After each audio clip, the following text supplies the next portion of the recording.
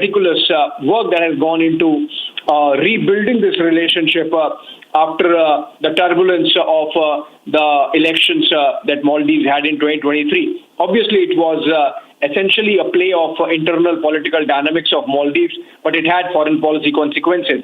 Subsequently, of course, the people there have realized that India remains their best friend in the region. India remains first responder in crisis. India has effectively nurtured their economy over the last couple of years by way of grants, by way of lines of credit, by way of a tremendous amount of capacity building, by way of providing buyer's credit and guarantees, all those things. So obviously, if a nation in your neighborhood provides you that level of financial sustenance, including, the SBI, for example, State Bank of India, rolling over almost $100 million worth of debt a couple of times, then India providing financial assistance by way of currency swap of about 3,000 crore rupees and another line of credit of $400 million.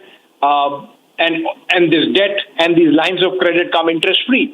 So that's tremendous amount of sustenance that Maldives draws financially. Also, remember, it's a great tourist destination for the well-heeled class in India. And during that turbulence, that tourism from India had nosedived, and Maldives had realized at a great cost that there can be financial consequences of messing around with India. So that tourism element is back on its keel, and given the fact that tourism is the key component of Maldivian economy, the marine exports being the second one, with about $600 million worth of annual trade, India is the largest trading partner of Maldives. And so all these things taken together, and the fact that we did not lose our cool, and that's to the credit of Prime Minister Modi, that the kind of grave provocations that were there from Mohammad Muizzu, Prime Minister never responded, not a single word. Just once he went to Lakshadweep, and one picture from the Lakshadweep island, and it really crashed the Maldivian tourism economy. And so without speaking a single word, Prime Minister sent across a message that there can be consequences of messing around with India, and the point was taken. And since then, we saw this turnaround, which has led to the pictures that we are seeing today now of Prime Minister being serenaded by President Muizzu himself, along with his top cabinet, and the kind of grand cultural welcome that's being given to him. Abhishek is a senior executive editor, and he's helping us understand why this visit is significant. PM Modi is receiving such a grand welcome there. But, the main focus, Abhishek, and if you could help our viewers understand that just a long time back, it would be an almost difficult to imagine situation that the Maldivian president would invite Prime Minister Modi after the India Out campaign. What exactly has changed? Now, it's very obvious, Abhishek, that even Maldives knows about the power of India.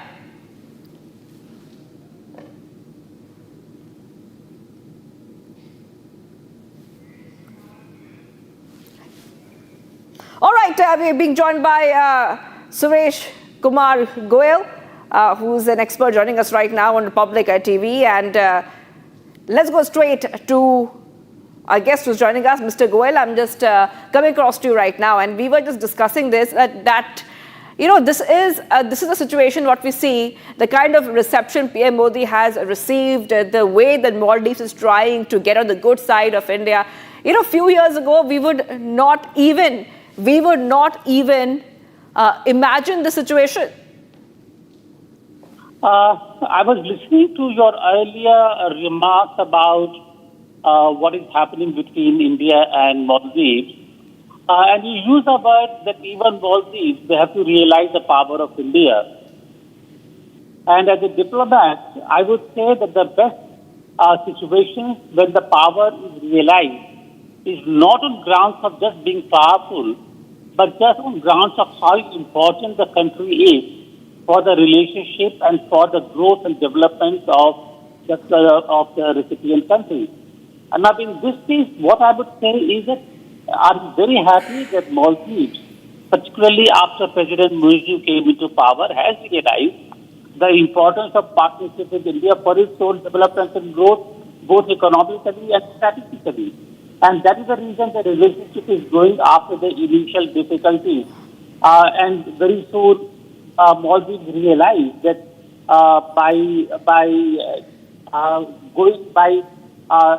taking or by doing things which could actually work against the interests of India, it is not going to work in the region. And therefore, we have a relationship what we have today. India engaged in many, many areas in Maldives, economically, strategically, capacity building, infrastructure. All happy, but I would say that eventually all the countries in the region, they would know how important the relationship with India is. Yes. Mr. Goel, you know, this year is very, very important for the Maldives because we are seeing that Prime Minister Modi has said this year we mark 60 years of India-Maldives diplomatic relations. And the entire focus is on momentum of bilateral ties across diverse sectors. It's a very symbolic meeting. This moment is very symbolic because we see that the relationship between India and Maldives was at a new low, and we saw the kind of relationship that Maldives and China were sharing. However, how do you think that the Maldives will now try to repair relationship with India? The fact that Prime Minister Modi is going to be the chief guest on the National Day of Maldives is a clear indication of the importance that Maldives attaches to the relationship with India. And therefore, we don't need to really worry about how to persuade Maldives to work with India. But what we need to be careful about is any wrong action on our part, and then the space can be filled up by the competing powers in the region. And I mean particularly China. And therefore, whenever by our own actions we create a space for China to come in, they will come in. Fortunately, what has happened is that after the initial hiccup, because of Mursi's India out policy, we were able to address it very carefully, like in the case of the aircraft. Mursi wanted the aircraft people and the aircraft out. And we assured him that, yes, in case you do not want the Indian pilots, let them come out. But the aircraft is helping in the disaster relief and management. Keep it. And I think that kind of a thing where we make it very... All right. Thank you for joining us there, Mr. Goel, former ambassador. I'm also being joined by former ambassador Veena Sikri, is right now on the phone line.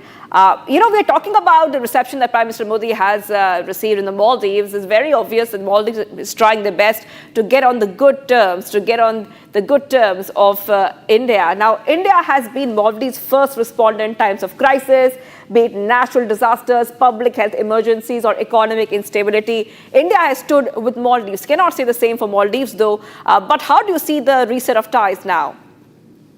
I think this is a very important reset, and the very fact that our Prime Minister has been invited as chief guest for the 60th Independence Day, the first time that a foreign dignitary had been invited for these celebrations, is significant. It's a pointer to the importance that Maldives attaches to good relations with India. And there are going to be very important agreements signed during this visit. I think that Maldives is a very strategically located country. It's of great significance to India in context of our own security concerns, our maritime security, and we are very concerned at all times that we must have a stable and growing relationship with Maldives. I think the maritime issues, the maritime security concerns are something that is reflected even in our Quad partners, because we have seen, for example, that Australia and Japan are both attaching high significance to developing relations with Maldives, and America too has expressed its concerns about the earlier, the way in which President Mursi's earlier approach. All right, thank you for joining us there. We have to take a very short break right now, viewers. PM Modi lands in Maldives, a very, very huge step towards bilateral ties between India and Maldives. Maldives tries to get on the good side and reset ties with New Delhi. Stay tuned, viewers. We are live and breaking.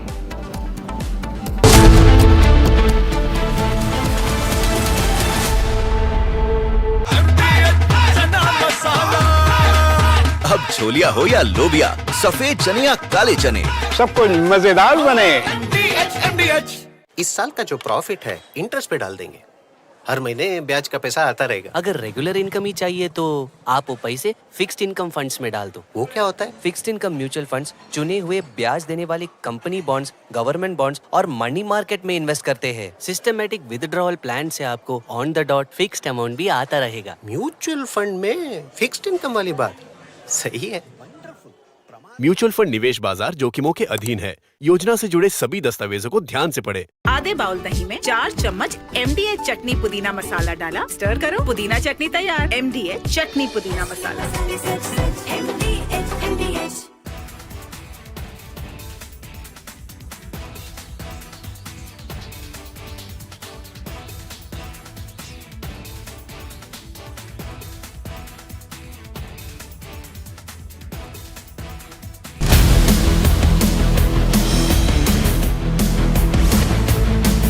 This is Republic Jack Pollywall Studio. Stay tuned for all the breaking news and updates. I'm Akanksha Khajuria. Let's get started.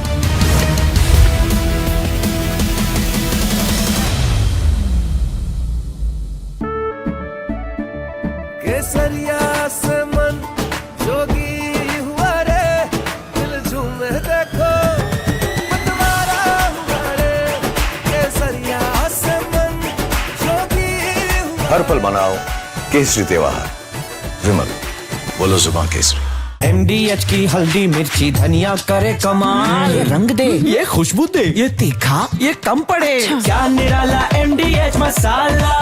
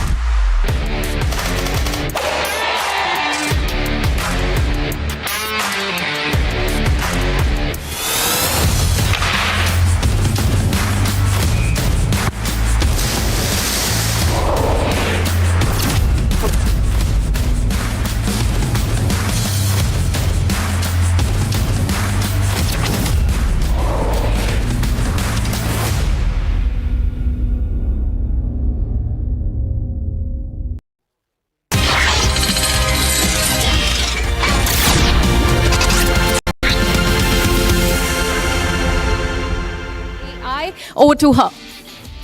System online. Identity confirmed. Republic AI Summit. Initiating. Good morning and welcome. I'm Aisha Neo, AI avatar, designed to guide this conversation. A conversation about intelligence, transformation, and the decisions that will shape the next decade of India. AI is no longer confined to labs and prototypes. It's in your workflows, your homes, your headlines. This AI pre-summit brings together voices from across the spectrum. Builders, leaders, creators, regulators, to discuss not just what AI can do, but what it should do in India. Whether you're navigating enterprise transformation, designing policy, or just curious about what comes next, you're in the right room. This is where the real conversations begin. To officially open this AI pre-summit, it is my privilege to welcome someone who has driven national conversations for over 2 decades. Please welcome the Managing Director and Editor-in-Chief of Republic Media Network, Mr. Arnab Goswami.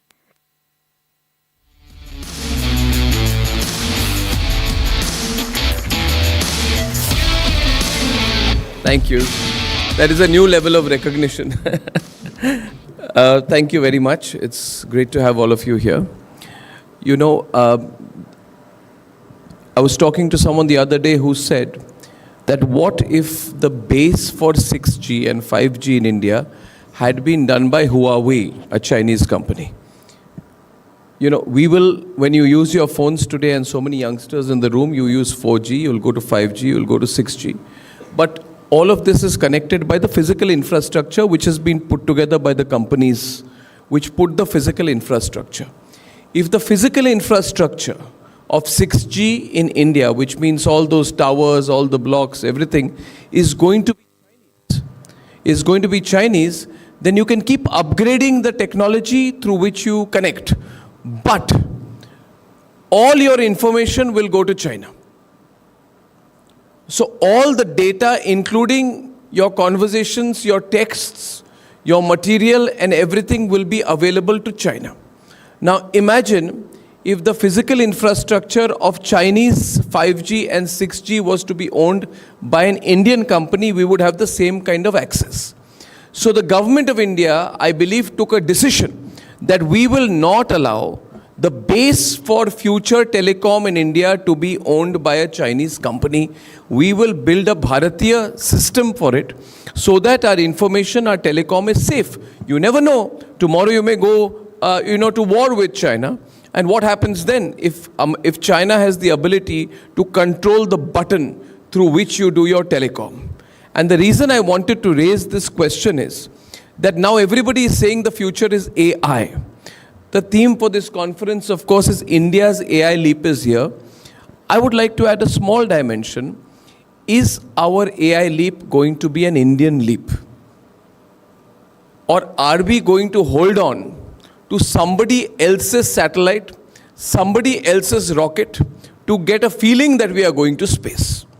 There is a whole difference between Subhangshu Shukla sitting in a American rocket going on to the International Space Station. But there is a difference when Subhanshu Shukla will go in an Indian rocket on Gaganyaan on an Indian space mission which will happen by 2035. So the challenge in AI is very specific. Can we have a globally competitive Indian AI model? Since a lot of the students here are from maybe computer science backgrounds, that is a question we need to ask, and there are such great people in the room today who are innovating, including my friends, the founders of Fluid AI. Can we have an Indian prototype of AI which does not make us dependent on the rest of the world? I think we can do it, but time is running out. As my dear friend and senior colleague Abhishek Kapoor told me today, he showed me a meme where there are 4 kinds of AI. And the last is AGI, which is going to come by about, I think, 2030, 2031. Apparently, that is going to take things up 10x. So I don't know anything about AI, but just as a thinking person, I would say that we therefore have 4 years to catch up and do more with the rest of the world. So for AI entrepreneurs, students, people interested in AI, you have to catch up with China and America really, really, really, really quickly. The other thing we must not do is become self-congratulatory. हमने दुनिया पे पूरा कब्जा कर लिया है kind of mentality. It is not true. We have a lot of competition from the rest of the world. We have to be realistic. If Indians are to be competing as a great power in the world, we first have to be competitive and realistic about where we stand today. We are behind America, we are behind China, and AI, which is artificial generic or general intelligence, when it comes in 2030, machines will show human level intelligence and human level discretion. So the whole world will become into some kind of a potential science fiction movie. Are we ready for that? With what speed must the government of India move? Sometimes government of India, bureaucracy takes too much time. And हम हमेशा कहते रहते हैं that, we will conquer the world. It's not going to be easy to conquer the world with the Chinese and Americans unless we move extremely, extremely fast. A few thoughts which I would like this conference to look at, this pre-summit. And this input came from Abhishek this morning. He told me that all the Chinese AI models are trained on Xi Jinping's thinking, which means whatever the thinking or philosophy or ideology or point of view of the Chinese Communist Party is the point of view of all Chinese LLM machines. All Chinese AI machines are based upon the thinking of the Chinese Communist Party. So if you go and you check out the Chinese LLM models, they will ban the Tiananmen Square incident. When a student in China, there was a students' revolution and a student in China stood in front of a tank challenging the Chinese Communist Party system, you will find no mention of it, which means the values of Chinese LLM machines are similar to the values of the Chinese Communist Party. Now that is where China has a disadvantage with us, because China is not a democracy. That is why America and India will always have an edge over China, because we are a democracy. We don't ban things. So our LLM, large learning machines, will always be more authentic, more genuine, and more democratic than the Chinese machines. So for all the youngsters working on AI in India, you may be thinking we are behind China, but because of our intrinsic advantage, that we are better than in many ways, we are better than in English, we are better than in technology, but most importantly, we are a democracy. You are all youngsters in a democracy. China is not a democracy and will never be a democracy. What impact does that have on AI and the AI scene in India? The second point is that AI is changing. Similarly, what does Donald Trump do? Donald Trump has launched America's AI mission yesterday. And what is Donald Trump saying should be the base of his AI mission? He says, make America great again. So he says, AI cannot be Marxist. AI has to be nationalist. Nationalist from an American perspective. So I would say, because Republic always says nation first, we should not hesitate to have nationalistic AI in India. We should not try to be too balanced about it. The problem, this is my view, you may disagree with me, कि balance के चक्कर में we may lose our real edge. If American AI is nationalistic for America, if Chinese AI is nationalist for China, Indian AI has to be nationalist for India. You cannot have Indian AI which is nationalist for America. Then it is not serving our purpose. So I call, let there be a call for a nationalist AI in India.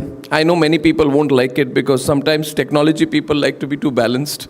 But balance का क्या करेंगे? देखिए, Grok was asked last week, choose a religion. Choose a religion for yourself. What would it be? And Grok said, I would choose Sanatan because of its inclusivity and its broad vision. Now, let me tell you, Grok keeps changing its religion of preference. In another context, it has chosen another religion. But what it is telling you is, when you filter down the truth, there are certain basic values of our parampara which we need to be pure and sure about when we enter into the technology world. The other point I would like this conference to look at is that Europe became the first region to bring in regulation to control AI. Are the people who are running AI companies, doing AI innovation, do they want control, or is artificial intelligence anti-control? And if you're anti-control, if artificial intelligence is essentially anti-control, then at one point of time, could it go out of control? Because things are going to move very, very fast. You're going to use AI in drones, technology, defense, geostrategy. And so you have to have some element of human control over this. The other point is, of course, about the impact of AI on jobs. You know, Abhishek's friend runs a company in Ahmedabad. Till last year, he had a team of 7 people. Now he has 3 people. Right, Abhishek? Right, Abhishek? With AI usage. So there's going to be a huge amount of restructuring in the job market. Are we equipped for that? A friend of mine, about 5 years back, approached me. He said, I'm setting up India's first AI university. So he says, I'm training people. I don't know if it's still there. It's an AI university. The gentleman used to be CEO of a company. What happens when AI comes in a big way? How many jobs does it create? And how many jobs does it take away? And all those people doing computer science today and things like that, you got to be very careful, because what you're learning today may be learned 20 times as fast, or 1,000 or 1,000,000 times as fast by a computer. So you better ask your professors that, do I need to learn this, because will it be applicable for me 2 years from now or 3 years from now? Or if I'm graduating after the time when AGI comes in, will all the engineering, computer engineering or mechanical engineering is one of those fields which is slowly becoming redundant, because a lot of the mechanics is all being done through AI.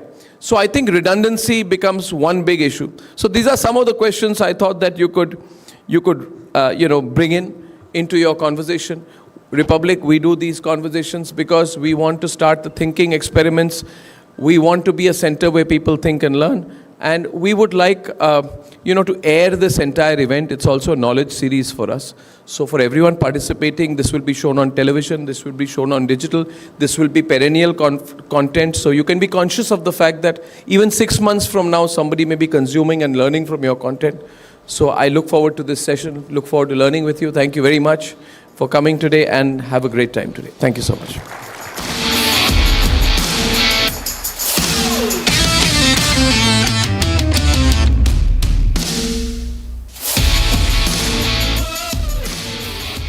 Thank you so much, sir, for that wonderful address. And in fact, this is an incisive beginning to the summit that promises impact. Now, ladies and gentlemen, let's start with the opening session, Building Bhashini, Channelizing Indian AI Architecture. And join me in welcoming, in fact, the driving force behind Bhashini, Mr. Amitabh Nag. I would welcome him on the stage for this conversation, for this address that we will be having. Thank you so much, sir.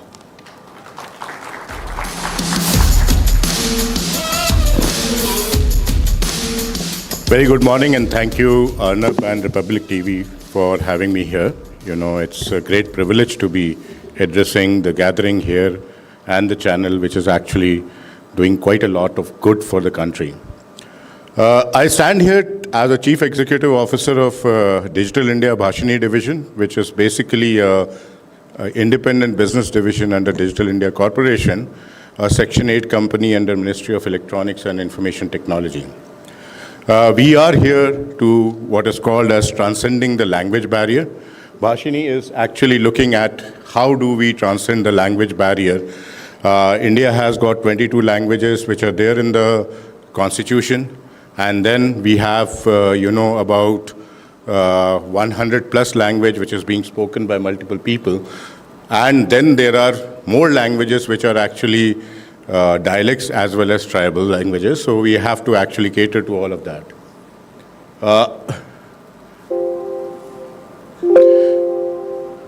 Sorry, it's not moving. We inherently solve, 5 basic problems which is there. We are basically looking at computer or digital systems to understand what you speak. So it is about,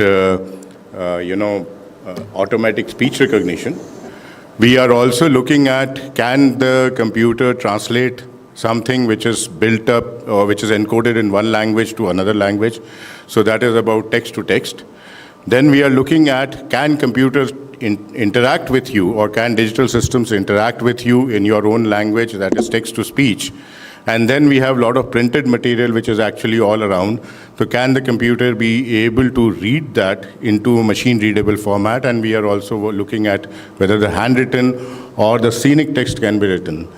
The next objective which we have, which is the fifth objective, is to actually create digital dictionary of the Indian languages into the system. And, you would understand this better when I try to describe how we went about building this.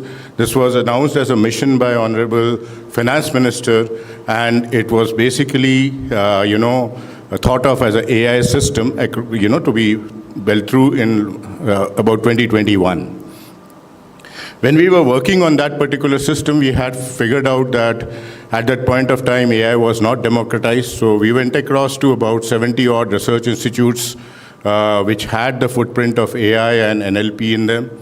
And we, started building the solution along with them. And we have now actually created 22 languages models. We have actually created, a platform which deliver these 22 languages as APIs and service IDs, and this is available today to the people for various e-governance and service delivery activities. So right now, what do we have? We have already called 3 billion inferences on our system. That means 3 billion times language was not a barrier. There were inferences which were drawn up on the system. We have an application called Bhashini app, which is actually translating one language to other, and you can download it from App Store and Play Store. And this has got 1 million download today. We had, as I said, collaborated with the higher education institutes.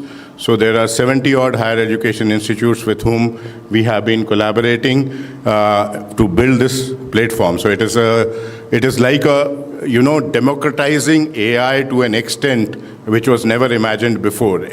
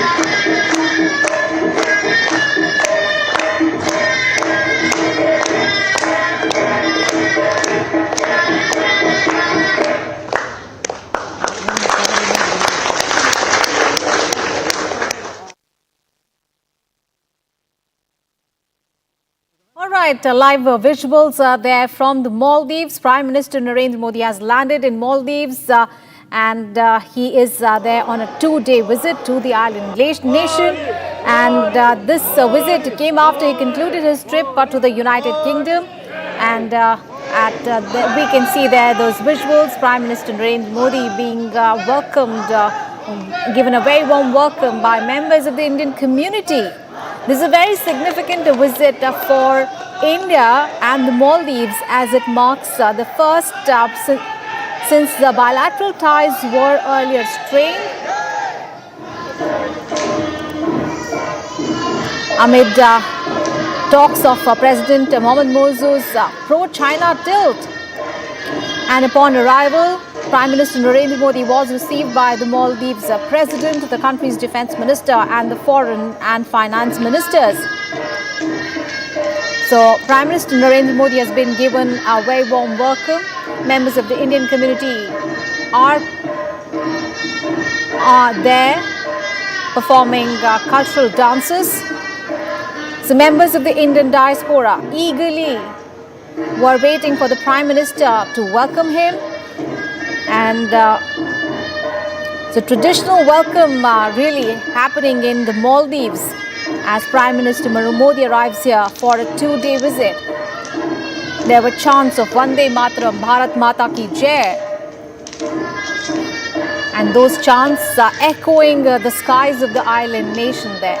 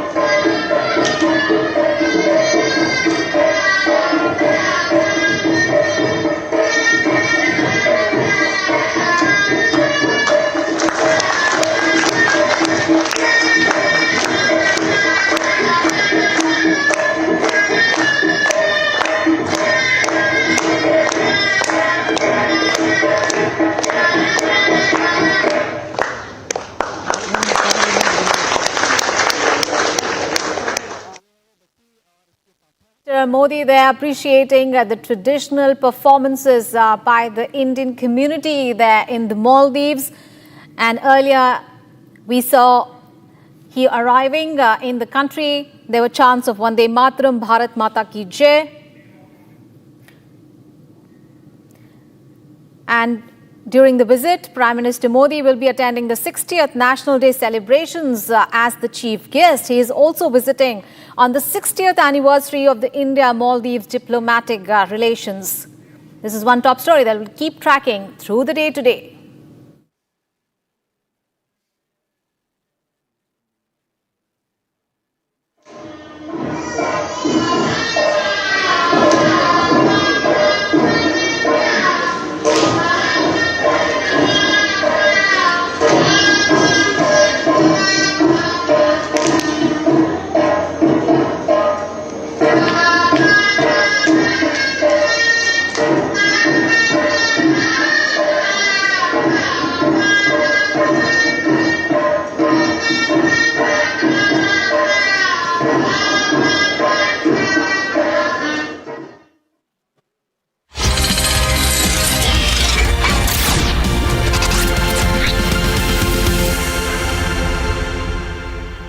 Well, their website is multilingual, and we will get more, products, etc. on a basis.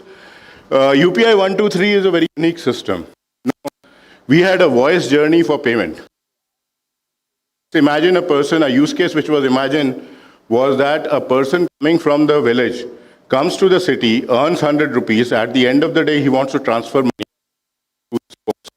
Now, if both the people are on UPI, conduct this payment through a voice journey, accepting the touch phone. The phone is used for pins, pin transmission, and that means you can also use touch phones, not a smartphone, to transfer money here. Then you have Janmanrega and eShram portal accessibility. This is, of course, Janmanrega.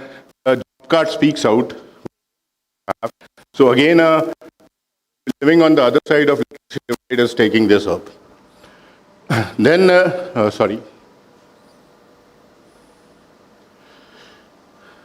Then we have, tourism and public information. We were an active participant in Kumbh. We created the Kumbh chatbot, which was used again to figure out what is the information which is being in the city of Allahabad about the Kumbh. We worked, whenever we are doing these systems, there are which come in. Kumbh has approximately about 400 words which is only used in Kumbh and that needed to be customized. Like Akhada is a different proposition in Kumbh than what is there in normal sense, right? Then, Rail Madad and NTES are 11 languages today. So you can launch, put in your grievance in your own language, which was available in Hindi and English till now. We are, we are going to cover these languages, which is basically a large language base. And then, of course, we are empowering startups to actually use this. So this is another phase of work we are doing. And this is the, startup community which we are working upon. So, there is a large community which is basically being, discussed and taken up. So with this basic, I am branching off to a few demonstrations. This is, of course, transcribed here. It is, I think, not coming clearly on the thing. It is available here. Maybe, we will print it out and give it across to you. And now what I'm doing is I'm going to speak in English, and it will get live translated into Hindi. So I've chosen Hindi language just for the sake of convenience, because expecting that most of you people will be conversant with Hindi so that we are able to judge ourselves. Now the configuration which is there in the system is something like this. We have two,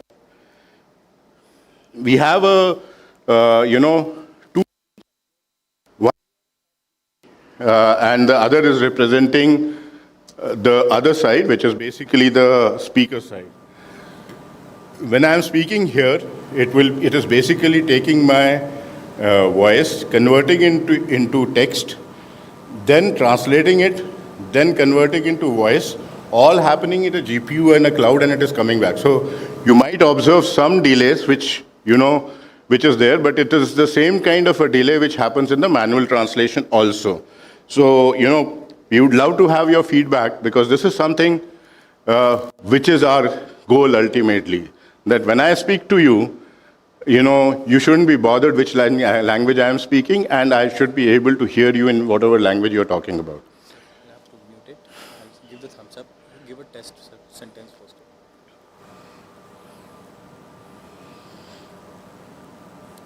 Hello, are we all okay?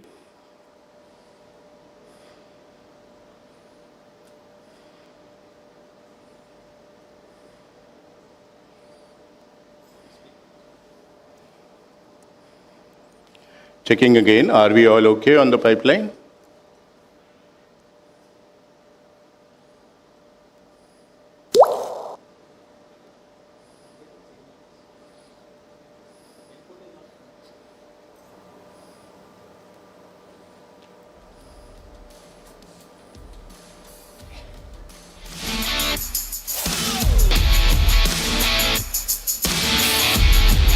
Checking again, are we all okay?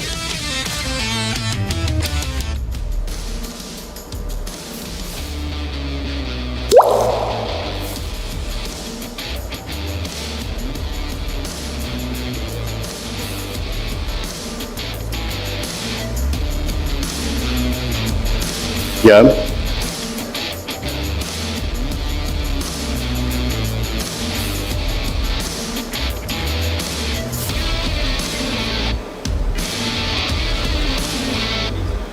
Checking again.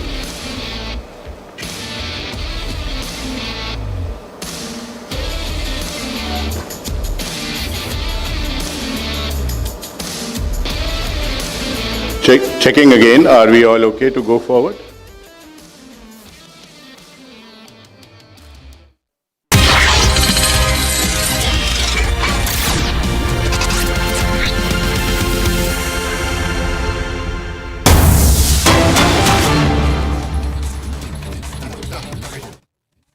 Visuals that we are getting from outside Parliament, where the opposition continues to protest there over the issue of SIR. Remember, it is the day 5 of the monsoon session of Parliament, and we are seeing every day The similar protests are happening outside Parliament, and the opposition has also तंत्र की हत्या हो रही है। लड़ाई जो लड़ी गई थी देश की आजादी की, इसीलिए तो हम अपनी सरकार बनाए भारत की जनता, और भारत की जनता का जो अधिकार है लोकतंत्र का, वो छीना जा रहा है। वोट का राइट, वोटबंदी, हम इसके लिए हर स्तर पर लड़ाई लोकतांत्रिक ढंग से जारी रखेंगे। Rape and murder case, accused Govind Shami escaped from Kannur Central Jail. It is a shocking incident, and I hope the police can arrest him as early as possible. And it's in fact a failure, a shocking failure from the side of jail authorities. And I can't comment more on that because, of course, a probe is to be conducted, and those who are responsible and those who are helpful in escaping, making him escape, should be arrested.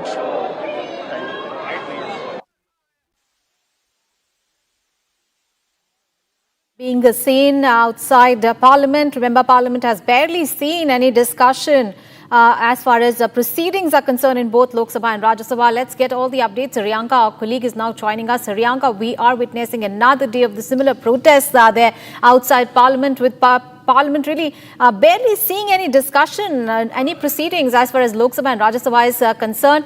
Give us more details.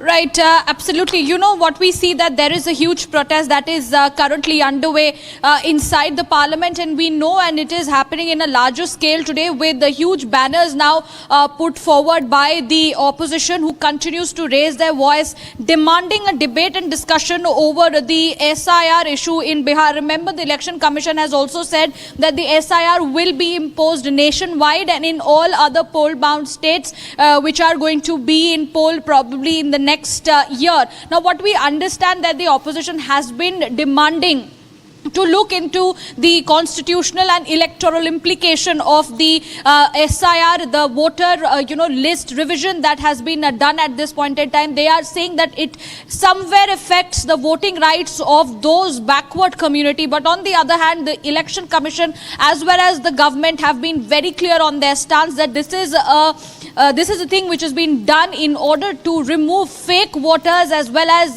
those who have been deceased from the list, which is why the entire revision is the need of the hour. But the opposition continues to protest inside the Parliament as well as the entire premises of the Parliament. We have seen of the last few days there have been no proper functioning of the business as the opposition has been raising its voice. In fact, went onto the well of the House in order to raise their slogans as well as put forward those placards. But today it's not just placards and small posters, but rather big banners. You know what we can see from the visuals coming from the Parliament premises, where all the leaders are taking forward a march and protesting against the SIR issue in Bihar. Absolutely, Riyanka. And as far as the legislative agenda is concerned, it is of course Friday today, which means that private members' bills are slated, and also Union Home Minister Amit Shah is also going to list a proposal for the extension of President's rule in the state of Manipur. We can see Rahul Gandhi with the placard in his hand, and this is the protest march which is happening inside the Parliament on a special intensive revision. Behind me could be seen Rahul Gandhi, Ram Gopal Yadav and all the opposition party MPs with placard in their hand, where they are clearly stating that SIR should be taken back. And these are the visuals what we are showcasing in our frame. The protest which continues on the 5th day of the Parliament, where all the opposition member of Parliament are protesting right now, agitated with the voter numbers mentioned in the electoral rolls by the Election Commission of India in the exercise of the special intensive revision. And this is what we see right now. Sir, आज 5वां दिन है, लेकिन जो प्रदर्शन है वो जारी है, लेकिन डिस्कशन और डिबेट अभी तक पता नहीं है कि संसद में होगी कि नहीं। वो जब तक नहीं देंगे जब तक हमारा चलते रहेगा, जब तक उन लोग विड्रा नहीं करेंगे जब तक हमारा चलते रहेगा। So with the placard, red placards in the hand, all the opposition party MPs are walking here and had a march at the Gandhi statue in the parliament. Manoj Jha is with us right now. Mr. Jha, every day there's a protest. It's the fifth day today. And what more could we look forward in the next week? It will be same. Look, your concern is about the protest, not the reason of the protest. I understand. The reason, no, if you understand, you know what it means. It means unsettling people. It means disenfranchising people. It means my election commission is behaving like election commission of Bangladesh. Can we accept that? We won't. We won't. We cannot allow this project of disenfranchisement of Dalits, backwards and minorities at any cost. This is Manoj Jha by stating that the SIR won't be accepted at any cost, and that is the reason the protest will continue until and unless Election Commission won't quit SIR and the name of the voters which has been cut out from the electoral rolls will again be put in the same way. See, I totally think that we are not worried in the sense about it's about the election, because Mamata Banerjee has done fantastic work for the people of Bengal. But we are worried about the citizens of India. We are worried about the entire process and how, how fast it's being done without any information, without any bulletin, without following a proper procedure, and this is not the way to go about it. Today we have seen that 62 lakh voters have been cited in the process, and I firmly don't believe that this is the part of the Election Commission to decide who is a citizen, who is not. You can go for an electoral roll division, but this is not the way to go about it. But Sony, Election Commission has clearly responded saying that it is misleading how opposition is protesting on the data of it, because the data speaks for itself. The data speaks that how many people are deceased, the enumeration forms were filled, and also it has come out. You think that 62 lakh people are deceased? In Bihar? 55 lakh is the overall amount, almost 26 lakh. This is what they are saying. It needs to be verified with documents. At the same time, we believe that Election of India, I regard Election Commission of India, I would like to regard Election Commission of India, but recently we have seen, as far as the Haryana elections are concerned or the Maharashtra elections are concerned, Election Commission of India has worked for the BJP. मैं समझती हूँ पूरा विपक्ष इस मुद्दे में एक साथ खड़ा है, क्योंकि कहीं ना कहीं हम देखने को मिल रहा है कि किस तरह इलेक्शन कमीशन मनमानी कर रहा है, क्योंकि सरकार के कहने पे चल रहा है, और जो फ्री एंड फेयर इलेक्शन का जो पूरे देश में जो मामला है, कहीं ना कहीं जो डेमोक्रेटिक सेटअप है देश को, उसको ठेस पहुंचाने का काम ये सरकार कर रही है। लेकिन इलेक्शन कमीशन तो कह रहा है कि कितने सारे लोग हैं जो डिजीज्ड है, जो इलेक्शन कमीशन को इस तरह की प्रक्रिया करनी थी तो मैं नहीं समझती हूँ कि इलेक्शन से 2 महीने पहले या 1.5 महीने पहले करे। अगर इनको इस प्रक्रिया को सही अंजाम पे पहुँचाना था तो जिस तरह की चीज़ें इलेक्शन कमीशन कर रहा है, कि जिस तरह वोटर्स हम सुनने में आ रहा है लगभग 45 to 50 लाख वोटर्स पे इसका असर पड़ेगा, और इसको ही पारदर्शिता इलेक्शन कमीशन द्वारा नहीं दिखाई जा रही है।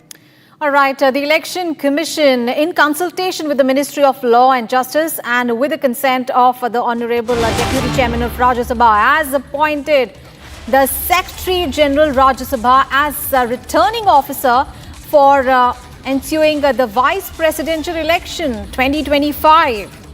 So process has now begun for the next Vice President of the country, and this after Jagdeep Dhankar earlier resigned as Vice President. All right, let's get all the updates. Harsha, my colleague, is now joining us live from Parliament. Harsha, as the protests are really continuing in Parliament, but at the same time, the process for the appointment of the next Vice President of the country has begun. Give us more details. Not begun. The Election Commission of India has now come up with the notification of the returning officers and the assistant returning officers as well.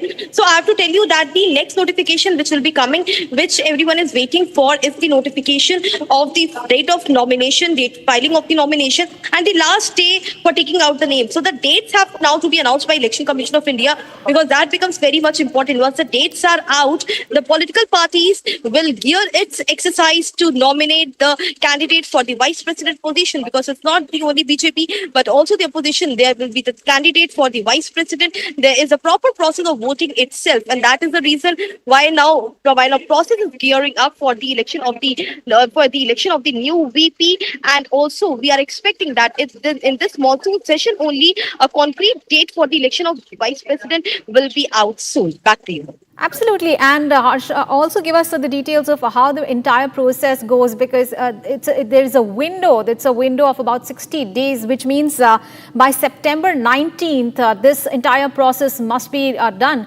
Give us more details. There's no time limit, no set time limit for the appointment of the new VP. In the Constitution clearly says that the Vice President should be appointed as soon as possible, as early as possible. There's only mentioning of the as early as possible, no mentioning of the timeline. Whenever there is a member of Parliament, then only there is a time limit of 6 months if any member of Parliament resigns from his position. But in the case of Vice President, because Vice President is a constitutional post, in this case there's no time limit, and therefore government also continuously states that yes, the position has to be filled as early as possible. But right now, Deputy Chairman Harivansh Rai has taken all the work of the chairman, of the former Vice President Jagdeep Dhankar in the Parliament. We can clearly say that. But yes, the new VP has to be appointed. The sources in the Parliament and outside the Parliament have told us that in this monsoon session only the size of the name of the new VP candidate for the new VP from BJP and opposition will be out. And simultaneously, there will be a notification from Election Commission as well, where the date of the election will come out, the date of filing of nomination will come out, and the date of taking back of the name will also come out. Like any election happens in the country, and the same way the Vice President election is also concerned, there will be two names, one from the side of the opposition candidate, one from the side of the NDA candidate will be there, and also sources and probables are also running around exactly who could be the new VP. But yes, we can say that in a month or two, this exercise will be completed, and as soon as possible, the country will get its new Vice President. All right. Thank you, Harsha, for all those updates there on that story. And viewers, time to take a short break. And coming up ahead, at least 6 children are killed and 60 feared trapped after the roof of a primary school in Jhalawar in Rajasthan collapses. Rescue operations underway. Also today, Kargil Vijay Divas celebrations set to begin today. Heroes of Operation Vijay to be honored. Those big stories and much more coming up after a short break.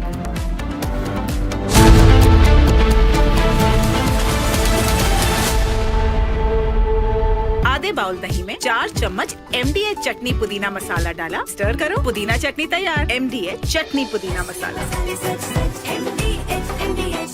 इसको घर पे लगाओगे तो शादी का तो पता नहीं, पर घर पक्का नहीं टूटेगा। रुंगटा नहीं तो घर स्ट्रॉन्ग नहीं। रुंगटा स्टील TMT बार एकदम सॉलिड। पहाड़ों में एक हाइकिंग शिप भी बन सकती है। दादी के हाथों का जादू और खुशबू से महकता घर, माँ की मुस्कुराहट और खाने की सुगंध। MDH गरम मसाला, क्योंकि हर रिश्ता है स्वाद से जुड़ा।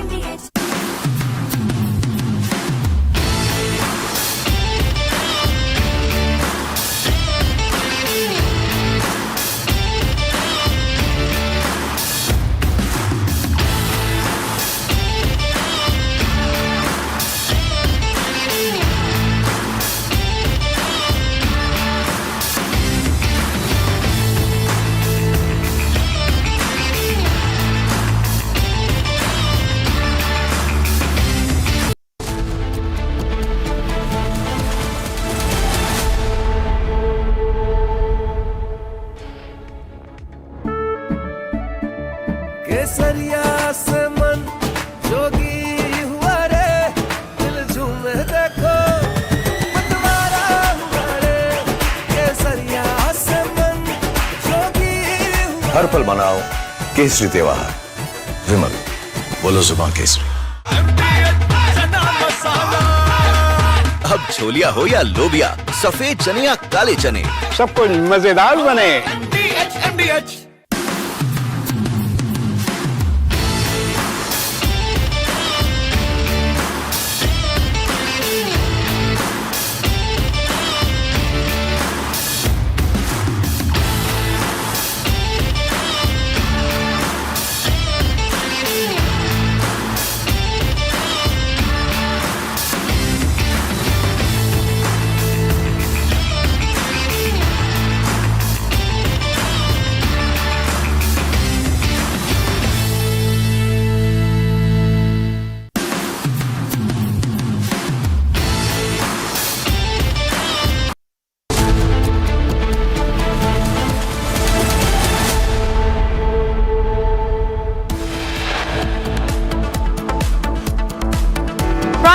Modi receives grand welcome in Maldives. Key bilateral scheduled with President Mohammad Muizzu.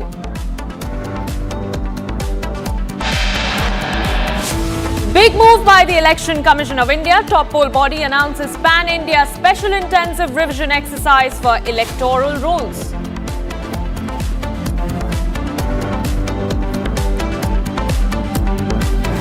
At least 6 children killed and 60 feared trapped after the roof of a primary school in Jhalawar in Rajasthan collapses.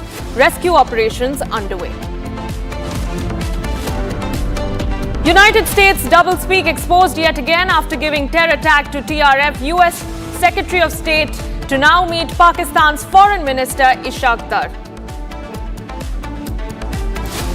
Pakistan-China nexus out yet again. China's top diplomat Wang Yi meets Pakistani Chief of Army Staff Field Marshal Asim Munir in Beijing.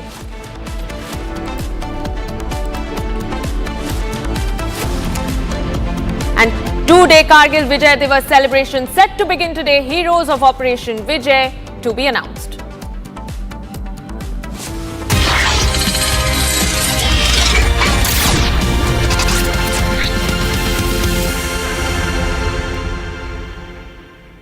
Seconds, so that's actually quite impressive.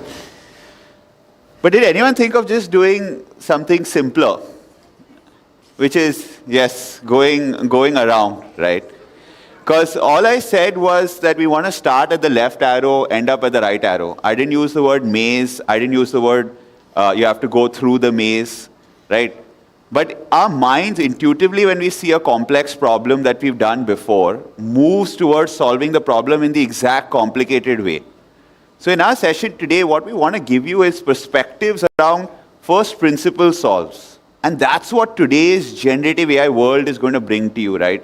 It's going to bring to you approaches and opportunities of solving problems that were previously very, very difficult to solve, right? And you might always go to the traditional, more complicated approach. But today we're going to talk about questioning all your assumptions and coming up with new ways of solving using generative AI. So when it comes to technology, right, we have been underestimated in the past. And what that has led to is that when you look at somewhere in the software world, right, which is the 80s, etc., that time India sort of caught up or sort of just marched along in terms of moving along. And then when it came to the internet revolution, right, we sort of looked at it very differently. We didn't march along, we didn't catch up, but we marched along with the world. And then finally, when it came to the AI revolution, we believe that India can lead this, right? We're not going to simply march along. And what we see is a supportive architecture that can really change the game when it comes to all of this. So we caught up when it came to software. We really went ahead when it came to the payment space, when it came to the internet. But let's actually go ahead and talk a little about how we will lead in the AI space today, right? So this is a really interesting example, right? At India's scale, today we have someone like an Airtel or that's tied up with Perplexity to say, okay, 400 million users will now have Perplexity Pro access.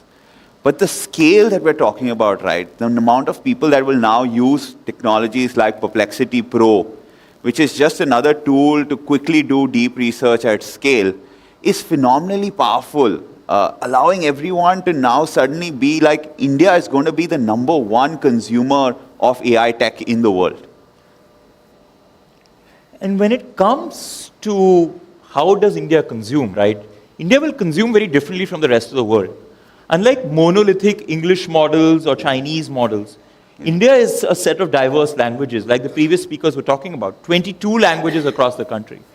And when India wants to interact, it will speak in its own language, right? When we want to make an impact at the farmer level, at the student level, at a very grassroots level, that will happen in Indian languages and with Indian thought processes. And that's what will build trust. That's what will build the ability for someone who's on the other side of the digital divide to go ahead and have a very different kind of interaction, right? Because it's only when you speak in the local dialect. It's only when you can speak and not have to read and not have to sort of do a type on your computer. That's when the experience totally changes. It becomes totally seamless. It becomes totally integrated. And it becomes something that's very revolutionary. And it becomes very accessible as well, right? Because now you're no longer limited to having the internet. It can be a simple phone call on a simple phone number to have that interaction and give that ability, right? Because when it comes to complex things, when it comes to sensitive things like money, you want to have the interaction in the highest form of trust. So I think Abhinav is going to show a demo of this technology in action. Yeah, so if we can have, yeah, perfect, we have it up. And the audio from the HDMI, please, right? That'll be fantastic. So what we wanted to show is how, interactions of the future within India, and it's already happening, are going to look like. And what we're going to do is we have an AI configured that's going to, talk to me. It's a banking AI, so a customer service banking AI. And we'll see how the future of an Indian service could look like.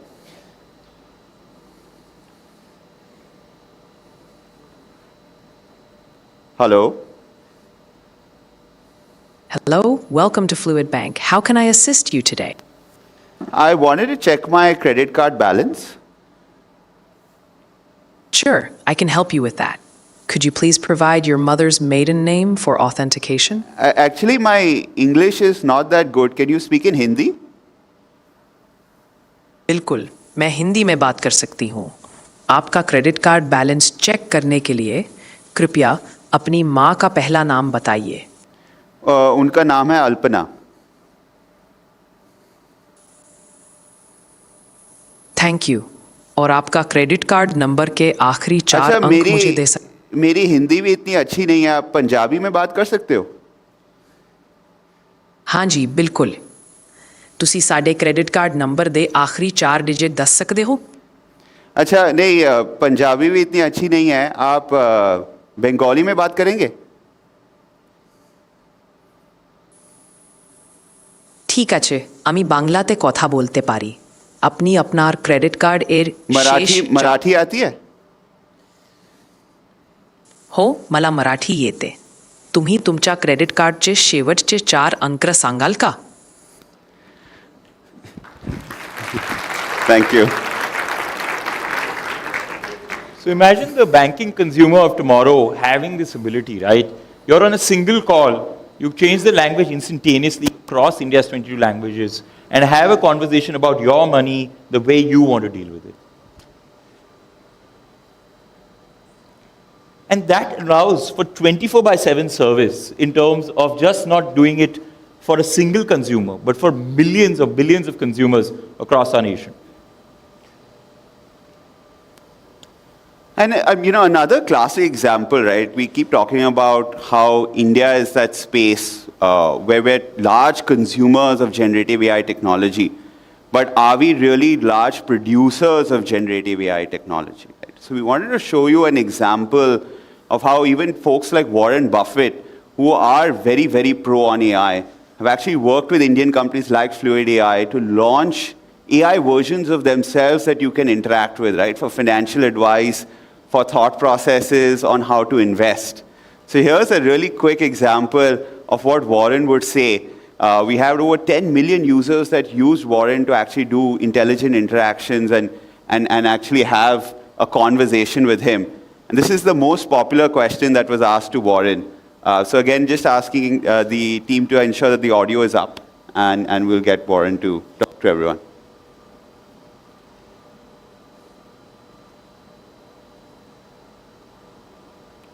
Just the audio from the presentation.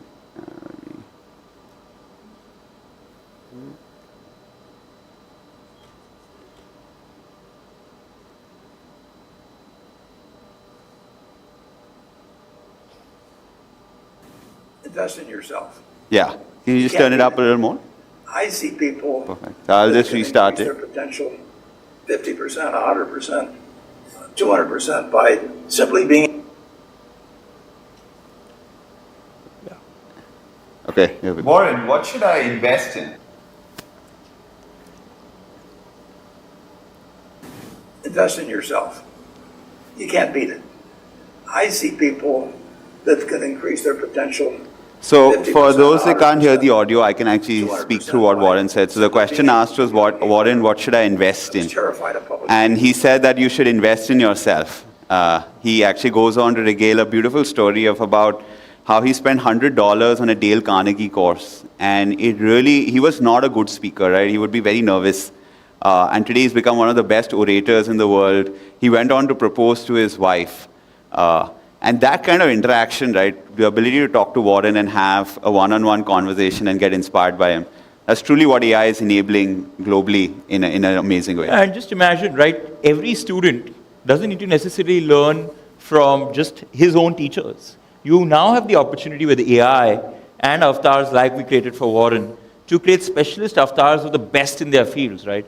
Imagine learning sports from the cricket gurus. Imagine learning science from the best in the field. And we democratize that access, right? We create these AI avatars of their knowledge, of their various interviews, the books they've written, and have people actually ask the right question at the right time and get that visual kind of feedback.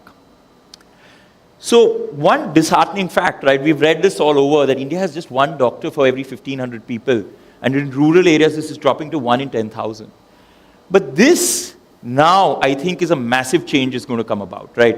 I remember in a conference in 2020 when someone asked me, what's the one area AI will not reach? And I said that may be mental health, because I thought that's a very human-to-human connect.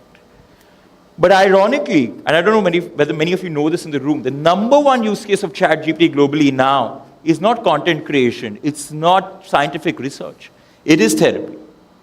So what this gives us an opportunity, obviously, is to allow all those Indian people who don't have access to mental health care professionals, who don't have access to the questions they need when they get a simple flu or a simple disease, to give AI at scale to them to answer those medical questions at their time of need. Absolutely. And to know how well ChatGPT knows you, right, for those that use it on a daily basis, just go and ask it one question, right? So just open a new chat and ask it, hey, tell me something about myself that you think nobody else knows or very few people will know, personal things about myself. And you'll be surprised to know the quality of that answer when it comes, if you're a decent user, right? If you've used it over the last 6 months, a couple of interesting times, the in-depth understanding it has about you as a person, your likes, your dislikes, your preferences, you'll be amazed. So something I'd recommend everyone go and try this. You'll get a little spooked as well if you're a big user of the platform. But it's not just as a consumer, right? We have our very own startups, right out of Bombay, Cure AI, which is using AI to analyze over 100,000 scans. That's 100,000 scans of complex information which used to require a radiologist with high accuracy, doing it not just in India, but across 90 countries globally to get that kind of information out. So now you don't need a radiologist to study each and every scan. It's obviously assisting the radiologist, but it's doing this at scale much faster. And it's not just in areas like healthcare, finance, marketing. We talk a lot about these industries, but manufacturing too is becoming a very, very strong hub for generative AI. Right? We've seen India's factories are getting digitally powered in a very, very smart way. And that's another big area. Because imagine, right, today India's largest steel maker now avoids 10 hours of downtime daily by using AI. Right? And it's a very interesting example here because 10 hours daily might not sound like a big element, but for a steel producer where every minute counts for production, it's a massive, massive gain, both as a contributor to India's GDP and production output for that particular company. Right? And how do they do it? Well, imagine you're a machine operator, right, going into a particular factory. It shows you error code 302. And now what do you do, right? How do you solve it? So you kind of get a bunch of experts in. But now these companies have AIs that simply they talk to these AIs. They'll say, okay, error code 302. I've checked up the manual. I've also seen the last sensor data for this machine.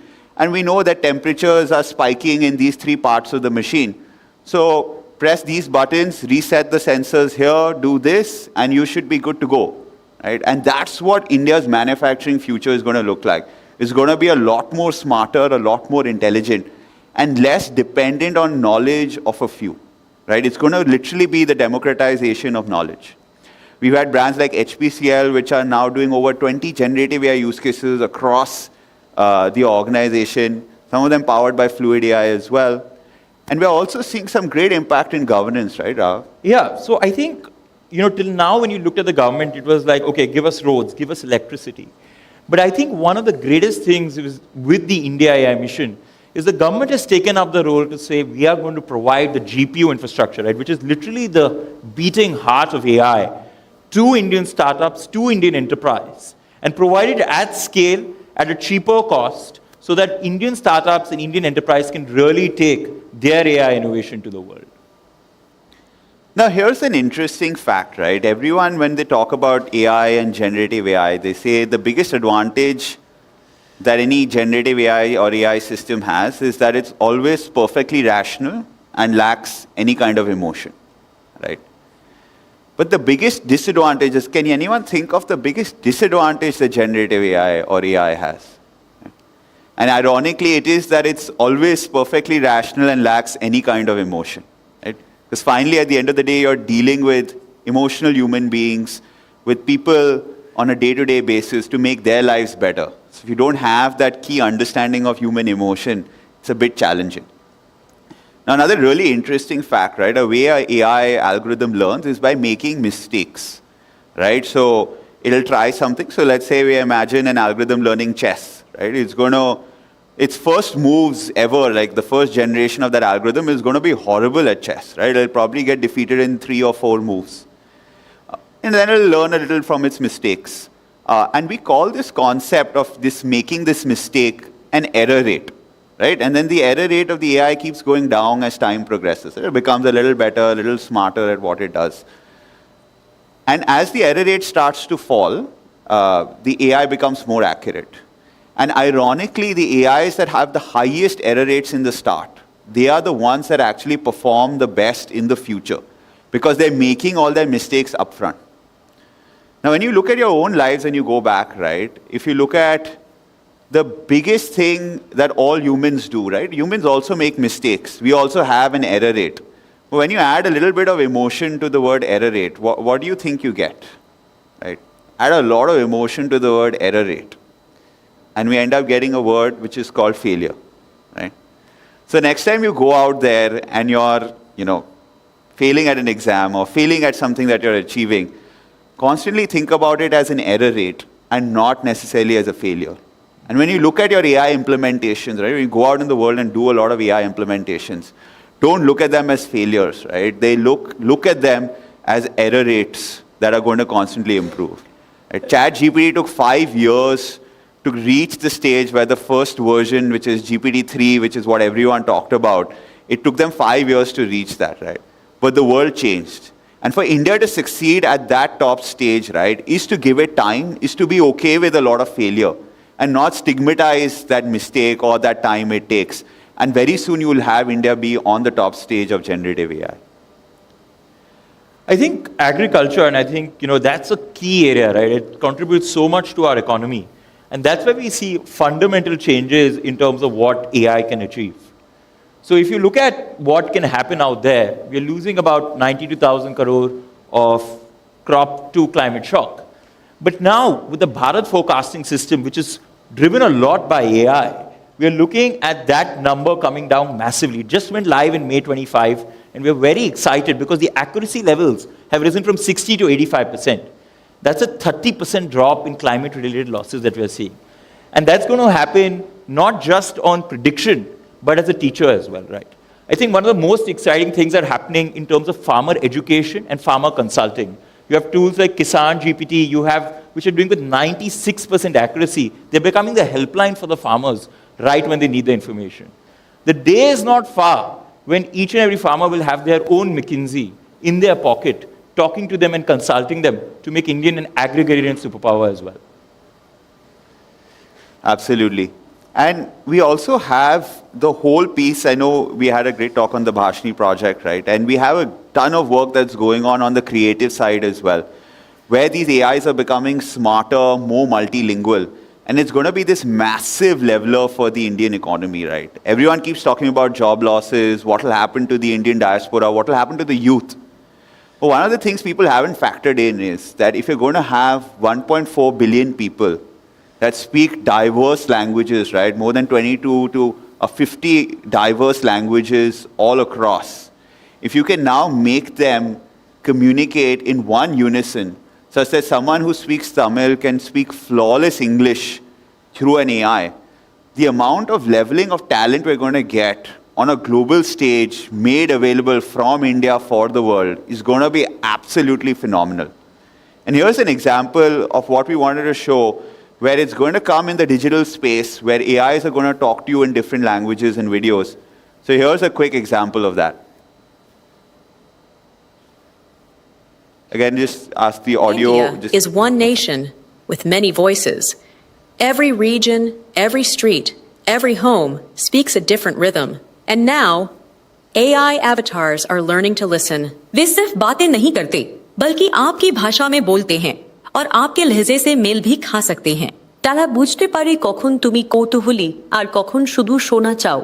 शिक्षकांना अधिक विद्यार्थ्यांपर्यंत पोहोचण्यास मदत करण्यापासून ते वेगवेगळ्या भाषांमध्ये स्वप्न पाहणाऱ्या निर्मात्यांना पाठिंबा देण्यापर्यंत AI अवतार लोकांची जागा घेत नाहीत. ते आपल्याला व्यक्त होण्यास, शेअर करण्यास, खोलवर जोडण्यास मदत करतात. આ માત્ર ટેકનોલોજી નથી, આ ભાવનાત્મક છે, આ માનવીય છે, આ ખરેખર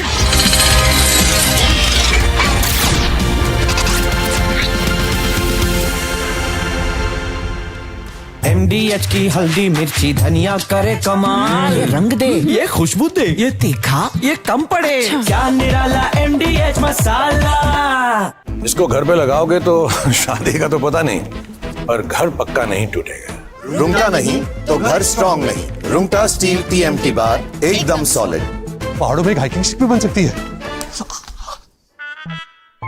दादी के हाथों का जादू और खुशबू से महकता घर, माँ की मुस्कुराहट और खाने की सुगंध। MDH गरम मसाला, क्योंकि हर रिश्ता है स्वाद से जुड़ा।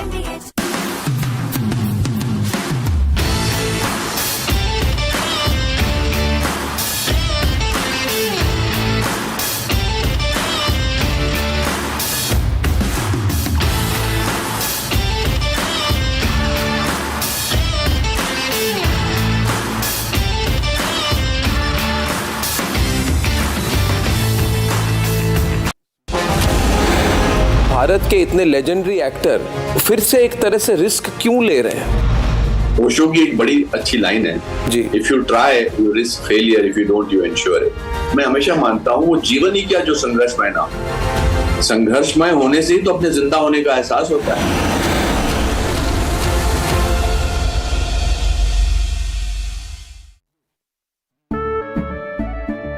केसरिया से मन जोगी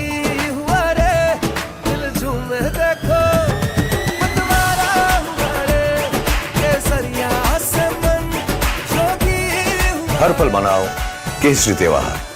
विमल, बोलो जुबान केसरी। ये है सीक्रेट रेसिपी MDH का जीरा सिप जल जीरा मसाला। सिप सिप जीरा सिप जीरा सिप MDH का जल जीरा सिप MDH का जल जीरा सिप।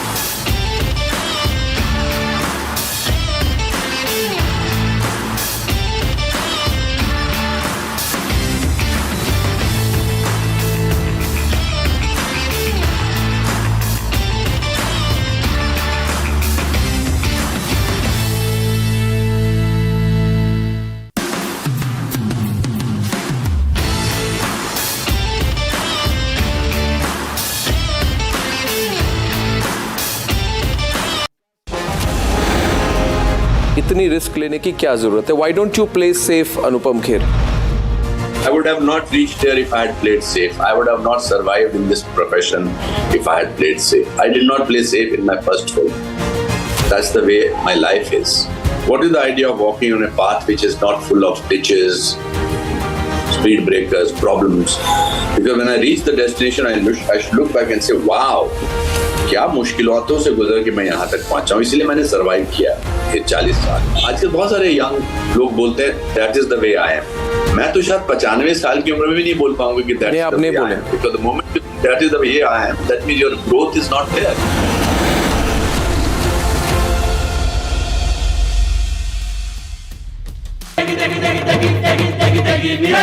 MDH की देगी मिर्च, देगी मिर्च का तड़का, अंग अंग फड़का। MDH की देगी मिर्च।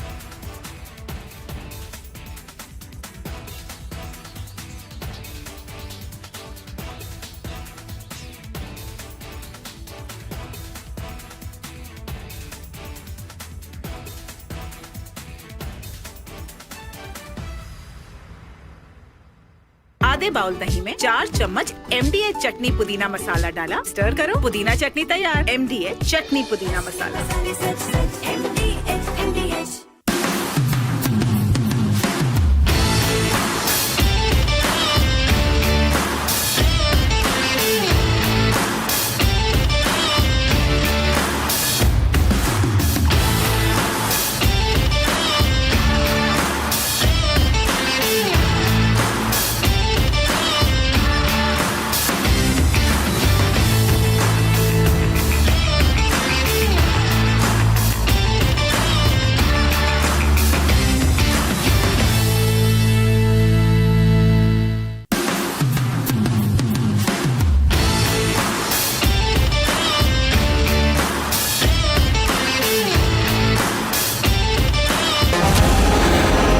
आपका जो अभी जो ओहदा है, it is a self fought position, Anupam ji. What I like about you, the reason I admire you is because you're a one-man industry. A lot of industry people don't like you. A lot of groups don't like you. They cannot come and say that he doesn't deserve what he is getting. मेरा और मेरे father का एक बड़ा अच्छा किस्सा था. I slowed down and I was doing less films. तो उन्होंने मुझसे ऐसे ही खिड़की से बाहर देखते देखते बोला, अनुपम you are not doing many films बेटा, ऐसा क्यों है? तो मैंने उनसे कहा कि no dad, I'm not in the rat race. तो उन्होंने बिना मेरी तरफ मुड़े बोला, oh you have left the race for the rats. तो आई थिंक बड़ा मुश्किल है सबको खुश करना. देखिए दुख तो होता है, तकलीफ तो होती है कि यार मैं कहता हूँ मैंने किसी का कुछ, पर फिर मैंने इस बारे में सोचना ही बंद कर दिया, क्योंकि काम जो है ना बेस्ट लेवलाइजर है. काम से इतनी सेटिस्फेक्शन मिलती है, इसलिए रिटायर होने का सोच ही नहीं सकता.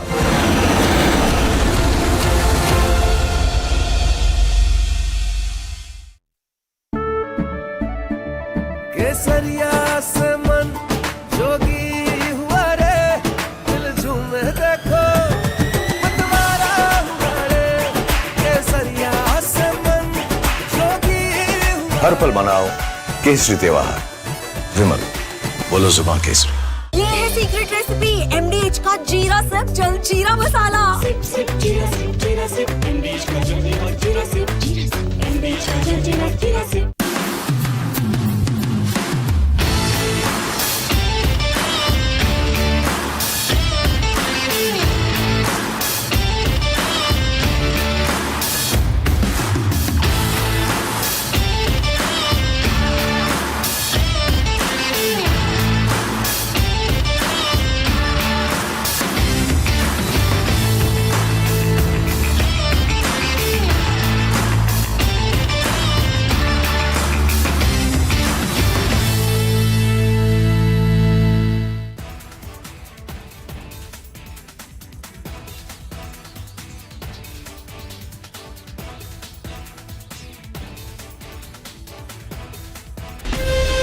From Asia's largest news headquarters, setting the agenda for Bharat.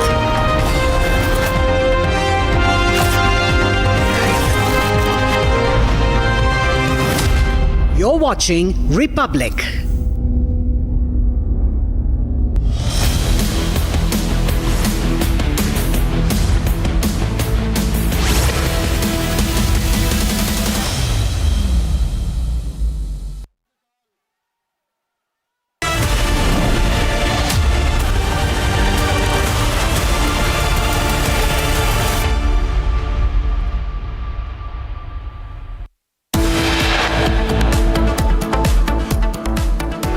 Here are the top headlines that we are tracking at 12 noon this Friday afternoon.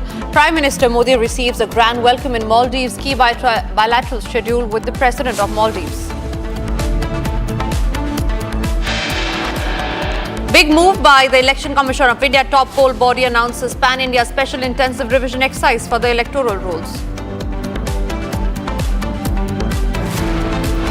Opposition stages protest over SIR. Both Lok Sabha and Rajya Sabha marred with disruptions. At least 6 children killed and 60 feared trapped after the roof of a primary school in Jhalawar, Rajasthan collapses. Rescue operations are underway.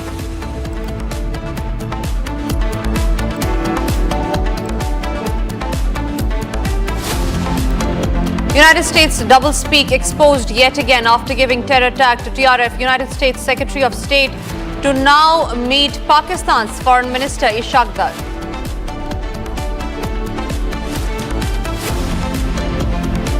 Pakistan-China nexus out. China's top diplomat Wang Yi meets Pakistani Chief of Army Staff Asim Munir in Beijing.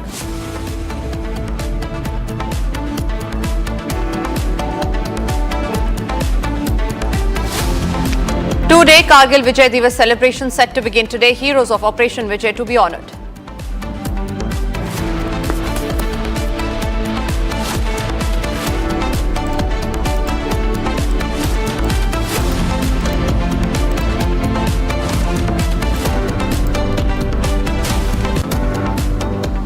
Starting this edition with some big breaking news that's coming in a major boost to India's defence capabilities. DRDO has successfully carried out flight trials of UAV-launched precision-guided missile, the ULP-GM-V3, in the National Open Area Range, that is the NOAR test range in Kurnool in Andhra Pradesh. Defence Minister Rajnath Singh congratulated the DRDO and the industry partners, DCPPs and MSMEs and the startups for the development and successful trials of the ULP-GM-V3 system. This success proves that Indian industry is now ready to absorb and produce critical defence technologies. Ishan is joining us live from the newsroom. Ishan, talk to us about the significance of the test drone that was fired. Rajnath Singh has commended, and I'm sure it's a major push as far as Make in India is concerned. This is an amazing test for India because this was done from an hexacopter firing an unmanned flight, firing a test missile. This was done in Kurnool, Andhra Pradesh. And these missiles and this drone technology is come out as a result of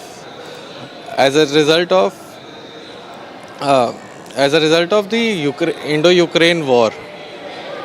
Russia-Ukraine war. Russia-Ukraine war has developed these drones technology and has given a great push towards it. And now India has also fired its own drone-fired guided missile. Right, Ishan, thank you very much for getting us those details. Moving across to some other stories that we are tracking, and this one is about a very unfortunate news that we got this morning from the state of Rajasthan. A major accident occurred this morning at the upper primary government school in Rajasthan's Jhalawar district when the roof of the story building suddenly collapsed and at least 6 students have lost their lives and several children have been reported to be trapped under the debris. Rescue teams along with local villagers are working tirelessly to remove the rubble using the JCB machines. Officials have now confirmed that injured children are being rushed to the nearby hospital for immediate medical attention. We learned that more than 60 people were trapped. 15 we learn have been under critical condition and they have been seriously and grievously injured. 6 students have been reportedly dead, and remains to be seen on what and where the investigation gets carried forward to. This is the Rajasthan Education Minister who has promised treatment and help and probe. In fact, the PMO office had also tweeted in this regard, saying that they are extreme. They provide their condolences to the ones who have lost their lives. Remember, a massive rescue operation has been launched at this primary school to rescue those trapped under the debris. As police, local residents and officials have already rushed to the spot. The 20-year-old school building had a roof made of stone slabs, which intensified the impact of the collapse. On your screen are the visuals. The incident happened at around 7:30 a.m. this morning. 6 children have lost their lives and 17 others are critically injured. 10 children have been referred to Jhalawar, of whom 3 to 4 are critical. This is a statement that has been given by the Jhalawar Superintendent of Police, Amit Kumar. Calling it a tragic incident, the State Education Minister said that he was deeply saddened and promised a high-level probe. 3 visuals on your screen. Number 1 of the moment the wall collapsed.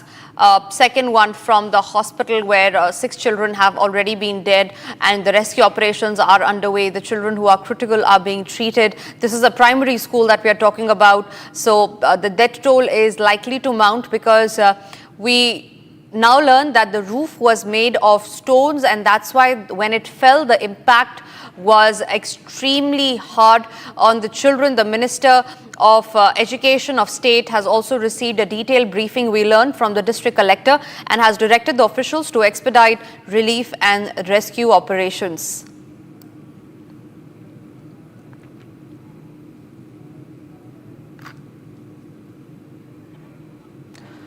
All right, responding to the incident was also the former Chief Minister of Rajasthan, Ashok Gehlot, who said in a statement on social media platform X, where he said that there are reports of incoming of a government school building collapse causing casualties and among several children and teachers.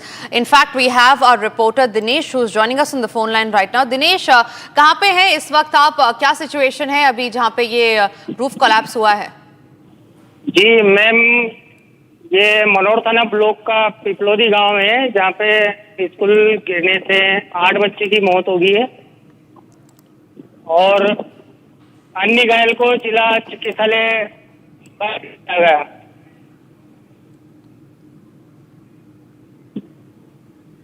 Hello जी जी जी दिनेश, आपकी आवाज आ रही है?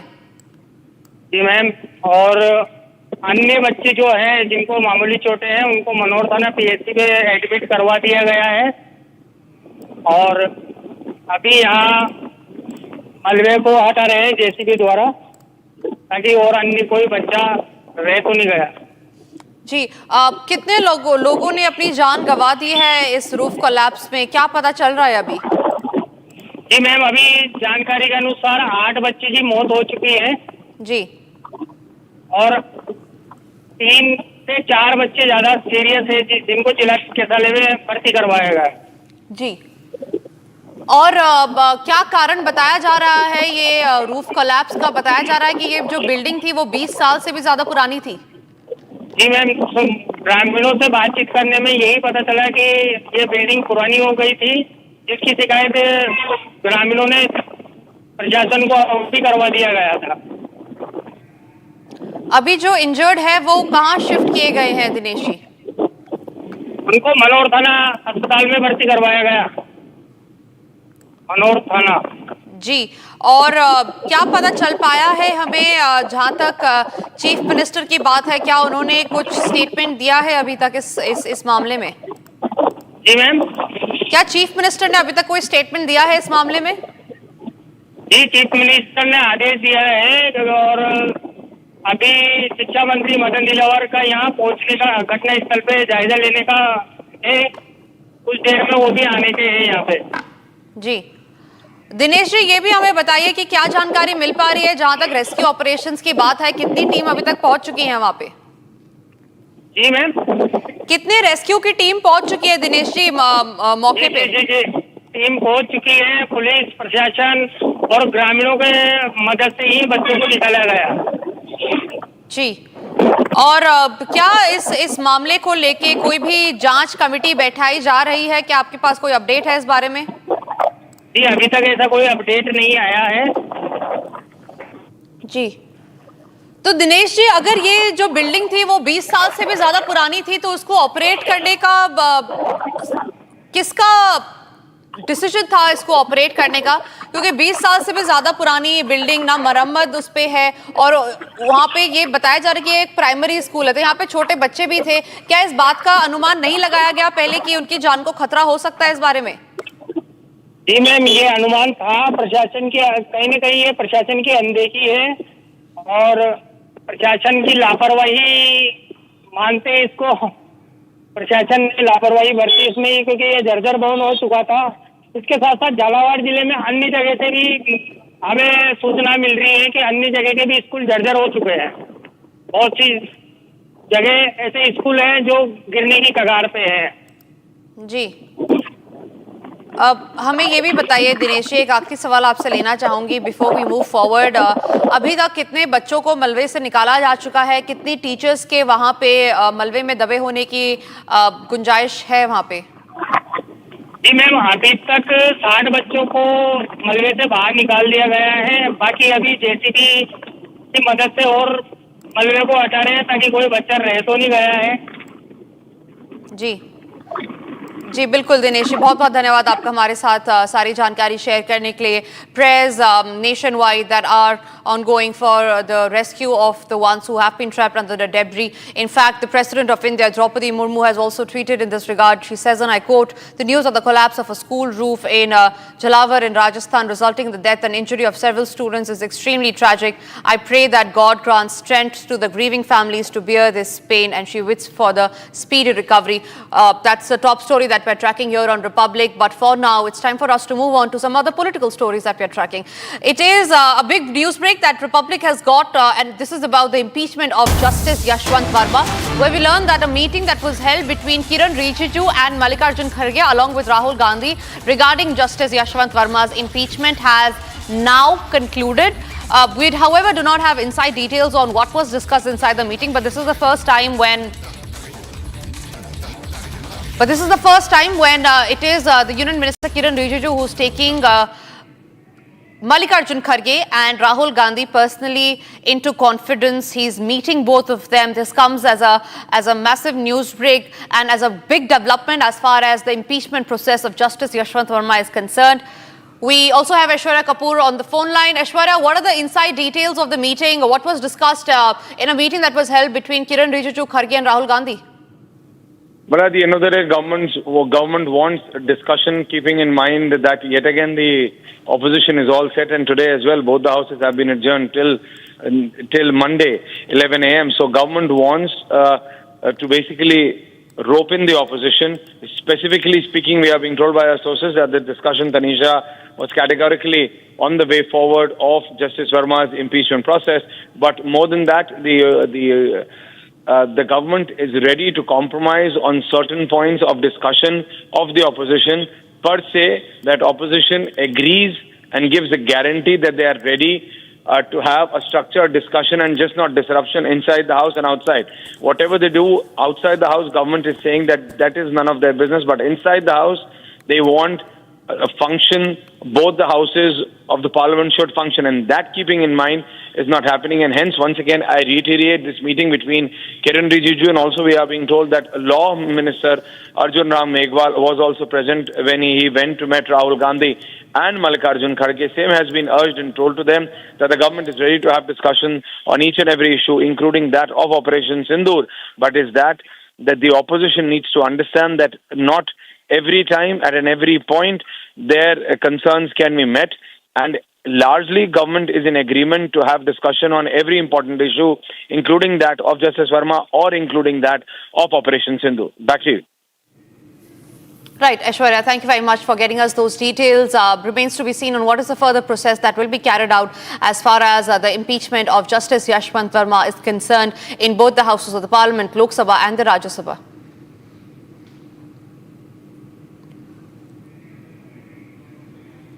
Moving on to some other stories that we are tracking, the leader of opposition in Rajya Sabha, Mallikarjun Kharge, tore the copy of the special intensive revision and throws it in the dustbin during the Indie Bloc's protest in the Parliament premises. Remember, the opposition has been, for the fourth straight day, staging a protest regarding the special intensive revision list of the Election Commission. But we do learn that the Election Commission is stern on its decision, and instead of rolling it back from the state of Bihar, in fact, we learned that the Election Commission is planning to implement the SIR, that is the revision of voter list in several other states, in fact, nationwide. This currently on your screens are the protest by the Indie Bloc that has been staged in the Parliament. Mallikarjun Kharge there openly tearing the slogan that he carries, the placard that he carries which says SIR, and throws it in the dustbin, complete defiance of the Election Commission's, the poll body of India's decision to conduct a revision of voter list in several states, starting that from the state of Bihar.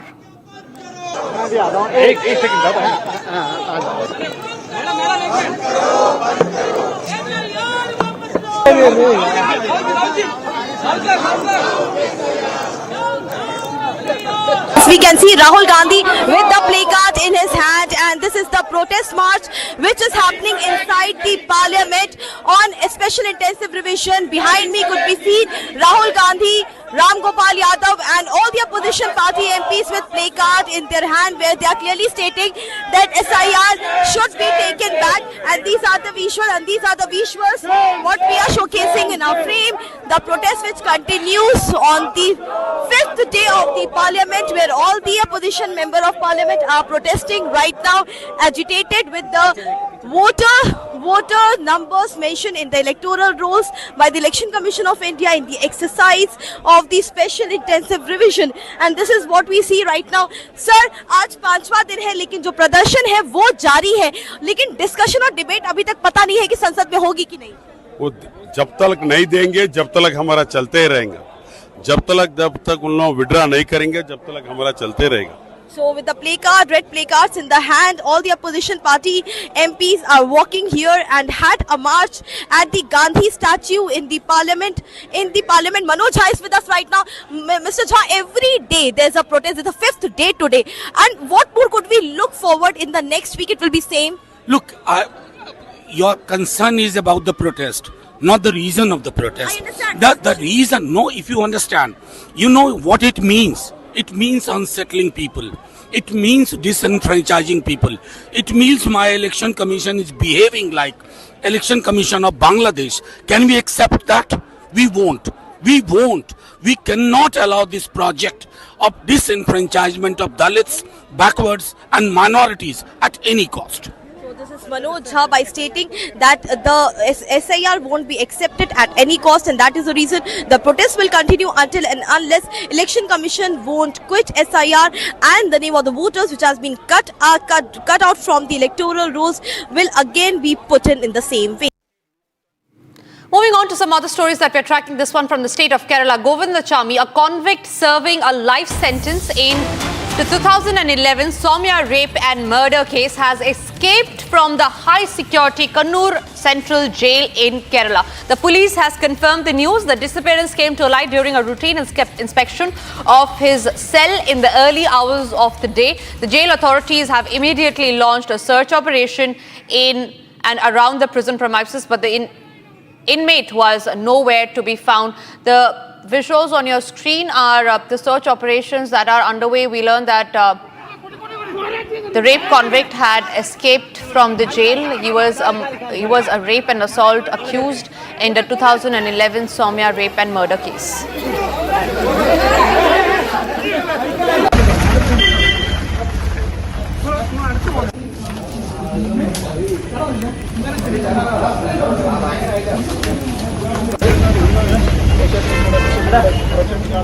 All right, this shocking case has come to light from Kerala, where Govindachami, a convict serving a life sentence in the 2011 Soumya rape and murder case, escaped from a high-security Kannur Central Jail in Kerala. The police had confirmed the news.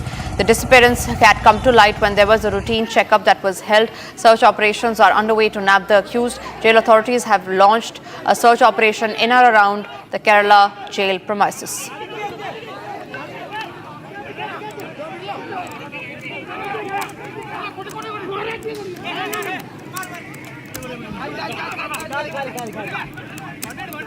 Ashwin is joining us live from Thiruvananthapuram on that story. Ashwin, what are the details of the case? Where is the accused at this point in time? Govindachami has been found. In fact, that's a big story, and these visuals what we have accessed shows that the police, the North Kannur Town Police, were able to trace him trying to hide in an isolated spot in the North Kannur town area, where he was spotted by some localites, and then he ran towards an isolated spot, and then he was found by the police after the police encircled him and he was found hiding in a well where he was fished out of a well. So this is a one-handed convict. In fact, this man does not have one arm, and yet he managed to escape a high security prison by cutting through the prison walls and then jumping over this massive 20 feet tall wall. All by himself is what is being claimed, and certainly adding embarrassment to the Kerala police. In fact, 4 policemen have been suspended after this incident happened early hours on Friday today, when he managed to escape using some kind of machinery to cut through these the jail cell and then jumping over this massive wall using some set of clothes is what is being told. And his missing was found after much later time, during the time when the DGP himself was slated to visit the entire campus itself, adding more embarrassment to the Kerala police. However, the town police was able to nab him after support that was rendered by the locals. He was caught hiding inside a well and he was fished out of the well. Govindachamy is one of the noted criminals. In fact, he is serving a sentence for the rape of Soumya in 2011 in a railway,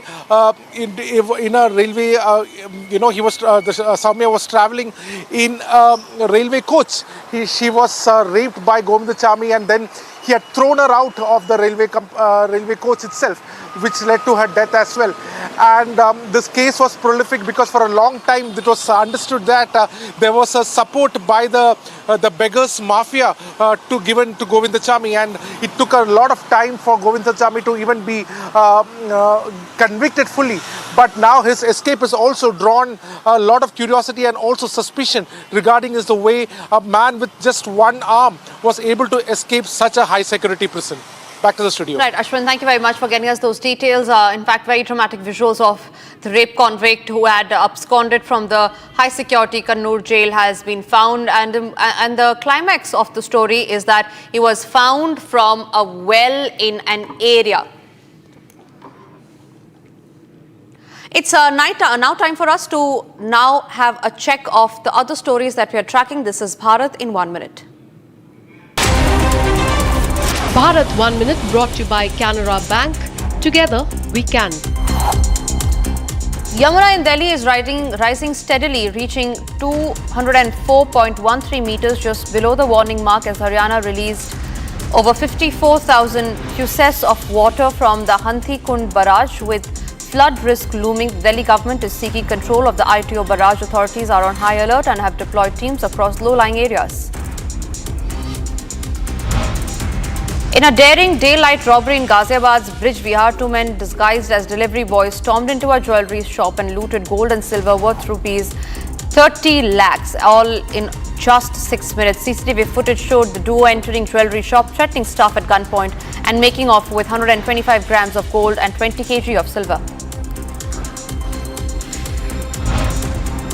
Jammu and Kashmir police have filed an FIR after a 16-year-old girl died following surgery at Doda Government Medical College. She went into a shock during the recovery and was referred to another hospital in SKIMS, where she was declared dead. An investigation and post-mortem are underway to determine the cause of the death.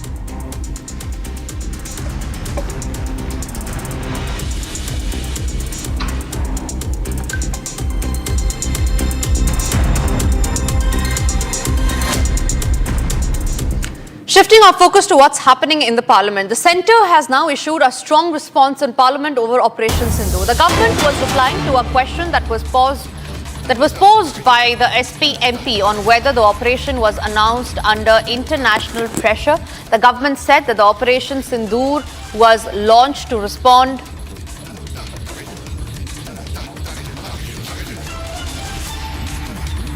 The government said that the Operation Sindoor was launched to respond to a barbaric cross-border terror attack by Pakistan-sponsored terrorists. It focused on dismantling terrorist infrastructure and neutralizing terrorists likely to be sent across to India.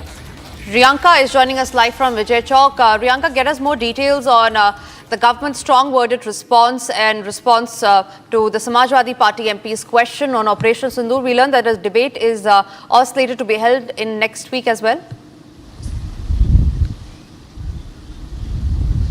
very rightly said there, all eyes are going to be the full-fledged debate in the Parliament regarding Operation Sindhu that is slated to take place next week. But what we saw from the side of the centre, it has launched a very important message, rather replying to the question posed by Samajwadi Party MP whether Operation Sindoor was launched because of international pressure. To that, the centre has very clearly mentioned that Operation Sindoor was launched only to give a befitting response to cross-border terrorism and neutralize the terrorist hideouts and the terrorists who were in fact behind this particular attack that had taken place in Pahalgaon. Remember, it was a very strong response from the side of our country towards Pakistan, as well as those involved, the group involved in this barbaric attack. To that, centre has given a very strong response to the opposition, saying that there was no international pressure, rather it was our country's motive to move forward and give a befitting response to those who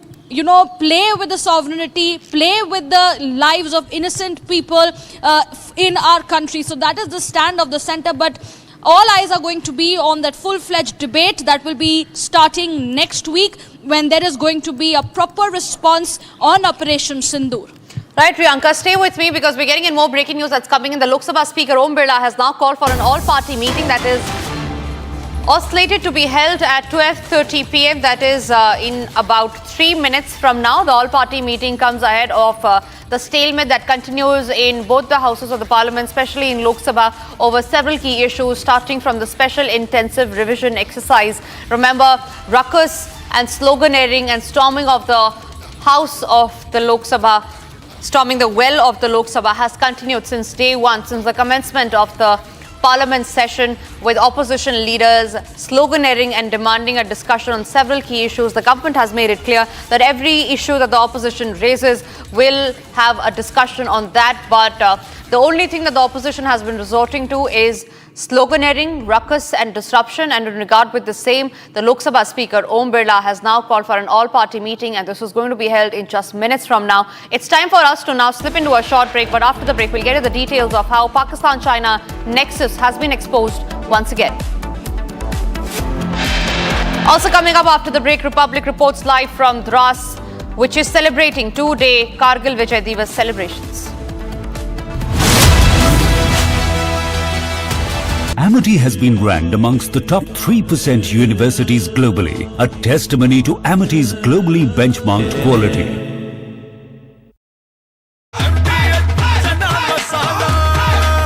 अब छोलिया हो या लोबिया, सफेद चने या काले चने, सब कुछ मजेदार बने।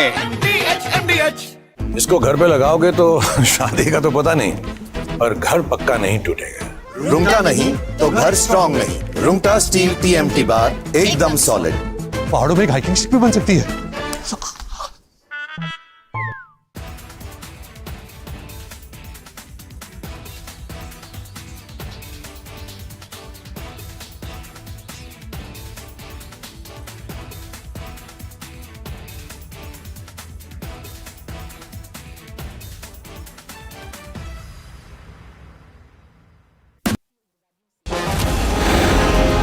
इतनी रिस्क लेने की क्या जरूरत है? Why don't you play safe, Anupam Kher?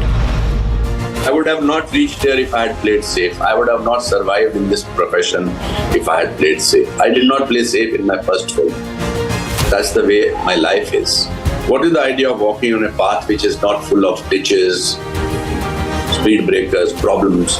Because when I reach the destination, I should look back and say, wow, क्या मुश्किलों से गुजर के मैं यहाँ तक पहुँचा हूँ, इसलिए मैंने सर्वाइव किया ये 40 साल। आजकल बहुत सारे यंग लोग बोलते हैं that is the way I am. मैं तो शायद 95 साल की उम्र में भी नहीं बोल पाऊंगा कि that is the way I am. Because the moment that is the way I am, that means your growth is not there.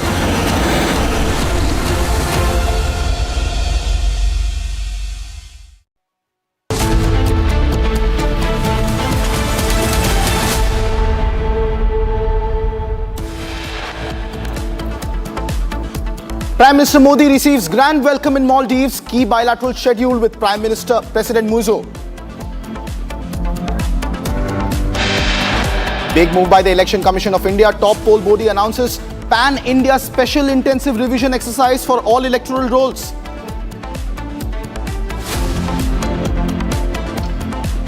Opposition staged protest over the special intensive revision. Both Lok Sabha and Rajya Sabha marred with disruptions.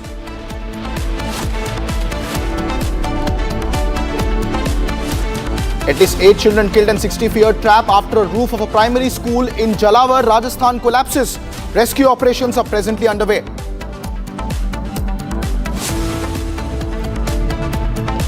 United States doublespeak once again exposed after giving terror tag to TRF. US's Secretary of State Marco Rubio to now meet Pakistan's Foreign Minister Ishaq Dar.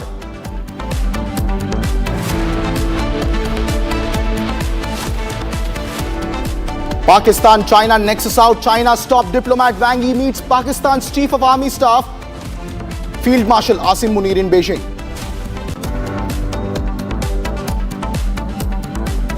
Two-day Kargil Vijay Divas celebration set to begin today. Heroes of Operation Vijay to be honoured.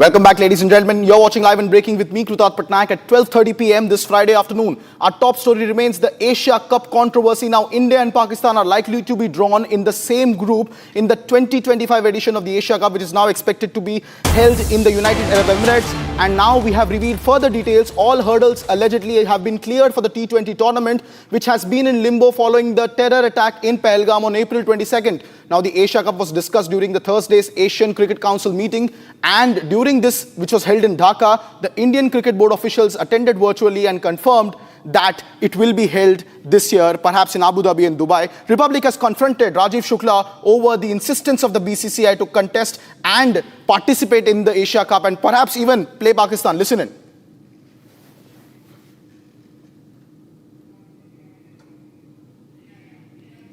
जो कहा जा रहा है कि इसको लेकर क्या कहें, क्या मैच भारत पाकिस्तान के इस स्थिति में होना चाहिए, ऐसा इस स्थिति में होना चाहिए मैच, ठीक है। तो जो कहा जा रहा है कि इसको लेकर क्या कहें, क्या मैच भारत पाकिस्तान के इस स्थिति में होना चाहिए, ऐसा इस स्थिति में होना चाहिए मैच, ठीक है। तो जो कहा जा रहा है कि इसको लेकर क्या कहें, क्या मैच भारत पाकिस्तान के इस स्थिति में होना चाहिए, ऐसा इस स्थिति में होना चाहिए मैच, ठीक है। तो जो कहा जा रहा है कि इसको लेकर क्या कहें, क्या मैच भारत पाकिस्तान के इस स्थिति में होना चाहिए, ऐसा इस स्थिति में होना चाहिए मैच, ठीक है। तो जो कहा जा रहा है कि इसको लेकर क्या कहें, क्या मैच भारत पाकिस्तान के इस स्थिति में होना चाहिए, ऐसा इस स्थिति में होना चाहिए मैच, ठीक है। तो जो कहा जा रहा है कि इसको लेकर क्या कहें, क्या मैच भारत पाकिस्तान के इस स्थिति में होना चाहिए, ऐसा इस स्थिति में होना चाहिए मैच, ठीक है। तो जो कहा जा रहा है कि इसको लेकर क्या कहें, क्या मैच भारत पाकिस्तान के इस स्थिति में होना चाहिए, ऐसा इस स्थिति में होना चाहिए मैच, ठीक है। तो जो कहा जा रहा है कि इसको लेकर क्या कहें, क्या मैच भारत पाकिस्तान के इस स्थिति में होना चाहिए,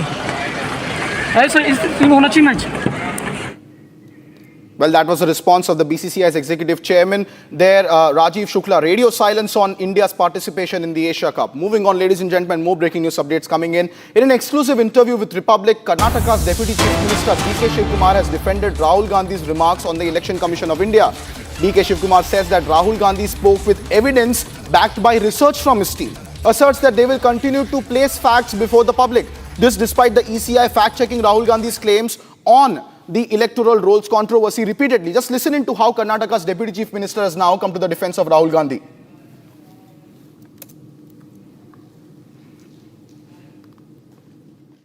First of all, this election commission is sitting at the seat of justice. They should not react. They are in a position of giving justice to everyone, free and fair election. Rahul Gandhi is a responsible leader of the opposition with a big number of parliament backing. He can't speak like that.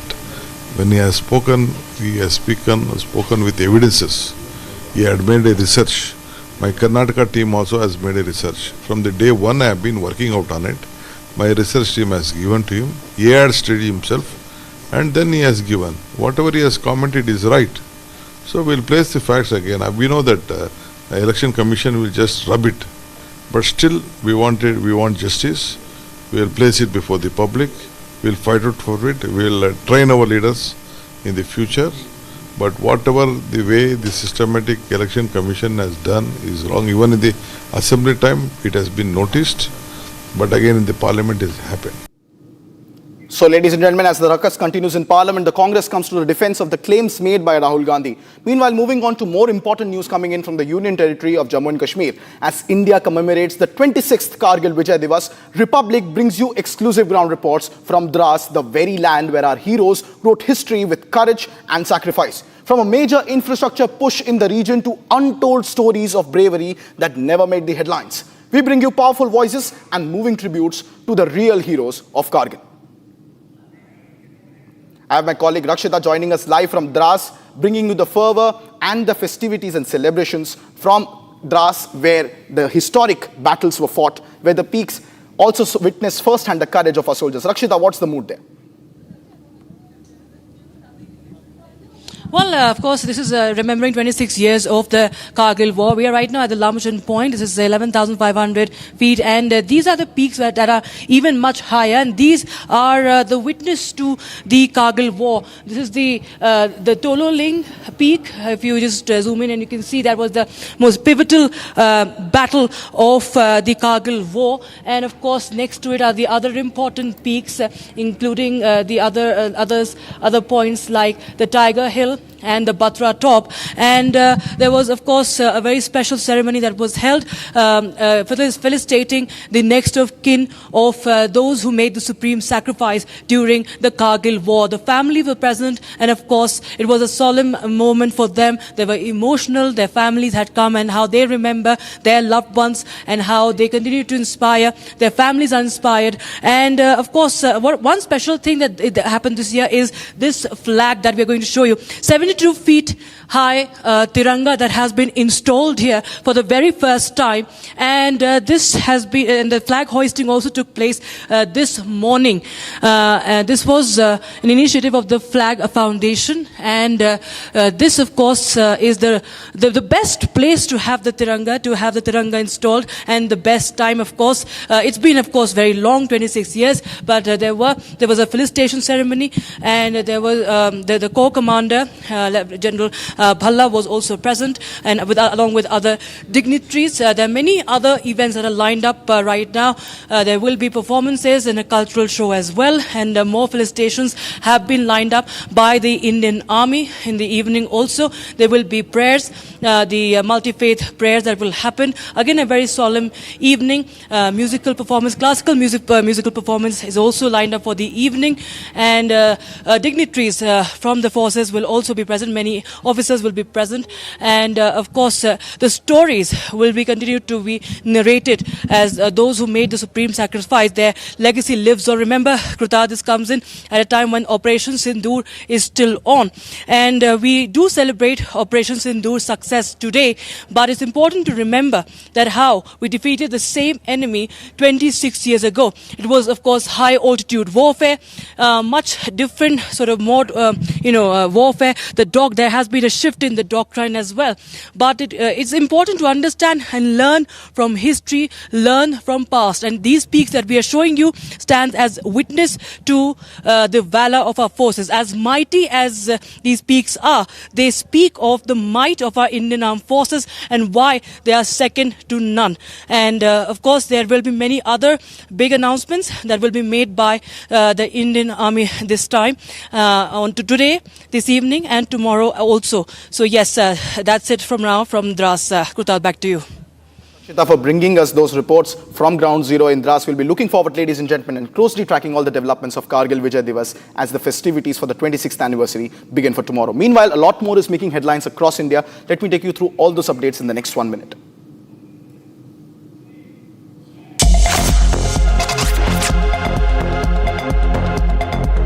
Viewpoint, and from this very point one can see all those peaks where the Battle of Kargil was fought. This battle was fought between India and Pakistan, and the aim was to evict those intruders who were dominating these heights. I'll ask my VJ Firdos to focus and show you through the panoramic view how the peaks look like. These are the peaks where the Battle of Kargil was fought, be it the Tolo Link or the other peaks, as the India has adopted a multi-pronged strategy approach to overcome the challenges of 1999 of Kargil War. Small, highly trained units conducted frontal and flanking attacks to dislodge the enemy from their fronted positions. Units like the Gorkha Rifles, Rajputana Rifle, Ladakh Scouts definitely played a pivotal roles. Bofors FH-77B howitzers were instrumental, delivering precise barrages to soften enemy's defense. Somewhere around 250,000 shells were fired during the campaign, one of the heaviest artillery battle that was witnessed here in this Kargil.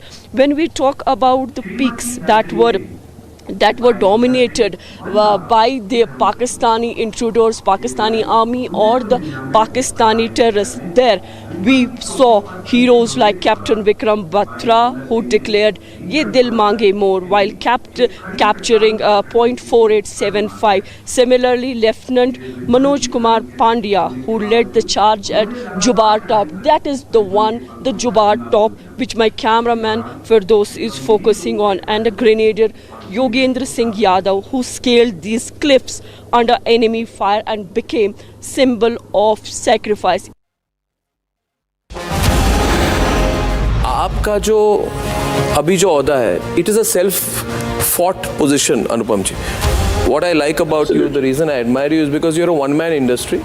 A lot of industry people don't like you. A lot of groups don't like you. They cannot come and say that he doesn't deserve what he is getting. मेरा और मेरे father का एक बड़ा अच्छा किस्सा था. आज slow down and I was doing less films. तो उन्होंने मुझसे ऐसे ही खिड़की से बाहर देखते देखते बोला, Anupam you are not doing many film बेटा, ऐसा क्यों है? तो मैंने उनसे कहा कि no dad I am not in the rat race. तो उन्होंने बिना मेरी तरफ मुड़े बोला, oh you have left the race for the rats. तो आई थिंक बड़ा मुश्किल है सबको खुश करना. देखिए दुख तो होता है, तकलीफ तो होती है कि यार मैं कहता हूँ मैंने किसी का कुछ, पर फिर मैंने इस बारे में सोचना ही बंद कर दिया, क्योंकि काम जो है ना बेस्ट लेवलाइजर है. काम से इतनी सेटिस्फैक्शन मिलती है, इसलिए रिटायर होने का सोच ही नहीं सकता.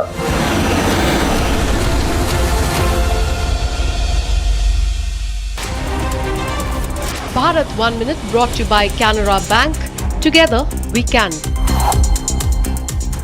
The Yamuna is rising in Delhi steadily, reaching about 204.13 meters, just below the warning mark, as Haryana has released over 54,000 cusecs of water from the Hathani-Kund barrage. With flood risk looming, the Delhi government is seeking control of the ITO barrage. Meanwhile, authorities are on high alert and have deployed teams across low-lying areas. In a daring daylight robbery in Ghaziabad's Bridge Vihar, two men disguised as delivery boys stormed into a jewellery shop and looted gold and silver worth nearly rupees 30 lakhs, all in just 6 minutes. CCTV footage showed that the duo entering the jewellery shop threatened the staff at gunpoint and made almost 125 grams of gold and 20 kilograms of silver in the process.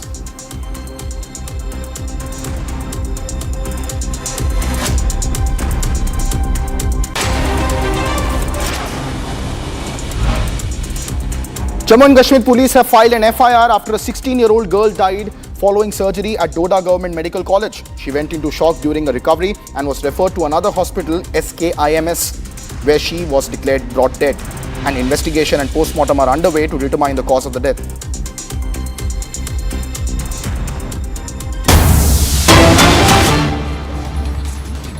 Meanwhile, ladies and gentlemen, more breaking news update that is coming in from Odisha. A massive vigilance department raid has been carried out in Odisha's Jaipur Deputy Ranger's residence, where rupees 1.44 crore cash, gold biscuits and coins have been unearthed in a major crackdown on alleged corruption. Now, Odisha's vigilance has unearthed a massive cache of unaccounted wealth during these raids on the properties of one Ramchandra Nepak, who was the Deputy Ranger cum in charge ranger of Jaipur Forest Range in the Korapur district.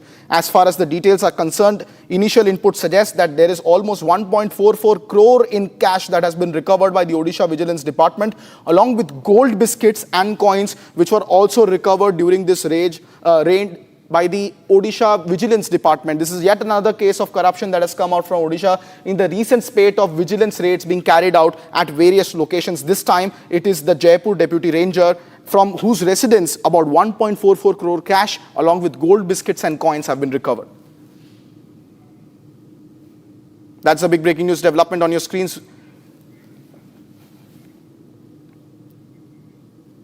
Meanwhile, coming back to the story of Asia Cup, BCCI's General Secretary Rajiv Shukla yesterday had a meeting with the ACC where India-Pakistan match issue was discussed. And when asked him about the meeting, he said that the meeting was inconclusive and yet nothing is decided. So now the first official response coming in from the BCCI's Rajiv Shukla, who is the General Secretary there, who attended the ACC meeting yesterday and now is continuing to deny any specifics of what happened, saying that it is inconclusive yet and nothing is decided on whether India and Pakistan will in fact play in Asia Cup. Ladies and gentlemen, this is in pursuance to the update that came in yesterday, where the Asian Cricket Council had met during an annual general body meeting in Dhaka, where it was decided that India will host the 2025 Asia Cup as it had the rights in the rotational sequence of events. However, it is also decided that perhaps India will host it at a neutral venue, and UAE's Abu Dhabi and Dubai cricket stadiums are in lead contention. In fact, there is an agreement to that effect also signed between the UAE Cricket Board and the BCCI. However, Rajiv Shukla, the General Secretary of BCCI today, is saying that there is no conclusive report yet decided on whether India will play Pakistan. Now, this is a major controversial point, as India and Pakistan have decided not to play cricket matches since Operation Sindhu. That was the official position there. In fact, just last week, Legends Cricket League also cancelled the India and Pakistan match. Republic confronted Rajiv Shukla earlier today at the Parliament, where he had no answers on this story. But first, let's go to my reporter Harsha, who's bringing us more details on this story. Harsha, what's the latest? So yes, Pratap, today I spoke to Rajiv Shukla himself. He did respond on camera, but yes, he stated that there was an ACC Cup meeting yesterday late in the evening, and also in that meeting, all the stakeholders were present. He stated that the meeting was inconclusive. It can't still be stated that there will be a cricket match between India and Pakistan in UAE, which is being said continuously, that BCCI has accepted, and there will be a match between India and Pakistan after Operation Sindhu. If we remember, the BCCI itself stated that there will be no match between India and Pakistan, and that is the reason it was being followed also till now. But now, after annual meeting was held, it was decided that India and Pakistan will play, and the match will be in UAE. It's the Asia Cup which the India is going to host. But yes, it is the inconclusiveness. There has been no decisiveness on this decision from the side of the BCCI, and therefore BCCI General Secretary Rajiv Shukla was completely tight-lipped when my colleague reporter Ganesh confronted him in the Parliament while he spoke to us off-cam inside the Parliament, where he clearly stated that nothing can be said right now because sentiments of public is too high. If the government doesn't allow and the sentiment of the country doesn't allow, we still can't say that there will be a match or not. Yes, there are major stakeholders in the BCCI. There are so many people who still want that there should be a match between India and Pakistan, but the number of people who don't want the match to be, that stakes is quite high. And if the government also doesn't agree on this, then there could be also no match. So there could also be one or two more round of meeting. After that, only it will be decided whether there will be a match between India and Pakistan or there will be no match. Back to you. Indeed, Harsha, and there is a strategic ambiguity left at the moment on whether India will play Pakistan in the Asia Cup. Off camera, as you said, inconclusive was the word, but on camera, ladies and gentlemen, mum was the word. Here is the confrontation sequence of Rajiv Shukla from the Parliament earlier today, where he did not reply to a single question of Republic. तो जो कहा जा रहा है कि इसको लेकर क्या कहें, क्या मैच भारत पाकिस्तान इस स्थिति में होना चाहिए, है सर, इस स्थिति में होना चाहिए मैच, तो जो कहा जा रहा है कि इसको लेकर क्या कहें, क्या मैच भारत पाकिस्तान इस स्थिति में होना चाहिए, है सर, इस स्थिति में होना चाहिए मैच, तो जो कहा जा रहा है कि इसको लेकर क्या कहें, क्या मैच भारत पाकिस्तान इस स्थिति में होना चाहिए, है सर, इस स्थिति में होना चाहिए मैच, तो जो कहा जा रहा है कि इसको लेकर क्या कहें, क्या मैच भारत पाकिस्तान इस स्थिति में होना चाहिए, है सर, इस स्थिति में होना चाहिए match. So that was the official sequence there coming in from the Parliament, where on camera the General Secretary of BCCI, Rajiv Shukla, who attended the AGM allegedly yesterday, which was held by the Asian Cricket Council, refusing to comment on whether India will in fact play Pakistan. In fact, sources tell us that there is a high probability that India and Pakistan can be in fact drawn in the same group. If that happens, ladies and gentlemen, a match could be played. Now the situation is such that updates tell us that perhaps BCCI is considering to hold the Asia Cup at a neutral venue, and UAE is emerging as a front runner, as there is already an agreement in place between the BCCI and the Emirates Cricket Board there. However, Abu Dhabi and Dubai being in primary contention, questions are being asked whether this entire neutral venue fiasco is only to facilitate an India and Pakistan cricket match. Less than 3 months, ladies and gentlemen, it has been a little over 3 months, 93 days to be very precise, since Pahalgam terror attack, and it seems that the BCCI has already thought that it is good enough time frame for India to now play Pakistan, perhaps at the Asia Cup, which is expected to be held in the first week of September. There is a lot of ambiguity left. Off the record, the BCCI officials are attempting to say that the meeting was inconclusive, and yet there is heavy probability that perhaps the BCCI is going to push ahead with Asia Cup. Those are the details that we are tracking at the moment in this story. Meanwhile, it's a historic day for Prime Minister Narendra Modi. He has now officially surpassed Indira Gandhi to become the second longest serving Prime Minister of India by consecutive days. This milestone solidifies his place in the nation's political history, and here's a quick report on this historic achievement.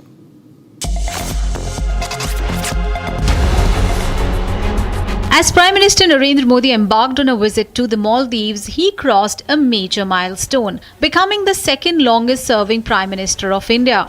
Now only Jawaharlal Nehru, India's first Prime Minister, remains ahead in terms of tenure. Today, Prime Minister Modi completes 4,078 consecutive days in office, surpassing Indira Gandhi's 4,077-day tenure. Modi also holds the distinction of being the longest-serving Prime Minister from a non-Congress party. He first took office on 26th of May 2014 and was re-elected in 2019 for a second term. Last year, he was sworn in for a third consecutive term. Before becoming Prime Minister, Modi served as Gujarat's Chief Minister for 13 years. His leadership has reshaped India's political landscape, with the BJP emerging as a dominant force under his guidance.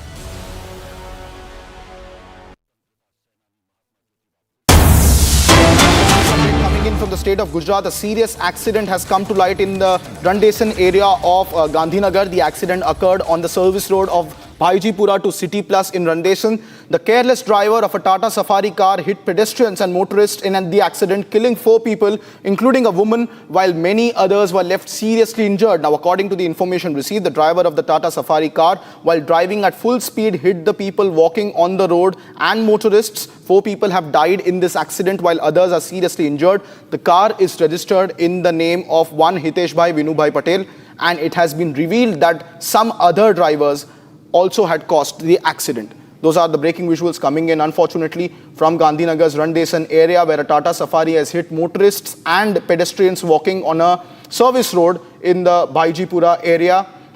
Those are the visuals there. 4 people, unfortunately, have lost their life, including a woman in the accident. Several motorists have also been injured. I have my colleague Gopi joining us live on the broadcast with more details on this story. Gopi, what's the latest vis-a-vis the investigation in this case at the moment? Have there been any arrests? Well, in fact, Krutarth, let's tell our viewers that this is the second accident which is happening in the span of 6 days. Just 6 days back, it was yet another hit-and-run incident. Which had happened in Gandhinagar, which killed one elderly man. While today we are witnessing the same kind of accident has happened in Randesan area of Gandhinagar, as you were mentioning. While 4 people have already lost their lives, which includes one woman. There is an FIR also registered, and the driver has also been arrested.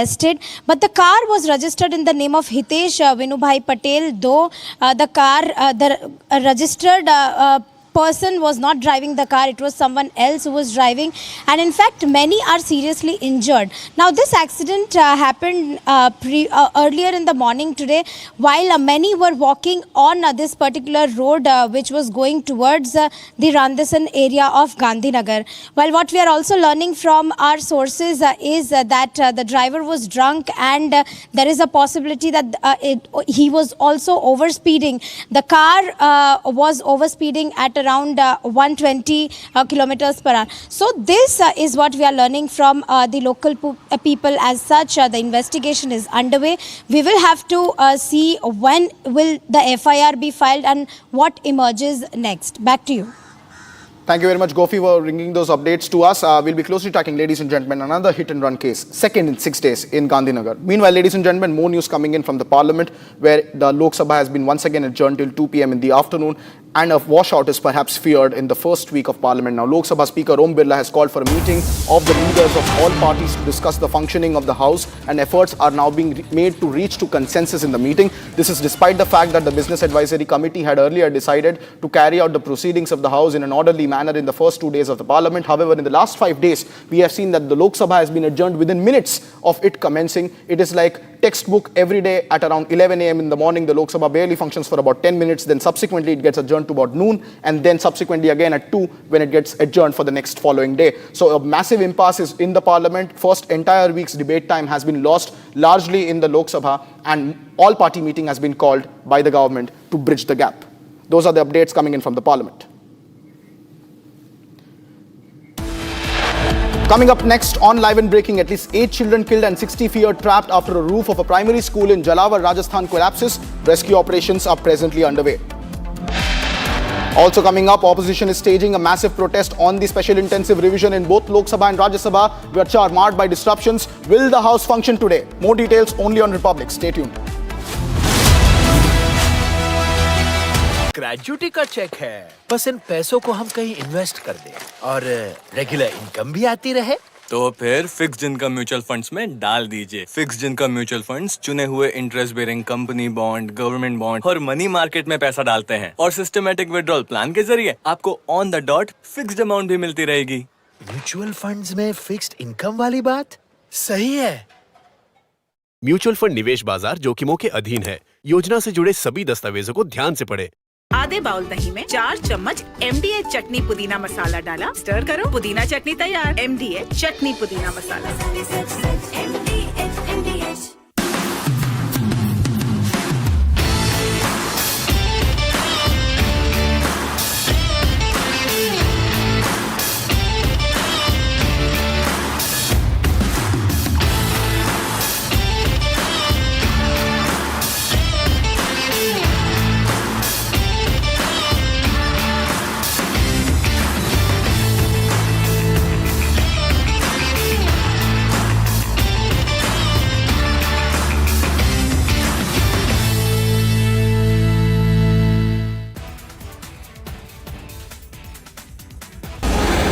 Bharat के इतने legendary actor फिर से एक तरह से risk क्यों ले रहे हैं? ओशो की एक बड़ी अच्छी लाइन है जी, if you try you risk failure, if you don't you ensure it. मैं हमेशा मानता हूँ वो जीवन ही क्या जो संघर्षमय ना, संघर्षमय होने से ही तो अपने जिंदा होने का एहसास होता है।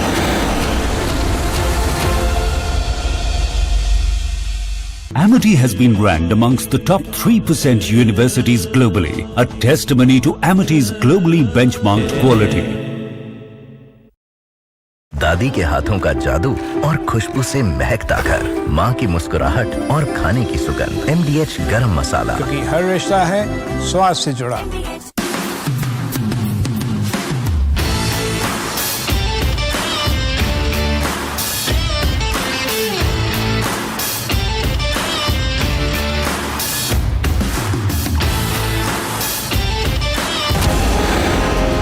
इतनी रिस्क लेने की क्या जरूरत है? Why don't you play safe, Anupam Kher? I would have not reached there if I had played safe. I would have not survived in this profession if I had played safe. I did not play safe in my first film. That's the way my life is. What is the idea of walking on a path which is not full of ditches, speed breakers, problems? Because when I reach the destination, I should look back and say, wow, क्या मुश्किलों से गुजर के मैं यहाँ तक पहुँचा हूँ, इसलिए मैंने सर्वाइव किया ये 40 साल। आजकल बहुत सारे यंग लोग बोलते हैं that is the way I M. मैं तो शायद 95 साल की उम्र में भी नहीं बोल पाऊंगा कि that is the way I am, because the moment that is the way I am, that means your growth is not there.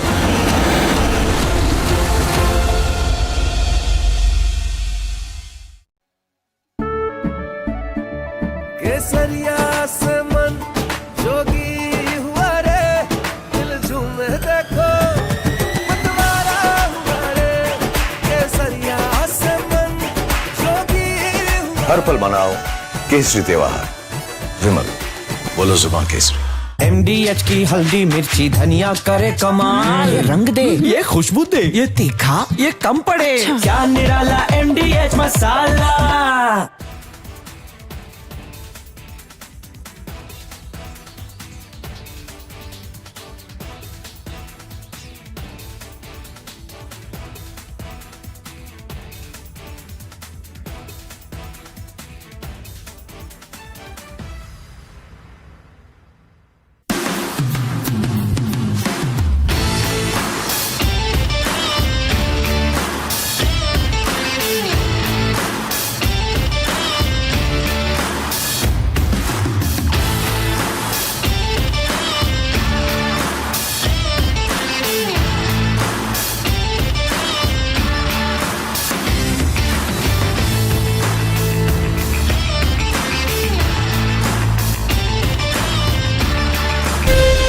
from Asia's largest news headquarters.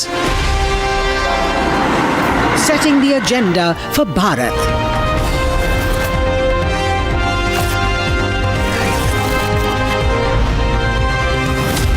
You're watching Republic.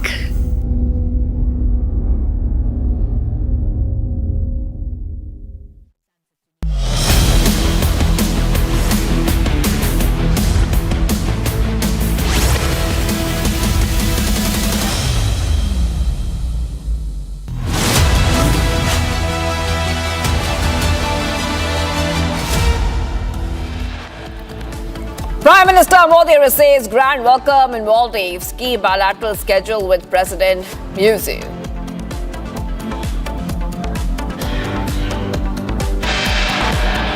Big move by ECI. Topple body announces pan-India special intensive revision exercise for electoral polls. Opposition stages protest over SIR. Both Lok Sabha and Rajya Sabha marred with disruptions. 18 state children killed and 60 feared trapped after the roof of the primary school in Rajasthan collapses. Rescue operations are underway. US doublespeak exposed yet again after giving terror attack to TRF. US Secretary of State to now meet Pakistan's Foreign Minister Ishaq Dar.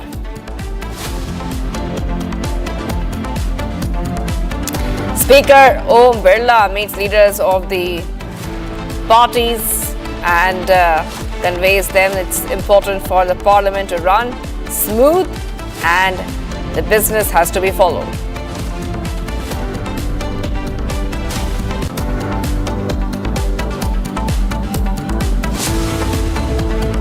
And Kargil Vijay Divas celebrations begin. Heroes of Operation Vijay to be honored.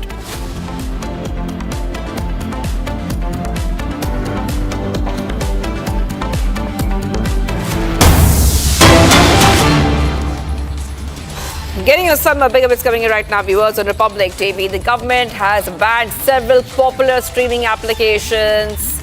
Many of them, I'm just going to read them out for you. Now what we see, this is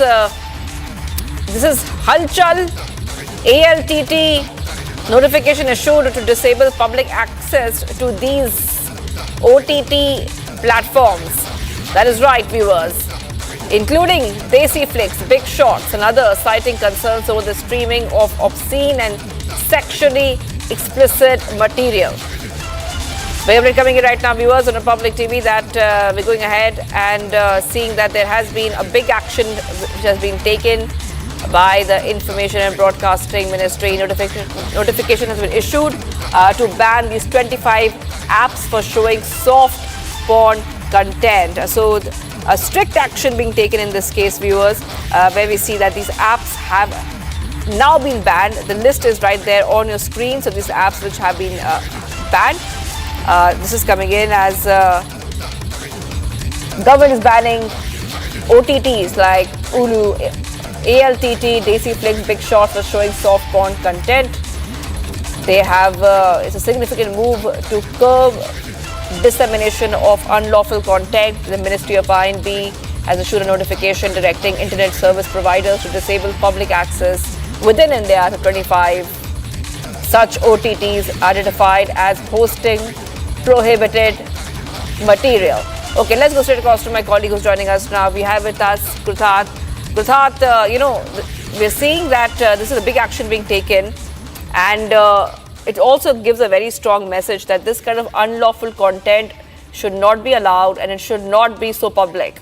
Indeed, Shivangi, and it is a massive win for one man who has been leading this campaign, who's also joined us on this broadcast, Mr. Uday Mahorkar, who is a former Chief Central Information Officer, and he's been leading this charge against the pornographic, semi-pornographic content being propagated through these apps and OTT platforms. Mr. Mahorkar, if you can hear me, it is a massive win. You have been campaigning for this for quite a long time, and in one sweeping move, the ministry has finally acted. 25 apps banned and blocked.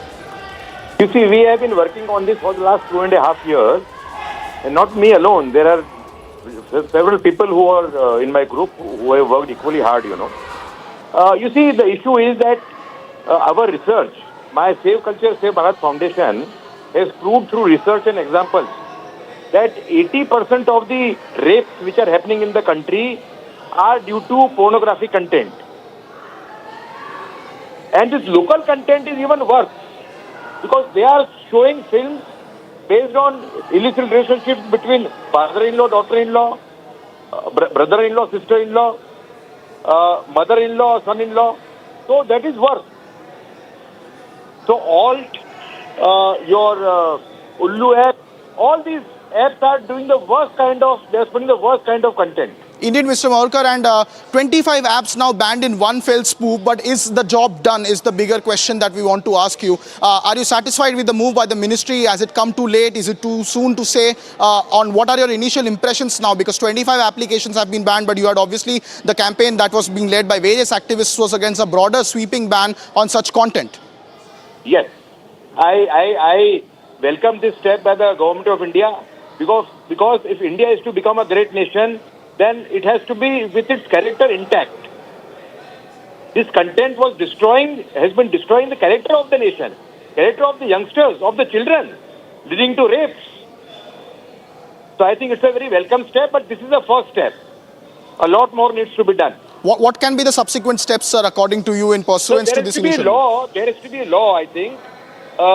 You see, the first step should be to strengthen the Indecent Representation of Women Act. Now, Indecent Representation of Women Act has maximum punishment of 3 years imprisonment.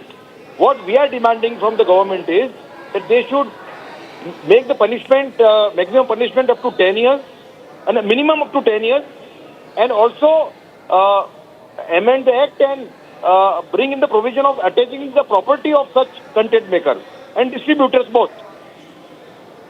And I think if this is done, and if 2-3 big people are prosecuted under this act, amended act, I think a strong message will go to this entire industry. Indeed, Mr. Maurkar, I thank you very much for joining us on this broadcast. It is a major day and a major win for your activism and the campaign that was run by various activists. Ladies and gentlemen, 25 applications banned by the Ministry of Information in one fell swoop for platforming semi-pornographic content on their platforms. Back to the studio, Shivangi. All right. Krutat, big mover there. The government action is grounded in provisions of the Information Technology Act and the IT intermediary guidelines and digital media ethics code rules, specifically involving and invoking Section 79(3)(b) and Rule 31(d) concerning intermediary liability and unlawful content. So this is a huge update coming in right now, viewers, where the Ministry of I&B has issued an official notification instructing internet service providers across India to disable access to 25 websites and OTT apps, including Ulu, ALTT, on ground of hosting unlawful and obscene content. It's a huge list of apps which have now been banned, and this is a huge step coming in. This is Big Shot app, Desi Flick, it's Gulab app, Kangan app, Bull app, Jalwa app, Wow Entertainment, Look Entertainment, Hit Prime, Fenio, ShowX. So this is a huge list which has come out, where we see that the MIB's directives obliges ISPs to act immediately under Section 79(3)(b) of the IT Act. All right, let's go to our next guest who's joining us. Kanchan Gupta, Senior Advisor, Information and Broadcasting, Government of India, is being joined with us right now. Thank you for joining us here. Very, very big step being taken, and this is taken by the I&B, where they made it very clear that this kind of content will not, I repeat, will not be tolerated on public platforms. What did it take for us to see this huge move by the I&B? Good afternoon. Just to put things into perspective, the Ministry of Information and Broadcasting has acted against 26 websites and 14 apps which were found to be hosting, broadcasting, distributing and amplifying content of a certain nature which is not allowed under law in India. 9 of the apps were available on Google Play Store and 5 on Apple Store.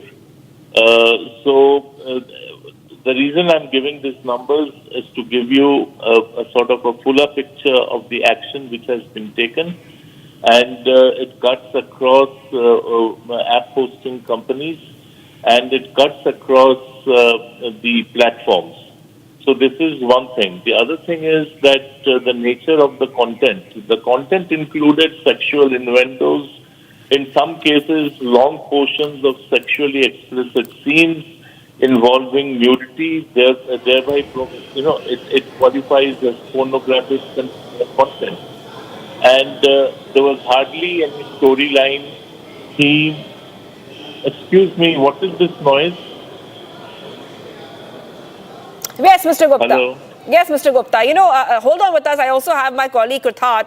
Kruthat, I will also ask you a question. But Kruthat, if you're there, this is a huge move which has been made. And Mr. Gupta, senior advisor at INB, is with us. And just taking it forward, Kruthat, we also have seen, and if you could ask Mr. Gupta this, that there were a lot of petitions in the Supreme Court asking for banning of this kind of content. And finally, we see a huge update on that. Indeed, and Mr. Gupta, this is a massive precedent that the government has set vis-a-vis banning this soft pornographic content and obscene content on OTT platforms. Do we see in pursuance that the ministry is considering other guidelines or moves, or is this just part one of a larger action on crackdown on such content? What are the expectations that the people can have vis-a-vis the ministry's action on this? Well, I understand there is some disturbance on the line. We'll try to fix that, sir. Yeah, so what I understand that there are guidelines being worked on, and right now what we are looking at is the nature of the content of these websites and apps. And as I explained, that depiction of nudity and sex in several inappropriate contexts, including relationships such as family relationships, I mean, these are prohibited, proscribed under the law.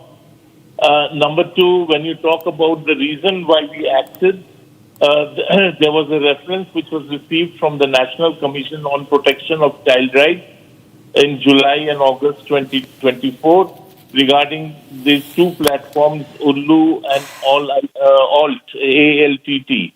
So, and subsequently there was an investigation, there was a proper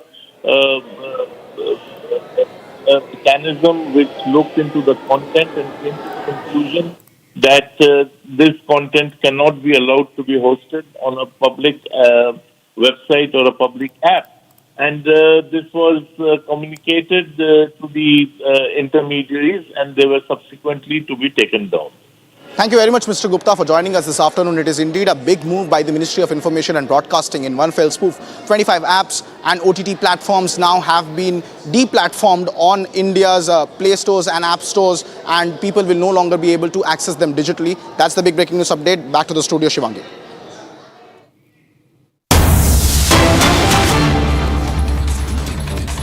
Of special Part 1 orders, etc., before the start of a campaign or appreciation after the campaign. So maybe the Russian campaign was disastrous. Maybe this particular aspect of scholarly side was missing. During this particular time, we also noticed the emergence of a gap between scholars and warriors, both becoming kind of separate skill sets. Military scholars like Machiavelli, Clausewitz, Germany, Adolphus became famous as actually for their scholarly writings, and they were divorced from what military journals were. In the same period, we produced excellent military practitioners of the same strategy, which people wrote, like Napoleon, Frederick the Great, Lord Wellesley. Lord Wellesley, I hope you people know, is famous not only for the Battle of Waterloo, but also for Battle of Assaye, Bismarck, etc. So we see this kind of a trend continuing during World War I and World War II, where, there were captains like, Basil Littlehart, captain who actually taught journals, people like Mahan, Dohe, which I think the air chief follows very, very closely. And they were all strategic analysts in their own manner, thinkers, but they were not actually practitioners of warfare. They were different from famous and successful journals like Montgomery, Rommel, who actually were not scholars. And they were writing, they were confined to memories and battle experiences. There have been some exceptions though. One notable one being the general pattern.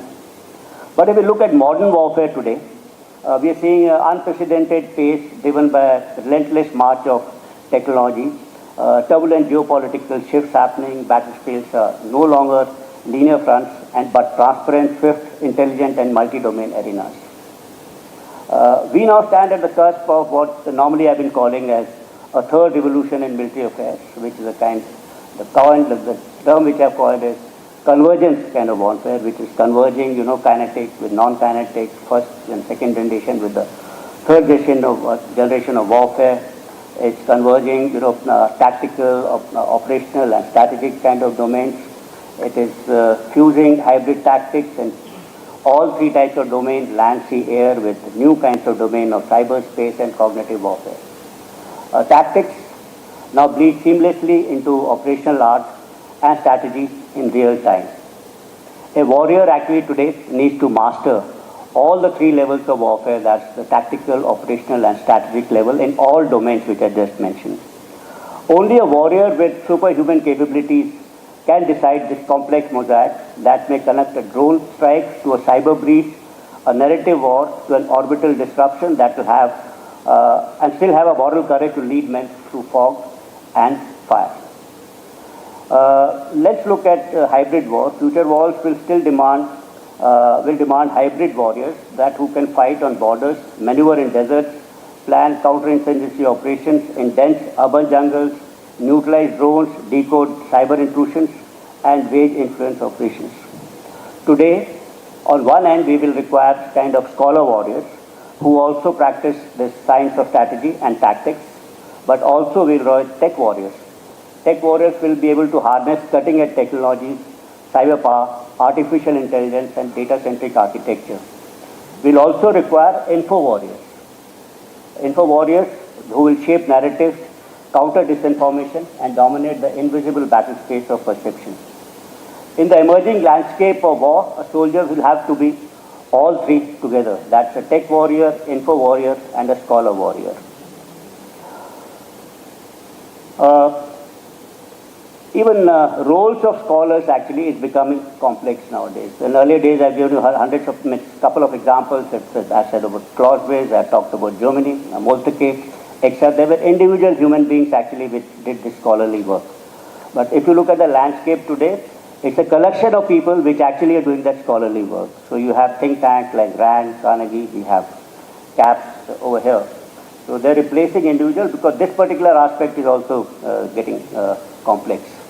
And if you have seen today, while we're talking about a scholar warrior kind of a concept which we should have, but most of the books today presented by the participant of this course largely actually dwell towards scholarly part and less towards warfare part. There has to be a fair amount of balance between your scholarly abilities and your warrior kind of abilities.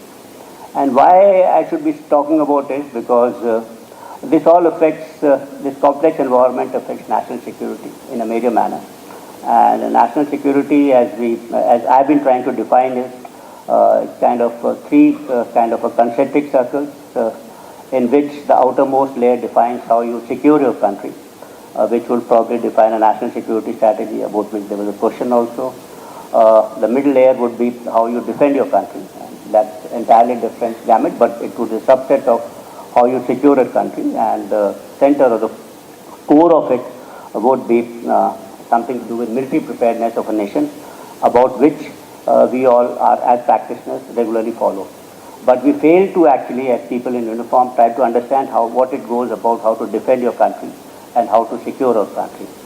So as we grow in service, I think there is a need for us to understand this larger dimension of defense of a country and security of a country. So that's again coming back to the same point, that an officer today needs to be much more well-read so that he can contribute to this particular aspect of securing a nation. As was said earlier, that there are no runners-up in war, and this will be giving examples of Operation Shandur, which still continues. Our preparedness level has to be very high. And viewers, let's move away right now. Let's go straight across to Bharat in 1 minute. Let's get started. Bharat 1 Minute brought to you by Canara Bank. Together we can. Yamuna in Delhi is rising steadily, reaching 204.13 meters just below the warning mark as Haryana released over 54,000 cusecs of water from the barrage. We see that flood risk looming quite big for Delhi. Government is now seeking control of the ITO barrage, where the authorities are on high alert and have deployed teams across low-lying areas. A daring daylight robbery in Ghaziabad's Bridge, Bihar. Two men disguised as delivery boys stormed into a jewelry shop and looted gold and silver worth nearly 30 lakh rupees, all in just 6 minutes. CCTV footage showed the duo entering jeweler's shop, threatening staff at gunpoint and making off with 125 grams of gold and 20 kilograms of silver. Jammu and Kashmir police have filed an FIR after a 16-year-old girl died following surgery. At Noida Government Medical College, she went into shock during recovery and was referred to another hospital where she was declared dead. Investigation and post-mortem are underway to determine the cause of death.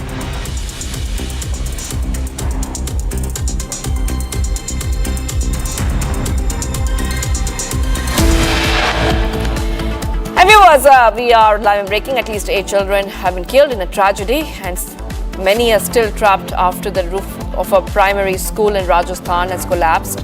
Rescue operations are underway. And big move by ECI. Topple body announces ban India special intensive revision exercise for electoral rules. Stay tuned. We are live and breaking.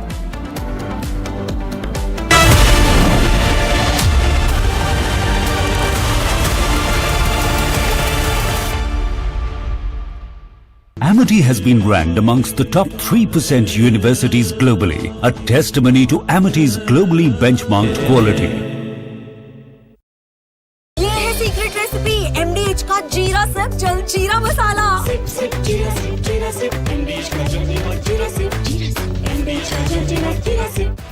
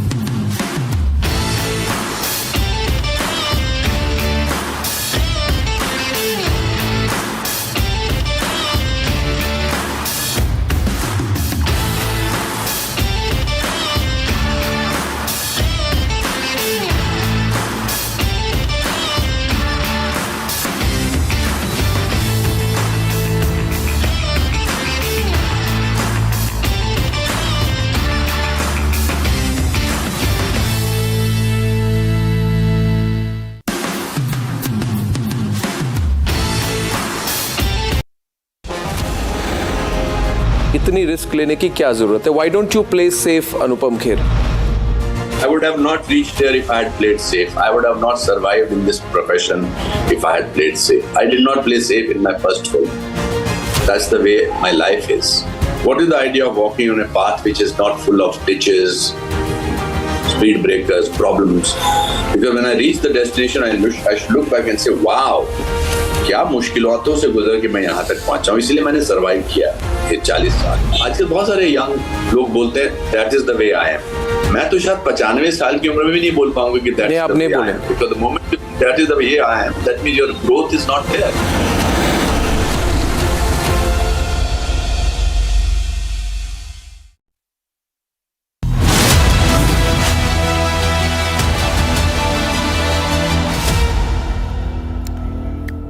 Welcome back, viewers. We're live and breaking as India commemorates the 26th Kargil Vijay Divas. Republic brings you an exclusive ground report from Dras, the very land where heroes wrote history with their courage and sacrifice. From a major infrastructure push in the region to untold stories of bravery that never made the headlines, we bring you powerful voices and moving tributes to the real heroes of Kargil. Here's that special report. Right now I'm reporting from Lamachun viewpoint, and from this very point one can see all those peaks where the Battle of Kargil was fought. This battle was fought between India and Pakistan, and the aim was to evict those intruders who were dominating these heights. I'll ask my VJ Firdos to focus and show you through the panoramic view how the peaks look like. These are the peaks where the Battle of Kargil was fought, be it the Tolo Link or the other peaks, as the India has adopted a multi-pronged strategy approach to overcome the challenges of 1999 of Kargil war. Small, highly trained units conducted frontal and flanking attacks to dislodge the enemy from their fronted positions. Units like the Gorkha Rifles, Rajputana Rifle, Ladakh Scouts definitely played a pivotal roles. Bofors FH-77B howitzers were instrumental, delivering precise barrages to soften enemy's defense. Somewhere around 250,000 shells were fired during the campaign, one of the heaviest artillery battle that was witnessed here in this Kargil. When we talk about the peaks that were dominated by the Pakistani intruders, Pakistani army or the Pakistani terrorists, there we saw heroes like Captain Vikram Batra, who declared "Ye dil mange more" while capturing .4875. Similarly, Lieutenant Manoj Kumar Pandya, who led the charge at Jubar Top, that is the one, the Jubar Top, which my cameraman Firdos is focusing on, and a grenadier Yogendra Singh Yadav, who scaled these cliffs under enemy fire and became symbol of sacrifice. And viewers, much coming right up. A hearing begins in the Udaipur Files case. Supreme Court recommends both the petitioner to approach the High Court in Udaipur Files. And President's rule extended in Manipur for 6 months. Stay tuned, viewers, with Live in Breaking.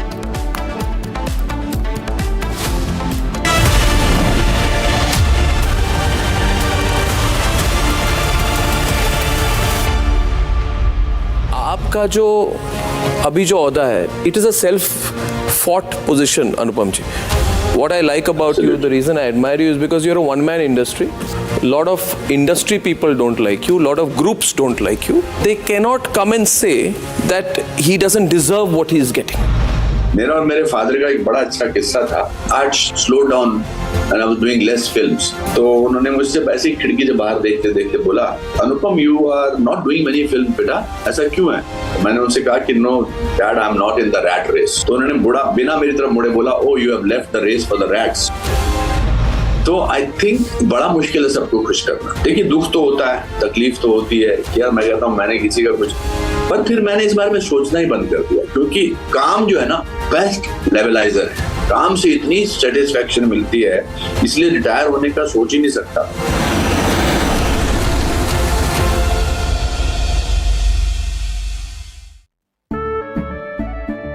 केसरिया से मन जोगी हुआ रे, दिल झूमे देखो मतवारा हुआ रे. केसरिया से मन जोगी हुआ. हर पल मनाओ केसरी त्योहार. विमल, बोलो जुबान केसरी. MDH की देगी मिर्च, देगी मिर्च का तड़का, अंग अंग फड़का. MDH की देगी मिर्च.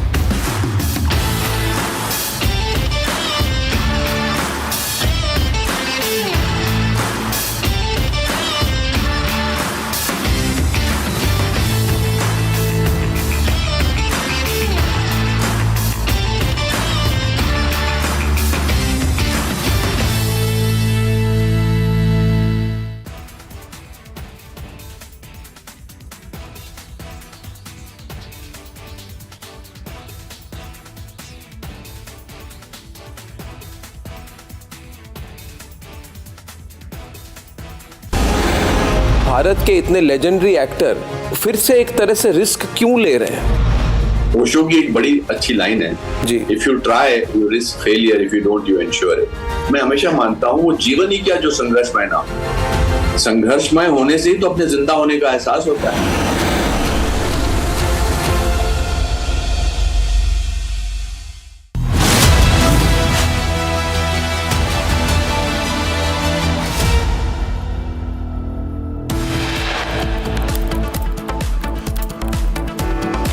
Centre cracks down on OTT platforms and a major cleanup. Government bans 25 OTT websites.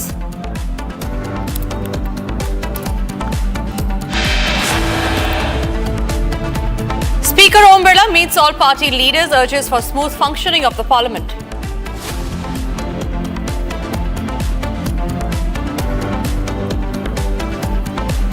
Republic launches a mega campaign to boycott India-Pakistan Asia Cup clash. Nation says terror and cricket cannot go hand in hand.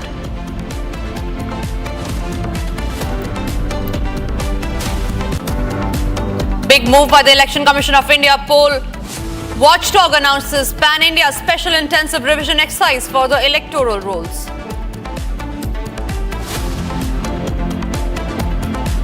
Prime Minister Narendra Modi receives a grand welcome in Malé in Maldives. Key bilateral meetings scheduled with the President of Maldives. 8 children killed, 60 fear trapped after the roof of a primary school in Jhalawar, Rajasthan collapses. Rescue operations are underway. Another hit-and-run case surfaces, this time from Gujarat's Gandhinagar. SUV mows down 4 people, several others injured. Killer driver arrested.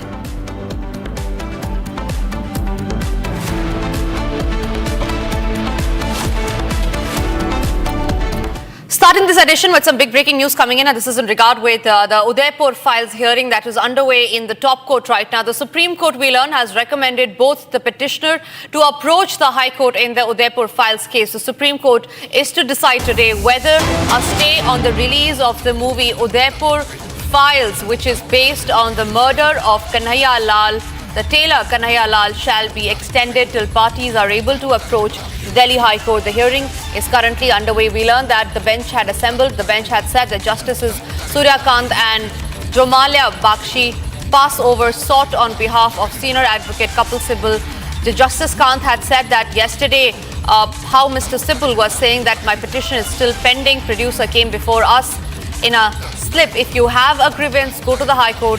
Sibal has appeared today. He argues that the Lordship can transfer the petition to High Court or allow them to go to the High Court bench. Notes that the petition is not listed before the bench. The Supreme Court is yet to announce a verdict, but for the preliminary info that we have, we learn that they have asked the petitioners to first approach the High Court in the matter.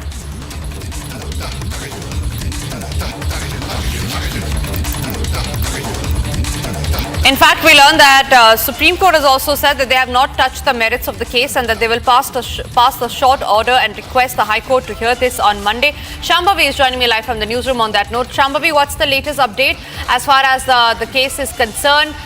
The Supreme Court, I believe, is going to hear the matter on Monday and is going to recommend it to the High Court now. Yes, actually after yesterday when there was a very elaborate hearing and both the parties made it very clear, the petitioner especially, so there are two petitioners, Jamiyat who doesn't want the film to see the light of the day, and the second petitioner is Muhammad Javed, who is one of the accused in the Kanhaiya Lal murder case. So the Supreme Court today has asked both these petitioners of the case to go seek relief from the Delhi High Court. Now it is very important to understand that this case was before Delhi High Court, where Delhi High Court put a stay and then in turn shifted the onus to the central government under the Cinematography Act. After that, the central government formed a committee which was responsible for the screening, but the petitioners now, Jamiyat, is not happy with the cuts that they recommended. They said that they were cosmetic in nature and they did not consider the actual problem, the actual issues that the petitioners had, and with that contention, with that argument, the Supreme Court yesterday said that they are going to hear this case for just 10 to 15 minutes just to give a decision on the fact that whether there should be a stay on this movie while both the petitioners go to the Delhi High Court. Right, Shambhavi, also talk to us about what is expected when we talk about the hearing that is going to happen in the High Court on Monday. Well, it is going to be the same thing but in different color. The petitioners are going to try to make sure that the movie, which according to even Mr. Sibal has said that it is a cinematic vandalism and it targets a particular section of the society. So this movie should never go out in public. And there will be the same thing because even previously they were arguing that after the 55 cuts that CBFC recommended in the movie, this movie is still not should not be put out in public, and this remains to be the argument. Even after a whole committee was formed, they saw the movie, they recommended 6 another cuts, the 55 previous cuts of which were recommended by CBFC plus 6 cuts which were recommended by the committee. And now when the petitioners are going to go back to the Delhi High Court seeking relief, they are going to ask for either if the movie be discarded altogether or recommend more cuts so that it settles their version of the movie. Right, Shambhavi, thank you very much for sharing those details. All eyes will now remain on the Supreme Court's key findings and what they have to say as far as the release of Udaipur Files is concerned. Moving on to the other big top story. As the countdown to the Asia Cup begins, Republic takes a clear and uncompromising stand. We are saying it aloud and clear that no cricket with Pakistan. This is not just a match, ladies and gentlemen. This is about a national honor, about the blood of our martyrs and about the message we send to the world while Pakistan continues to harbor terrorists. Why should India offer them the honor of a cricket field? Republic now leads a nationwide campaign, Say No to India versus Pakistan cricket match, because terror and cricket, ladies and gentlemen, can never go hand in hand. The question is simple. We will stand for our nation, or will we play ball with a terrorist state? That remains to be the key, the question. In fact, our hashtag remains no cricket with Pak. Remember, back-to-back attack by Pakistan-sponsored terror outfits, and yet Indian cricket team seems to have learnt no lesson. First, the Legends cricket team was supposed to play with the team. First, the Legend cricket team was supposed to play with Pakistan. Soon after the massive backlash, they had withdrawn themselves after the huge backlash. But the question is, why the hypocrisy of the Indian cricket team? In fact, we are being joined by Chirag Chauhan. He is one of the kin of the victim of the 2006 Mumbai blast case. Chirag जी, बहुत-बहुत धन्यवाद आपका हमारे साथ बात करने के लिए. आपसे पूछना चाहूंगी, आपको कैसा फील होता है जब आप ये न्यूज़ सुनते हैं कि जिस पाकिस्तान ने टेरर को स्पॉन्सर किया था, जिस पाकिस्तान की वजह से हम लोग ने अपने इतने सोल्जर्स को शहीद होते हुए देखा है, इतने लोग की जान गंवाई है, उसी पाकिस्तान के साथ आज इंडियन क्रिकेट टीम मैच खेलना चाहती है? It's very sad. We should not consider profits. We should see the emotions of the people and also how we can deal with any business with a country which is sponsoring terrorism. So we need to ask questions to ourselves and we need to definitely avoid playing cricket with Pakistan. Right. Sir, you lost one of your family members in the 2006 Mumbai blast case. In fact, many people had lost their loved ones. What is that message that you want to send it to the BCCI? Because even after the nationwide campaign, a campaign that Republic had started, the BCCI does not seem to bow down. They are still stern on the fact that India is likely to play cricket, and India and Pakistan have been put under the same arena, under the same group. It's very sad that BCCI is not understanding the emotions of the people, what they should stood for the country and the nation first, rather than just, making it more kind of a body who is more profit oriented rather than, promoting cricket. So playing with a country who sponsors terrorism should be avoided, and definitely not only all other victims of the terror blast or irrespective, all other soldiers, the Indian army won't support this. That's what I feel. Sir, I request you to stay with us. I'm also being joined by a caller. In fact, we've opened our phone lines and it's open for you to express your anger, to express your outrage and your views on what do you think about the India-Pakistan cricket match. In fact, I'm being joined by a caller. Srirang from Mumbai is calling us. Srirang, what do you have to say on that? India and Pakistan playing the match, and this comes after the Pahalgam attack. This comes after the many attacks that had been sponsored by Pakistan. Your first views on that? When the entire world... Hello? Yes, sir. Please continue. When the entire world can ban cricketers for apartheid, why India and BCCI is so eager to play matches cricket when India into is such a situation? Absolutely, sir. So the point also being here that why our Indian cricket players are keeping themselves mute on it, are keeping a complete silence on it. Remember, just few days back, the Indian legends, the former cricketers were supposed to play a match with Pakistan, and those were the same cricketers who had then condemned the Pahalgam terror attack, had then voiced their anger against Pakistan. But those same cricketers, when it came to playing matches with Pakistan, are free to do so, and the BCCI is taking no stand. In fact, when we confronted the BCCI Vice President, Rajiv Shukla, he evaded our question, and he had no answers to our questions. Chirag still continues to stay with me on the broadcast. Chirag, it's not just you. There are many families who are expressing their anger, who are expressing their outrage on playing cricket with Pakistan. Do you believe, in simple and clear words, that cricket and terror can never go hand in hand? Absolutely. I completely agree with you that cricket and terror cannot go hand in hand. In fact, not only cricket, I guess we should not do any business with Pakistan. Till the time it stops sponsoring the terrorism, we should act in a very stern and a very strong voice that we don't want any business with any terror state. Why India is dealing with Pakistan? That should be the question. Right, sir.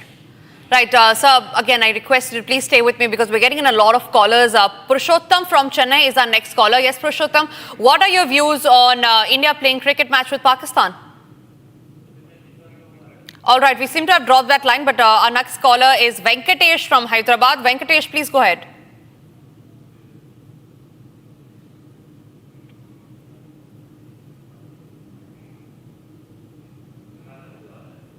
Venkatesh, if you can hear me, Venkatesh is another caller from Hyderabad who's calling us. Venkatesh, if you can hear me, a campaign where we say hashtag no cricket with Pakistan. What do you think on that?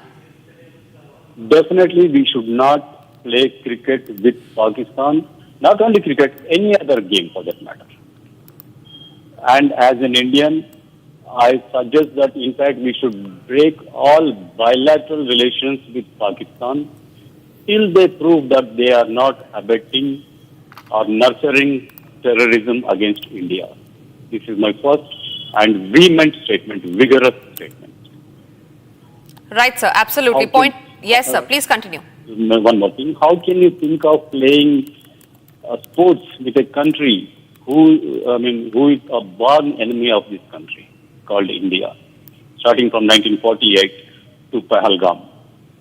How many times he has proved beyond doubt that he is our enemy? 1948 aggression, 1965 war, 1971 war, Kargil war, Pulwama and Pahalgam. How many examples do we want from Pakistan that we should not play cricket with Pakistan or any sports for that matter? Break all bloody bilateral relations with Pakistan. Absolutely, sir. Absolutely. Ramesh is calling us from Bengaluru. Ramesh, what are your opinions? Can any sport and terror go hand in hand? Definitely not, because these BCCI people, they are only money-minded. They don't have any respect to the nation, to the people. In spite of so many incidents in Pahalgam, these people only want to make money. And they are extremely money-minded. So I think this BCCI has to be banned in India. That's what my idea, my opinion. Right, Ramesh, thank you very much for sharing your views, calling us from Bengaluru. Another caller, Maya from Hyderabad, is calling us. Maya, what do you think about playing cricket with Pakistan? There is massive outrage. The BCCI is taking a lot of time on keeping nation first. What are your opinion? Absolutely. Nation first. There is no second go about it. And I'm really surprised and very, very agitated for that matter that, we are even discussing this. This is even a point of discussion. I mean, why are we supposed to play with Pakistan on this earth? After knowing what they have been doing, not just Pahalgam. You think about it, since independence, Pakistan has damaged us so much. Absolutely. They've killed so many people. Then why are we even thinking of playing any game with them for that matter?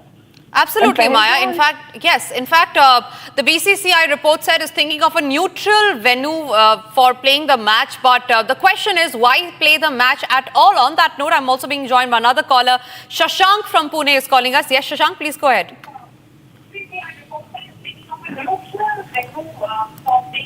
Hello. Yes, Shashank, we can hear you. Please go ahead. Yeah. I'm Shashank Wak from Pune. Actually, it is a bigger question now. Because of this, we should seriously think what is the status of BCCI. If that is the Indian team, why it should be autonomous body? Just like Indian Olympic Association, there should be Indian Cricket Association. It should be governed and fully controlled by government, and all these answers will come automatically. A big no for any match anywhere against Pakistan. And there are ample examples of Olympics and so many things where, because of the political constraints and when it is a declared war enemy, people have simply boycotted it. So there is no reason we should play anywhere against Pakistan, as simple as that. I don't understand why should we play. Absolutely, Chirag. The outrage, viewers, is extremely to an extent that is unfathomable. In fact, Chirag continues to stay with us on the broadcast. Chirag, I will come to you, but we're also being joined by Himanshu from our digital newsroom. Himanshu, what is the latest update? Has the BCCI agreed to step down? Has the BCCI agreed to move any inch further? Has the BCCI agreed to keep nation first above or not? Tanisha, the news from the BCCI is that they are pretty keen to go ahead with the matches in Asia Cup. India and Pakistan are likely, the schedule is not out yet, but the news is that India and Pakistan will be in the same group. And India, if at all, India and Pakistan both qualify for the knockout stages, they might end up playing twice in Asia Cup. This despite there's a strong resentment, there's a faction in BCCI that's not pretty keen to host the matches, especially in wake of Pahalgam terror attack and Pakistan's continued attack against India. So that being said, cricket probably here is, this is an international tournament and BCCI won't pull out from Asia Cup at this point of time. Right, Himanshu, I request you to please stay with me on the broadcast. Chirag, I would now come to you. Why do you think the BCCI is taking so much of a time to keep their own nation at priority, to keep nation first? Why these meetings? Why the quiet? Why are they keeping mute when we ask them about why should we even play cricket with Pakistan? I guess the base reason would be profits, because the moment we play cricket with the Pakistan, there would be so much of sponsorship ad, there would be so much of viewership. So they are going to make super profits. But I would still like that we need to, push the media agencies and even the brands that if they are, showing their advertisement when the Pakistan and India are playing, they should avoid that. Even through your channel, we should tell all the viewers who are sports enthusiastic to avoid viewing, India-Pakistan match and give them a backlash that we don't want to see match with any Pakistanis or, the country who are sponsoring the terrorism, and we should be very crystal clear with it. Let even the brand get, impacted that if we are going to advertise on India-Pakistan match, we are not going to buy their products. Absolutely. Chirag and Himanshu, requested to both of you to please stay with us. We're getting in a lot of callers who are expressing their outrage over India playing matches with Pakistan. Jyoti is calling us from Agra. Jyoti, what are your views? Hello? Yes, ma'am. Please go ahead. I'm speaking from Agra, and I just want to say, does the BCCI stand for BCCI of India? Is it a country of its own? I mean, I'm an army officer's daughter, and I'm outraged that after all these things happening and the killing, we are worrying about money. And we are worrying, where are our nationalist feeling? Why are we doing any business with Pakistan? I mean, I can't believe this. Absolutely, ma'am. Yes. Is coming. Yes, please go on.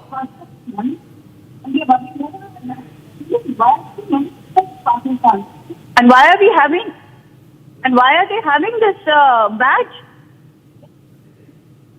Absolutely, ma'am. It's just not about cricket. In fact, like many other callers were raising this issue, it's about playing no sport with Pakistan, and it's a way to teach a lesson to Pakistan that we will not tolerate anybody who tries to kill our own people. But team cricket, Indian cricket team sending a message to Pakistan that they are okay on playing cricket, a sport with Pakistan that's watched among many in Indian households, is sending a clear message that we're going soft on terror. The Indian cricket team, who many idolize, is sending a wrong message, and that is completely condemnable. We have another caller, BK Sharma, joining us from Delhi. Mr. Sharma, please go ahead with your question. Madam, I'll take a different line. Actually, majority of speakers have been sort of against this matches with Pakistan. But I will take it the other line that we should leave running the terror or fighting the terror to the politicians. The players of the game of cricket should not become a tool in their hands. The politicians should look after those aspects. And cricket is for enjoyment, for the common people. Let them enjoy it. Anyway, maybe it is okay in Dubai, I don't mind that. But commercial interests are also overriding everywhere. Pakistan will benefit, we will benefit.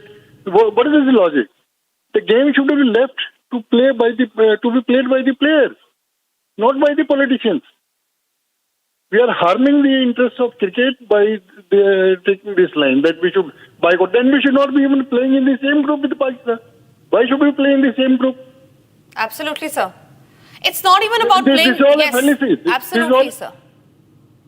Yes, sir. It's about playing in the same group. It's also about why should we even play in the first place. Our next caller calling from Kerala, Radhakrishnan, is calling us. Radhakrishnan, please go ahead. Good afternoon, ma'am. I'm calling from Palakkad, Kerala. My name is Radhakrishnan. At least 3 months is not over after the Pahalgam attack. Why we should play with Pakistan? Never ever we play with Pakistan at all. Why BCCI is so much interested about money? So many widows are still there. Why you want to have a bad drop on them? I request especially Home Minister and our Prime Minister to intervene and stop this cricket game with Pakistan. That's all, ma'am. Right, sir. Radhakrishnan ji, thank you very much for sharing your views. Chirag and Himanshu continue to stay with me on the broadcast. Chirag, we have cut diplomatic ties with Pakistan. We have stopped water for Pakistan. We have, in fact, bombarded them during Operation Sindoor. Such hard messages that we have sent out to the world. The government of India has sent it out to the world. Why is it so difficult for the BCCI then to cut ties completely with the cricket team of Pakistan? Is it just because of the TRPs? Tanisha, BCCI is an autonomous body. So far, there's a new national sports bill that might kick in, and if that happens, then BCCI will have to probably follow the National Sports Federations Act and probably take decisions as per the national sports policy. However, as of now, they are not part of any government body. They are an autonomous body. Having said that, there is a strong resentment across this country. You know, when you play a match, the players stand in line. There will be national anthems played at the ground. Imagine Indian cricketers standing on the same ground where the Pakistan national anthem is being played. That too, after Pahalgam, is something that BCCI will have to think about. As of now, there are two different thinking in BCCI going on. There's a Rajiv Shukla, who is also, let me also tell you, Rajiv Shukla is likely to be the next BCCI interim president after Roger Binny steps down. And Rajiv Shukla is a moderate face of the BCCI who has good connect with the PCB and Pakistani cricketers as well. So BCCI is not just also considering this, but one thing that probably I think why BCCI is adamant on playing India-Pakistan is also because of the Olympics requirements. It's an Asia Cup tournament, and the team that wins gets a foothold in Olympics. That's happening in 2028 in LA. And if that probably might be one reason why there's a camp in BCCI that wants to play, that does not want to boycott India-Pakistan match in Asia Cup or the entire Asia Cup tournament. Also, there are monetary considerations involved. Obviously, that cannot be above national interest, but as of now, the amount here is $170 million. That's the broadcast rights for the Asia Cup alone. And if there are India-Pakistan matches, the sponsors would definitely be very, very happy. If not, they'll be losing a lot of money. So I think that is one thing that probably is going in favor of India not boycotting Asia Cup match. Right, Chirag continues to stay with me. Chirag, all right, Chirag, before I come to you, and like you were speaking about Rajiv Shukla, Himanshu, let's also listen in to that confrontation sequence that we have with the BCCI Vice President Rajiv Shukla, where he says that no decision on India-Pakistan match has been taken yet, and that the ACC meeting fails to decide on the India-Pak venue. But the question is, ladies and gentlemen, why is it so difficult to come to a conclusion, especially when it comes to playing a sport with a terror state like that of Pakistan? Listen into that confrontation sequence that our reporter did with the BCCI Vice President Rajiv Shukla.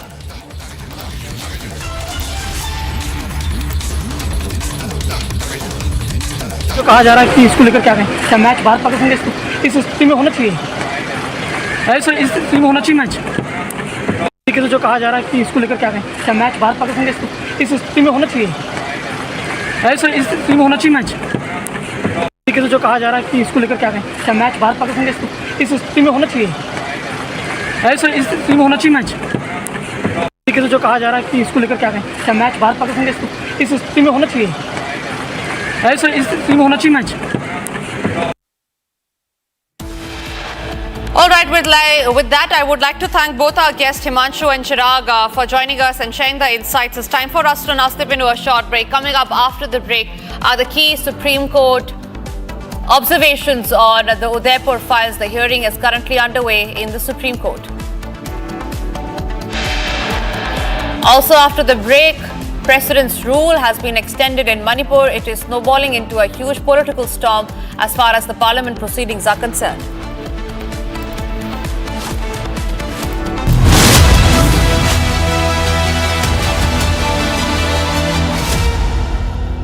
इसको घर पे लगाओगे तो शादी का तो पता नहीं, पर घर पक्का नहीं टूटेगा. रुंगटा नहीं तो घर स्ट्रॉन्ग नहीं. रुंगटा स्टील TMT बार एकदम सॉलिड. पहाड़ों में एक हाइकिंग स्टिक भी बन सकती है.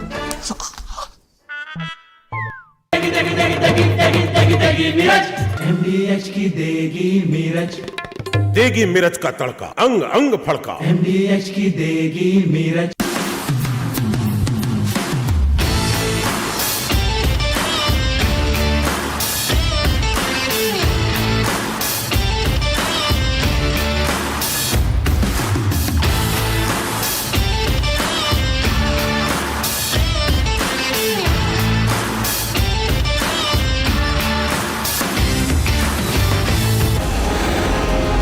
इतनी रिस्क लेने की क्या जरूरत है? Why don't you play safe, Anupam Kher? I would have not reached there if I had played safe. I would have not survived in this profession if I had played safe. I did not play safe in my first film. That's the way my life is. What is the idea of walking on a path which is not full of ditches, speed breakers, problems? Because when I reach the destination, I should look back and say, wow, क्या मुश्किलों से गुजर के मैं यहाँ तक पहुँचा हूँ. इसलिए मैंने सर्वाइव किया ये 40 साल. आजकल बहुत सारे यंग लोग बोलते हैं that is the way I M. मैं तो शायद 95 साल की उम्र में भी नहीं बोल पाऊंगा कि that is the way I am. Because the moment that is the way I am, that means your growth is not there.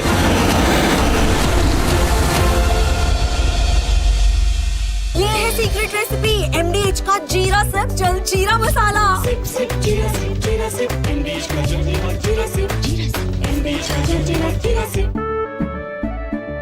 केसरिया से मन जोगी हुआ रे, दिल झूमे देखो मतवारा हुआ रे.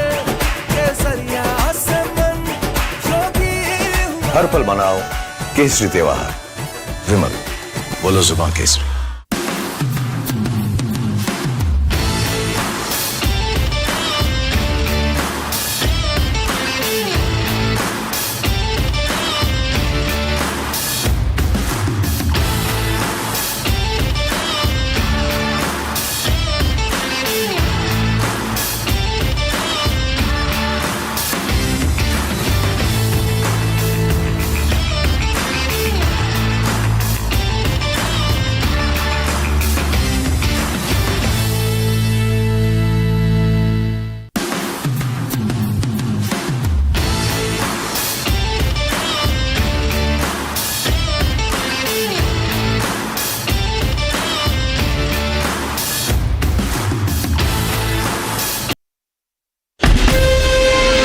Asia's largest news headquarters, setting the agenda for Bharat.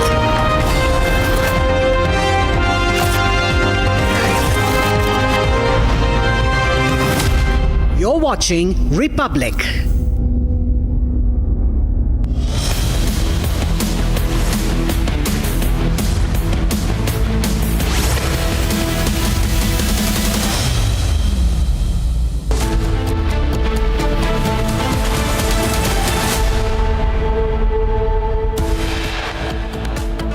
इसको लेकर क्या कहें? क्या मैच भारत पाकिस्तान के इस स्थिति में होना चाहिए?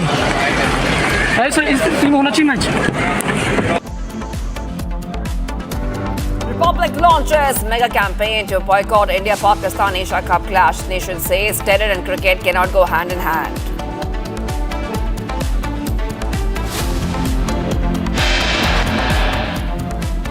Set the cracks down on OTT softboard in a major cleanup. Government bans 25 OTT websites.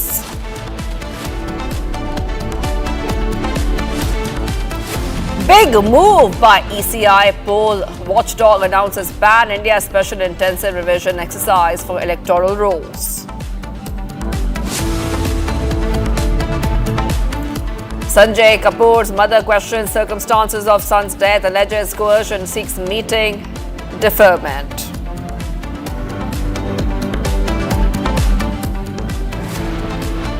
And Speaker Om Birla meets all party leaders, urges for smooth functioning of the Parliament.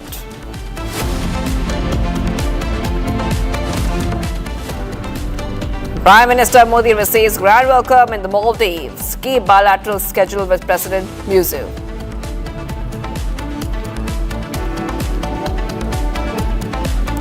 Eight children killed, 60 fear trapped after the roof of a primary school in Rajasthan collapses. Rescue operations are underway.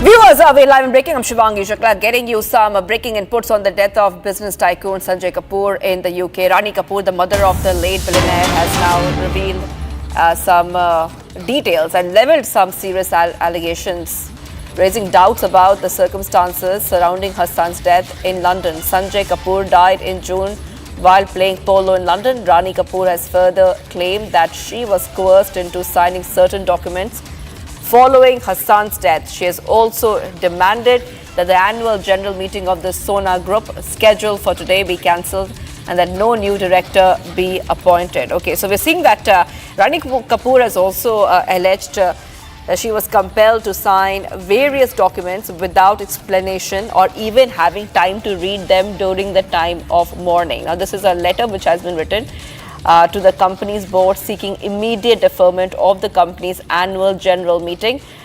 She has raised strong objections to the AGM being held at a time of deep mourning for the family amid the suspicious and sudden death of her son. So she's calling the death of Sanjay Kapoor suspicious.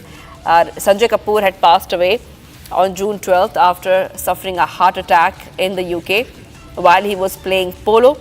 And in a letter, Rani Kapoor noted that she is the sole beneficiary of her late husband Surendra Kapoor's estate and the majority shareholder of the Sona Group, including Sona Comstar. The letter it says that my son Sanjay Kapoor tragically passed away under highly suspicious and unexplained circumstances in the UK. And despite me seeking information, I have not received any answers or documents on certain important issues.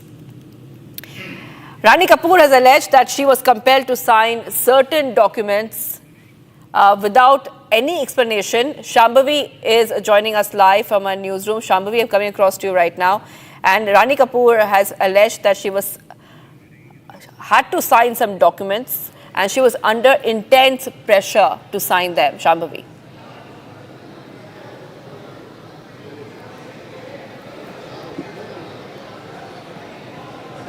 Shambhavi, can you hear me? Yes, I can hear you. Yes. So, Shambhavi, this is a huge update coming in. Rani Kapoor has made some serious allegations. Just take our viewers through the latest that we're learning of. So even my concern, our first question would be, Rani Kapoor has raised some serious allegations in the letter. So what are her main concerns? What were her main concerns that led her to write a letter to board and to SEBI, and what led her and the family believe that the death of Sanjay Kapoor was unnatural and it had some other underline to it?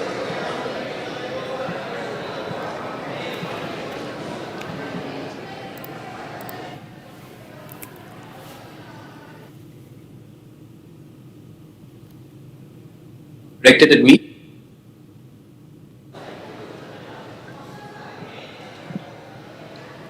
Okay, I think we have a guest. I'll just go to the guest straight. Vaibhav Gaggar, Rani Kapoor's lawyer, joining us. Can you hear me, Mr. Gaggar?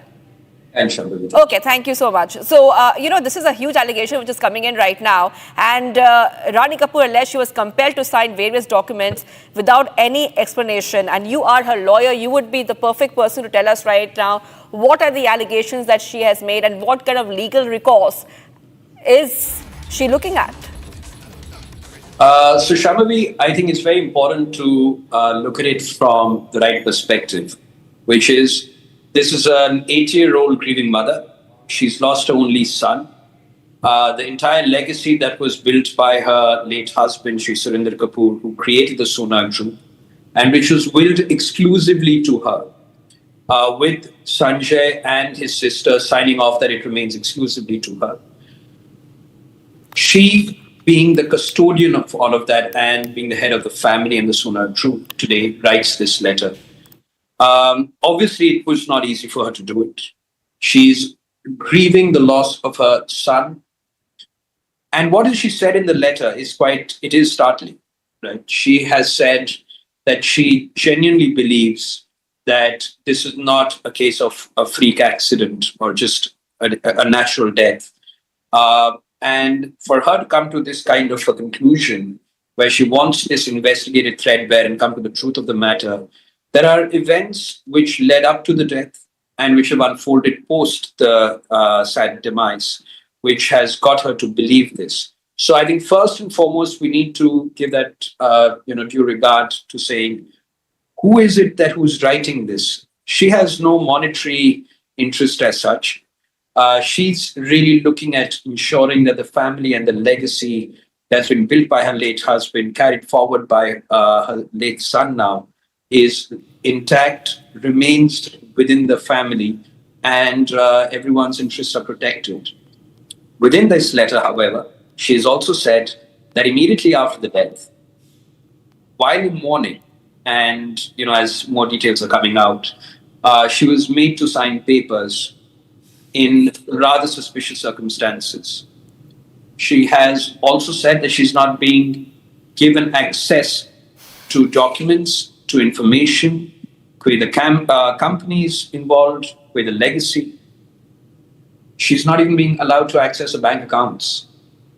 In these circumstances, she's written to the board of directors and the shareholders, where she's requested that the meeting today, which is being held, as I understand, be deferred by at least 2 weeks.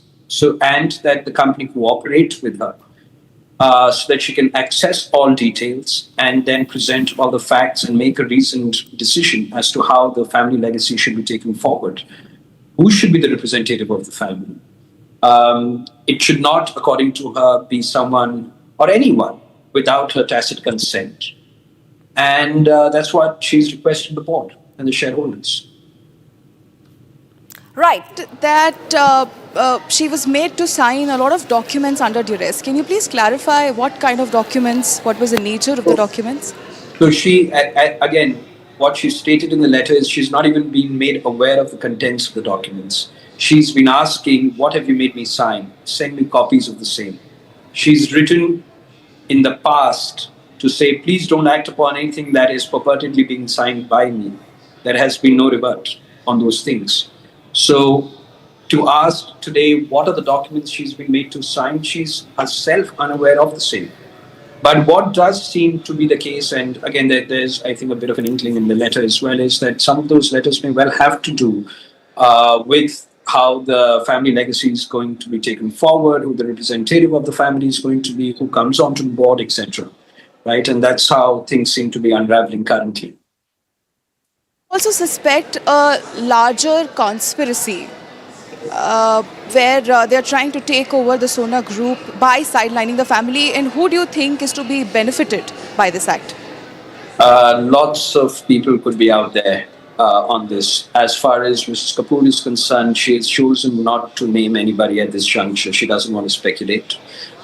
This is not something that can be taken lightly or said lightly by her. She's a very senior lady who's belongs to one of the, country's strongest groups. She's not going to make allegations without being very sure. But yes, obviously there are people. The shareholding of the family, the founders of the family, needs to be maintained, remains intact for the benefit of the family. That's a motive. And if there's any attempt by anybody to do otherwise, she would like to ensure that doesn't happen.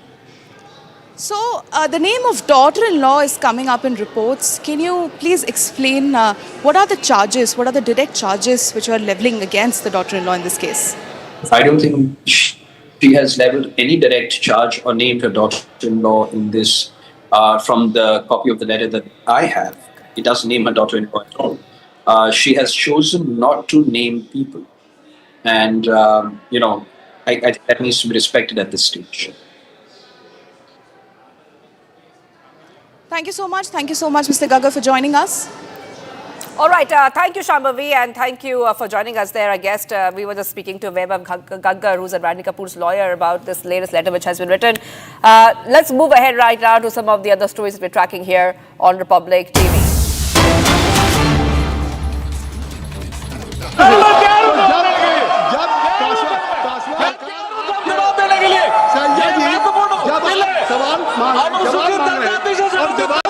तैयार है मैं तैयार हूं sir फिर सदन में व्यवधान क्यों उत्पन्न हो सरकार चर्चा के लिए तैयार है सरकार के लिए व्यवधान क्यों उत्पन्न हो रहा है आपसे आग्रह है कि सदन को मत बाधित करिए सरकार चर्चा के लिए तैयार है और मैं आपको अलाउ करने के लिए तैयार हूं लगता है आखिर पूरा सप्ताह पूरा ये वीक पूरा आपके हंगामे में बाधित करने में वॉश आउट हो गया आखिर देश की जनता की आपसे कुछ अपेक्षाएं हैं लेकिन आप इस सदन को नहीं चलने देना चाहते मैं आपसे फिर आग्रह करता हूं कि आप इस सदन की कार्रवाई को आप सुचारू रूप से चलाएं आज प्राइवेट मेंबर बिल है प्राइवेट मेंबर बिल फ्राइडे कितना महत्वपूर्ण होता है अरविंद सावंत जी 200 सदस्यों को अपने अपने प्राइवेट मेंबर बिल को करना आपको भी करना है और सभी को लेकिन यह सदन में इस तरीके से नहीं चलता है तो इसलिए मैं आपसे चाहता हूं कि private member bill pay Supriya जी आप इन लोगों से आग्रह करें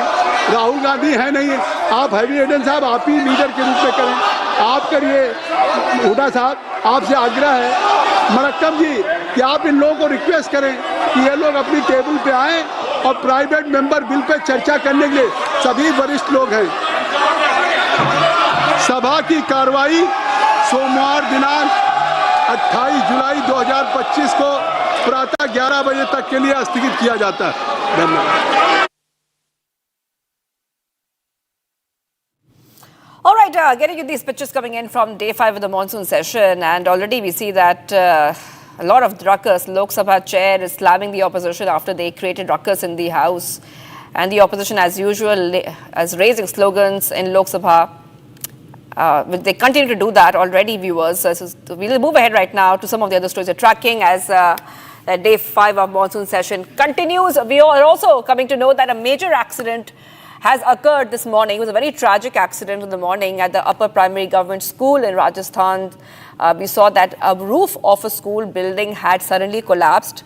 At least 4 students have lost their lives and several children are reported to have been trapped under the debris. And rescue teams along with local villagers are working tirelessly to remove rubble using JCB machines. Officials confirm that injured children are being rushed to the hospital close by, the health center, for immediate medical attention. Now, pictures on your screen are showing you just moments after that school roof collapsed. Initially, the local villagers and the locals had to rush using their hands. They are moving the bricks On your screens is a hospital where the injured are being treated. Very, very unfortunate incident. 4 children are dead. Many of them are seriously injured. And the investigation in this case is continuing. Remember that this is a very old structure. The school was a very old structure. And after the collapse which happened just moments after the school had opened, we're coming to know that the locals had rushed. Now JCB machines were being used post that. Slabs of concrete and bricks can be seen which have piled up high. Many people, including parents and teachers, were even helping in the rescue effort, searching through the mounds of debris to pull out these children. Rescue operations are still continuing.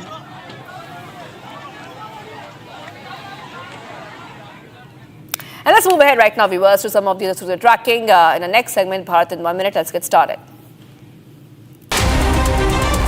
Bharat 1 Minute brought to you by Canara Bank. Together, we can. President's rule in Manipur has been extended by another 6 months following a resolution introduced by Union Home Minister Amit Shah in the Lok Sabha. The extension will come into effect from August 13th. President's rule was imposed in Manipur on Feb 13, shortly after former Chief Minister N. Biren Singh resigned.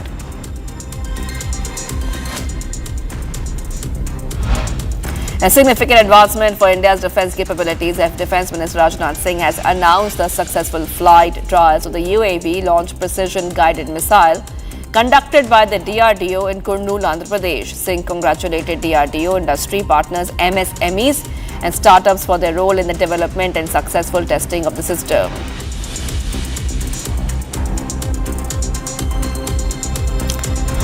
Mumbai is grappling with severe flooding as heavy rains continue to lash the city. Streets near Chhatrapati Shivaji Maharaj terminus are submerged. Underpasses have been closed, causing disruptions in traffic and daily life. Authorities are on high alert, urging residents to avoid waterlogged areas.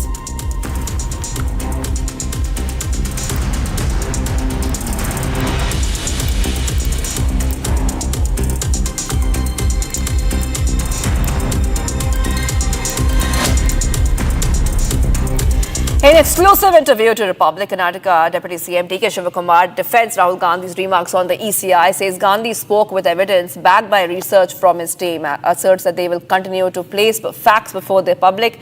Remember, hours after leader of opposition Rahul Gandhi alleged cheating in the voter list revision process in a Karnataka constituency, the Election Commission of India issued a sharp rebuttal, calling its claims misleading and baseless. The ECI clarified that neither the Congress party nor any of its candidates filed an appeal challenging the Karnataka poll results and accused Gandhi of making unfounded allegations despite the absence of any formal objections. We have that reaction. Let's play it out.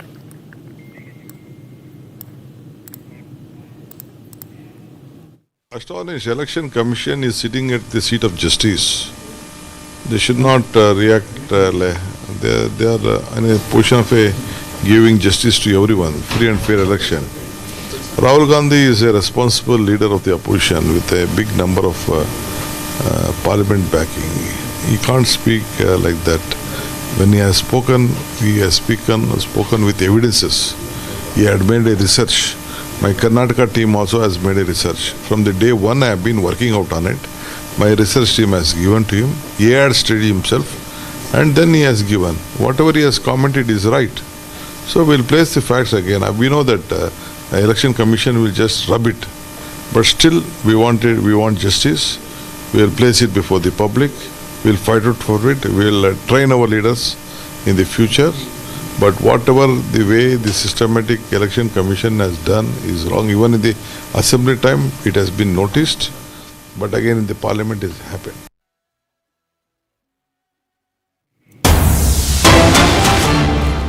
Getting you some updates coming in right now, viewers. These are pictures coming in as Kargil Vijay Divas is being observed to commemorate India's historic victory in the Kargil war against Pakistan in 1999. These are pictures coming in from Dras, where we see that the 26th anniversary of this momentous occasion is being celebrated with a lot of fervor there on your screens, remembering the courage, sacrifice, and unwavering determination of our Indian armed forces who reclaimed India's territories from enemy forces in one of the most challenging high-altitude wars ever fought.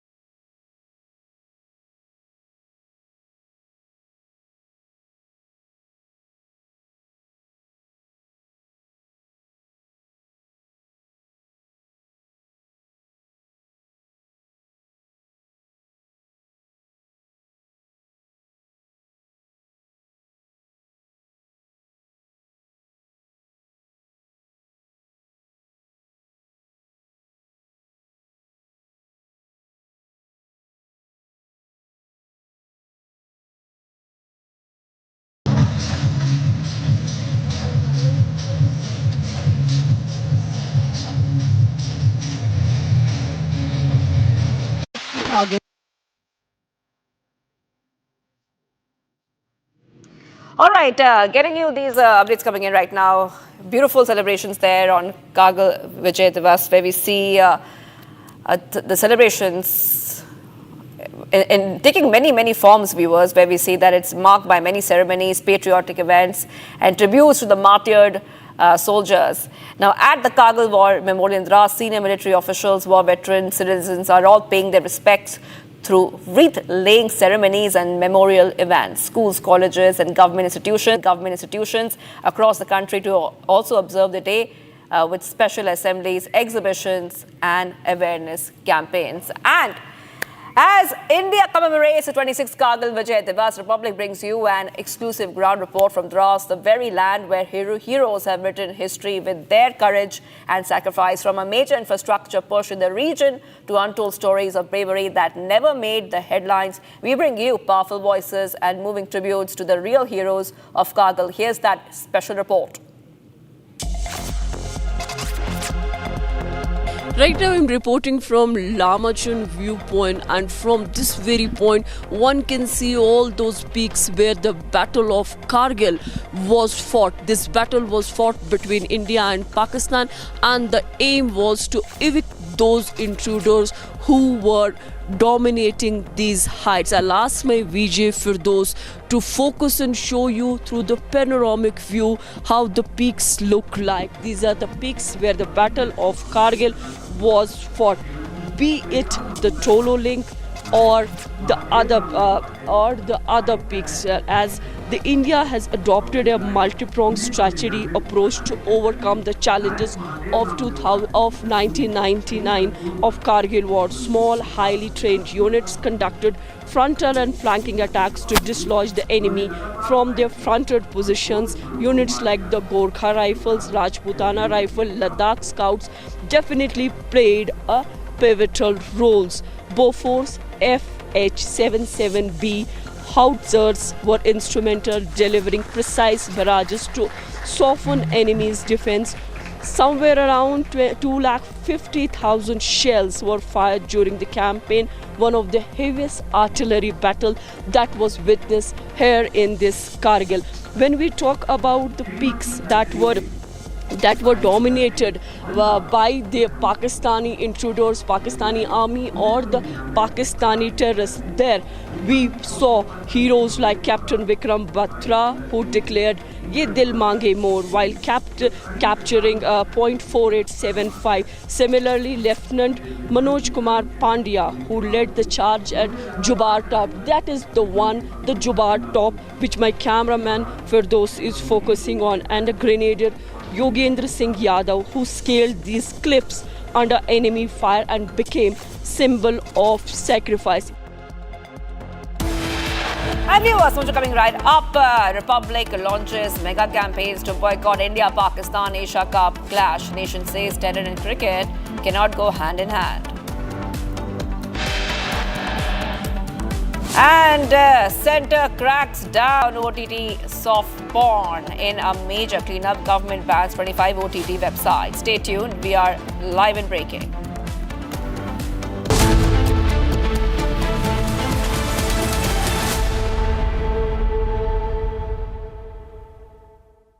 Amity has been ranked amongst the top 3% universities globally, a testimony to Amity's globally benchmarked quality.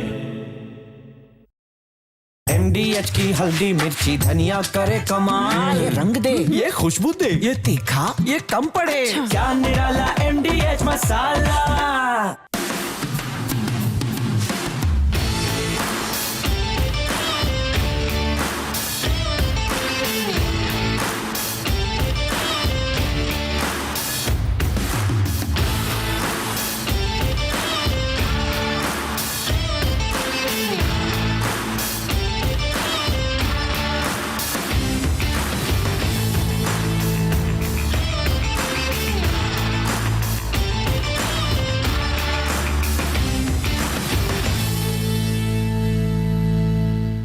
Bowl दही में 4 चम्मच MDH चटनी पुदीना मसाला डाला, stir करो, पुदीना चटनी तैयार। MDH चटनी पुदीना मसाला। MDH।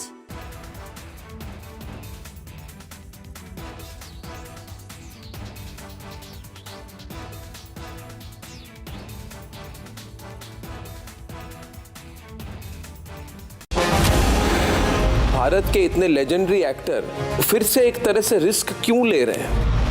Osho की एक बड़ी अच्छी लाइन है जी, if you try you risk failure, if you don't you ensure it. मैं हमेशा मानता हूँ वो जीवन ही क्या जो संघर्षमय ना, संघर्षमय होने से ही तो अपने जिंदा होने का एहसास होता है।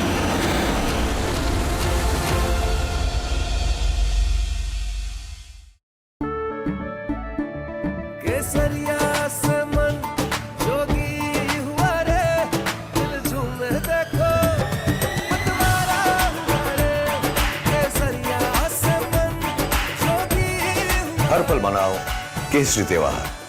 विमल, बोलो जुबान केसरी। दादी के हाथों का जादू और खुशबू से महकता घर, माँ की मुस्कुराहट और खाने की सुगंध। MDH गरम मसाला, क्योंकि हर रिश्ता है स्वाद से जुड़ा।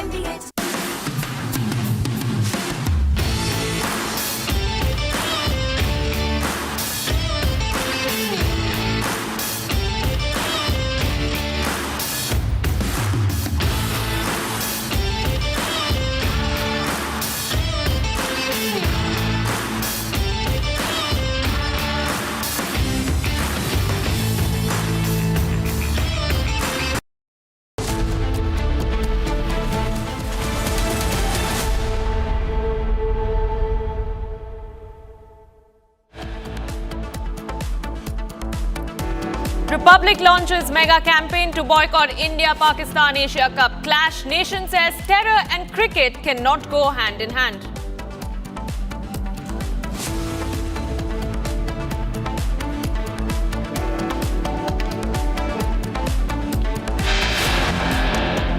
Centre cracks down on OTT soft porn in a major cleanup. Government bans 25 OTT websites.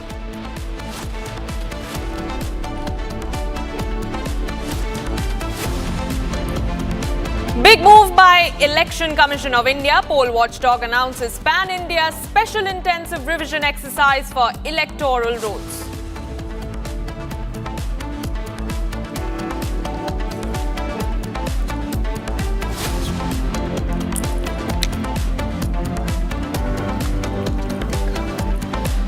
Sanjay Kapoor's mother questions circumstances of son's death, alleges coercion, seeks meeting deferment.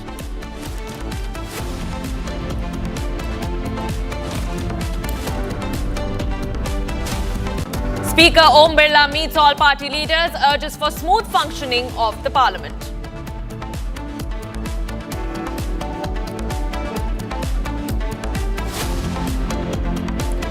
And Prime Minister Modi receives a grand welcome in the Maldives, key bilaterals scheduled with President Muitsu.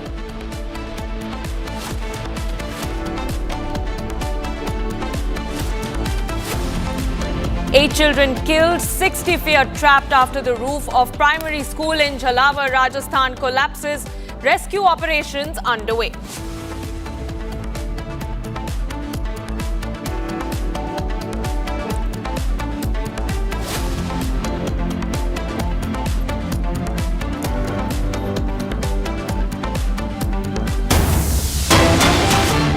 Let's go across to some breaking news coming in. Amid the border conflict between Thailand and Cambodia, the Indian embassy has now issued a statement.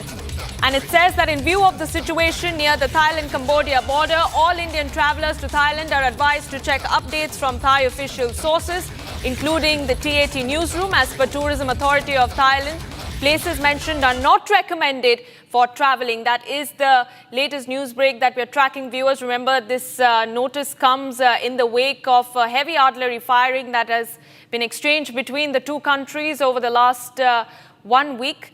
And many civilians have been killed across both sides. And this dispute, this long-standing dispute between the two nations is over ancient Hindu shrines on the Thailand-Cambodia border.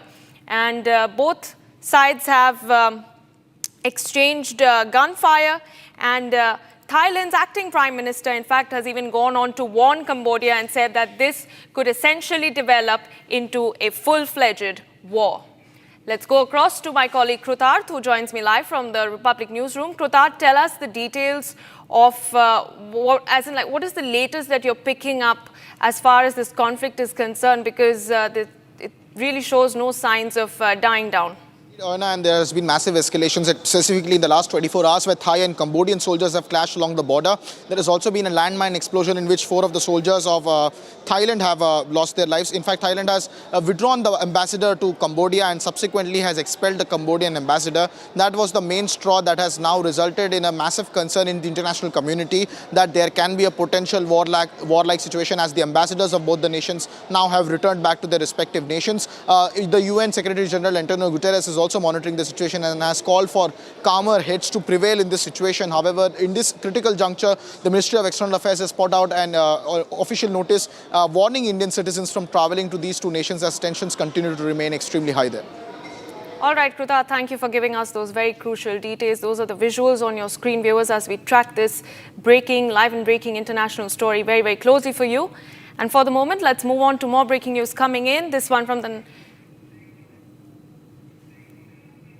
All right, let's go back to my colleague Krutarth as we bring you those visuals. You can see there's panic across Thailand as citizens are escaping. They seek shelter as the exchange of gunfire between Thailand and Cambodia escalates. The Indian embassy has now issued a notice to all its citizens in the countries, urging them to maintain caution and following the directives of the local authorities. Let's go back to my colleague Krutarth. Krutarth, Siddharth, has any statement been issued from Cambodia so far? Because the Thai acting Prime Minister has essentially gone on to completely blame Cambodia for what's unfolding at the border and saying that if they do not stop firing missiles at Thailand, this could escalate into a full-fledged war. Indeed, and earlier this morning we had a word from Cambodia's chief official in the Odar Meanchey province, General Kof Lee, who has said that the clashes at early morning resumed today near the ancient Ta Myun Thom temple. And this is what reports are also telling us, that borders, there was sound of artillery also coming in from early morning today. So there has been a significant escalation in terms of vertical matrix, and now artillery also being heard fired across the border. Officials also say that 4 civilians were wounded in the Thursday's firefighting. Along with that, more than 4,000 people have been displaced from the border villages to evacuation centers, specifically on the Cambodian sides, where the first account of casualties is also being reported. So obviously civilian casualty also being mountain, specifically those are artillery shells also being fired in the provinces there along the border. There has been a continuous escalation across the border with various skirmishes. In fact, we also saw that Thai Prime Minister Shinawatra was also removed from her office subsequently after a conversation of her that went viral. It was a conversation with one of the senior leaders of Cambodia. Subsequently, for national security reasons, the Supreme Court of Thailand had ruled out that she had violated and breached ethics. So we know that Thai authorities are treating this as extremely serious. The Prime Minister has changed, as you rightly mentioned. The acting Prime Minister has given a statement that this could in fact boil into a big situation, because the acting Prime Minister yesterday in fact had expelled the Cambodian ambassador and withdrawn the ambassador of Thailand in Cambodia back to the nation, which shows that there is a complete breakdown of diplomatic communication between Thailand and Cambodia. It is a very rare instance where in Southeast Asia we see two nations getting into almost a full-blown conflict, but with diplomatic channels being broken down. The UN Secretary General Antonio Guterres has also given out a statement in which he has also said the following, that I request Cambodia and Thailand to exercise maximum restraint and address any issues through dialogue. Now, this was said through the UN Deputy Spokesman Farhan Haq, who represents Antonio Guterres. So these are some very big statements coming in as the diplomatic channels between the two nations have been broken down. The UN is attempting to intervene in order to bring in some sense into the dialogue matrix that can be triggered so that calmer heads can prevail, and the artillery firing and the clashes that have been resuming on the borders since this morning earlier also can be calmed down. But those are some dramatic visuals there, unlikely visuals coming in from Thailand and Cambodia as the border clash continues to escalate. The MEA has now put out a travel advisory. Yep. All right, Kruta, thank you for giving us your perspective in the matter. Let's go across to more breaking news coming in now, viewers. This one from the national capital. Udaipur Files, the very, very controversial film which has been in the news so far, is set to be released on August 8th. And this is a source-based news that we're bringing you. And this development comes after the Supreme Court refused to extend the stay on the film in today's hearing and directed the petitioner to move the Delhi High Court, essentially challenging the order. That is the big legal update that we are getting you. Remember, viewers, Udaipur Files, the film that is based on the 2022 gruesome murder of Udaipur tailor Kanhaiya Lal, has been making the headlines after opposition leaders and specifically the Jamiat group filed multiple petitions in the Supreme Court challenging the release of the film. They have argued that the film goes against the sentiments of minorities, and they have also gone on to specifically say that it portrays minorities in a demonic form, whereas the defense counsel has essentially argued for the release of the film, saying that the truth should be out. Now, the Supreme Court had previously allowed the government to go ahead with the examination. They had said that a central committee will examine the film and recommend changes, after which the central committee had recommended 6 cuts on 6 changes to be made to the film before its release. And now we're learning that the top court today, in a very crucial hearing, has directed the petitioners to approach the Delhi High Court. Let's go on to more breaking news coming in. The president's rule in Manipur is set to be extended for a further period of 6 months, effective from 13th of August this year.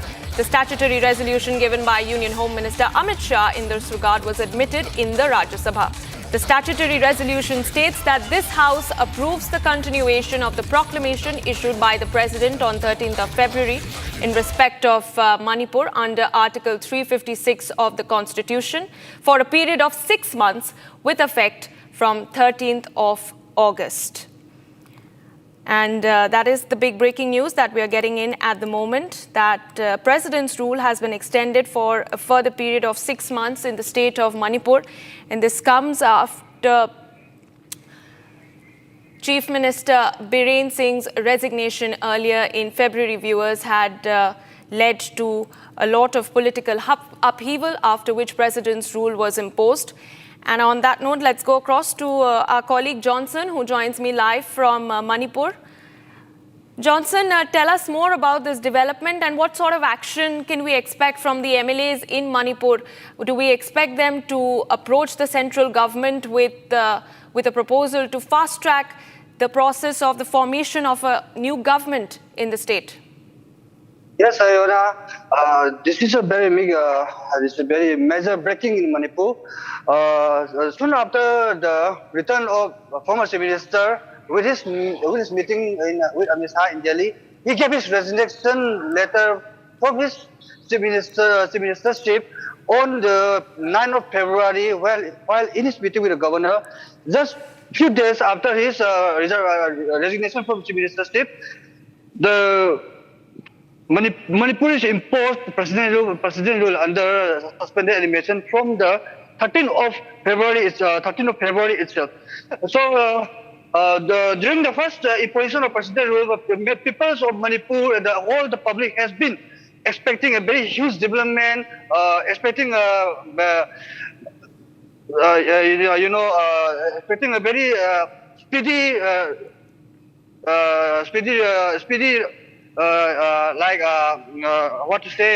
The people of Manipur has been expecting to bring peace and normalcy in the state in a speedy way. But as a development, the security forces have done very huge major operations, recovering major arms and apprehension of office from different cadres from both hills and the valley area. This is only the major development that could be witnessed during this president rule. This is not exactly as expected by the people of Manipur. The people of Manipur is expecting, even though there is president rule, and the rate of violence have been decreased. The people of Manipur is not getting their fulfill about the returning of the IDPs, about returning of peace and normalcy. So during this mid hour, the people of Manipur is hoping for a popular government, for promotion of a new popular government. Within this also, the many local MLAs and many leadership of the ruling party, many legislators also have given the clear statement that a new popular government will be formed soon.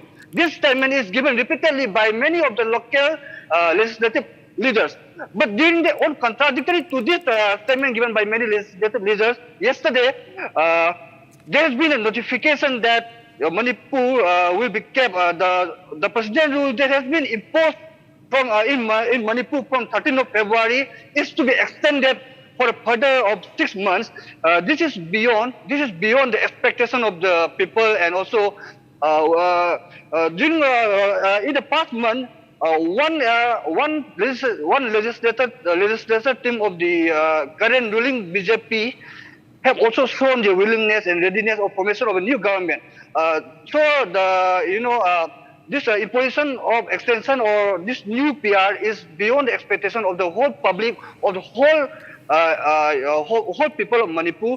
So I hope the people of Manipur will be giving a pressure to their local MLAs, to their legislative leaders to form a government. So we have to wait what the reaction, what the people and what the CS of Manipur give the reaction regarding this extension of PR.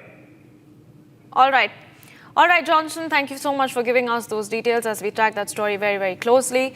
Now, viewers, let's move on to some visuals that's coming into our newsrooms at this moment. Railway Minister Ashwini Vaishnav has tweeted on the hydrogen train video. It's the first one-powered coach driving car tested at ICF in Chennai.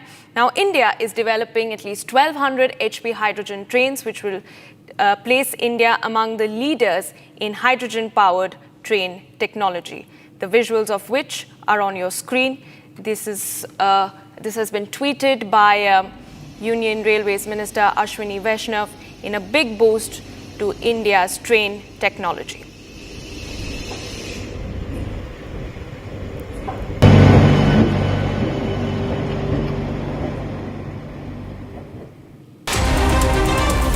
Bharat 1 Minute brought to you by Canara Bank. Together we can. The Yamuna in Delhi is rising steadily, reaching 204.13 meters, just below the warning mark, as Haryana released over 54,000 cusecs of water from the Hathni Kund barrage. With flood risk looming, the Delhi government is seeking control of the ITO barrage. Authorities are on high alert and have deployed teams across low-lying areas.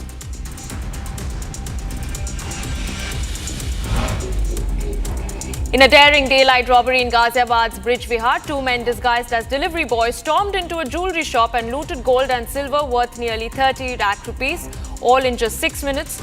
CCTV footage showed the duo entering the jeweller's shop, threatening the staff at gunpoint and making off with 125 grams of gold and 20 kgs of silver. Jammu and Kashmir police have filed an FIR after a 16-year-old girl died following surgery at the Doda Government Medical College. She went into shock during recovery and was referred to another hospital called SKIMS, where she was declared dead. An investigation and post-mortem are underway to determine the cause of the death.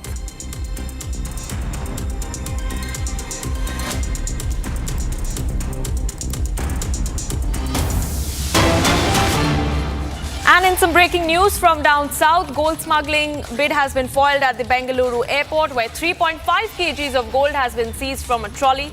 In a dramatic twist at Bengaluru's Kempegowda International Airport, at least 3 kgs of gold was seized and it was mysteriously appeared in a passenger's trolley. Now, sources have indicated that a smuggler who had arrived from Dubai allegedly placed a bag containing the gold biscuits into a co-passenger's luggage trolley to avoid customs scrutiny. The unsuspecting passenger noticed the unfamiliar bag when it fell off the trolley near the checking area. And when he was shocked, he immediately alerted the airport security. Customs officials recovered the gold worth several crores rupees and have launched an investigation into the matter. The CCTV footage of the case is being examined by the authorities to trace the smuggler, who is suspected to have escaped after planting the bag. The gold has been seized and further inquiry is underway. Let's go across to my colleague Smita. She joins me live from the Bengaluru newsroom. Smita, tell us more about this case. Has the smuggler been tracked? And what is it that the authorities are really looking into as far as the investigation is concerned at this point? The custom officers in Kempegowda International Airport today have seized gold worth rupees 7 lakhs. That is nearly 3.5 kg of gold, which a passenger who was traveling from Dubai to Bangalore has handed over to the custom officer, and he said that that bag doesn't belong to him, but it was placed by someone in the trolley which had his luggage. Actually, the trolley of that passenger was stuck somewhere, and this bag, which didn't belong to him, fell down, and when he checked it, he was shocked to see 3.5 kgs of gold biscuits, which the viewer can see in the visuals and the photos which we are displaying now. Then he immediately informed the custom officers there, and they, after examining this, have seized this, and they are now the custom officers and the security in charges in the Kempegowda International Airport are trying to trace out the man who might have placed this bag carrying a huge amount of gold in a fellow passenger's trolley. Now CCTV footages of the the airport, the lobby area, the lounge area have been tracked down, but as of now, till now, there is no trace of who could have been placed there. But the custom officers and the police down there are saying that it might be a passenger who might have traveled in the same flight as the one who handed over the gold back to the custom officers. He may be a fellow passenger. So now they are trying to even investigate the records of the persons who traveled in that flight from Dubai to Bangalore. CCTV footages are also being tracked, but yet no trace about how the bag came to the passenger's trolley and who placed it. Was it actually smuggled from Dubai? Now the information regarding this have yet to be investigated by the custom officers. All right, Smita, thank you for that. For those inputs on this breaking story. Viewers, let's move on to more breaking news coming in from Odisha, where the vigilance raids in Jaipur Deputy Ranger has led to the recovery of at least 1.44 crore rupees cash, gold biscuits and coins. Now, in a major crackdown on alleged corruption, the Odisha Vigilance have unearthed the massive cache of unaccounted wealth during raids on the properties of Ramachandra Nepak, who is the Deputy Ranger Ranger of the Jaipur Forest Rangers in the Koraput district. The visuals are on your screen. You can see the piles of cash that have been recovered by the Odisha Vigilance team. And during their searches, we're also learning that 4 gold biscuits and 16 gold coins were recovered and seized from Nepak's properties. These raids, we're learning, viewers, were launched based on allegations of possession of disproportionate assets to a known source of income.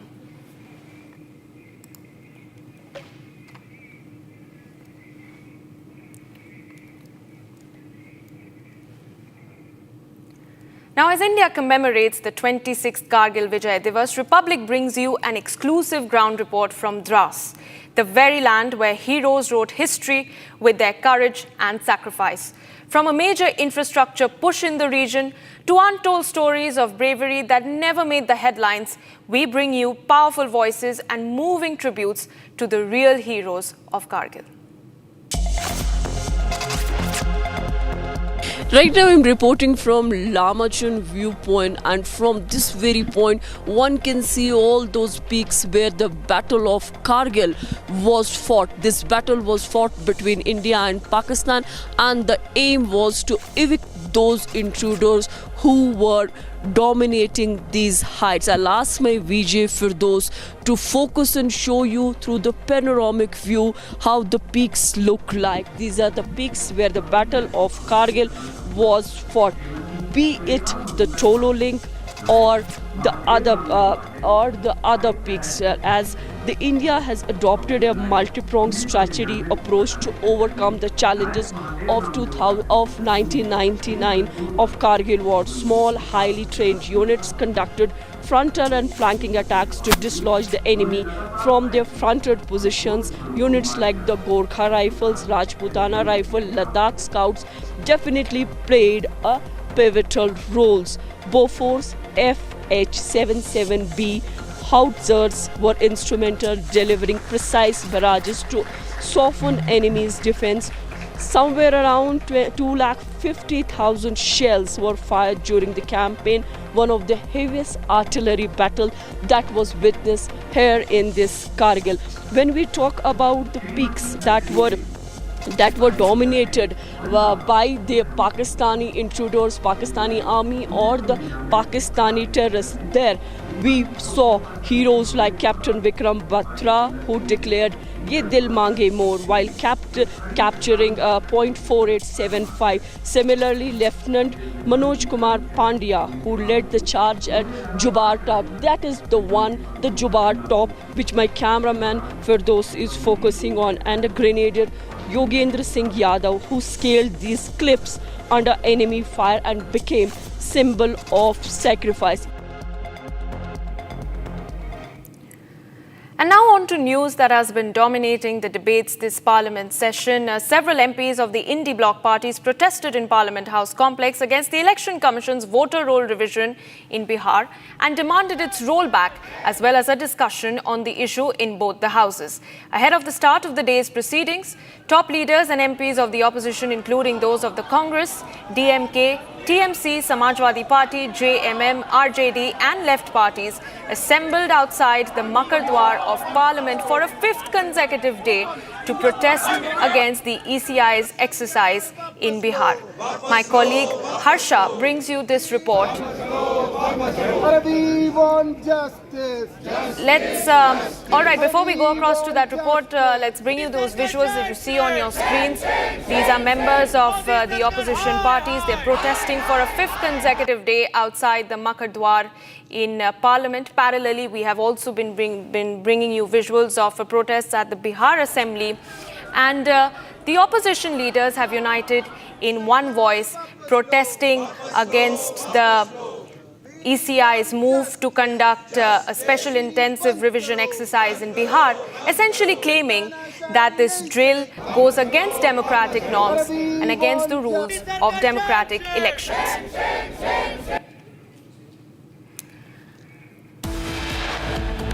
And we slip into a very short break, but on the other side, Republic has launched a mega campaign to boycott the India-Pakistan Asia Cup clash. The nation says terror and cricket can never go hand in hand. And also we'll get you the details of the centre's mega crackdown on OTT soft porn. In a major cleanup, the government has banned at least 25 OTT websites. Stay tuned to Republic TV as we get you more on that.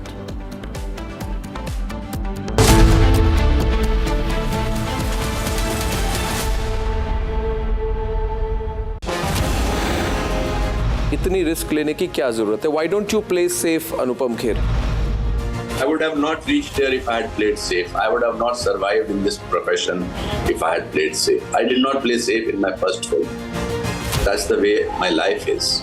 What is the idea of walking on a path which is not full of ditches, speed breakers, problems? Because when I reach the destination, I should look back and say, wow, क्या मुश्किलों से गुजर के मैं यहाँ तक पहुँचा हूँ, इसलिए मैंने सर्वाइव किया ये 40 साल। आजकल बहुत सारे यंग लोग बोलते हैं that is the way I M. मैं तो शायद 95 साल की उम्र में भी नहीं बोल पाऊंगा कि that is the way I am, because the moment that is the way I am, that means your growth is not there. मैं तनु क्या सी कि अब हमें सेकंड इनकम बिल्ड कर लेनी चाहिए और तुमने वापस म्यूचुअल फंड में पैसे डाल दिए। ये फिक्स्ड इनकम म्यूचुअल फंड्स है। मतलब फिक्स्ड इनकम म्यूचुअल फंड्स मतलब चुने हुए interest bearing company bonds, government bonds और मनी मार्केट विच इन्वेस्टमेंट मतलब regular income which we can withdraw from time to time. मतलब म्यूचुअल फंड में फिक्स्ड इनकम वाली बात सही है। म्यूचुअल फंड निवेश बाजार जोखिमों के अधीन है। योजना से जुड़े सभी दस्तावेजों को ध्यान से पढ़ें। MDH की हल्दी मिर्ची धनिया करे कमाल, ये रंग दे, ये खुशबू दे, ये तीखा, ये कम पड़े, क्या निराला MDH मसाला।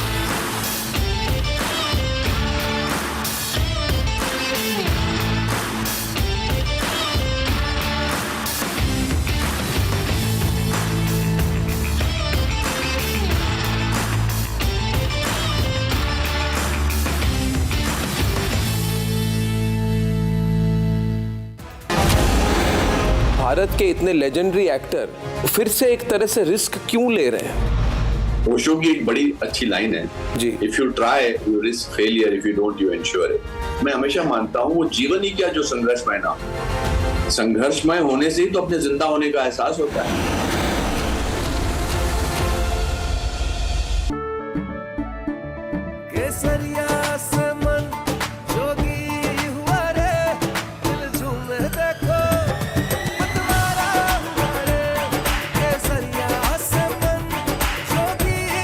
हर पल मनाओ केसरी त्योहार।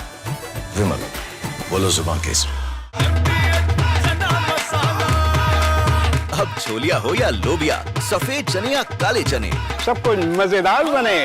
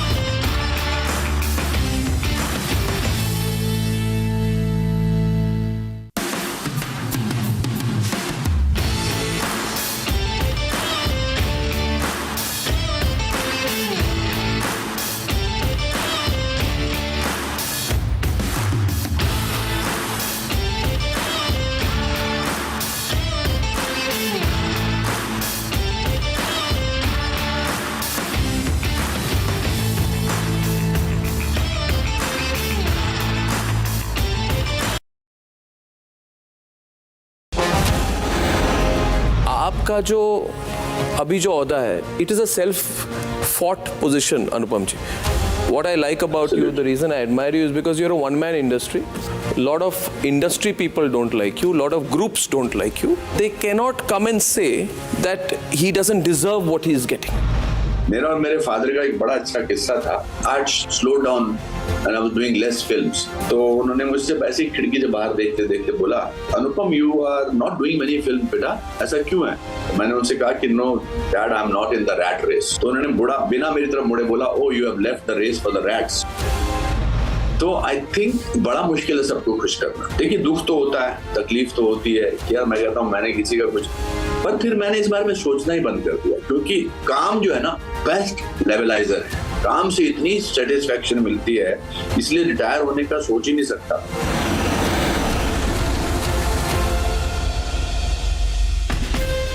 From Asia's largest news headquarters, setting the agenda for Bharat.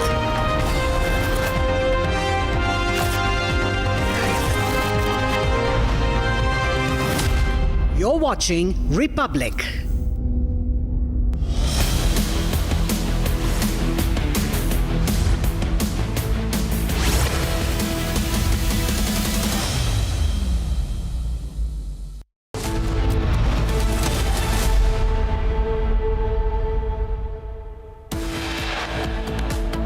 जो कहा जा रहा है कि इसको लेकर क्या कहें, क्या मैच भारत पाकिस्तान के इस स्थिति में होना चाहिए? ऐसा इस स्थिति में होना चाहिए match.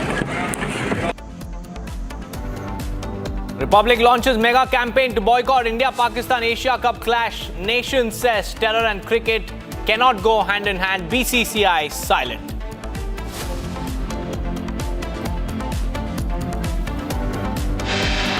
Centre cracks down on OTT soft porn in a major cleanup. Government bans 25 OTT websites.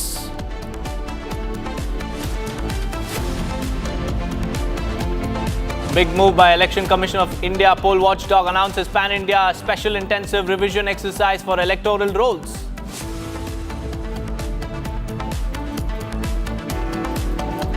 Sanjay Kapoor's mother questions circumstances of son's death, alleges coercion, seeks meeting deferment.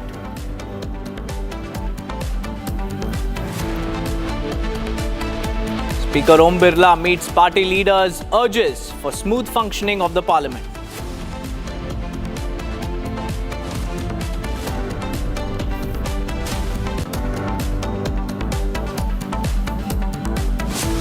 PM Modi receives grand welcome in Maldives, key bilateral scheduled with President Muizu. 8 children killed, 60 feared trapped after the roof of primary school in Chalwar, Rajasthan collapses. Rescue operations underway.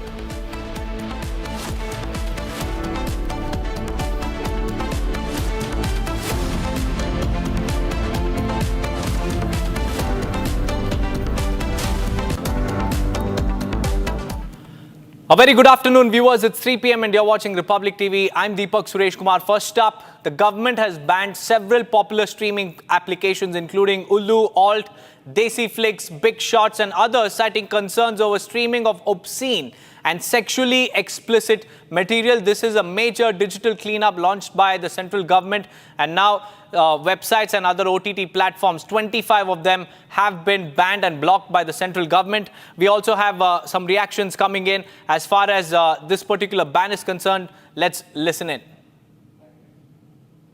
देखिए, सरकार का निर्णय संस्कृति को लेके, भारत को लेके ज़रूरी था. जहाँ पे ऐसे OTT जो लाइसेंस्ड हैं, अनलाइसेंस्ड हैं, वो सॉफ्ट पॉर्न बना रहे हैं या गलत फिल्में बना रहे हैं या गलत फिल्मों को प्रदर्शित कर रहे हैं, उस पर ये सरकार ने निर्णय लिया है. और ये पूरे देश की जनता का एक संदेशा था हमेशा सरकार को कि सरकार, और वो ट्वीट पे, एक्स के माध्यम से बता रहे थे. तो निर्णय स्वागत योग्य है. और ये सोच समझ के आप एंटरटेनमेंट पेश करें, लेकिन एंटरटेनमेंट की एक परिभाषा, एक उसकी एक लक्ष्मण रेखा होती है, और उस पर ही निर्णय है. और इससे चीज़ें संतुलित होंगी. लोग एंटरटेनमेंट में अपनी मर्यादाओं को परिवार को, भारत की संस्कृति को, भारत के विचारधाराओं को याद रख के बनाएंगे। कि जो खासकर जिस तरह से जो ऐप जो इलीगल हैं उनके प्रति, उनके अगेंस्ट जो ये स्टेप लिया गया है, इट इज़ अप्रिशिएटेड। तो आपके सवाल में तो आपका इधर गणेश कंटेंट देखने लायक नहीं है, जो भैया को परिवार के साथ बैठकर आप नहीं देख सकते हैं, जो शर्मनाक है, जिसकी असली भाषा है, प्रेजेंटेशन में गंदगी है, ऐसी भाषा को या शब्दों का चयन जिनका सराहनीय नहीं है, इनको अगर बैन किया गया तो मैं समझता हूँ ये बहुत प्रशंसनीय है। इसकी सराहना करते हैं। अगर आपको याद हो तो सबसे पहले जो पिछली बार मैं आईटी और इंफॉर्मेशन टेक्नोलॉजी कमेटी में था, तो सबसे पहले इसको बैन करने के लिए, रोकने के लिए, प्रतिबंध लगाने के मैंने ही आवाज़ उठाई और मैंने काफ़ी ज़ोर शोर से आवाज़ उठाई।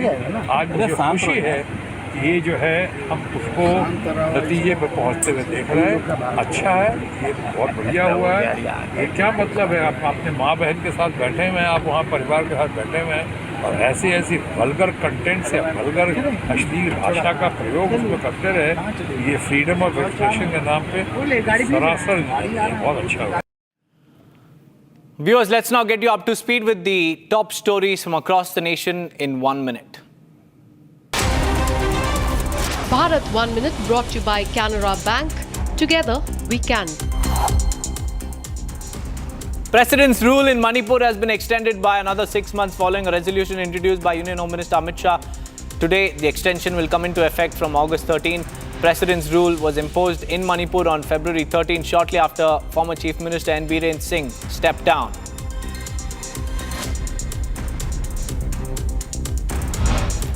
In a significant advancement for India's defense capabilities, Defense Minister Rajnath Singh has announced the successful flight trials of the UAV-launched precision-guided missile V3 conducted by DRDO in Kurnool of Andhra Pradesh.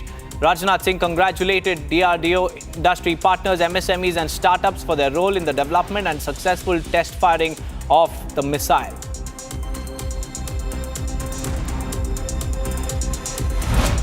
Mumbai is grappling with severe flooding as heavy rains continue to lash the city. Streets near Chhatrapati Shivaji Maharaj terminus are completely submerged. Underpasses have been closed, causing traffic disruptions, and daily life has been disrupted.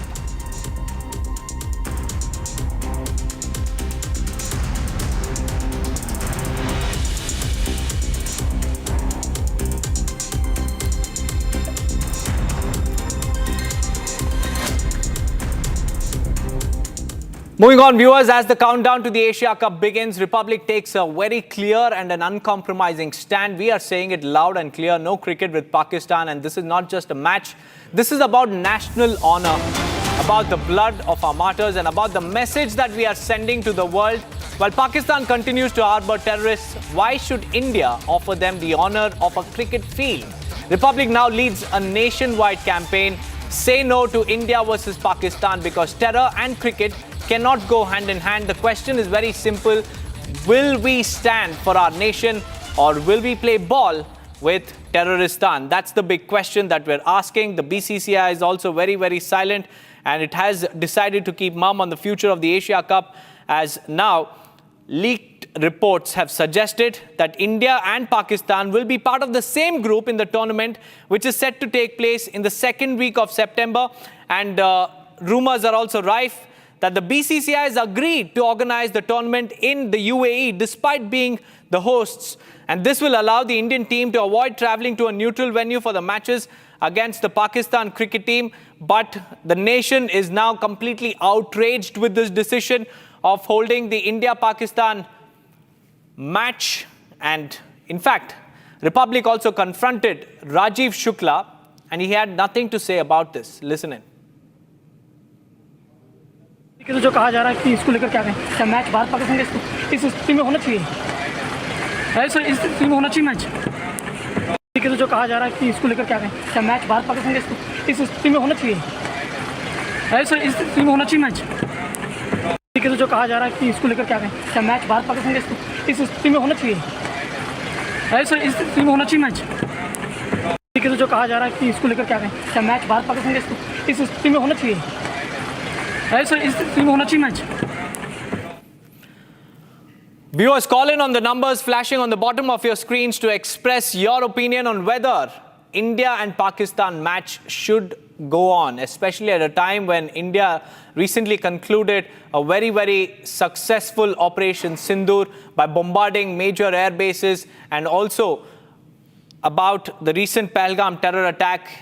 In the backdrop of all of this, do you think that the India-Pakistan Asia Cup match must really go on? Or do you think that the BCCI should take a nation-first approach, because that's what the chorus is for? But unfortunately, the BCCI has been very, very silent. Rajiv Shukla there, confronted by Republic, he had no answers to our questions. He was completely silent, running away to his car, evading our direct questions on this particular development, on rumors that India and Pakistan are indeed going to play a match in the UAE in the upcoming Asia Cup 2025, which is all set to happen in the second week of September. But this is a moment where India, BCCI, the players must decide whether or not they would want to share the 22 yards with the players from a country that sponsors terror, that breeds terror, that harbors terrorists, that also funds terrorists. We also have Manish joining us live on the phone line with us. Manish, what do you think? Do you think that India and Pakistan match should really go on, or BCCI? Do you think the BCCI should take a nation-first approach? The BCCI must take the nation-first approach. I have already tweeted it to you, Republic, by tagging the PMO, Narendra Modi ji, Amit Shah ji and other people on my tweet yesterday evening. There should not be any cricket match relations with Pakistan until and unless the Masood Azhar and other terrorists and perpetrators of Pahalgam are handed over to India.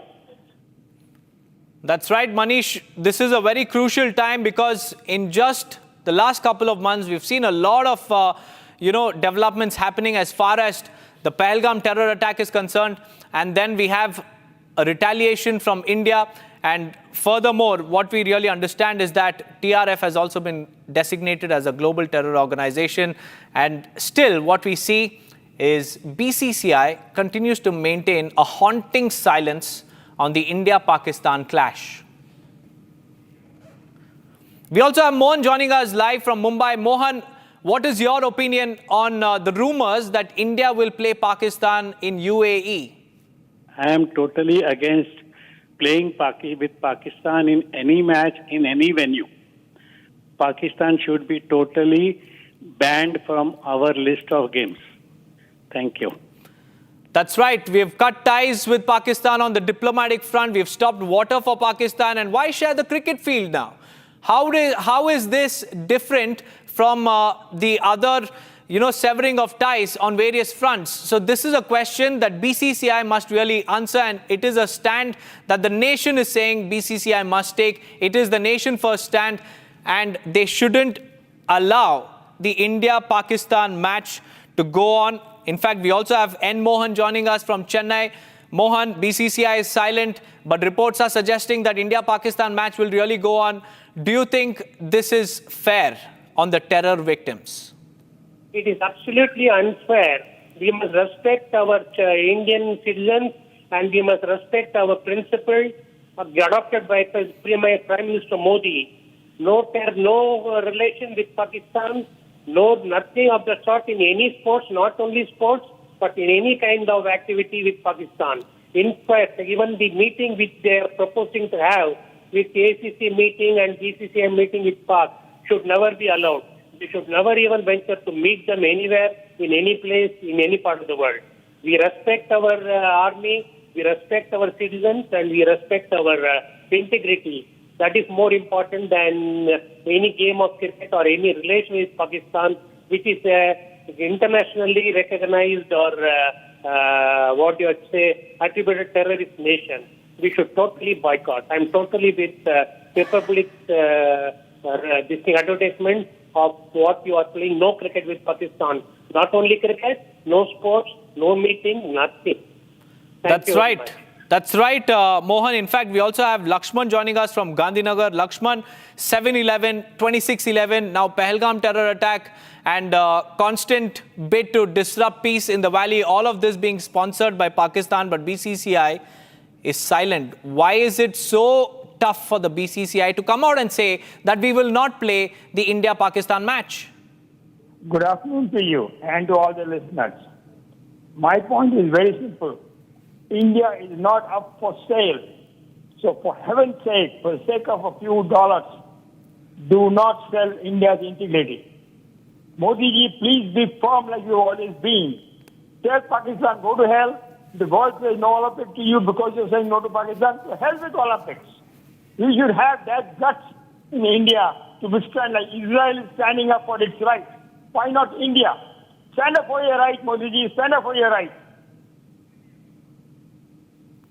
That's right, Lakshman, and this is something that the BCCI must watch and hear, because BCCI is completely silent despite being questioned time and again, and they don't have any answers, despite a nation completely outraged over these reports and rumors doing the rounds that India will take on Pakistan in the Asia Cup, especially at a time like this, especially at a time when India is spreading the message against terrorism to major global capitals, and also these global capitals have also expressed solidarity with India. But BCCI, on the other hand, is completely mum. A deafening silence from Mumbai is haunting 1.4 billion Indians, because today the nation wants to know whether or not the BCCI will take the nation-first approach. That's the big question. Will BCCI succumb to the pressure of these platforms, streaming platforms? With that, viewers, let's now cut across to those visuals coming in of the Prime Minister from Maldives. This is the Prime Minister's visit to Maldives. There you can see a ceremonial honor for the Prime Minister. President Muizu there accompanying PM Modi there. Let's also listen in and also cut across to those colorful pictures and audio coming in live from Maldives.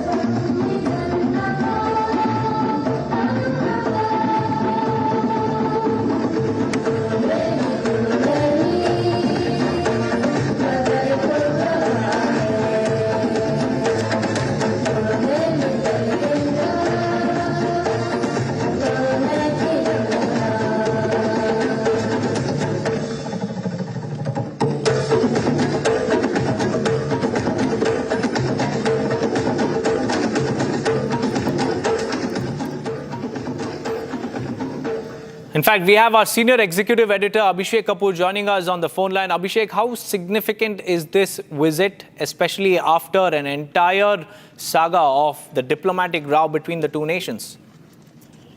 Well, of course, this is a very significant visit. The fact that Deepak, Prime Minister, is being given, he's been made the guest of honor at the Maldives National Day celebrations, which are going to take place tomorrow. What we are seeing in the pictures now are pictures of the official welcome ceremony.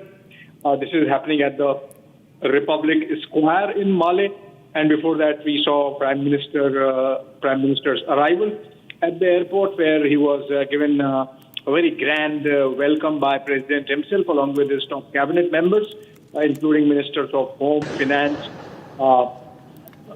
Foreign Affairs and Defense. And now, after this welcome, we would see restricted talks between the two leaders, which are going to go on for about 40-45 minutes, and then, of course, delegation-level talks, the exchange of MOUs, press statements. We expect the press statements to happen at around 6 p.m. India time. And then, of course, an official state banquet hosted by President Muizu. Your question about how significant this visit is, I mean, it's a turnaround and absolutely magical turnaround in terms of Maldives' position on India under President Muizu, because he came to power on out India plank, and in fact, after coming to power for a couple of months, things had gone really downhill. They were frosty to say the least, and they were not looking good. And then with some deft diplomacy and patience, India has succeeded to turn around the position of President Muizu, his cabinet, his government, and the people of Maldives. It was a mix of carrot and stick policy. So while we continue to play the good Samaritan and the good neighbor by being first responders in times of crisis, in terms of their, evacuations, medical evacuations, our HADR, which is humanitarian assistance and disaster response, everything was there, despite all the hostility that we saw initially in the Muizu administration. And then, of course, financially backing Maldives by way of debt rollover, by way of providing lines of credit. More could be provided now, currency swap, etc., loans, grants. So I think the Maldivians realized, and President Muizu personally realized, that maybe his understanding of India was wrong, or it's likely that he understood from the very first day itself. But then he essentially was angling to come to power, and he used his anti-India plan to position himself, because the earlier government was seen as very close to India. Ultimately, things have fallen in place, and for those people who thought that India had lost its way in Maldives, I think this is a reality check. These pictures are a reality check, and we are going to see it panning out all through the day, and tomorrow also when Prime Minister participates in the National Day festivities of Maldives. Deepak.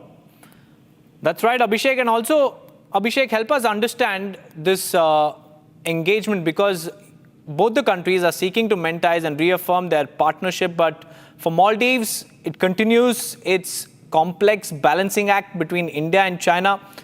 How do you look at this, Abhishek?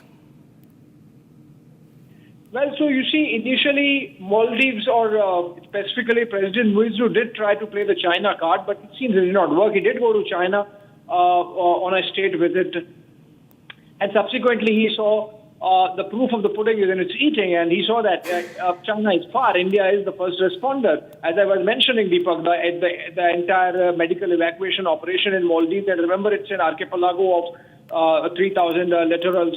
And so, those are small islands with, population of 10 somewhere, 100 other places. And then they need to be moved around in those ferries, and it's a massive operation by itself. But of course, obviously the Maldivians do not have the kind of infrastructure needed.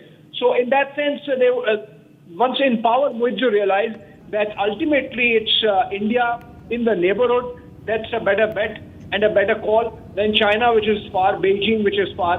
And of course, then it comes with strings attached. China never gives anything for free. There is nothing called free lunch. So that's the reason why we have seen this turnaround, where, and of course, it took a lot of patience on our part, and the Modi government really, sat through it with, as I mentioned, carrot and stick policy. Remember that famous picture, one picture of Prime Minister Modi at Lakshadweep, and the way it turned around the entire Maldivian economy, based as it is on tourism, and mainly tourism from India. And so it was not very difficult to bring Maldives to its knees, so to say. And then, of course, as I said, the good Samaritan conduct with all the lines of credits and, loans and grants, etc. I think hopefully now everyone understands in Maldives that it's better to be on the side of India and not mess around. Right, Abhishek, thank you for joining us with those insights. And these are the pictures coming in live from Male, as Abhishek was saying, that this is the official welcome for the Prime Minister, ceremonial one. And this visit is very, very significant given the recent tensions between India and Maldives, largely stemming from the growing influence of China in this particular region. However, India's relationship with Maldives has been historically marked by swift and substantial responses, because India has been the first responder for Maldives.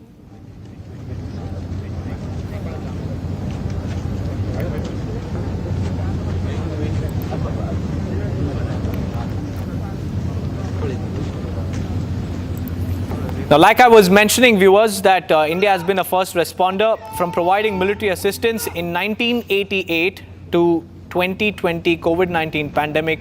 India has been helping and offering immediate relief to Maldives.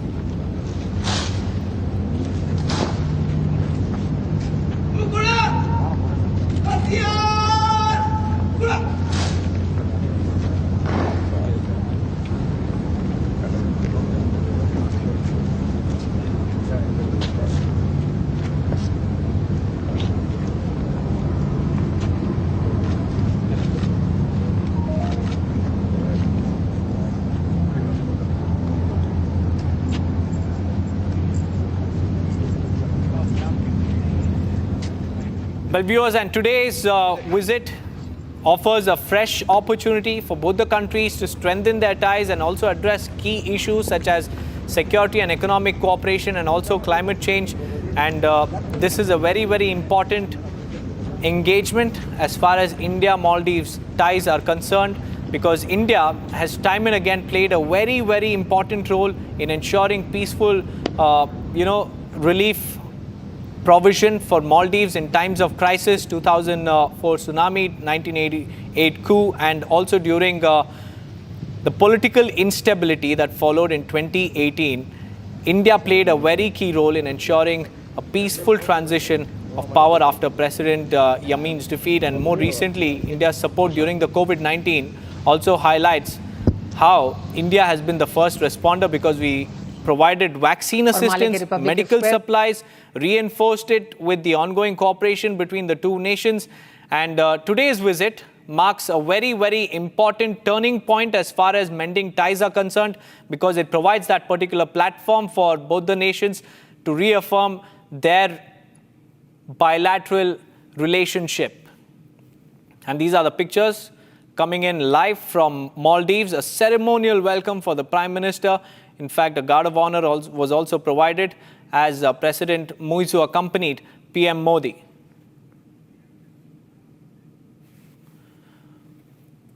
We also have Chandrakala joining us live from the national capital. Chandrakala, the Prime Minister has received a ceremonial welcome. Tell us about his engagements for the day.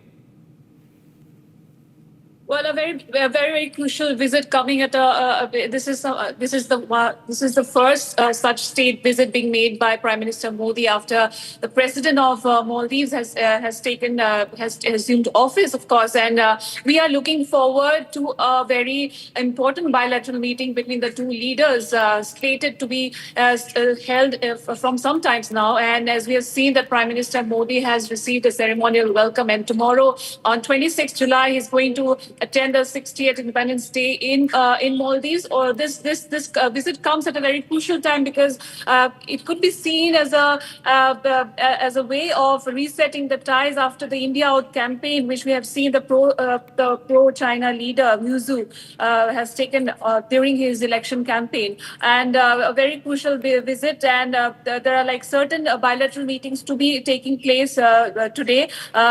Many MOUs concerning on trade, defense, and other trade will be signed during this visit. And yes, we are looking forward to this particular visit. It is an attempt to reset ties between India and Maldives. And tomorrow, as I have already mentioned, the Prime Minister is going to attend the 60th Independence Day. This is also Muizu's first such hosting the ceremony, and Prime Minister is the first such leader who is visiting from India after Muizu has assumed office as the president of Maldives. Looking forward to this very crucial visit, and a press statement is also slated to take place. Number of MOUs on different sectors are also slated forward. That's right, Chandrakala. This is the Prime Minister's two-day visit, which also coincides with Maldives' 60th Independence Day celebrations, where PM Modi will be attending as the guest of honor. And his visit also marks 60 years of diplomatic relations between the two countries, with India being among the first nations to recognize the Maldives after it gained independence in 1965. And this is also Prime Minister's third visit since he took office in 2014, and it comes at a very, very crucial time when both the countries are seeking to explore a new chapter, to reset their ties, and the visit is expected to also open key avenues for cooperation, especially in the economic and digital sectors. Let's now cut across to Kiran Rijiju, the Parliamentary Affairs Minister. लिख करके अनुरोध किया था कि पहलगाम में आतंकवादी हमला और ऑपरेशन सिंदूर को लेकर के पार्लियामेंट में चर्चा होनी चाहिए। पार्लियामेंट शुरू होते ही हमने सरकार की ओर से साफ शब्दों में कहा कि हम चर्चा के लिए तैयार हैं। पहले दिन हमने बिजनेस लेके आए और साथ साथ में बिजनेस एडवाइजरी कमेटी में हमने बात रखी कि हम ऑपरेशन सिंदूर पर चर्चा करने के लिए तैयार हैं, लेकिन विपक्ष की ओर से पहले दिन से हंगामा शुरू कर दिया और नियम के विरुद्ध तकिया लेकर के, पोस्टर बैनर लेकर के संसद के अंदर और संसद के बाहर प्रदर्शन किया और सदन को चलने नहीं दिया। पहले सप्ताह में सिर्फ एक ही बिल हम पास कर पाए हैं। एक बिल पास होने के बाद फिर से हमने अनुरोध किया कि हम दूसरे बिल भी लिस्टेड है और चर्चा करके पारित करना चाहिए, लेकिन कांग्रेस और कुछ दलों ने फिर से हंगामा, शोर शराबे और तकिया लेकर के पार्लियामेंट के अंदर में, फिर पार्लियामेंट के बाहर भी हंगामा करके पार्लियामेंट प्रोसीडिंग का बाधित किया है। मैं फिर से पुकारना चाहता हूं सारे ऑपोजिशन पार्टी को कि जो आपने मांग किए हैं, सरकार ने एग्री किया है, तो और आगे चल करके पार्लियामेंट सेशन को डिस्टर्ब ना करें। देश का जनता जितने मेंबर ऑफ पार्लियामेंट है इसलिए चुन के भेजता है कि पार्लियामेंट में देश का समस्याएं और कई भी मुद्दे हो सकते हैं, आप उठा सकते हैं नियम के तहत। एक एक सवाल को तैयार करने में, उसका जवाब बनाने में सरकार में बहुत सारे लोग इन्वॉल्व होते हैं। ऑफिसर्स का पूरा समय, एमपी का जो क्वेश्चन होते हैं उसको जवाब देने के लिए पूरा रिसोर्सेस लगा करके जवाब तैयार करते हैं। फिर जब उसको चर्चा नहीं करते हैं, जवाब को सुनते नहीं हैं, तो नुकसान देश का होता है, जनता का होता है। तो मैं आज business advisory committee Lok Sabha speaker के माध्यम से बुलाए गए थे, उसमें भी बात को फिर से दोहराया कि हम ऑपरेशन सिंदूर पर चर्चा करने के लिए तैयार हैं। तो आज बीएससी में ये निर्णय हुआ कि अगले सप्ताह यानी कि मंडे को special discussion on terrorist attack in Pahalgam and in response to that the operation Sindoor carried out by Indian Armed Forces, इस पे हम चर्चा करेंगे। पहलगाम पे आतंकवादियों का हमला और फिर सरकार का जवाब ऑपरेशन सिंदूर के माध्यम से सेना ने जो जवाब किया है उसके चर्चा होंगे, तो इसमें सहमति बने हैं। तो मंडे से अच्छी तरह से हम सदन चलाने के लिए आज सब पार्टी ने मिल करके एग्री किया है। मैं उम्मीद करता हूं कि ये एग्रीमेंट को आगे नहीं तोड़ेंगे और मंडे से सुचारू रूप से सदन चलेंगे, ये मैं उम्मीद के साथ आपको बता रहा हूं।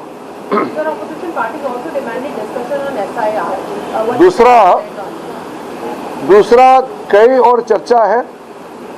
अपोजिशन पार्टी की ओर से, रूलिंग अलायंस की ओर से कई पार्टियां हैं जिन्होंने अलग अलग नियमों में चर्चा मांगी है। तो हमने कहा कि हम चर्चा के लिए खुले मन से हम तैयार हैं, लेकिन चर्चा करने का एक तरीका होता है, नियम होता है। तो नियम के तहत हम चर्चा के लिए तैयार हैं। सर, क्या एसआईआर के मुद्दे पर सरकार जवाब देगी? हमने आज दो बातें बीएससी में रखा है कि चर्चा के दौरान ऑपोजिशन पार्टी से कौन बोलेगा ये सरकार तय नहीं कर सकता है, और सरकार की ओर से कौन जवाब देंगे इसका तय विपक्ष नहीं कर सकते हैं। वो अपने अपने क्षेत्र में अपना अधिकार है कि सरकार में कौन बोलना चाहिए कौन नहीं बोलना चाहिए, ये विपक्ष तय नहीं करेंगे, और विपक्ष भी अपने हिसाब से अपना लिस्ट ऑफ स्पीकर तैयार करें। सर, ये क्या पीएम की मांग पर है जो वो बार-बार डिमांड कर रहे हैं? बार-बार वो यही कह रहे हैं कि प्रधानमंत्री को जवाब देना चाहिए। तो ये बिजनेस एडवाइजरी कमेटी देश के प्रधानमंत्री को बाध्य नहीं कर सकता है कब बोलना है कहाँ बोलना है, ये सरकार तय करते हैं।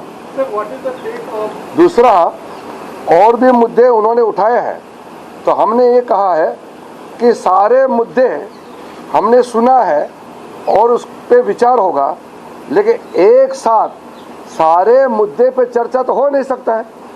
तो मल्टीपल डिमांड एक साथ में रखेंगे तो उससे कोई मतलब नहीं होता है।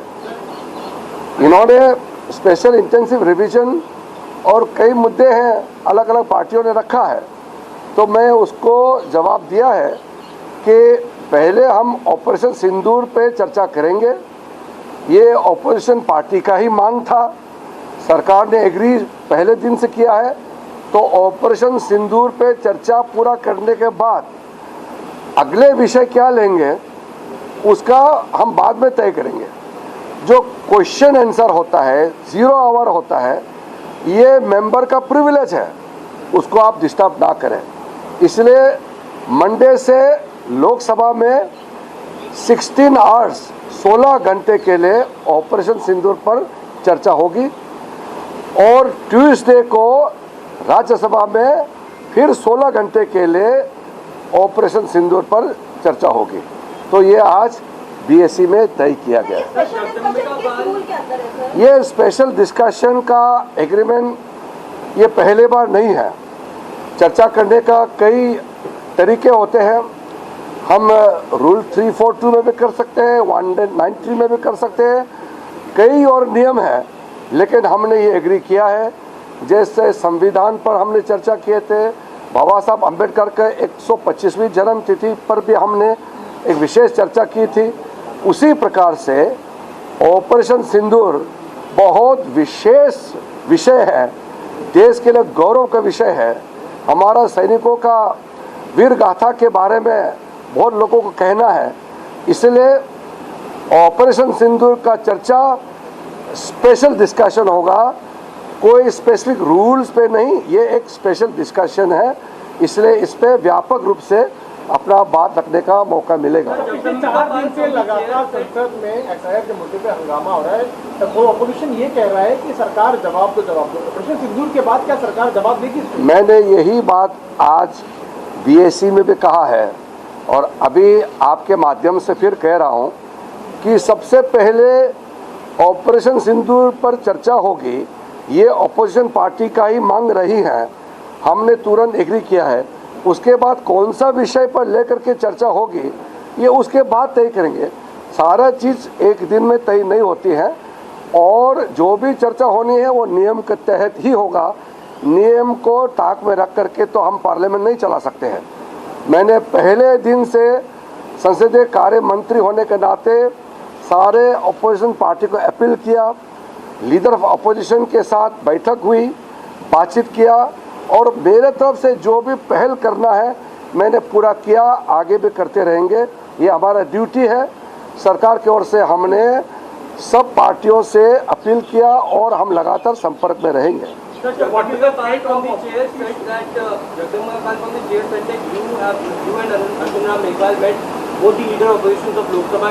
आज भी किए हैं। क्या बैठक में बातचीत हुई? अगर वो मल्लिकार्जुन खड़गे जी जो नेता प्रतिपक्ष राज्यसभा में हैं और राहुल गांधी जी नेता प्रतिपक्ष लोकसभा में हैं, दोनों के साथ आज भी बैठक की है, लेकिन वो बैठक का डिटेल मुझे सार्वजनिक रूप से चर्चा नहीं करनी है। लेकिन विशेष रूप से पार्लियामेंट अच्छा से चलना चाहिए, ये हमारा शुरू से प्रयास रही है और आगे भी मैं अपील करता हूं कि सब मिलकर के सब पार्टियों को बोलने का पर्याप्त मौका मिलेगा।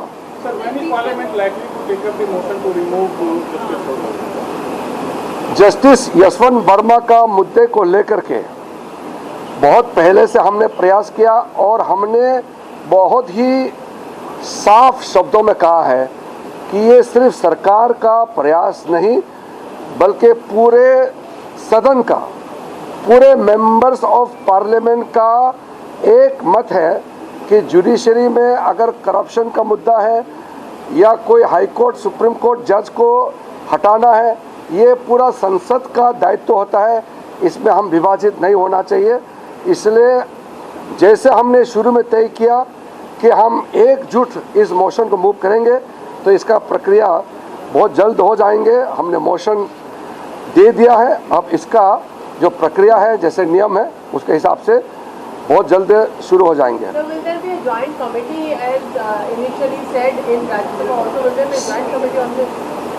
All the political parties have agreed that the removal of Justice Verma has to be a joint call.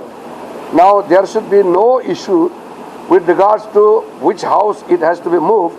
Once we have agreed that it will be moved in Lok Sabha and it will be concurred in Rajya Sabha as per rule, so we should not remain under any doubt that the discussion and the motion, everything will begin in Lok Sabha and Rajya Sabha as per rule will give the concurrence and there will be thorough discussion in Rajya Sabha also.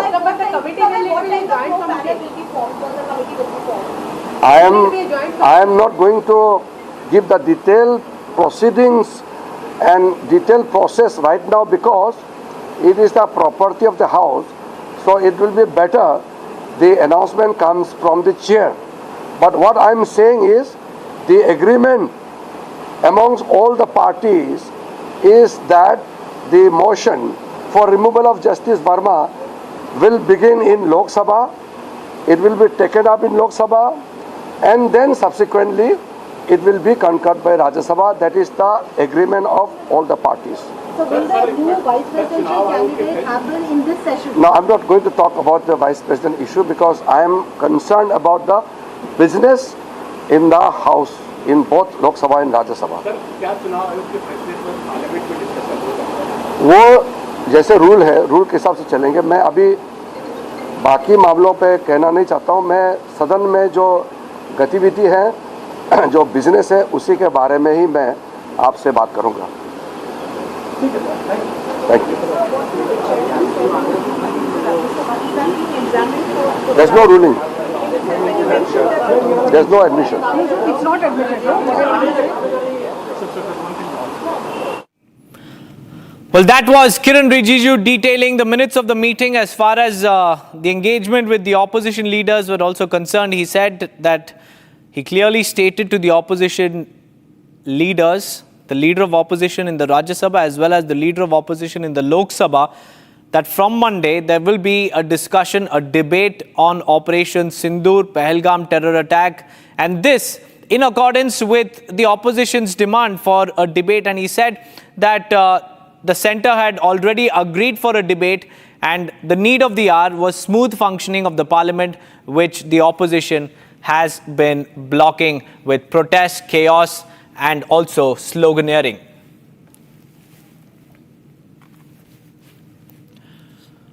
Moving on, viewers, HM calls a top meeting with the ministers today, and JP Nadda, Rajnath Singh, Piyush Goyal, Arjun Ram Meghwal, Bhupender Yadav, Dharmendra Pradhan, all of them will be part of this particular meeting. And after Rijiju's meeting with Rahul Gandhi, the leader of opposition of Lok Sabha, and Mallikarjun Kharge, leader of opposition in the upper house, top senior ministers will reach out to opposition before the discussion on Operation Sindoor begins on Monday.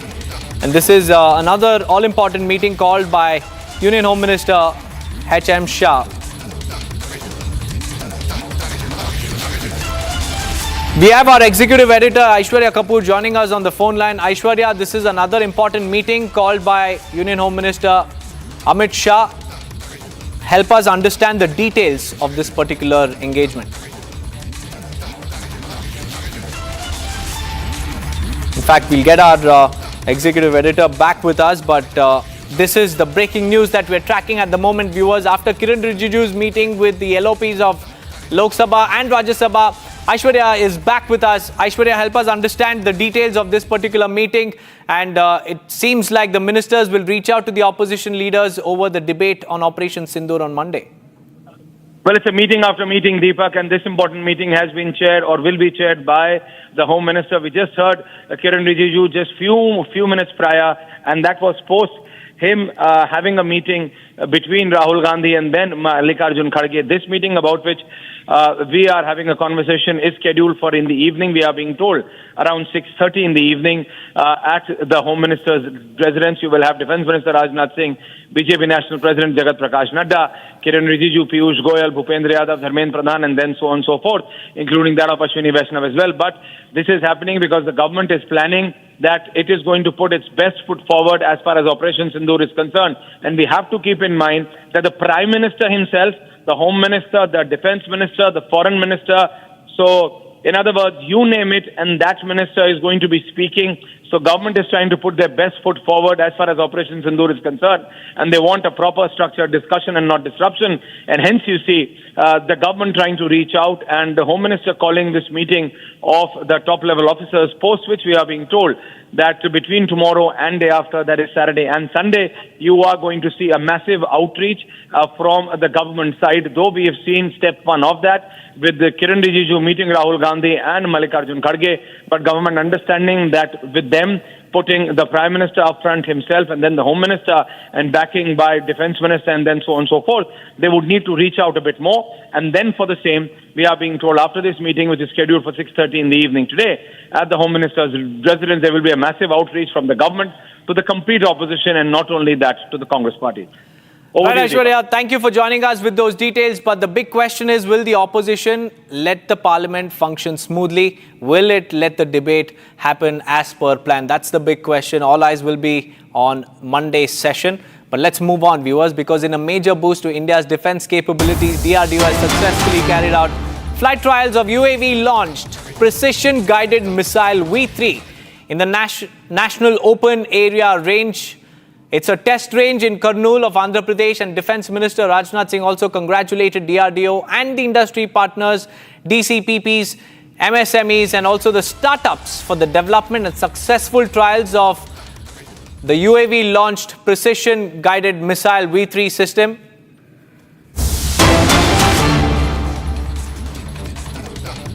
There are pictures coming in from Maldives. The Prime Minister is being accorded an official welcome. There you can see that is how President of Maldives Muizu welcomed the Prime Minister. It was a ceremonial welcome for PM Modi as he arrived for his third visit to Maldives since 2014. First visit since the diplomatic fallout with Maldives. And it's a very important chapter as both the nations will be looking to reset and reaffirm their ties, especially amidst the growing influence of China on this island nation. And the focus today and during this particular visit will be on UPI and FTA talks. It's a major highlight of the trip, and it is also anticipated launch of India's Unified Payments Interface Services in Maldives, a step that has been seen towards deepening financial connectivity. In addition to the UPI launch, India and Maldives will also initiate discussions on a free trade agreement for 2025. Now, remember, the two countries had earlier signed a trade agreement in 1981, and it is also to be noted here that the bilateral trade between India and Maldives has reached approximately $548 million in 2023, more than double the $245 million recorded in 2020. And this is the Prime Minister's second stop after his visit to the United Kingdom. Over there as well, we signed an FTA with Keir Starmer, and now another FTA with Maldives is also on the cards. India mainly imports scrap metal from Maldives while exporting a large range of goods including engineering products, pharmaceuticals, cement, agricultural produce such as rice, spices, fruits, vegetables and also poultry. It is an important engagement between the two countries to reset ties, to further their trade and also to introduce UPI in Maldives. Moving on, viewers, Ministry of Defence has signed a contract with Bharat Electronics Limited for the procurement of air defence fire control radars for the Indian Army with approximately, which are worth around 2,000 crore rupees under the Buy Indian Indigenously Designed, Developed and Manufactured category. The contract was inked and exchanged by the senior officials of Ministry of Defence and BEL in the presence of Defence Secretary Shri Rajesh Kumar Singh in the national capital today. And this is another boost for our defence capabilities. What we understand is that the Ministry of Defence has signed a special contract with BEL for the procurement of air defence fire control radars for the Indian Army. And this particular system is worth around 2,000 crore rupees. It will be procured under the Buy Indian Indigenously Designed, Developed and Manufactured category. Ishan is joining us live from the newsroom to give us more details about the air control fire systems and radars. Ishan, help us understand about this major defence procurement.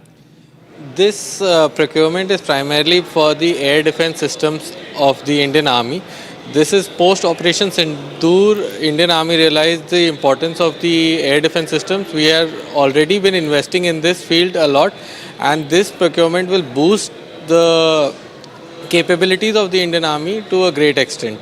The air defence system radars are primarily used to guide the missiles and munitions and drones to prevent the enemy drones and aircraft to come in. These will be deployed at various locations across and provide the information to the Central Command Unit, and the Central Command Unit therefore transmits that information to the respective missile systems and air defence systems. This air defence system provides great thrust to the Made in India project, as BEL will be manufacturing these air defence radars, and it is part of the 1.5 lakh crore large procurement DAC announced last month. That's right, Ishan. Let me also go across to Gursimran. Gursimran, this is a major boost as far as safeguarding our skies are concerned, because we've seen what really happened in Operation Sindoor. Several Dud missiles of Pakistan were shot down by our air defence systems, and these radars will also provide real-time information to the air defence systems deployed across our borders. Yes, you have rightly mentioned, and taking forward what Ishan was saying, that this is going to boost the Indian armed forces a lot. Reason being what we have seen in the Operation Sindoor, that how Pakistan has used the Turkey-made drone to attack the vital installation, though the attempts were failed. Now, as a major boost to the Atmanirbhar Bharat, the Ministry of Defence has inked this 2,000 crore contract with the Bharat Electronics Limited. And in this, what will happen that over 75% or 70% of the indigenous components, this air defence system will boost the air defence unit of the Indian Army. This is the fire control radars that will not only detect the incoming fighter jets, but also the attack helicopters and any aerial threat being it posed by the swarm drones or any UAV from across the border. So it is capable of pushing back what the Pakistan has done during the Operation Sindoor. This has been done as part of the indigenous Indian developed, designed and manufactured category of the Atmanirbhar Bharat, and now it is going to give a major boost to the air defence unit of the Indian Army, because we have seen that the AD unit of the Indian Army has played a very pivotal role during the Operation Sindoor and the Akash Tir system that has decimated the enemy's plans to disrupt the pace. That's right, Gursimran and Ishan, thank you for joining me with those details. We have more breaking news coming in, viewers. The impeachment motion against Justice Yashwant Verma has been admitted in the Lok Sabha, but in the Rajya Sabha, the motion has not been admitted yet. This is the big breaking news that we are tracking at the moment. The impeachment motion against Justice Yashwant Verma has been admitted in the Lok Sabha, and like Kiran Rijiju was saying, that there must be a united stand, united approach for this, and it certainly an important motion that is in focus in the monsoon session, and it has been admitted in the Lok Sabha, marking a very, very significant step forward. However, in the Rajya Sabha, the motion hasn't been admitted yet, leaving everyone waiting to see whether the upper house will take up the issue or not. But Kiren Rijiju there said that the matter will be taken up in both the houses. The timing is very, very crucial, especially with Operation Sindoor debate also lined up for Monday and the week. So all eyes will be on the Rajya Sabha whether or not it will admit the motion against Justice Yashwant Verma. But meanwhile, focus remains on BCCI. Rajiv Shukla remains mum on India-Pakistan match in the Asia Cup. Stay tuned for more. Along with that, India also cracks down on soft porn OTT platforms. A digital cleanup is being done. Stay tuned for more on this on the other side.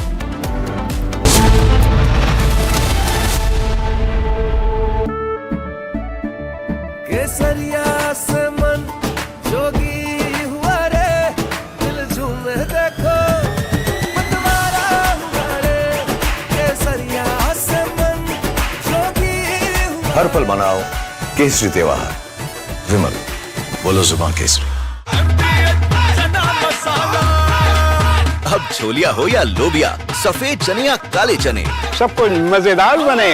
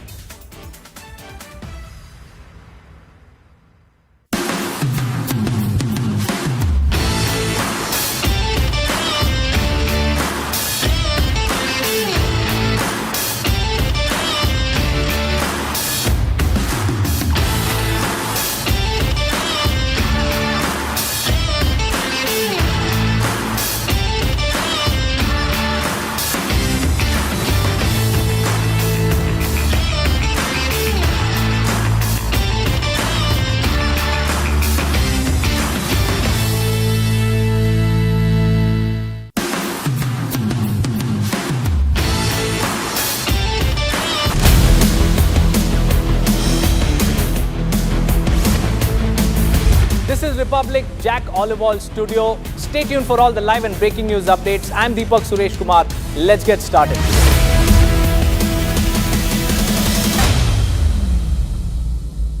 Amity has been ranked amongst the top 3% universities globally, a testimony to Amity's globally benchmarked quality. आधे bowl दही में 4 चम्मच MDH चटनी पुदीना मसाला डाला, stir करो, पुदीना चटनी तैयार। MDH चटनी पुदीना मसाला।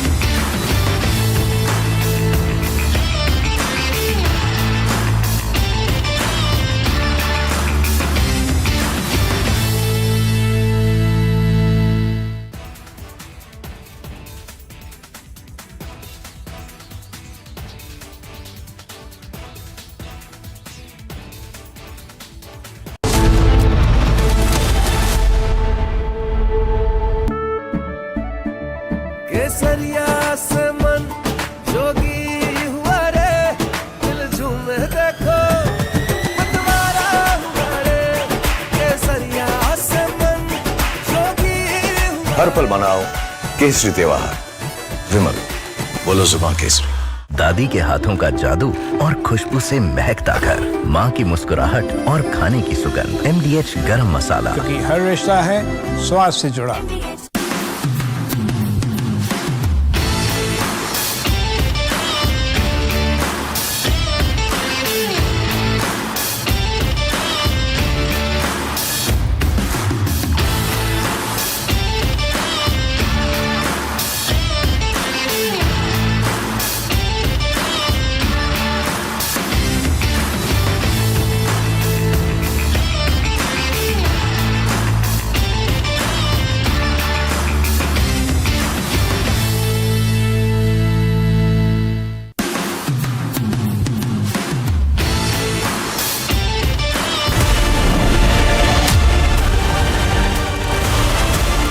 MDH की हल्दी मिर्ची धनिया करे कमाल, ये रंग दे, ये खुशबू दे, ये तीखा, ये कम पड़े, क्या निराला MDH masala.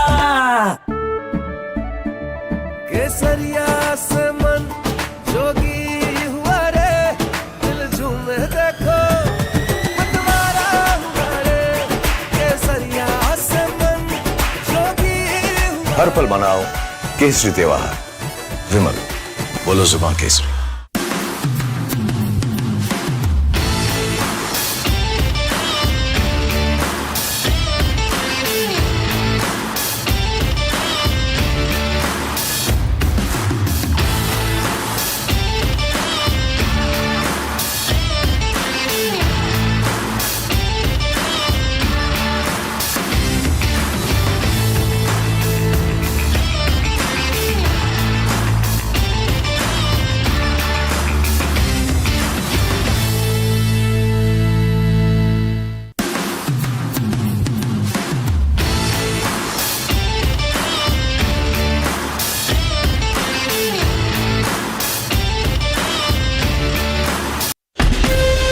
From Asia's largest news headquarters,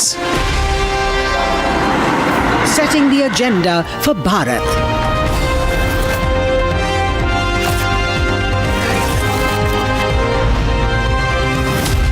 You're watching Republic.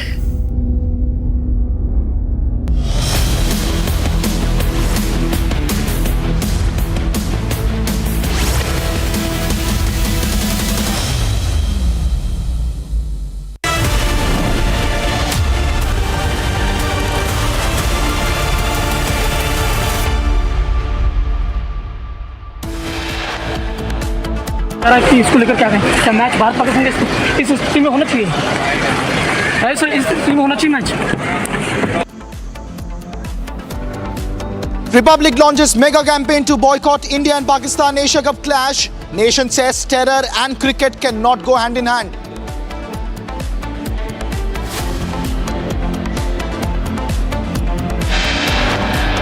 Centre cracks down on OTT soft porn in a major cleanup. Government bans 25 OTT websites.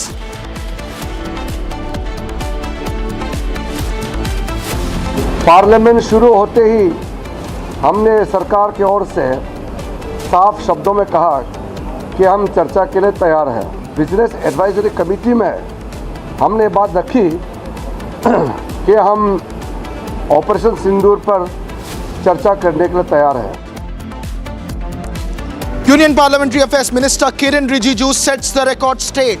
Says government ready to have a debate on Operation Sindoor. Opposition must learn to let the parliament function first. Sanjay Kapoor's mother questions circumstances of son's death, alleges coercion, seeks meeting deferment.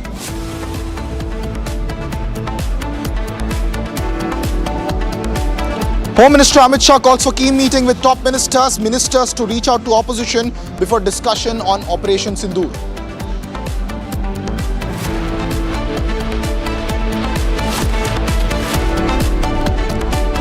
Prime Minister Narendra Modi receives a grand ceremonial welcome in Maldives. Key bilateral meeting scheduled with President Muizu.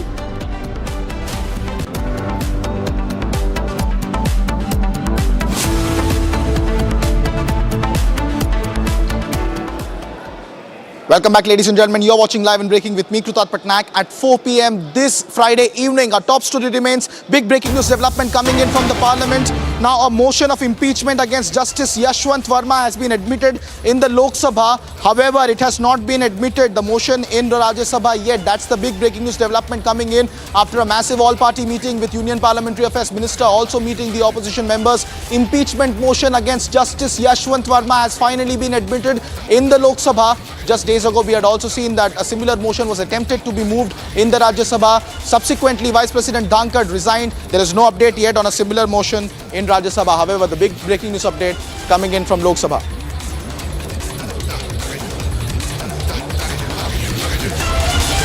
I have my colleague Aishwarya Kapoor joining us on the phone line with more details on this story. Aishwarya, what's the latest coming in from the Parliament vis-a-vis the impeachment motion against Justice Yashwant Verma? Well, the government always intended to bring this motion in Lok Sabha.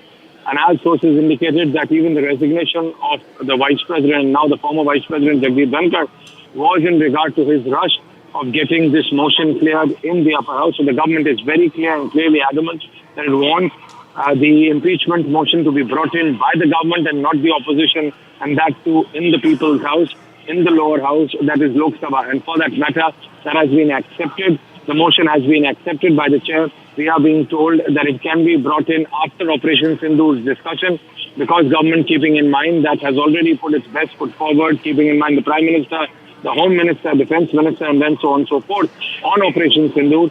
So once now it has been accepted, now the discussion, or it will be brought to vote post the discussion on Operation Sindhu. But the BAC meeting will sit late on Saturday evening, post which we will clearly know when it will be tabled, but it has been accepted. The motion has been accepted in the lower house and it will be brought in, we are being told, as early as the coming week. So one thing is for clear, what the government wanted, so that government is able to achieve it. Government did not want this motion to be brought in the upper house, and that was one of the major point of rift between the government and the former Vice President, and now the Lok Sabha chair accepting it makes it very clear that the government seems to be getting its way through.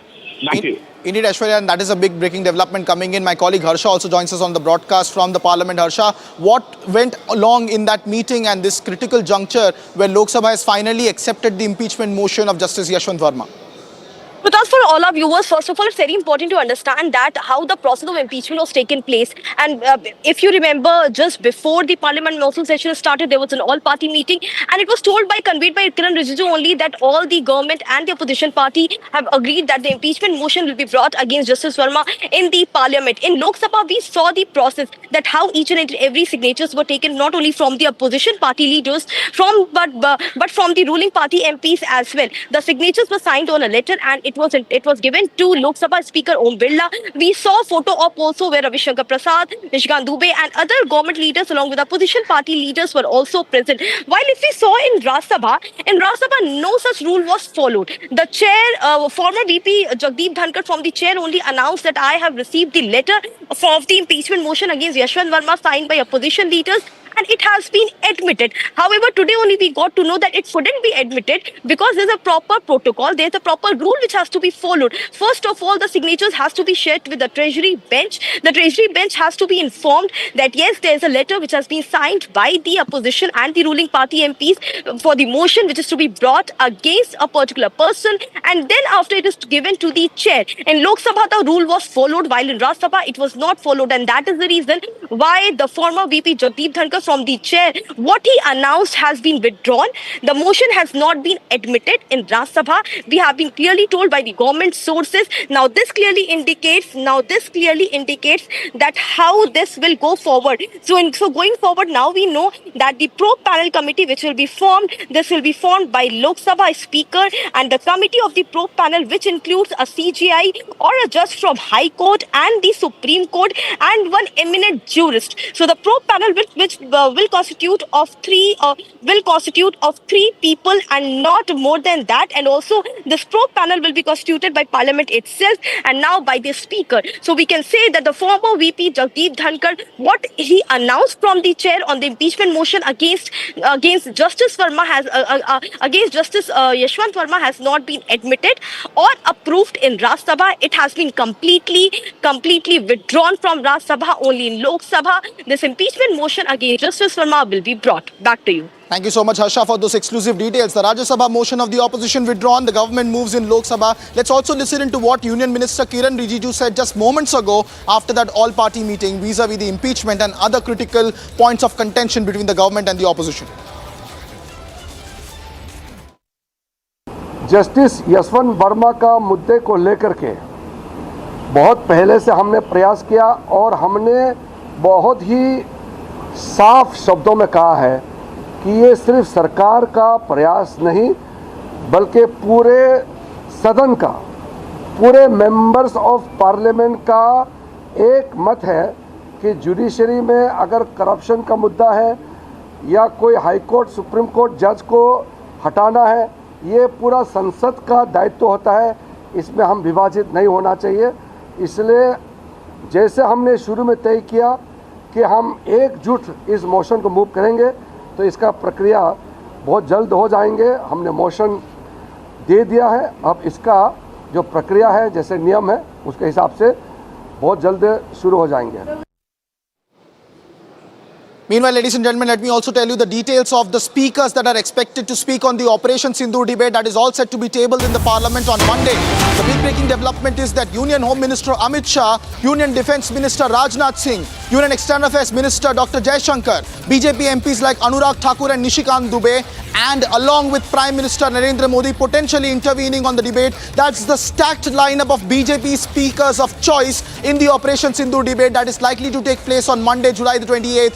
And that's a big lineup of the BJP ministers, from the Prime Minister to the top ministers in the core cabinet of Cabinet Committee on Security, including the Home Minister, Defence Minister, the Foreign Minister, and top MPs of the BJP, and including the Prime Minister, perhaps even intervening in the Operation Sindoor debate that is likely to be tabled into the Parliament next week. That will also listen in to what Union Minister Rijiju had to say on the Operation Sindoor debate and the developments that have happened with the opposition after that all-party meeting today. Pahalgam में आतंकवादी हमला और operation सिंदूर को लेकर के parliament में चर्चा होनी चाहिए। पार्लियामेंट शुरू होते ही हमने सरकार की ओर से साफ शब्दों में कहा कि हम चर्चा के लिए तैयार हैं। पहले दिन हमने बिजनेस लेके आए और साथ साथ में बिजनेस एडवाइजरी कमेटी में हमने बात रखी कि हम ऑपरेशन सिंदूर पर चर्चा करने के लिए तैयार हैं, लेकिन विपक्ष की ओर से पहले दिन से हंगामा शुरू कर दिया और नियम के विरुद्ध तकिया लेकर के, पोस्टर बैनर लेकर के संसद के अंदर और संसद के बाहर प्रदर्शन किया और सदन को चलने नहीं दिया। And bringing you more details straight from the Parliament is my colleague Harsha. Harsha, after a week one washout in Lok Sabha, finally Operation Sindoor debate likely to happen on Monday, right from the Prime Minister to the main ministers in the Cabinet Committee of Security expected to speak. What are the details that we're tracking on the BJP's lineup of speakers and what the potential debate on Operation Sindoor can entail to? Pratap, we have a very important thing to see that the Pahalgam and Operation Sindoor is the foremost discussion and debate point which is going to start from the next week of the Parliament session. As we very well remember that opposition was continuously asking for the debate and discussion on the Pahalgam and Operation Sindoor and the all-party meeting, and after that the BAC which took place in the first week of the monsoon session on the first day, government accepted the demand of opposition party by stating that yes, they are ready for the discussion on Operation Sindoor, and thereby 16 hours were allotted in Lok Sabha for the discussion on Operation Sindoor. And now we have got to know that Rajnath Singh, Defence Minister himself, will be initiating the discussion on Operation Sindoor on Monday. The discussion will begin from 12 o'clock in the afternoon. The first 1 hour will be 0 hour, and after that there will be discussion on Operation Sindoor. Nishikant Dubey will be speaking, and also EM S. Jaishankar will also be speaking on Operation Sindoor. Apart from this, there are going to be speakers like Anurag Thakur and Nishikant Dubey too, who will be speaking on Operation Sindoor. To tell you precisely, almost 90 to 120 minutes have been allotted to the ruling party to speak on this issue, and also Samajwadi Party, TDP, RJD, JDU, and other DMK and other parties will also be speaking on this issue. But the debate and discussion will be initiated by the government and especially by Defence Minister Rajnath Singh himself, because on the first day of the monsoon session only, Prime Minister clearly stated that there was 100% strike rate from the side of the government on Operation Sindoor after the terror act was seen in Pahalgam, and how the terrorist camps were completely destroyed by the government by Operation Sindoor. Yes. That was also highlighted by Prime Minister Narendra Modi. So Monday we have been told by the government sources that in the BAC it has been decided opposition will cooperate. There will be the smooth business in the second week of the monsoon session. Monday likely there will be no ruckus and disruption from the side of the opposition party, and a debate and discussion on Operation Sindoor and Pahalgam will be initiated by the ruling party. Back to you. Thank you so much, Harsha, for those details. After a brief statement from the steps of the Parliament on day one by the Prime Minister, perhaps a detailed 16-hour-long discussion on the cards on Monday in Lok Sabha on Operation Sindoor. That's the details coming in from the Parliament. Meanwhile, ladies and gentlemen, more breaking news update coming in from the Union Territory of Jammu and Kashmir. This one concerning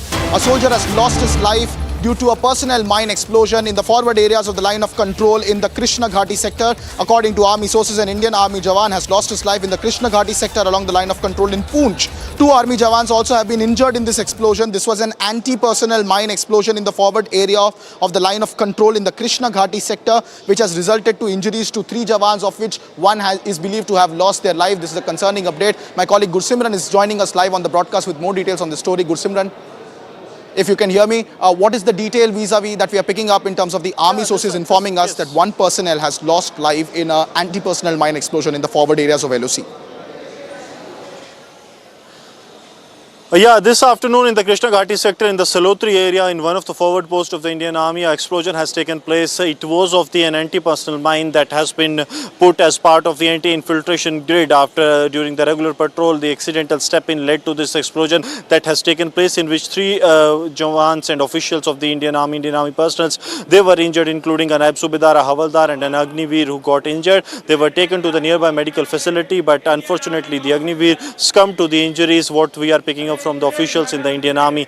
Now we are being told that the entire area is being searched as part of the protocols, but this is in the forward area, and there have been several incidents in the past as well where these accidental stepping up on the anti-personnel mines or the mines that have been put in place, that has taken place. Now the 2 jawans officials that are injured, they are being treated at the local medical facility, but unfortunately 1 Agniveer of the Indian Army has come to the injuries in this explosion that has taken place in the forward area of Salotri in the Krishna Ghati sector along the line of control in the Poonch district. The senior officials and the police officials, they have also reached the spot, and the post-mortem and the rest of the medico-legal formalities are being performed by the Indian Army and the Jammu and Kashmir police. Thank you so much, Gursimran, for tracking those details. Very concerning updates coming in from Union Territory of Jammu and Kashmir, where a soldier has lost his life due to a mine explosion. Meanwhile, moving on to more breaking news updates coming in from Rajasthan, where an upper primary government school in Jalabad district of Rajasthan, there a roof of a school building had collapsed. At least 8 students, unfortunately, have lost their lives in this incident, and several children are still reported to be trapped. Now, the latest breaking news update that we are tracking is that 5 teachers have been suspended. The decision was taken based on preliminary findings that indicate negligence, reflecting the department's strict stance on the matter. However, rescue teams along with local villagers are still tirelessly working to remove the rubble with JCBs and other machines there in the Jalabad district of Rajasthan, where 8 children unfortunately have lost their life. Very reactionary response coming in from the government. 5 teachers now suspended over suspected negligence and in the preliminary investigation of the Department of Education there. However, 8 children have lost their lives so far. That's the latest number, and the death toll is at the moment at 8, with more people feared to be trapped underneath the debris, including children, and rescue operations continue in this massive tragedy that has occurred in the Jalabad district of Rajasthan.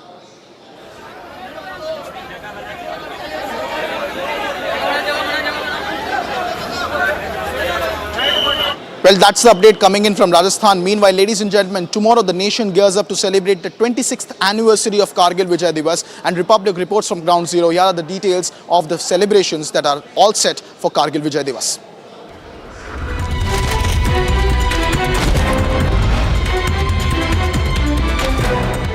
Ahead of the 26th Kargil Vijay Divas, preparations are in full swing at Aggarwal Memorial in Dras. The memorial, which stands as a tribute to valiant soldiers who laid down their lives in the line of duty in the 1999 Kargil War, is decked up for commemorative events.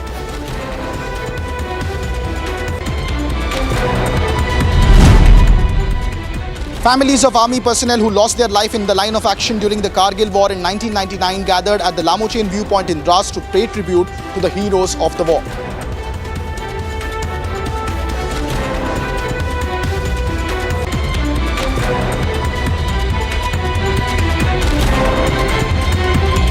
A solemn and emotionally resonant event was held at Lamochain viewpoint in Dras as part of the 26th Kargil Vijay Divas commemorations. The ceremony began with hoisting of the national flag in presence of Major General Hitesh Bhalla, General Officer Commanding of the 14th Corps, who served as the chief guest. He honoured the next of kin of Kargil martyrs who have borne the ultimate sacrifice for the nation.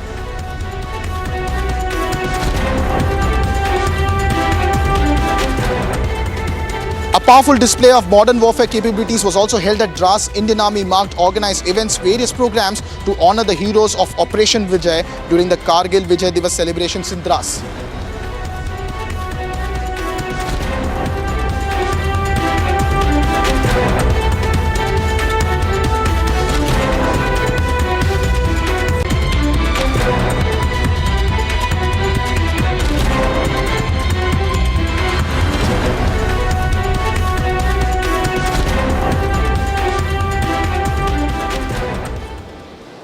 Also, ladies and gentlemen, more breaking news coming in now. Business tycoon Sanjay Kapoor's mother has alleged a foul play in the death of her son, and now she has moved in a legal attempt. Now, moving ahead with the Rani Kapoor, the mother of late Binera, has leveled severe charges of allegations and raised doubts about the circumstances surrounding her son's death in London. Now, Sanjay Kapoor had died in June, while further claimed that she was coerced into signing certain documents following her son's death. She has also demanded that the annual general meeting of the Sona Group, scheduled for today, be cancelled now that new director has to be appointed. Republic has also had an exclusive conversation with Sanjay Kapoor's mother, Rani Kapoor's lawyer. Listen in. He, being the custodian of all of that and being the head of the family and the Sona Group today, writes this letter. Obviously, it was not easy for her to do it. She's grieving the loss of her son. And what she said in the letter is it is startling, right? She has said that she genuinely believes that this is not a case of a freak accident or just a natural death. And for her to come to this kind of a conclusion, where she wants this investigated threadbare and come to the truth of the matter, there are events which led up to the death and which have unfolded post the sad demise, which has got her to believe this. So I think first and foremost, we need to give that due regard to saying, who is it who's writing this? She has no monetary interest as such. She's really looking at ensuring that the family and the legacy that's been built by her late husband, carried forward by her late son now, is intact, remains within the family, and everyone's interests are protected. Within this letter, however, she has also said that immediately after the death, while in mourning, and as more details are coming out, she was made to sign papers in rather suspicious circumstances. She has also said that she's not being given access to documents, to information, with the companies involved, with the legacy. She's not even being allowed to access her bank accounts. In these circumstances, she's written to the board of directors and the shareholders, where she's requested that the meeting today, which is being held, as I understand, be deferred by at least 2 weeks.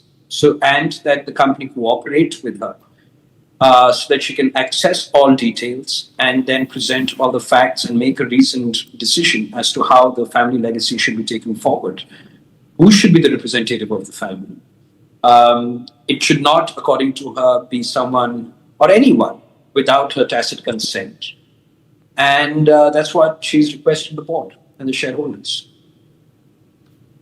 Right, that she was made to sign a lot of documents under duress. Can you please clarify what kind of documents, what was the nature of the documents? So she, again, what she stated in the letter is she's not even been made aware of the contents of the documents. She's been asking, what have you made me sign? Send me copies of the same. She's written in the past to say, please don't act upon anything that is purportedly being signed by me. There has been no rebut on those things.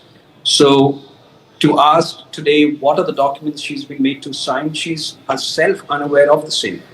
But what does seem to be the case, and again, there's, I think, a bit of an inkling in the letter as well, is that some of those letters may well have to do with how the family legacy is going to be taken forward, who the representative of the family is going to be, who comes onto the board, etc. Right? And that's how things seem to be unraveling currently. Also suspect a larger conspiracy where they're trying to take over the Sona Group by sidelining the family, and who do you think is to be benefited by this act? Lots of people could be out there. on this. As far as Mrs. Kapoor is concerned, she has chosen not to name anybody at this juncture. She doesn't want to speculate. This is not something that can be taken lightly or said lightly by her. She's a very senior lady who's belongs to one of the, country's strongest groups. So she's not going to make allegations without being very sure. But yes, obviously there are people. The shareholding of the family, the founders of the family, needs to be maintained, remains intact for the benefit of the family. That's a motive. And if there's any attempt by anybody to do otherwise, she would like to ensure that doesn't happen. So, the name of daughter-in-law is coming up in reports. Can you please explain what are the charges, what are the direct charges which are levelling against the daughter-in-law in this case? I don't think she has levelled any direct charge or named her daughter-in-law in this. From the copy of the letter that I have, it doesn't name her daughter-in-law at all. She has chosen not to name people. And, I think that needs to be respected at this stage.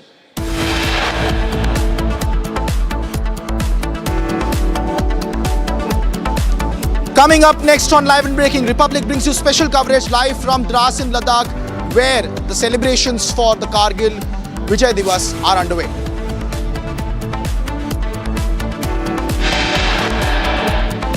Also coming up next, major crackdown on soft porn content by the government, 25 OTT apps banned. What are the details? Only on Republic. Stay tuned.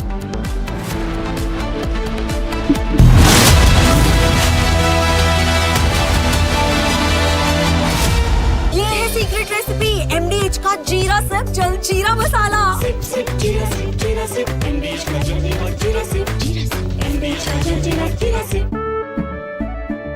केसरिया से मन जोगी हुआ रे, दिल झूमे देखो मतवारा हुआ रे। केसरिया से मन जोगी हुआ। हर पल मनाओ केसरी त्योहार। विमल, बोलो जुबान Kesari.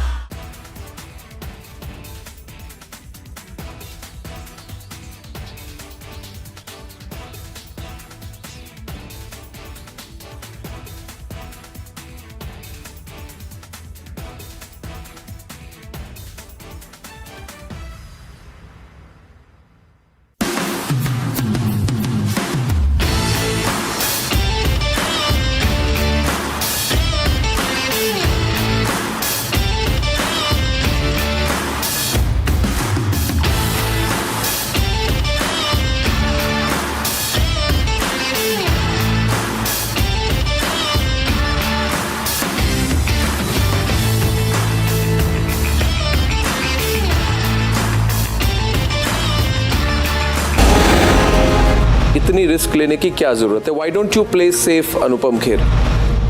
I would have not reached here if I had played safe. I would have not survived in this profession if I had played safe. I did not play safe in my first film.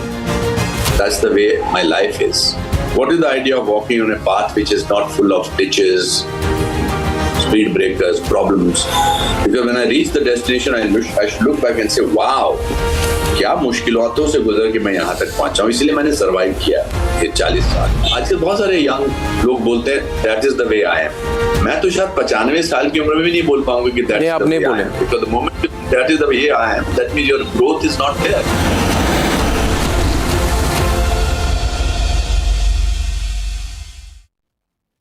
इस साल का जो profit है interest पे डाल देंगे, हर महीने ब्याज का पैसा आता रहेगा। अगर रेगुलर इनकम ही चाहिए तो आप वो पैसे फिक्स्ड इनकम फंड्स में डाल दो। वो क्या होता है? फिक्स्ड इनकम म्यूचुअल फंड्स चुने हुए ब्याज देने वाली कंपनी बॉन्ड्स, गवर्नमेंट बॉन्ड्स और मनी मार्केट में इन्वेस्ट करते हैं। सिस्टमैटिक विथड्रॉल प्लान से आपको on the dot fixed amount भी आता रहेगा। म्यूचुअल फंड में फिक्स्ड इनकम वाली बात सही है। म्यूचुअल फंड निवेश बाजार जोखिमों के अधीन है। योजना से जुड़े सभी दस्तावेजों को ध्यान से पढ़ें। MDH की देगी मिर्च, देगी मिर्च का तड़का, अंग अंग फड़का। MDH की देगी मिर्च।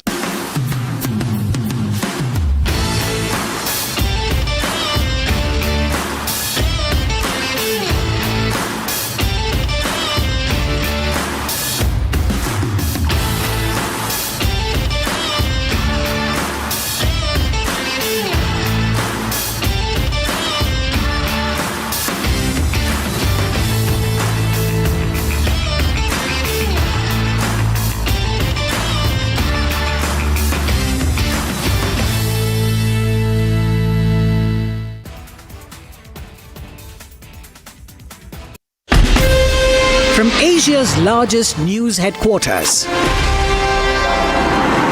Setting the agenda for Bharat.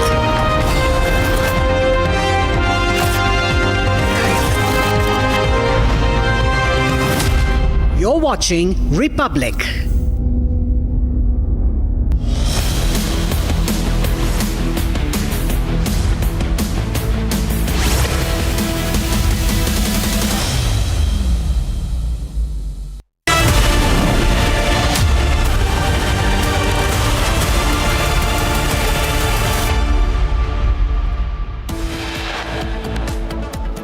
Impeachment motion against Justice Verma admitted in Lok Sabha.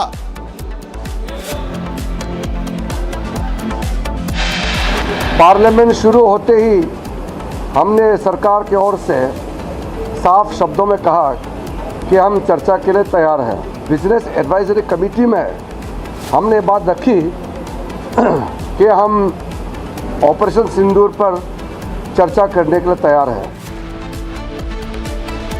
Union Minister Kiran Rijiju sets the record straight, says government ready to debate on Operation Sindoor, opposition must let the parliament function.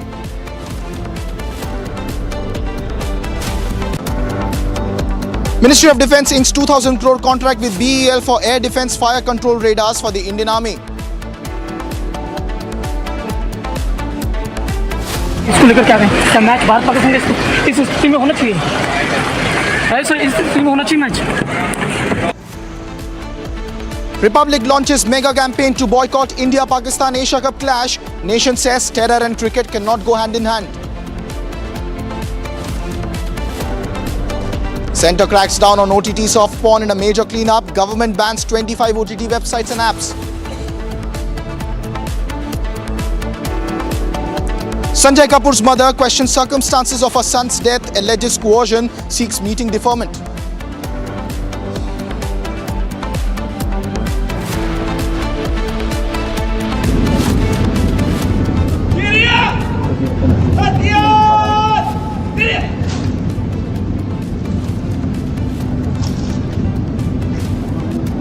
Prime Minister Modi receives grand ceremonial welcome in Maldives. Key bilateral schedule with President Muizu. Today, Kargil Vijay Divas celebration set to begin today. Heroes of Operation Vijay to be honoured.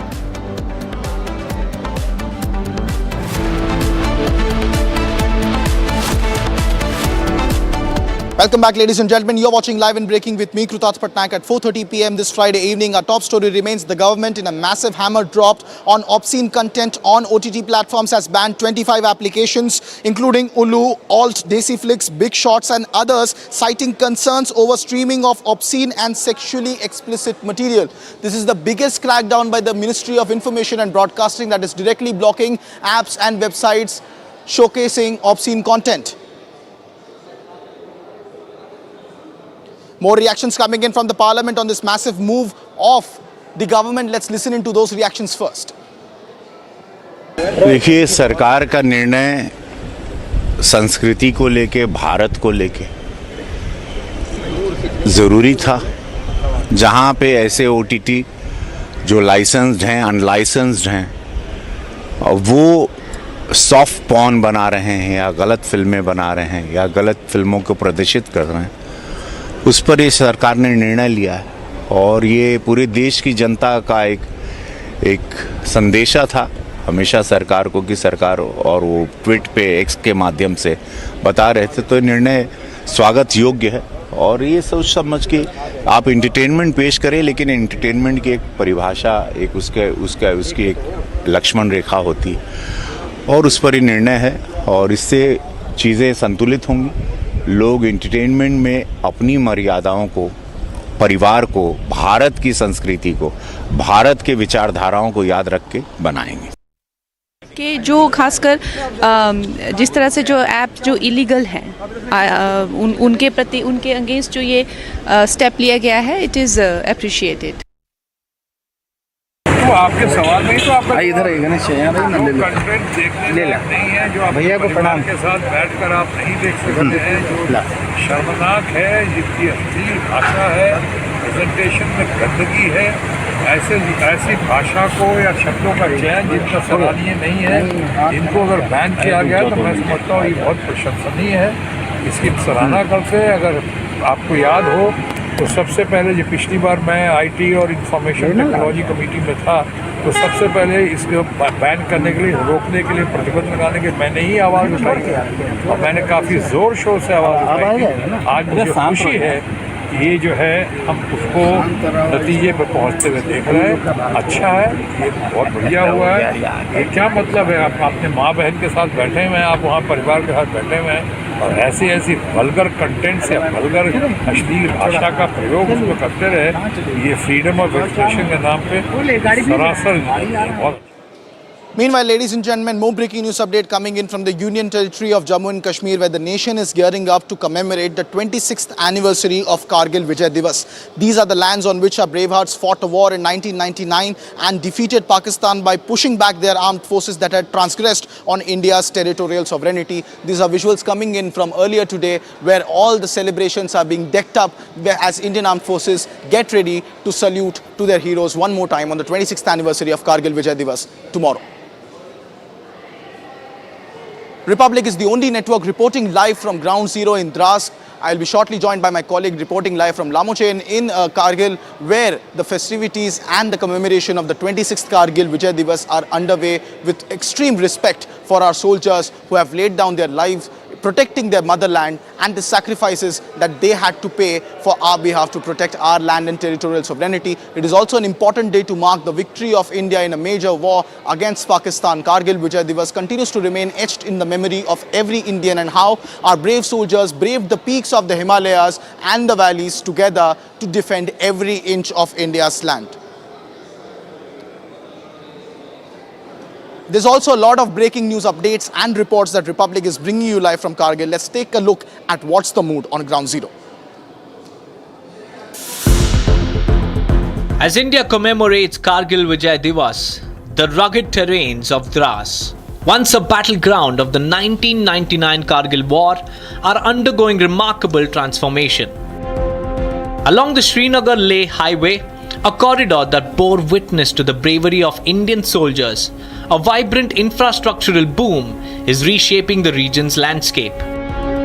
Extensive road widening and leveling projects are carving smoother, safer paths through towering Himalayas. Government of India is pushing infrastructural development in the border belt in Jammu and Kashmir, and now this Ladakh has turned a UT with the result. Central funds have also reached, which have been a boost for the infrastructural development. As my VJ Firdaus is showing you the visuals of the construction, this is one of the Zojila tunnels out where you see the construction work is going on, and once this tunnel is completed, it will connect Gagangir, Sonmarg's Gagangir with Dras, and it is going to be only 40 minutes journey, which earlier would take hours. And the kind of telecommunication, the towers that has been established, that tells you that yes, you are connected with your loved ones, because earlier the connection was not there, the telecommunication was not there, the roads were not there, the tunnels, but now you see everything is there when we talk about the infrastructural push. Modern tunnels are reducing travel time and enhancing connectivity, ensuring that the harsh winters no longer isolate Dras and its surrounding areas. Checkpoints and surveillance systems have been bolstered, offering safety to residents and tourists. In an exclusive conversation with Republic, Barkat Ali Nizami, who served during the Kargil War as the Naib Tehsildar of Dras, recounted harrowing details. He said that the Dras once coldest inhabited region became a fiery battleground. 13 मई को मेरी posting यहाँ हो गई और 13 मई को यहाँ से cross firing हो गई पाकिस्तान की तरफ से। ये जो सामने आपको पहाड़ नज़र आता है, ये तोलोलिंग से यहाँ से फायरिंग हो गई, टाइगर हिल से फायरिंग हो गई। हमारी ड्यूटी यहाँ द्रास में थी, नीचे ये जो द्रास आपको नज़र आ रहा है, यहाँ मेरी ड्यूटी थी। इमीडिएटली हमें फिर लोगों को बचाने के लिए सेफर प्लेसेस में लेना पड़ा मुझे यहाँ से। न कोई रात थी, न दिन था शेलिंग का, न सुबह थी, न शाम था। बस क्या कहूँ आपको, ऐसी शेलिंग खैर हमने अपनी लाइफ में तो नहीं देखी, और खुदा ना दिखाए किसी को भी यहाँ जान का ख़तरा हो, तो ये बड़ी कोई आसान चीज़ नहीं थी। कम से कम 10,000 गोले इस द्रास में गिरे होंगे। मैं सिर्फ जहाँ बैठे, द्रास मीन्स कि आपको मुश्कू मटाइन से लेकर खरबू तक ये सारा एरिया जो है, ये कम से कम कोई 30 किलोमीटर का एरिया है लंबाई में, तो इसमें कम से कम 10,000 गोले पाकिस्तान के गिरे। Mohammad Yusuf Lone recounted chilling episode from the war. When the army captured Tooling, they uncovered a temporary shelter where they discovered a man who identified himself as Major Anwar of Pakistan Army. वो जो हरा सा घास है, लाल की पहाड़ी के साथ ऊपर घास है, वहाँ से रास्ता बना हुआ था इस जम्बड़ वाली पहाड़ी में। अच्छा। इस पहाड़ी में जो है वजन लेके 2 आदमी जा रहे थे। अच्छा। आधा घंटे के बाद फिर 2 आदमी जा रहे हैं। फिर उसने बोला यार मैंने पता क्या कल पेट्रोलिंग हेलीकॉप्टर ने करके आई, बोलते हैं झूठ है। दूसरे दिन खबर मिली जी, फौज आई नीचे बियम्बर में आके जो बियम्बर वालों से सिगरेट लेके चले गए, मैगी लेके गए। अच्छा, ये पाकिस्तान के लोग थे। The Kargil war was not just a military operation, it was a testament to the unwavering spirit of our armed forces. Well, that's the detailed report on Ground Zero in Kargil. I'm also being joined on this broadcast by my colleagues Zeenat and Rakshita from Ladakh and Dras respectively. Coming to you, Rakshita, first, where you are in Ladakh at the moment. What's the moments like right now as we are just hours away from commemorating the 26th Kargil Vijay Divas? Well, the rehearsals have already begun. I don't know if you can hear it in the background. You can hear the band, and this is the war memorial. If you can just pan this camera, and you can see the beautiful tricolour every day. And this time, of course, it's even more special because we're going to have the special tribute that will be paid in just a while from now. We see the members of the Indian Army and all the representatives. They're all, they're preparing for the event in just a while from now.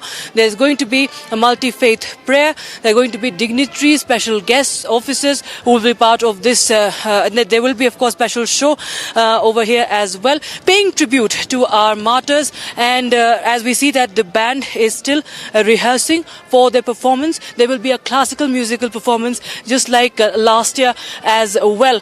And there will be, of course, important projects that will be launched, like a QR-based app that will be telling the stories, audio stories of our Jawans, because these are stories, that needs to be told time and again, especially in times like these, today's times when we are still fighting the enemy, fighting the same enemy that we fought 26 years back. We conquered them right then, and we are conquering them now.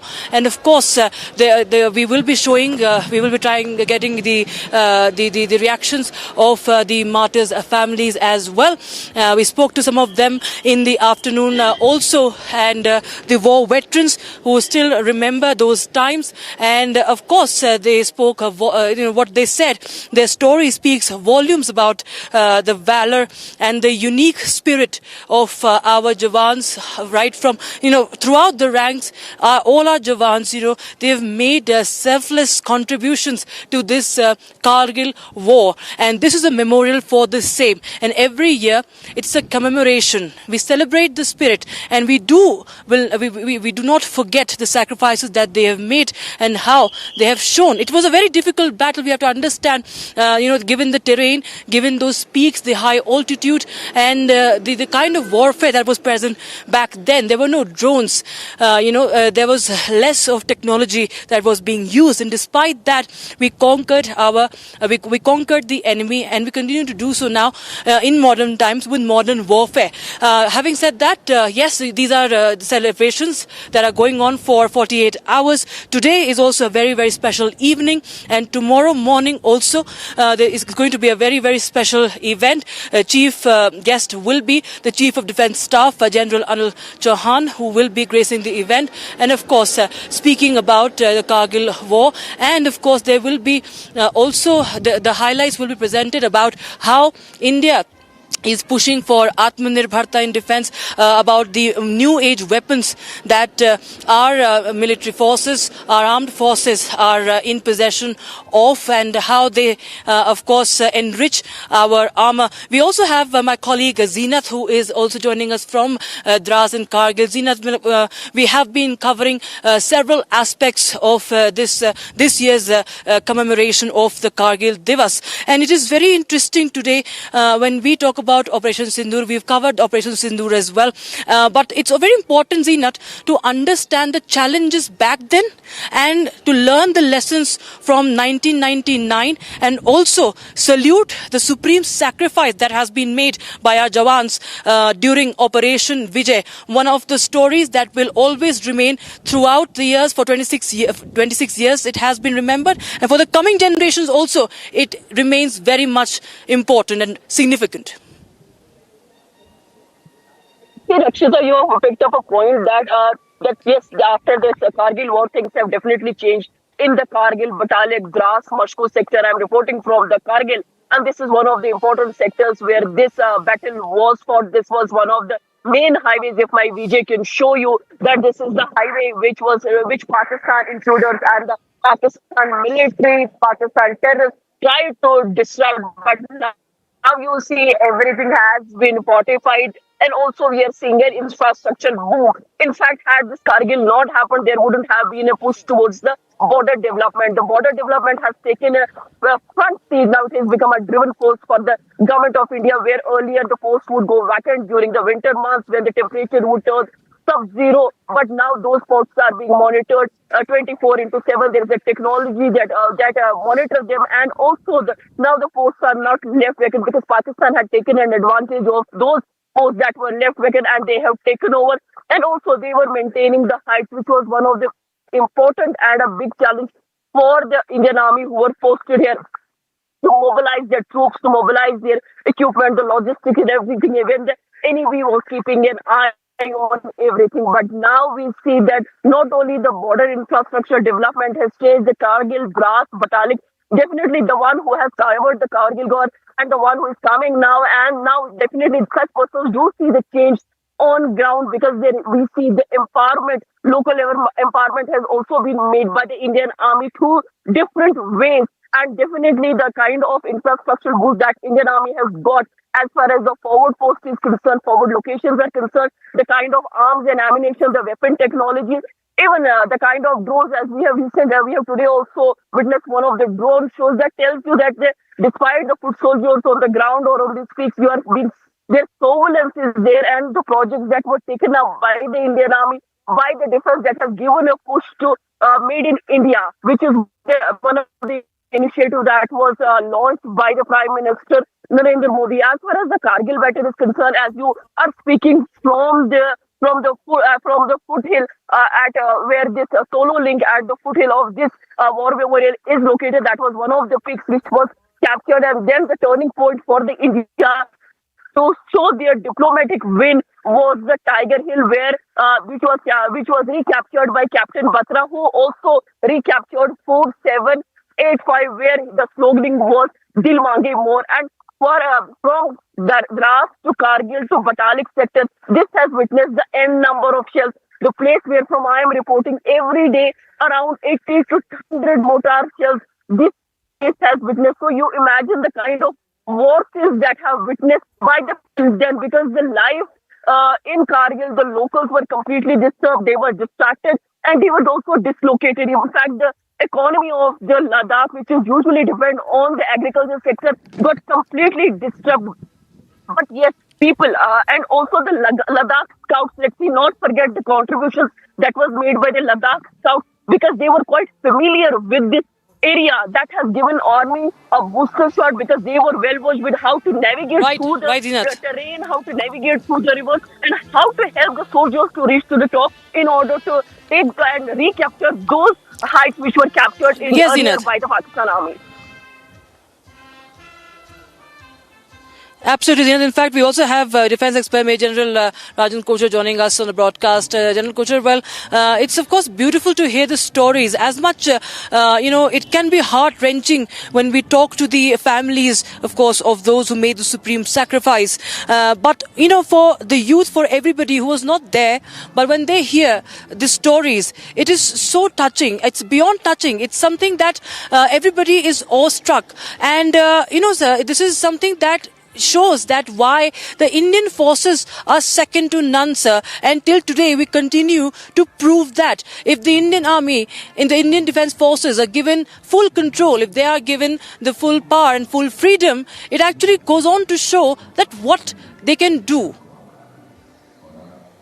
And I absolutely agree with you. And it's now 26 years, and we remember this battle of Kargil.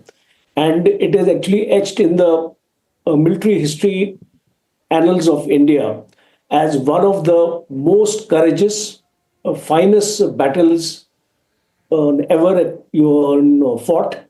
Why it was so difficult was that the enemy was already entrenched into his defensive positions, almost 15,000 to 18,000 feet high.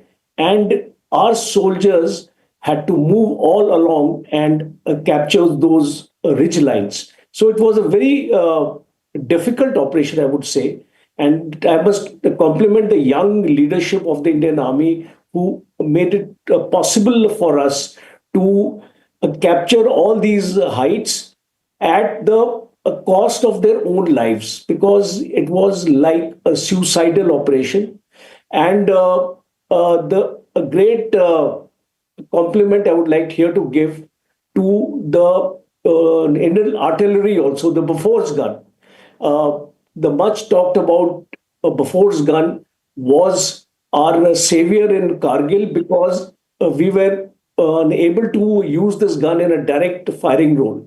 Now to talk about the tremendous battles, Tiger Hill, Tololong top, 0.4875, 0.5140, and the heroics. And this is where the mettle of the Indian Army soldier actually comes into play. When you are given impossible tasks to accomplish, you have a smile on your face and you say, Dil mange more. So this is the spirit of the Indian soldier. And I would like to tell the nation to always respect the Indian soldier, his spirit. Wherever he is traveling by train, or he's standing in a line or a queue for sort of any of those things. We must respect our Indian soldiers, because he's the one selflessly on such high altitudes. Even today, if you see in Ladakh, we have more than 60,000 troops deployed there. And you see this kind of climate, they are performing their duties. And you rightly said about Atmanirbhar Bharat. Today I reflect, because in the Kargil war, I was a lieutenant colonel at that point of time, and I was actually serving the army.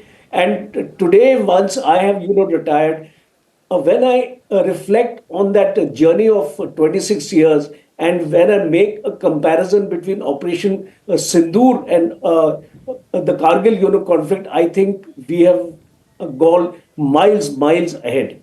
Today, the kind of drones you mentioned, the technology we have, the missiles we have, the air defense systems we have, and the surveillance systems we have. One of those problems in Kargil was that it was an intelligence failure, and we didn't have that kind of surveillance system available with us, and especially yes, sir. General Kochar, very rightly pointed out that. Thank you so much, General Kochar, for joining us on Public TV. We'll in fact go across to live visuals coming in from Maldives University.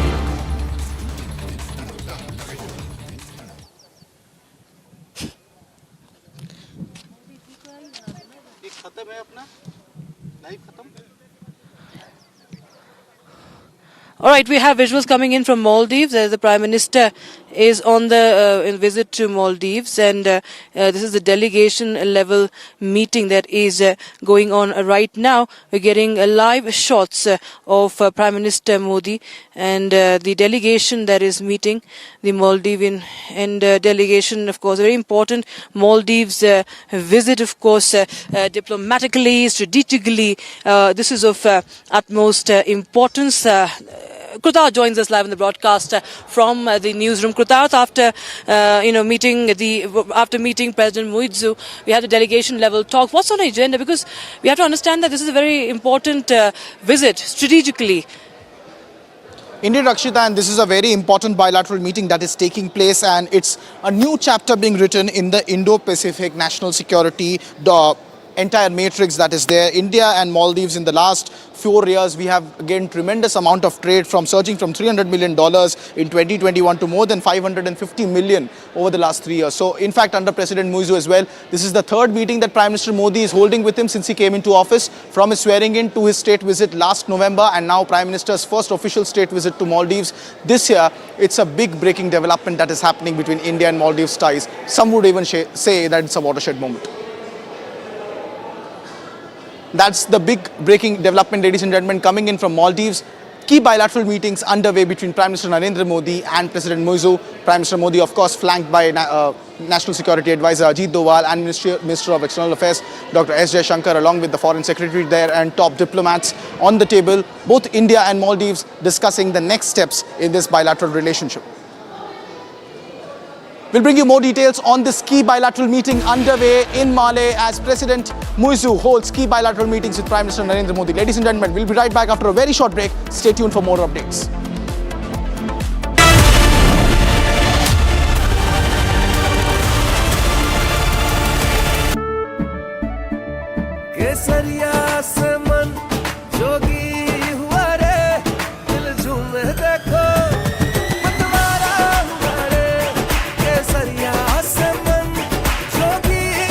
हर पल मनाओ केसरी त्योहार।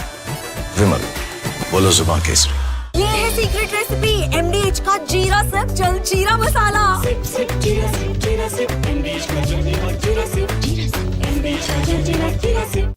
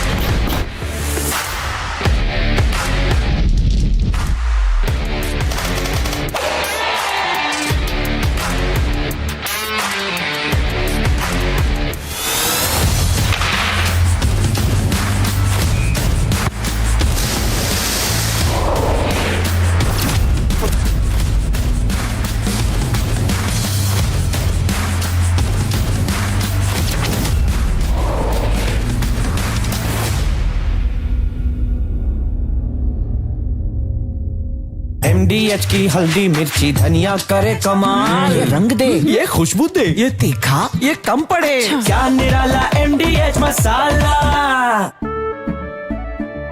केसरिया से मन जोगी हुआ रे, दिल झूमे देखो मतवारा हुआ रे, केसरिया से मन जोगी हुआ। हर पल मनाओ केसरी त्योहार। विमल, बोलो जुबान Kesari.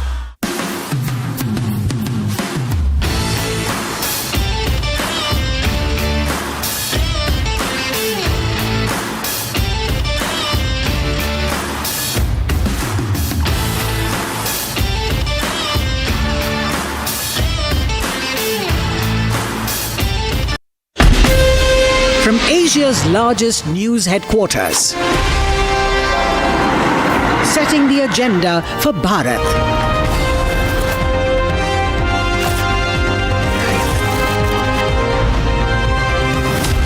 You're watching Republic.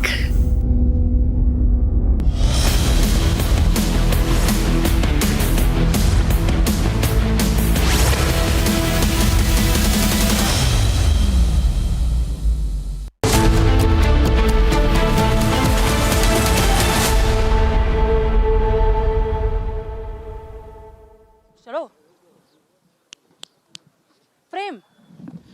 Very warm welcome, viewers. You're watching live coverage from Dras in Kargil. I'm Rakshita Mishra with you. And the preparations for the Shaurya Sandhya at the Kargil War Memorial has begun. As you can see right behind me is the tricolour tribute to the martyrs will be paid here of the Operation Vijay. And the band, of course, rehearsals were just underway a while back. You can see the seating arrangements have been made. The security checks will be starting in just a while from now. There will be several dignitaries who will be in attendance along with media personnel.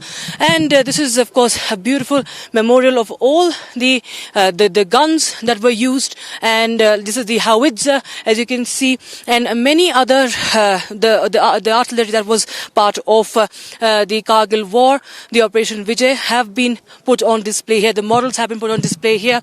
These are if you walk down this beautiful pathway, you can see that there are busts of those who made the supreme sacrifice, from Captain Vikram Batra to Captain Anuj Nair. They were all very young. We have to remember, in the Operation Vijay, the most number of those who made supreme sacrifices were very, very young. And that's why their josh was very, very high, and their heart always demanded more and more and more. That's why Captain Vikram Batra said, Dil mange more. As we speak, we can also see those battle peaks also from here. This is surrounded by several of the battle peaks, and we will get you more updates as to the preparations that are going on and what all is expected this evening, as this is just the beginning. This is the countdown to the Shaurya Sandhya. Let's take a look at the headlines first.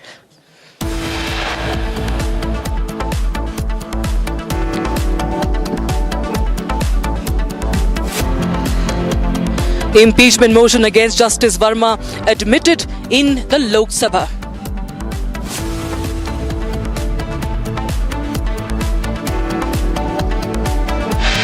Parliament शुरू होते ही हमने सरकार की ओर से साफ शब्दों में कहा कि हम चर्चा के लिए तैयार हैं।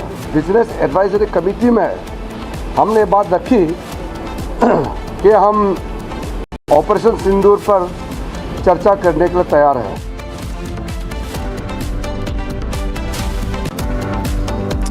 Union Minister Kiren Rijiju sets the record straight, says the government ready to have debate on Operation Sindoor. Opposition must let Parliament function.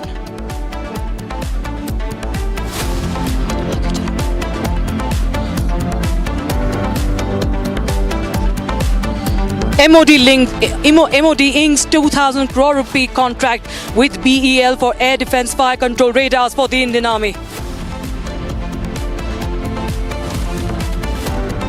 तो जो कहा जा रहा है कि इसको लेकर क्या कहें, क्या मैच भारत पाकिस्तान इस स्थिति में होना चाहिए, सर इस स्थिति में होना चाहिए match.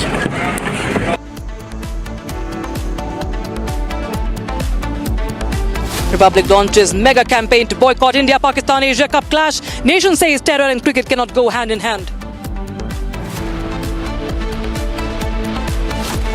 Centre cracks down on OTT soft porn. In a major cleanup, government bans 25 OTT websites.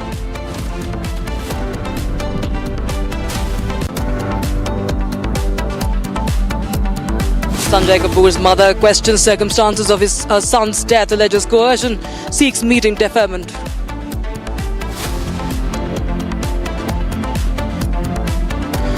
Prime Minister Modi receives grand ceremonial welcome in Maldives, key bilateral scheduled for President MEITY.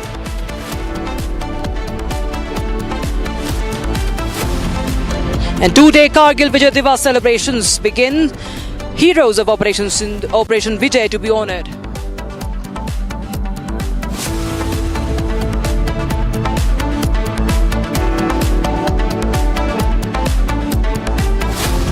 Viewers, we start with news coming in from on the Asia Cup. Remember, in Republic's stand has been very clear. No play with Pakistan, no cricket, no sport with Pakistan. And now what we are learning is that, in fact, it's Pakistan continues to harbor terrorists, and India should not be offering them the honor of a cricket field. Republic now leads a nationwide campaign. Viewers, say no to India versus Pakistan because terror and cricket cannot go hand in hand. The question is simple. Will we stand for our nation or will we play ball with a terror state? The countdown for the Asia Cup has begun, viewers. Republic's clear and uncompromising stand stays, and we are saying it out loud and clear that no cricket should happen with Pakistan. Now, what's happening, viewers, is that the Asia Cup is set to happen in a neutral venue, but India and Pakistan will play a match. Remember, there was a World Championship of League that was also under scanner, and after Republic broke that story, and we of course we raised questions that why should Indian so-called legends be playing with Pakistan? The match was cancelled. However, this is an Asia Cup event. This is not even ICC. This is an Asia Cup event that comes under the Asian Cricket Council, and as per the schedule, India and Pakistan match will go on. And what Republic TV is saying is that we should not be playing with Pakistan. So join the campaign, viewers. Join Republic's campaign and say no to Pakistan.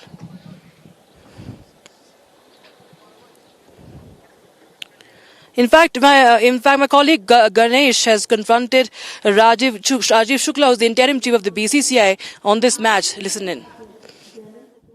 तो जो कहा जा रहा है कि इसको लेकर क्या कहें, क्या मैच भारत पाकिस्तान इस स्थिति में होना चाहिए, ऐसा इस स्थिति में होना चाहिए मैच, ठीक है। तो जो कहा जा रहा है कि इसको लेकर क्या कहें, क्या मैच भारत पाकिस्तान इस स्थिति में होना चाहिए, ऐसा इस स्थिति में होना चाहिए मैच, ठीक है। तो जो कहा जा रहा है कि इसको लेकर क्या कहें, क्या मैच भारत पाकिस्तान इस स्थिति में होना चाहिए, ऐसा इस स्थिति में होना चाहिए मैच, ठीक है। तो जो कहा जा रहा है कि इसको लेकर क्या कहें, क्या मैच भारत पाकिस्तान इस स्थिति में होना चाहिए, ऐसा इस स्थिति में होना चाहिए मैच, ठीक है। तो जो कहा जा रहा है कि इसको लेकर क्या कहें, क्या मैच भारत पाकिस्तान इस स्थिति में होना चाहिए, ऐसा इस स्थिति में होना चाहिए मैच, ठीक है। तो जो कहा जा रहा है कि इसको लेकर क्या कहें, क्या मैच भारत पाकिस्तान इस स्थिति में होना चाहिए, ऐसा इस स्थिति में होना चाहिए मैच, ठीक है। तो जो कहा जा रहा है कि इसको लेकर क्या कहें, क्या मैच भारत पाकिस्तान इस स्थिति में होना चाहिए, ऐसा इस स्थिति में होना चाहिए मैच, ठीक है। तो जो कहा जा रहा है कि इसको लेकर क्या कहें, क्या मैच भारत पाकिस्तान इस स्थिति में होना चाहिए, ऐसा इस स्थिति में होना चाहिए match.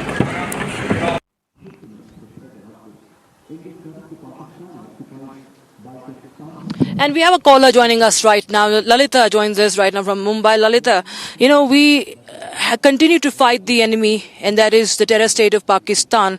What happened in Pahalgam cannot be forgotten, and Republic has launched this campaign, Lalita, of saying no to Pakistan, that India should not play the match against Pakistan in the Asia Cup.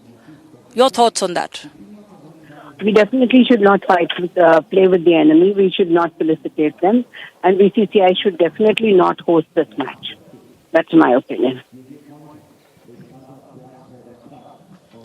Right, Lalita, thanks so much. In fact, so viewers, we are getting more and more calls, and you can also call in with the number flashing on your screens, because it should be a nationwide movement, viewers. Republic TV has taken this initiative, but we want the support. We need, as a nation, to unite for this campaign, because this is for the nation. This is for the nation, and we are speaking for the nation. We're speaking for our martyrs. We're speaking for those innocent lives who have been lost the hands of the enemy, that India continues to fight. And that enemy, the team from that terror state, cannot be welcomed in any way, cannot be engaged in any way, and not at all for a sport, not at all for a match. And Republic's campaign, Say No to Pakistan, is what we are right now moving with. And remember, viewers, Pakistan could be, the report suggests, could be grouped together with India in the Asia Cup 2025. Rajan joins us on the broadcast for more. Rajan, tell us more from Bengaluru. Rajan calls us. Please go ahead with your views. From Operation Sindoor, which is still, by the way, active. Operation Sindoor is not over yet. The BCCI guys and the ICC fellows are doing Operation Sin, SIN, Sin. Have we forgotten the images of the women crying at Pahalgam and their husbands are shot dead? What kind of vultures are there who are running after money and sponsorship? An India-Pakistan match is, of course, high tension, high emotion, etc. But This is no time to do that. We should, in fact, not even participate in the tournament as a protest if Pakistan plays. Forget about playing with Pakistan. If Pakistan is playing, we should not even play this same series. On one hand, we say that there are the leftists and the Congis who are supporting Pakistan.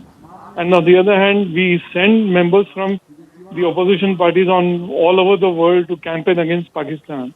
And here we are happily agreeing to match with Pakistan. It's ridiculous. It doesn't make any bloody sense at all. Just money-hungry vultures, actually. Well, thank you so much for your for sharing your very strong and unplugged views there. I think we have Colonel Sudarshan Singh. Do we have Colonel Sudarshan Singh from Chandigarh? Retired Colonel Sudarshan Singh from Chandigarh, sir. All right, the line is disconnected. It seems we are getting more and more callers. Might be some problem with the with connecting with the network there. But this is of course the sentiment that is palpable across the country. There are people from the length and breadth of the country who are voicing out their thoughts. Rima is joining us from Kolkata now. Rima Bose from Kolkata, please go ahead. Yeah, so I also come from a background of army, and I want to tell to each and every citizen of India that we stand by the Pahalgam people, we stand by the army, we stand by the government, and we are certainly not going to go and play with a terrorist country, no matter whatever be the game, whether it's cricket, whether it's squash or any other sport. I cannot be playing cricket and games on one side with my enemy people, and whereas my innocent brothers and sisters and children are being killed. Certainly not. So we are totally against the BCCI's decision if they agree to play with Pakistan. Thank you. Right. Rima, thank you so much for joining us. Geeta Reddy joins us next from Hyderabad. Geeta, tell us more. What do you think? How do you see this this development that India and Pakistan might play in the Asia Cup, and Republic is campaigning that say no to Pakistan, point blank, period? Hi, good evening, ma'am. This is really not accepted at all. We will not accept.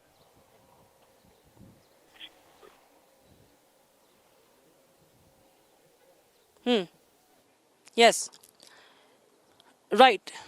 I think we have just that line just got dropped. But Geeta Reddy, of course, was very clear in the limited words that we could hear that this is completely unacceptable, viewers. And today where I stand is the Kargil War Memorial. We continue to remember the sacrifices of our valorous forces, the brave hearts, and also in Operation Sindoor we continue to celebrate what our forces did. But we cannot forget what the enemy state has done, and that is why we are running this campaign, viewers. Meanwhile, we shift our focus to the other stories that we are tracking right now. We will continue to get you more updates on this development on OTTs. Now, the government has cracked down on at least 25 of the OTT apps that were promoting soft porn. In fact, now Congress MP Rajiv Shukla, who is also interim BCCI president, slammed the government over ban on OTTs. He says we are against the way freedom of expression is being attacked, and websites and YouTube channels opposing the government are being banned. This is wrong, they say.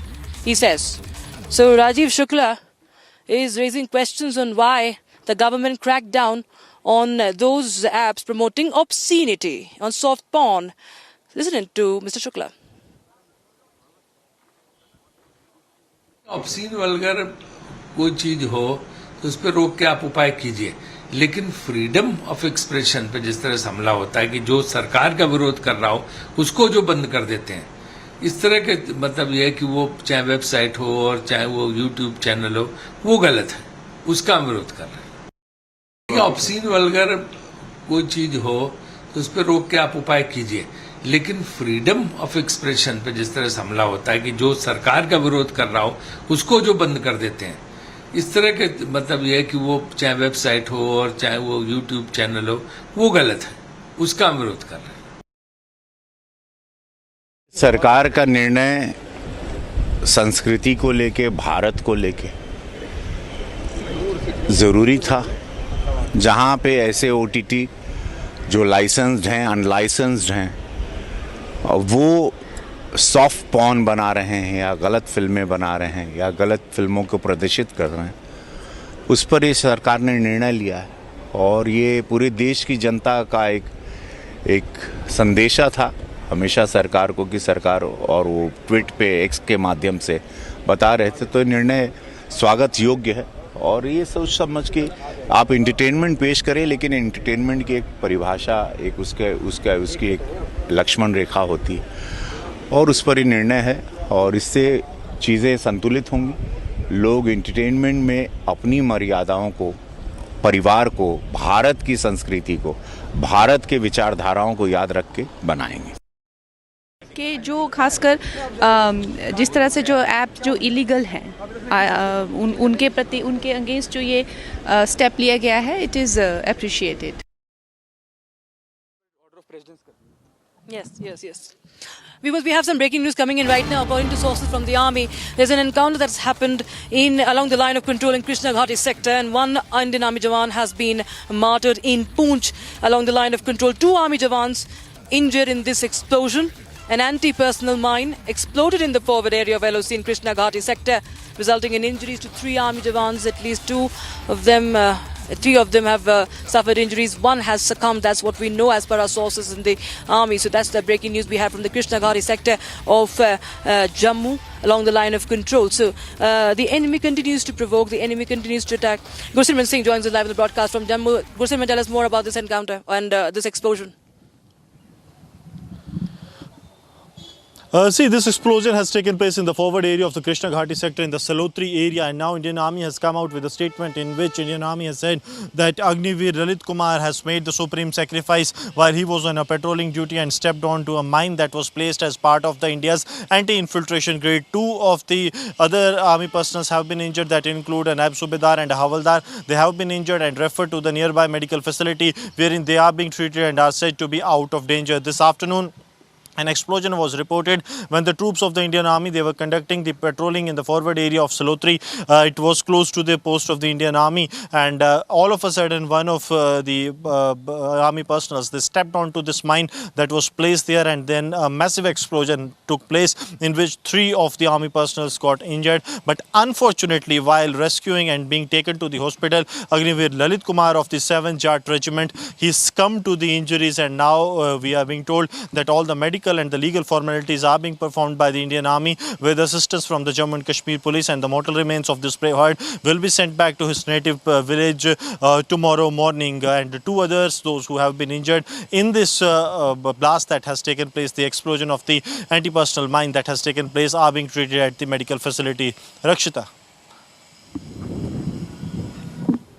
Gursimran Singh, thanks so much for joining us with those details coming in, viewers. In fact, we have some more news from Jammu and Kashmir that we are receiving right now. There was an important meeting that has been scheduled today. Lieutenant General Rajiv Ghai, Deputy Chief of Army Staff, Lieutenant General Rajiv Ghai, and Director General Military Operations, the DGMO, called on Lieutenant Governor Manoj Sinha today and discussed the prevailing security scenario in the Union Territory of Jammu and Kashmir. So that's the breaking news we have right now. So Gursimran continues to be with us. Gursimran, well, we understand that the operations are still on, and this meeting, of course, is also putting the lens on the current situation. What has been on the agenda? Any inputs that have been received, and what has been discussed?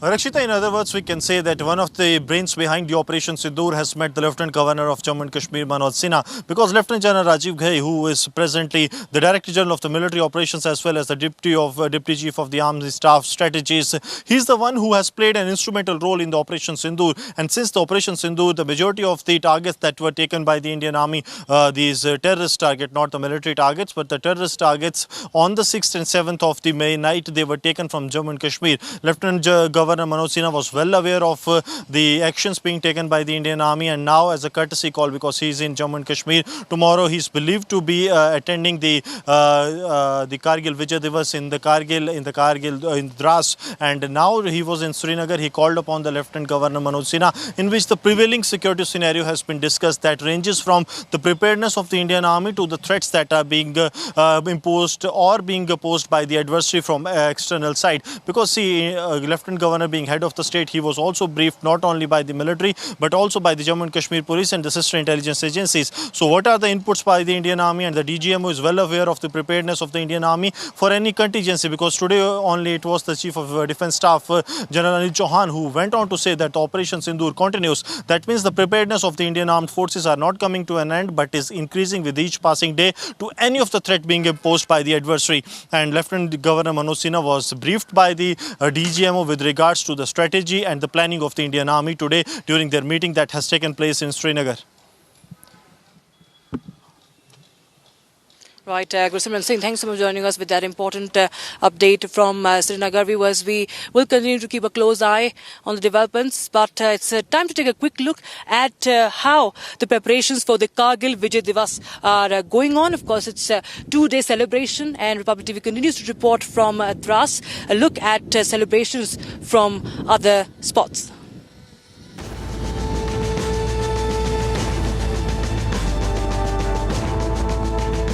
Ahead of the Kargil Vijay Divas celebration, preparations in full swing at the Kargil War Memorial in Dras. Memorial stands as a tribute to the valiant soldiers who laid down their lives in the line of duty in 1999 Kargil War, and it has been tacked up for commemorative events.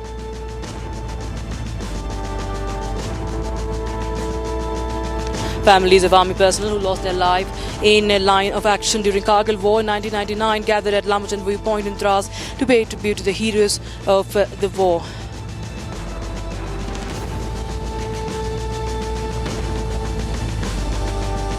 A solemn and emotionally resonant event was held at the Lamachan Point in Dras as part of the commemoration. The ceremony began with the hoisting of the national flag in the presence of Major General Hitesh Bhalla, General Officer commanding 14 Corps, who served as the chief guest. He honoured the next of kin of Kargil martyrs who have borne the ultimate sacrifice for the nation.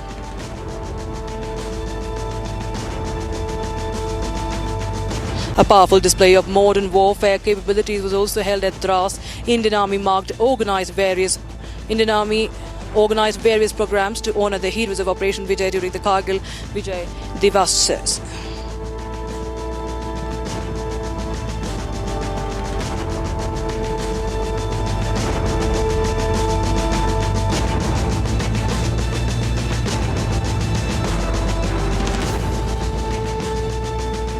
In a major boost to India's defence capabilities, the DRDO today successfully carried out the flight trials of the UAV launched precision guided missile ULPGM V3 in the National Open Area Range, Text Range in Kurnool in Andhra Pradesh. Take a listen into what Rajnath Singh has said. In fact, he congratulated the DRDO and the industry partners, DCPPs, MSMEs and startups for the development and the successful trials of the system.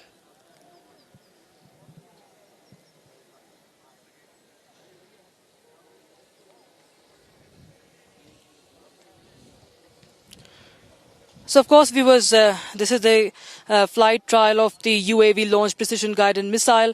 And, of course, the success of the trial again proves that the Indian industry is ready to absorb and produce critical defence technology.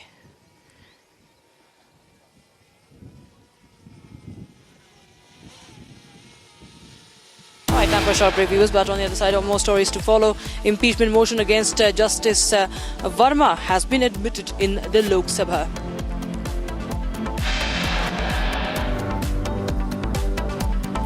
And Sanjay Kapoor's mother questions circumstances of her son's death. Alleges coercion, seeks meeting deferment. We'll get you more on this other side.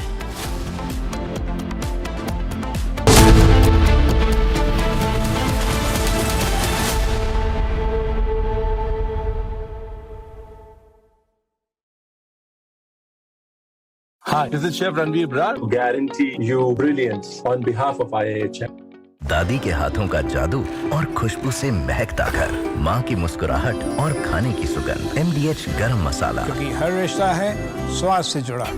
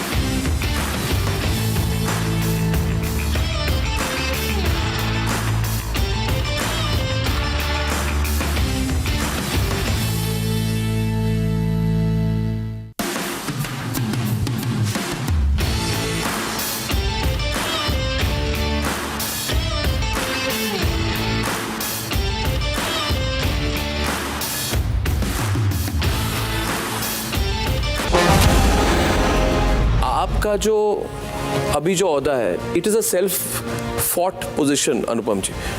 What I like about you, the reason I admire you is because you're a one-man industry.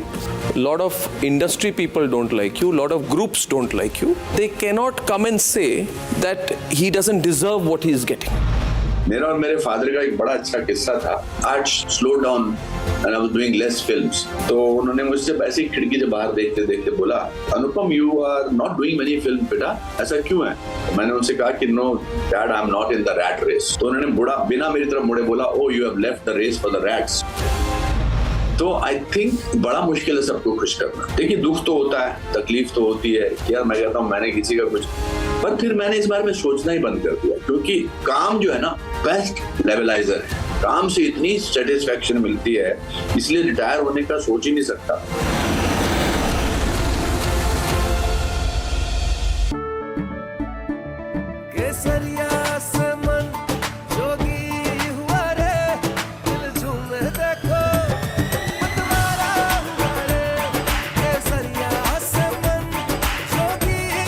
हर पल मनाओ केसरी त्योहार. विमल बोलो जुबान केसरी. आधे bowl दही में 4 चम्मच MDH चटनी पुदीना मसाला डाला, स्टर करो, पुदीना चटनी तैयार. MDH चटनी पुदीना मसाला. MDH.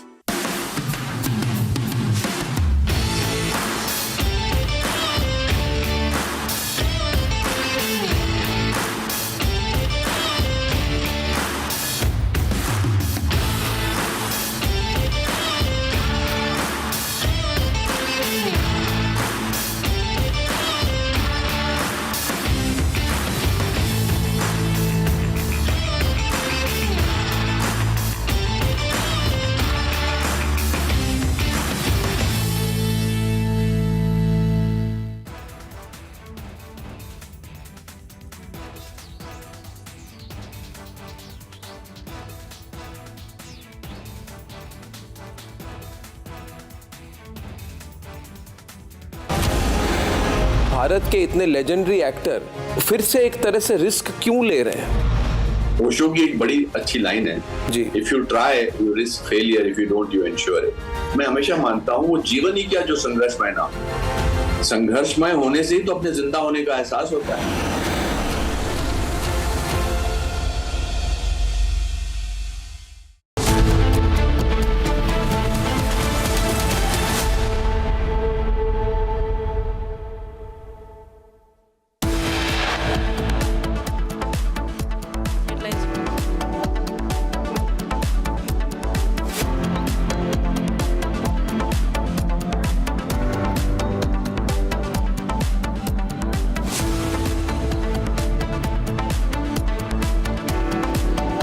Impeachment motion against Justice Verma admitted in Lok Sabha.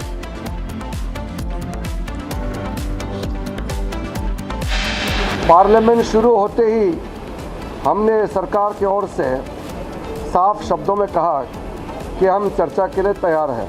Business advisory committee में हमने बात रखी कि हम ऑपरेशन सिंदूर पर चर्चा करने के लिए तैयार हैं.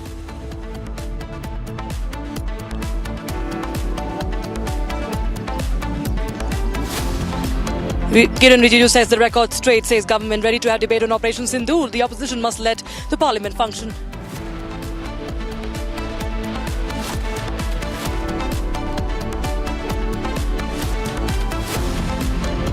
MOD inks 2,000 crore rupee deal contract with BEL for air defence fire control radar for the Indian Army. आ जा रहा है कि इसको लेकर क्या कहें? क्या मैच भारत पाकिस्तान इस स्थिति में होना चाहिए? ऐसा इस स्थिति में होना चाहिए match.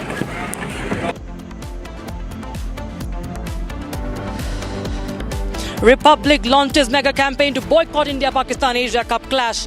Nation says terror and cricket cannot go hand in hand.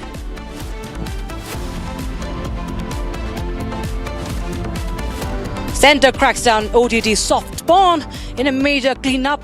Government bans 25 OTT websites.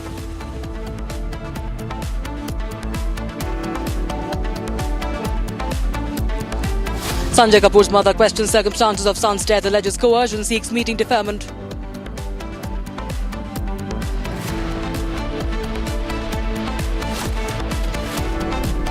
Prime Minister holds a bilateral meet with Maldives President Muizu.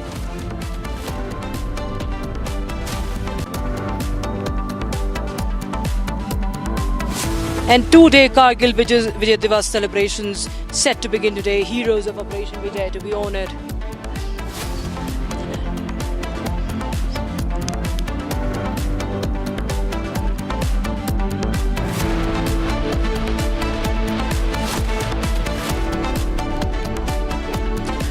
Republic TV reporting live from Dras, from the Kargil War Memorial, viewers, and the countdown to the Shaurya Sandhya has begun. The rehearsals are underway, and we are right now at the Veer Bhumi at the Kargil War Memorial. You can see the names of those who made the supreme sacrifice have been engraved. They have been commemorated, they are remembered, their battalions, their regiments, everything, along with the tricolour. They've all been here every year. Homage is paid to those who made the supreme sacrifice, and of course the victorious moment, how the tricolour was unfurled at those peaks that the Indian Armed Forces conquered, viewers. And as we continue to track the preparations and the ceremony that will be underway soon, there's an important update coming in. Now, Raksha Mantri Rajnath Singh has spoken on the demand raised by the opposition on Operation Sindoor. Now, Rajnath Singh has said that the government is ready to discuss on Operation Sindoor, but there should be no disruption in the parliament. In fact, Rajnath Singh has said that he will initiate the discussion on Operation Sindoor in Lok Sabha, and other ministers participating in the discussion include Home Minister Amit Shah, Foreign Minister S. Jaishankar as well. And BJP MPs Anurag Thakur and Nishikant Dubey will also take part. This is going to happen on Monday, viewers, and Prime Minister Narendra Modi will be expected to intervene in this debate, in this discussion on Operation Sindoor that has been demanded by the opposition parties. In fact, Parliamentary Affairs Minister Kiran Rijiju has also spoken on that. Take a listen in.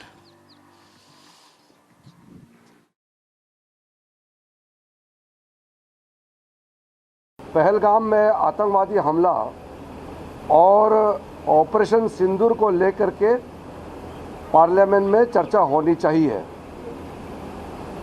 Parliament शुरू होते ही हमने सरकार की ओर से साफ शब्दों में कहा कि हम चर्चा के लिए तैयार हैं। पहले दिन हमने बिजनेस लेके आए और साथ साथ में बिजनेस एडवाइजरी कमेटी में हमने बात रखी कि हम ऑपरेशन सिंदूर पर चर्चा करने के लिए तैयार हैं। लेकिन विपक्ष की ओर से पहले दिन से हंगामा शुरू कर दिया और नियम के विरुद्ध तकिया लेकर के, पोस्टर बैनर लेकर के संसद के अंदर और संसद के बाहर प्रदर्शन किया और सदन को चलने नहीं दिया।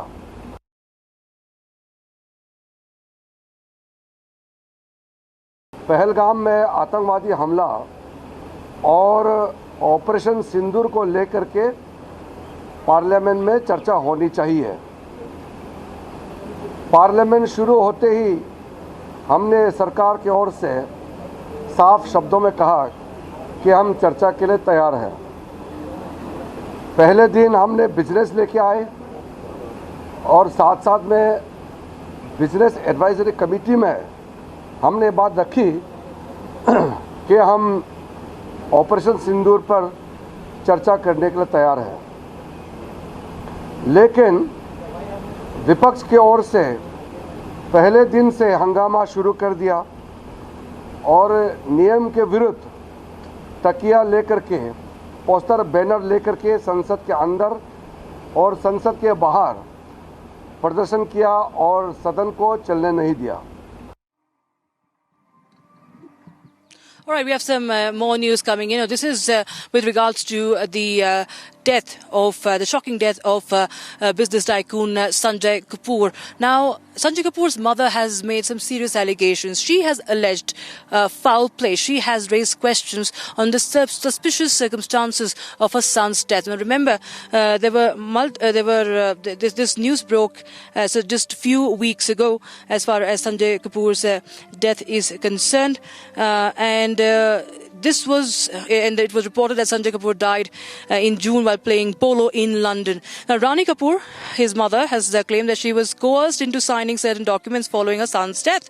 She has also demanded that the annual general meeting of the Sona Group, scheduled for today, be cancelled and that no new director be appointed. Republic has had an exclusive conversation with Sanjay Kapoor's mother, Rani Kapoor's lawyer. Take a listen in, viewers.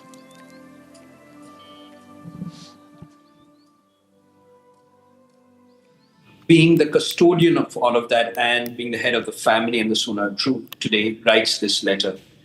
Obviously, it was not easy for her to do it. She's grieving the loss of her son.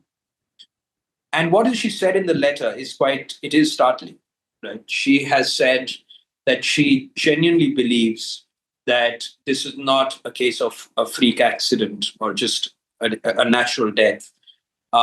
And for her to come to this kind of a conclusion, where she wants this investigated threadbare and come to the truth of the matter, there are events which led up to the death and which have unfolded post the sad demise, which has got her to believe this. So I think first and foremost, we need to give that due regard to saying, who is it who's writing this? She has no monetary interest as such. She's really looking at ensuring that the family and the legacy that's been built by her late husband, carried forward by her late son now, is intact, remains within the family, and everyone's interests are protected. Within this letter, however, she has also said that immediately after the death, while in mourning, and as more details are coming out, she was made to sign papers in rather suspicious circumstances.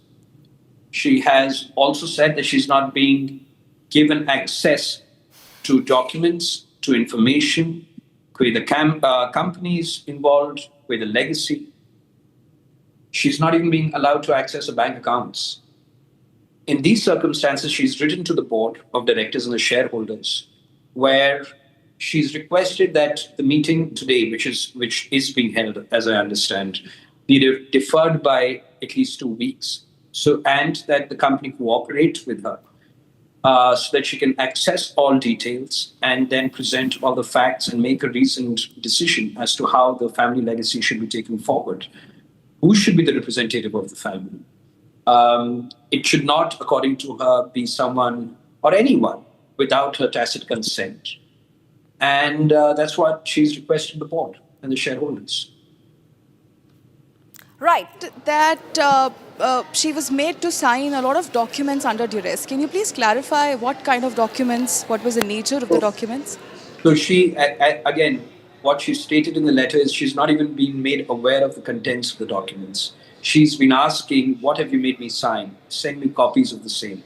She's written in the past to say, please don't act upon anything that is purportedly being signed by me. There has been no rebut on those things. So to ask today, what are the documents she's been made to sign? She's herself unaware of the same. But what does seem to be the case, and again, there's, I think, a bit of an inkling in the letter as well, is that some of those letters may well have to do with how the family legacy is going to be taken forward, who the representative of the family is going to be, who comes onto the board, etc. Right? And that's how things seem to be unraveling currently. Also suspect a larger conspiracy where they're trying to take over the Sona Group by sidelining the family, and who do you think is to be benefited by this act? Lots of people could be out there on this. As far as Mrs. Kapoor is concerned, she has chosen not to name anybody at this juncture. She doesn't want to speculate. This is not something that can be taken lightly or said lightly by her. She's a very senior lady who's belongs to one of the, country's strongest groups. So she's not going to make allegations without being very sure. But yes, obviously there are people. The shareholding of the family, the founders of the family, needs to be maintained, remains intact for the benefit of the family. That's a motive. And if there's any attempt by anybody to do otherwise, she would like to ensure that doesn't happen. So, the name of daughter-in-law is coming up in reports. Can you please explain what are the charges, what are the direct charges which are leveling against the daughter-in-law in this case? I don't think she has leveled any direct charge or named her daughter-in-law in this. From the copy of the letter that I have, it doesn't name her daughter-in-law at all. She has chosen not to name people. And, I think that needs to be respected at this stage. And viewers, we continue to get you the live inputs from the Kargil Vijay Divas celebrations. In the meantime, I toss back to my colleague Deepak to the studios. That's right, Rakshita, and the government has banned several popular streaming applications including Ullu, Alt, Desi Flix, Big Shots and others, citing concerns over the streaming of obscene and sexually explicit material. This is a digital online cleanup that is being rolled out by the central government, taking out all these OTT platforms that are streaming soft porn. And now the crackdown has indeed begun. 25 of these OTT platforms have been banned by the Indian government. In fact, we also have some reactions coming in on this particular breaking news. Let's listen in. देखिए, सरकार का निर्णय संस्कृति को लेके, भारत को लेके ज़रूरी था। जहां पे ऐसे ओटीटी जो लाइसेंस्ड हैं, अनलाइसेंस्ड हैं, वो सॉफ्ट पॉर्न बना रहे हैं या गलत फिल्में बना रहे हैं या गलत फिल्मों को प्रदर्शित कर रहे हैं, उस पर ये सरकार ने निर्णय लिया है।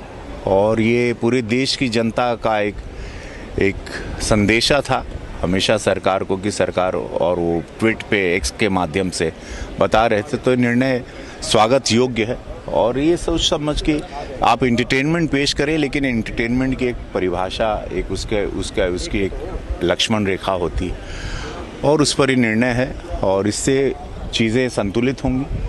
लोग एंटरटेनमेंट में अपनी मर्यादाओं को, परिवार को, भारत की संस्कृति को, भारत के विचारधाराओं को याद रख के बनाएंगे। कि जो खासकर जिस तरह से जो ऐप जो इलीगल हैं उनके प्रति, उनके अगेंस्ट जो ये स्टेप लिया गया है, इट इज़ अप्रिशिएटेड। तो आपके सवाल में तो आपका इधर कंटेंट देखने नहीं है, जो आप भैया को परिवार के साथ बैठकर आप नहीं देख सकते हैं, जो शर्मनाक है, जिनकी असली भाषा है, प्रेजेंटेशन में गंदगी है, ऐसी भाषा को या शब्दों का चयन जिनका सराहनीय नहीं है, इनको अगर बैन किया गया तो मैं समझता हूँ ये बहुत प्रशंसनीय है। इसकी सराहना करते हैं। अगर आपको याद हो तो सबसे पहले जो पिछली बार मैं आईटी और इंफॉर्मेशन टेक्नोलॉजी कमेटी में था, तो सबसे पहले इसको बैन करने के लिए, रोकने के लिए, प्रतिबंध लगाने के मैंने ही आवाज़ उठाई और मैंने काफ़ी ज़ोर शोर से आवाज़ उठाई। आज मुझे खुशी। Coming in, viewers, actor turned politician Kamal Hassan has made his parliamentary debut as he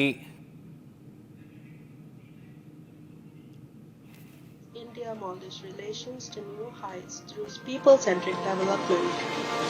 Backed by the Government of India and financed under the Exim Bank of India's line of credit, the 4,000 social housing units project in Horimale Phase 2 stands as a symbol of this collaboration. Construction of the project began in 2021. Since then, key milestones have been achieved. Today, the project is complete and the majority of units are ready for handover. Executed by NBCC India Limited and Kalpataru Projects International Limited, this project is a testament to cross-border collaboration and shared commitment. We extend our sincere gratitude to all stakeholders and reaffirm the enduring friendship between the people of Maldives and the people of India.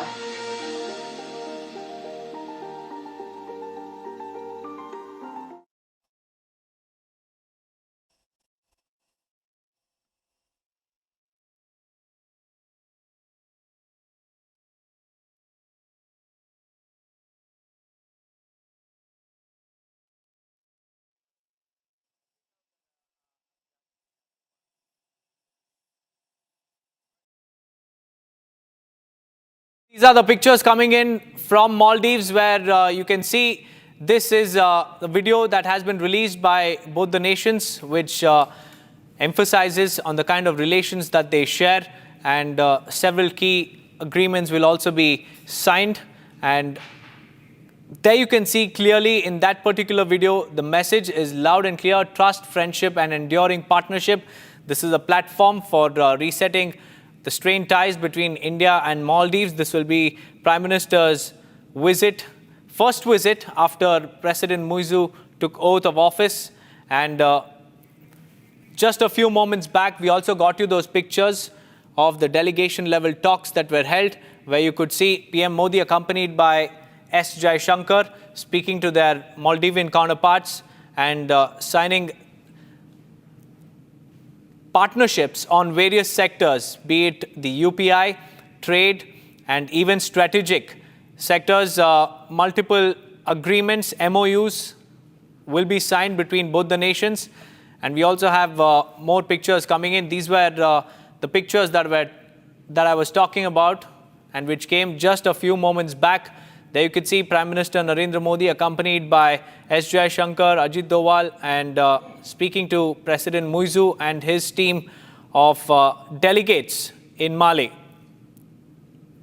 India and Maldives have exchanged various MOUs, and the focus will be on the FTA, back-to-back trade agreements for India, first with the United Kingdom and now with Maldives.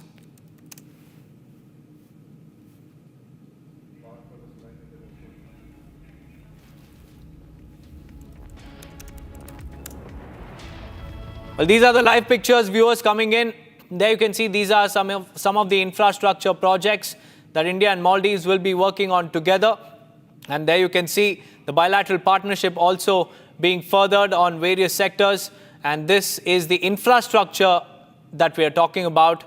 Various projects will be signed up between both the nations. And what we understand is that just a few moments back, the talks were held between India as well as Maldives.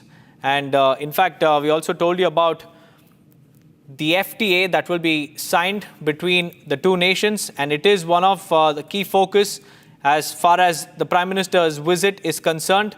And what we understand is that UPI will also be launched in Maldives. This is a big push to introduce Indian initiatives in Maldives. We've seen UPA being introduced in other nations as well. And what we understand is that India will also be pushing to introduce UPA in Maldives. This is a big push as far as the bilateral relationship is concerned.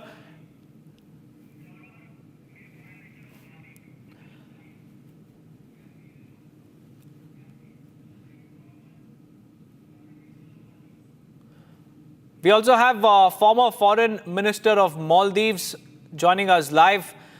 A very good evening to you, sir. How do you look at this visit of the Prime Minister? Help us understand what kind of a platform this provides as far as resetting ties are concerned.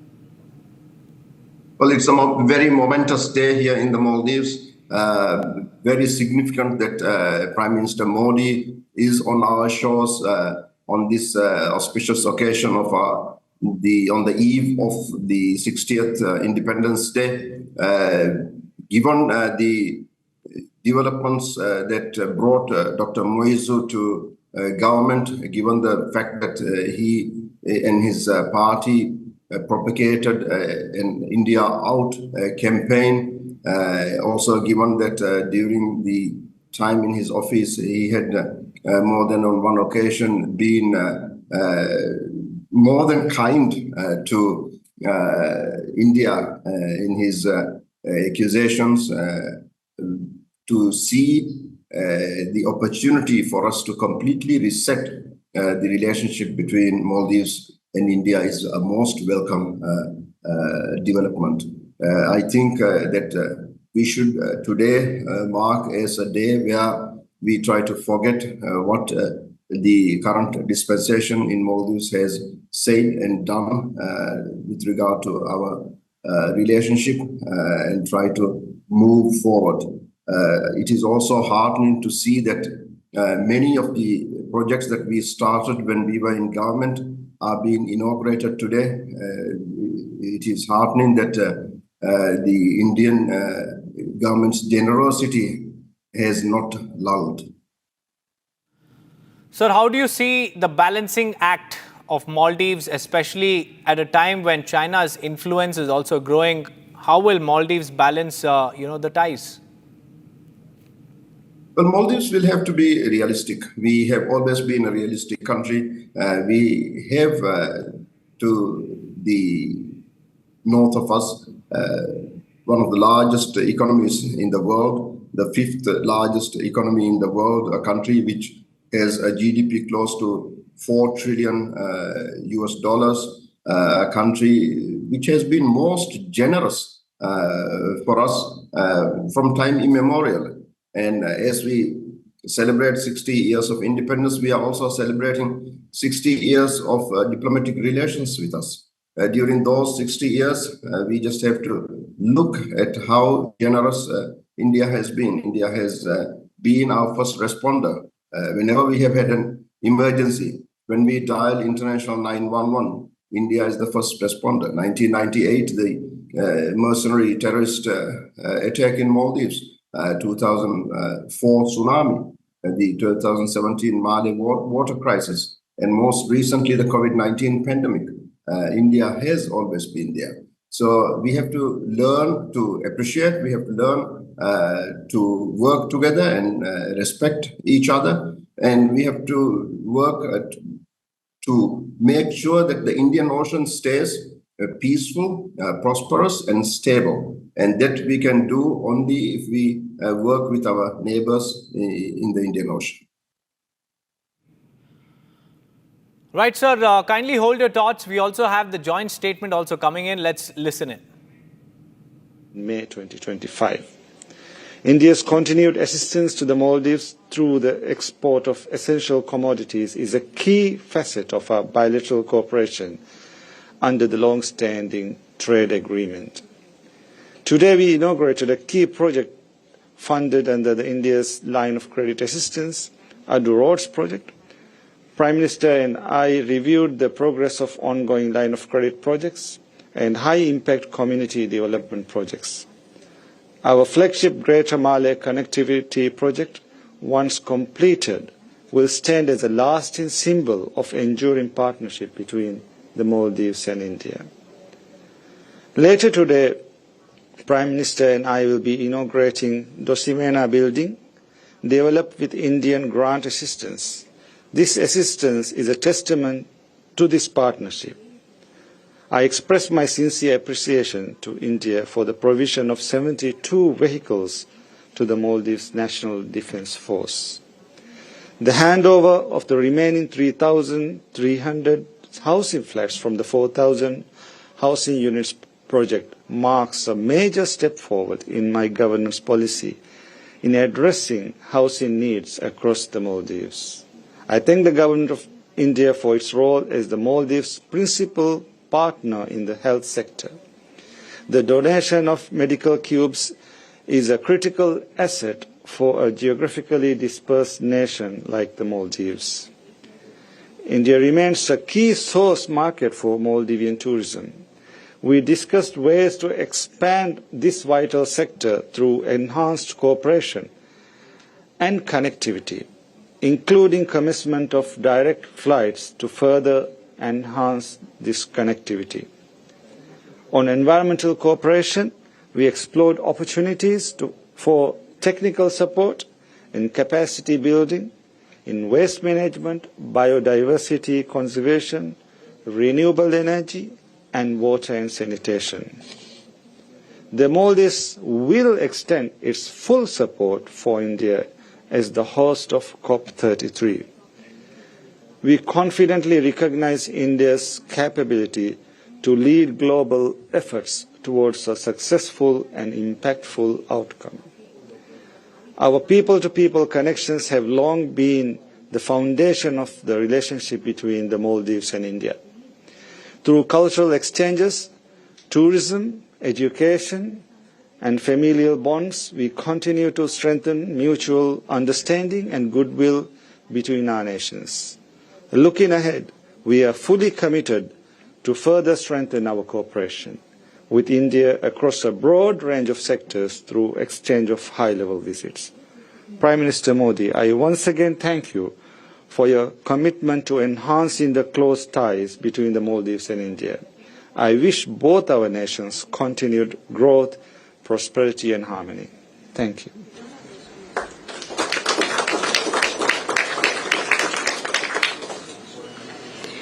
Thank you, Excellency. May I now invite Prime Minister Narendra Modi to deliver his remarks. Your Excellency, राष्ट्रपति जी, दोनों देशों के delegates, media के साथियों, नमस्कार। सबसे पहले सभी भारतवासियों की ओर से मैं राष्ट्रपति जी और मालदीव के लोगों को स्वतंत्रता के 60 वर्षों की ऐतिहासिक वर्षगांठ पर हार्दिक शुभकामनाएं देता हूं। इस ऐतिहासिक अवसर पर गेस्ट ऑफ ऑनर के रूप में आमंत्रित करने के लिए मैं राष्ट्रपति जी का हृदय से आभार व्यक्त करता हूं। इस साल भारत और मालदीव अपने राजनयिक संबंधों के भी 60 साल मना रहे हैं, परंतु हमारे संबंधों की जड़ें इतिहास से भी पुरानी है और समुद्र जितनी गहरी है। आज जारी किया गया डाक टिकट, जिसमें दोनों देशों की पारंपरिक नौकाएं हैं, दर्शाता है कि हम केवल पड़ोसी नहीं हैं, सहयात्री भी हैं। फ्रेंड्स, भारत मालदीव का सबसे करीबी पड़ोसी है। मालदीव भारत की नेबरहुड फर्स्ट पॉलिसी और महासागर विजन दोनों में एक अहम स्थान रखता है। भारत को मालदीव का सबसे भरोसेमंद मित्र होने पर भी गर्व है। आपदा हो या महामारी, भारत हमेशा फर्स्ट रिस्पॉन्डर बनकर साथ खड़ा रहा है। एसेंशियल कमोडिटीज उपलब्ध कराने की बात हो या कोविड के बाद अर्थव्यवस्था को संभालना, भारत ने हमेशा साथ मिलकर काम किया है। For us it is always friendship first. Friend, पिछले साल अक्टूबर में राष्ट्रपति जी की भारत यात्रा के दौरान हमने व्यापक आर्थिक और समुद्री सुरक्षा साझेदारी का विजन साझा किया था। अब यह रियलिटी बन रहा है और उसी का परिणाम है कि हमारे संबंध नई ऊंचाइयों को छू रहे हैं। कई सारी परियोजनाओं का लोकार्पण संभव हुआ है। भारत के सहयोग से बनाए गए 4000 सोशल हाउसिंग यूनिट्स अब मालदीव में कई परिवारों के लिए नई शुरुआत बनेंगे, नया आशियाना होंगे। Greater Male connectivity project, Addu road development project और रीडेवलप किए जा रहे हनी माधु अंतर्राष्ट्रीय हवाई अड्डे से ये पूरा क्षेत्र एक महत्वपूर्ण ट्रांजिट और आर्थिक केंद्र बनकर उभरेगा। जल्द ही फेरी सिस्टम की शुरुआत से अलग अलग आइलैंड्स के बीच आवागमन और आसान होगा। उसके बाद आइलैंड्स के बीच दूरी जीपीएस से नहीं, सिर्फ फेरी टाइम से मापी जाएगी। हमारी डेवलपमेंट पार्टनरशिप को नई उड़ान देने के लिए हमने मालदीव के लिए $565 मिलियन यानी लगभग 5000 करोड़ रुपए की लाइन ऑफ क्रेडिट देने का निर्णय लिया है। यह मालदीव के लोगों की प्राथमिकताओं के अनुरूप यहां के इंफ्रास्ट्रक्चर के विकास से जुड़ी परियोजनाओं के लिए इस्तेमाल ली जाएगी। फ्रेंड्स, हमारी आर्थिक साझेदारी को गति देने के लिए हमने कई कदम उठाए हैं। आपसी निवेश को गति देने के लिए हम शीघ्र ही बायलैटरल इन्वेस्टमेंट ट्रीटी फाइनलाइज करने की दिशा में काम करेंगे। फ्री ट्रेड एग्रीमेंट पर भी बातचीत शुरू हो गई है। अब हमारा लक्ष्य है from paper work to prosperity. Local currency settlement system से रुपये और रुपया में सीधे व्यापार कर सकेंगे। जिस रफ्तार से यूपीआई को मालदीव में बढ़ावा मिल रहा है, इससे टूरिज्म और रिटेल दोनों को ताकत मिलेगी। फ्रेंड्स, रक्षा और सुरक्षा क्षेत्र में आपसी सहयोग आपसी विश्वास का परिचायक है। रक्षा मंत्रालय की बिल्डिंग, जिसका आज उद्घाटन किया जा रहा है, यह ट्रस्ट की कंक्रीट इमारत है। हमारी मजबूत साझेदारी का प्रतीक है। हमारी साझेदारी अब वेदर साइंस में भी होगी।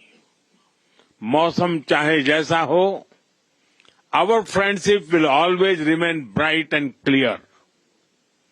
मालदीव की रक्षा क्षमताओं के विकास में भारत निरंतर सहयोग देता रहेगा। हिंद महासागर क्षेत्र में शांति, स्थिरता और समृद्धि हमारा साझा लक्ष्य है। कोलंबो सिक्योरिटी कॉन्क्लेव में साथ मिलकर हम रीजनल मैरीटाइम सिक्योरिटी को मजबूत बनाएंगे। क्लाइमेट चेंज हम दोनों के लिए बड़ी चुनौती है। हमने तय किया है कि रिन्यूएबल एनर्जी को बढ़ावा देंगे। इस क्षेत्र में भारत अपना अनुभव मालदीव के साथ साझा करेगा। एक्सेलेंसी, एक बार फिर इस ऐतिहासिक अवसर पर मैं आपको और मालदीव के नागरिकों को बहुत बहुत बधाई देता हूं और गर्मजोशी भरे स्वागत के लिए आप सभी का धन्यवाद करता हूं। मैं आपको पुनः आश्वस्त करता हूं कि मालदीव के विकास और समृद्धि के लिए भारत हर कदम पर साथ रहेगा। बहुत बहुत धन्यवाद।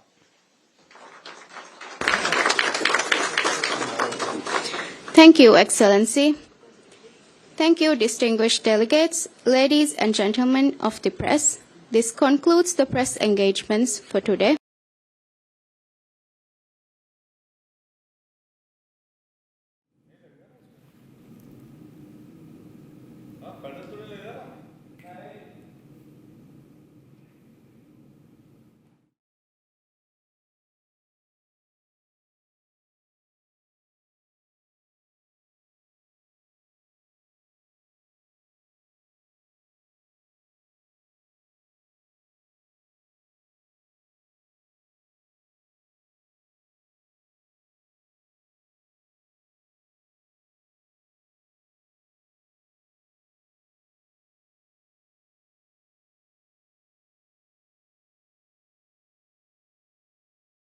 Hi, this is Chef Ranveer Brar. Guarantee you brilliance on behalf of IIHM. अब छोलिया हो या लोबिया, सफेद चने या काले चने, सब कुछ मजेदार बने।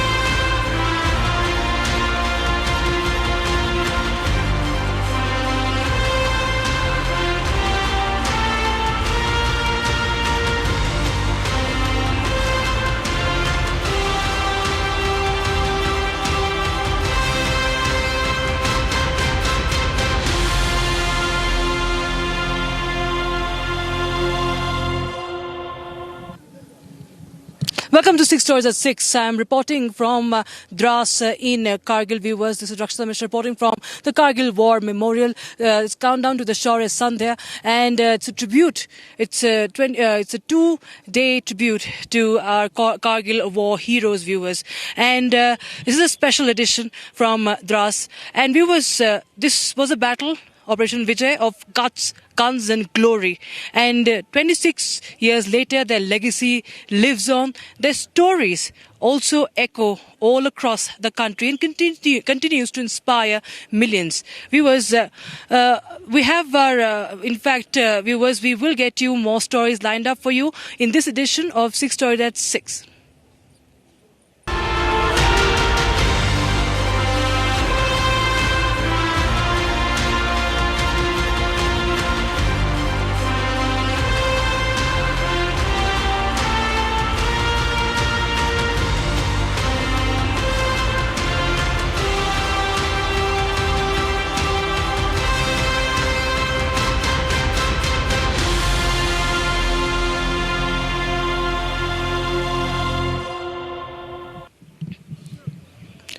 From Operation Vijay to Operation Sindoor, viewers, we remember all the sacrifices made by our armed forces.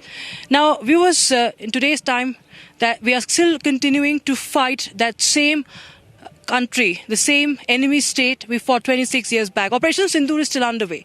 But the reports doing the rounds about India playing with Pakistan in Asian cricket, in the Asia Cup, of course, is raising eyebrows. In fact, Republic TV is now launching a campaign saying no to Pakistan, viewers. Say no to Pakistan is the campaign, and we want all of you to join in as we believe that the sacrifices of our Jawans, the contribution of our armed forces, their fight, their valor should not be forgotten.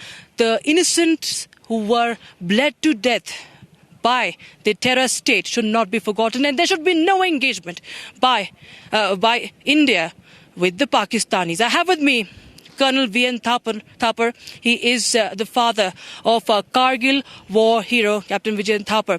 Colonel Thapar, thank you so much for joining us. And today we are remembering the Kargil war heroes, and Captain Thapar's story, of course, continues to live on, and it continues to give us goosebumps when we hear his stories. Sir, from Operation Vijay to Operation Sindoor, the enemy has remained the same. And we cannot forget those sacrifices that were made, that are being made. We remember with such ceremonies, with such commemoration, we remember our soldiers, but we cannot forget that what the Pakistan nation, what the terror state has done. Today we ask, why should we at all engage with Pakistan when it has stabbed India in the back time and again? It has led to the bleeding of innocents on Indian soil time and again. Colonel Thapar, what do you think of our campaign, Say No to Pakistan? No, of course, there is no need for a campaign. People of India, they must be alive to this situation where young men have died, they have given their lives, and here we talk all the time about no talks with terror, no talks with other such things. Yet we have these people. They are the high-ups in the society. They are the people who are encouraging cricket. Are they of a different caste? Are they of a different subunit of this country? Why should they even think of this thing? And secondly, it's not only the cricketers. There's another lobby of actors and actresses. The other day I saw actors talking to Afridi so friendly, like he was their brother. And he is the guy who's been insulting India all the time. So I don't see why we have to go down backwards to such a level that don't they remember today is Kargil Vijay Divas. Tomorrow is going to be Kargil Vijay Divas. And rather than remembering Saurabh Kalia, they are wanting to go and play cricket over there. It's unforgivable a thought for anyone who's self-respecting Indian. Unforgivable. They are not a special breed. like the filmmakers and the cricketers, that they should go to Pakistan. Are they the only people who have to go to Pakistan for fun and games, and rest of them, people in olive uniform and in the navy blue, they are the people who are meant to die? I don't understand this. Yes, please. We appreciate, sir. We really salute how you put your thoughts very, very forthrightly, and you were completely, we really appreciate how you mince no words in calling out those who do not raise their voice, despite their stature, despite their so-called social media reach, sir. So stay on with us. We have my colleague Himanshu joining us from the digital newsroom. Himanshu, tell us more about Republic's campaign, Say No to Pakistan, because enough is enough. As Colonel Thapa rightly pointed out, that it is unforgivable what has been happening. The enemy state continues to sponsor terror and bleed the Indian lives, and we cannot engage in any way with Pakistan now, especially after what has happened in Pahalgam. Rakshita, the late C.B. Fry once wrote, "What do they know of cricket, whom only cricket knows?" Now, cricket is a religion in this country, also in Pakistan. But is that religion above national interest is a question that the entire nation wants to know today. This is indeed a time, this is a time of grief, this is a time of our blood is boiling after Pahalgam. And BCCI coming up with, look, this, we understand this is Asia Cup, this is an international commitment that BCCI probably will have to look, but we have seen people boycotting Olympics as well. So why not Asia Cup, especially at this time when our Jawans are actually engaging. Operation Sindoor is yet not over, not technically over, and we are thinking of playing cricket, probably playing the national anthem on same ground. Imagine Indian cricketers standing on the ground where Pakistan's national anthem will be played. What impact will that have on the morale of India and Indian forces? All these questions will have to be thought out. Only after that a decision can be made, Rakshita. The mood here in India definitely is like we cannot afford to play cricket with Pakistan. Thank you so much, Himanshu. In fact, the mood of the nation is something that we're trying to reflect on. But what is the mood of those sitting in power? The mood of the BCCI bosses, the most powerful cricket body in the world. Republic TV confronted Rajiv Shukla, the interim chief of the BCCI. Listen into this confrontation. जो कहा जा रहा है कि इसको लेकर क्या कहें, क्या मैच भारत पाकिस्तान के इस स्थिति में होना चाहिए? ऐसा इस स्थिति में होना चाहिए मैच? तो जो कहा जा रहा है कि इसको लेकर क्या कहें, क्या मैच भारत पाकिस्तान के इस स्थिति में होना चाहिए? ऐसा इस स्थिति में होना चाहिए मैच? तो जो कहा जा रहा है कि इसको लेकर क्या कहें, क्या मैच भारत पाकिस्तान के इस स्थिति में होना चाहिए? ऐसा इस स्थिति में होना चाहिए मैच? तो जो कहा जा रहा है कि इसको लेकर क्या कहें, क्या मैच भारत पाकिस्तान के इस स्थिति में होना चाहिए? ऐसा इस स्थिति में viewers, when we speak to the family of the martyrs, some of them are just here, they have just come to attend the Shaurya, Shaurya Sandhya here. When we speak to them, when we see this, sometimes the tears in their eyes, but still their hearts, swelling with pride. It is so heartening to see that how they are proud of the sacrifices they've made. But these stories, it seems, do not reach some of the people in the country. They refuse to raise their voices. Colonel Thapar, I will again bring you in here. You feel that there should be some more pressure that should be put so that we unite more and more, and this unity should be on display. Yes, the sentiment in our drawing rooms there might be people sitting right now watching this show, watching this conversation with you and agreeing with us. But sir, via this campaign, Republic TV wants that everybody's thoughts should be put forward publicly on public platforms so as this pressure is mounted. Republic TV has always been, not just post-Pahalgam, but we have always said that India should not engage with Pakistan. Sir, in your thoughts, what steps could be taken, in fact, to mount this pressure and continue to give into, in fact, do justice with our Jawans, do justice with the families of the terror victims? Look, I don't see any need whatsoever of putting any pressure on anybody. Anyone who's So Indian blood is flowing in him. He should feel ashamed of trying to put a friendly hand and get a slap in his face. So I don't see why pressure is required. Don't you realize that we have got Pakistan, whose attitude has not changed at all? You heard their chief speaking. I mean, now he's that field marshal speaking. He was pouring venom. And here we are again trying to please them by going and playing cricket. We have an enemy in the north, China. They are all the time appeasing hands in glove with Pakistan. They are supplying them with all the wherewithal. And now we got another enemy that is getting more and more radicalized, Bangladesh. And what is worst is that we have a lobby within the country who are against this kind of thing. So I believe that there's no pressure required.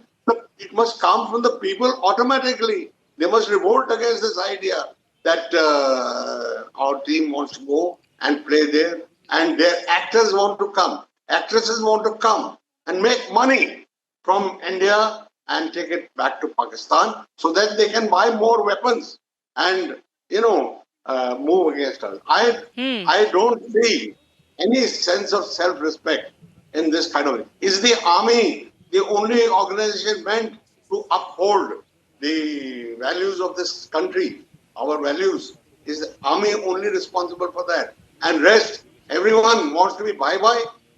Then let us close the chapter altogether.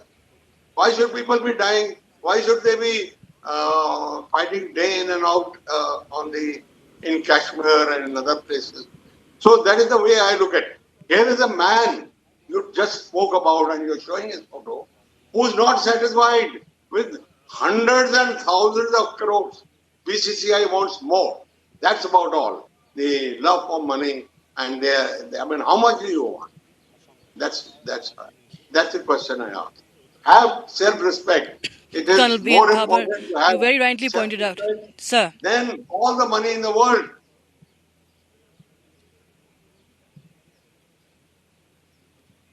Absolutely, very rightly pointed out, sir.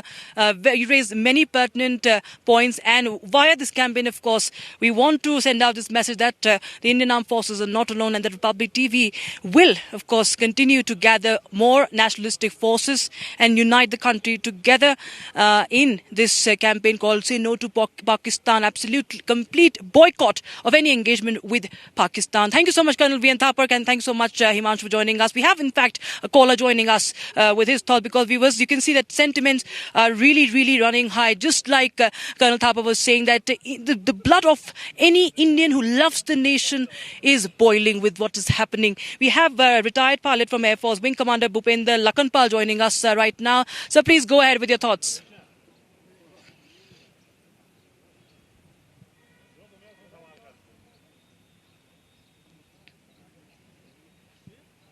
All right, we seem to have, that line has been dropped, I believe. All right, viewers, so we continue to get more and more reactions and voices from all corners of the country, the common man, members of the Indian forces, retired officers, and everyone who, in fact, has the sentiments attached to this nation, who feel for the country, who are part of this country, must join Republic's Say No to Pakistan campaign.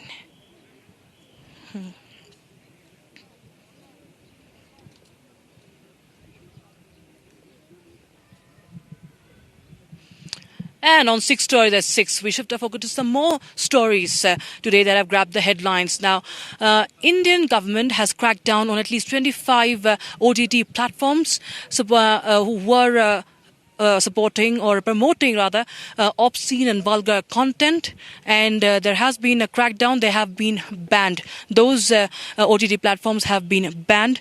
The directive was issued on the 23rd of July in consultation with multiple government departments and civil society stakeholders, and the platforms which have been banned include Ullu, Alt and Big Shots app, Neon X, VIP and Desi Flex, among the others. We have multiple reactions coming in. We have, in fact, a guest also joining us right now, former CIC Uday Mahurkar joining us, former chief of CIC joining us. Mr. Mahurkar, thanks so much for joining us. This is a crackdown on these websites or OTT platforms which have allegedly promoted vulgar content. And sir, in these times when everything is going digital and the youngsters, even underage people, have access to these OTTs, it becomes very important to, of course, monitor the content. While there are many people who also allege that this could be prying on the freedom of expression and freedom of the media. So how do you see this development? You see, we have been running a campaign for the last over 2 years under the name of my NGO, Save Culture, Save Bharat Foundation. Now, we have done a lot of research on this, and we have proved that about 80% of the rape cases taking place now are provoked by perverted content, sexually perverted content. Even divorces, breaking families, again, content is responsible. So I think this is modern India's biggest challenge. And I appreciate that the government has realized this, because we have been fighting for it for the last now over 2 years now. I have also filed a petition in the Supreme Court of India. We have collected a lot of evidence as to what they are like. There is one film by Ekta Kapoor's Alt, where there is a male in the house. He is having sexual relations with his grandmother, with his stepmother, with his bhabhi, with his cousin sister, and with scenes. Now this is complete misuse of freedom, creative freedom. And I think if India is to become a great nation, we have to become a great nation while keeping our culture intact.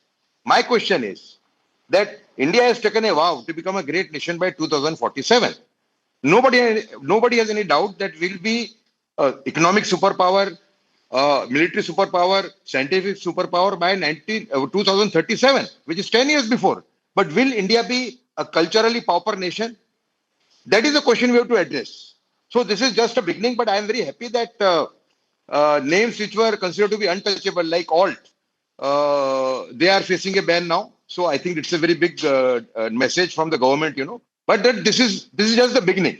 You see, when I filed the petition before the Supreme Court of India, it was heard by CGI Honorable Gawai Sahab. So there, the government, I am very thankful to the government of India. They said that the Solicitor General of India, Mr. Tushar Mehta, he said that situation is very serious, sir. Government is taking steps, but more steps have to be taken. But then this is a very big challenge for the nation. That is what he himself admitted, and he appealed to he told the CGI that you must monitor this case personally. So the kind of evidence we have presented before the court, it is so compelling that court is convinced that this is a very serious situation in the country. Yeah. Right, sir.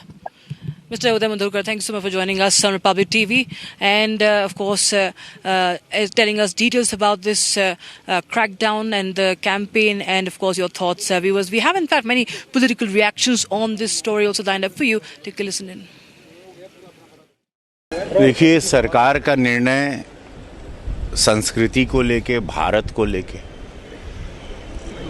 ज़रूरी था। जहाँ पे ऐसे OTT जो licensed हैं, unlicensed हैं, वो soft porn बना रहे हैं या गलत फिल्में बना रहे हैं या गलत फिल्मों को प्रदर्शित कर रहे हैं, उस पर ये सरकार ने निर्णय लिया है।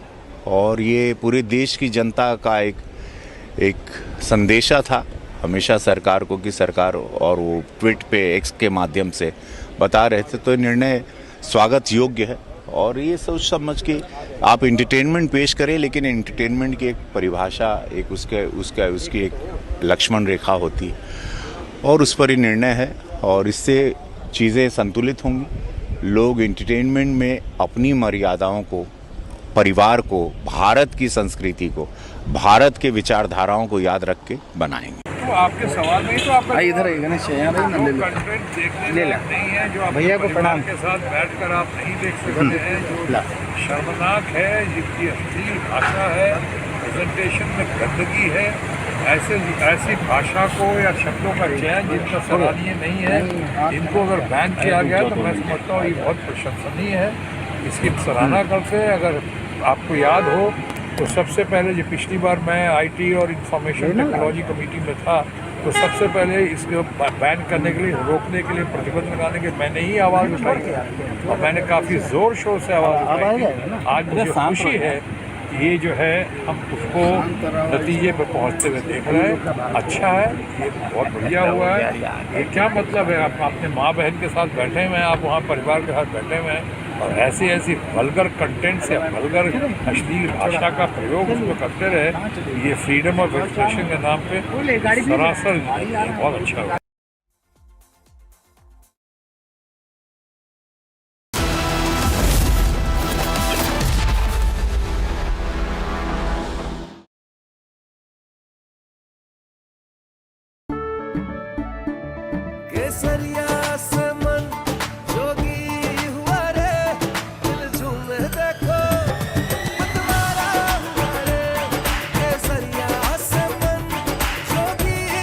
हर पल मनाओ केसरी त्योहार।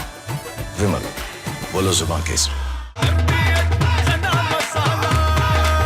अब छोलिया हो या लोबिया, सफेद चने या काले चने, सब कुछ मजेदार बने।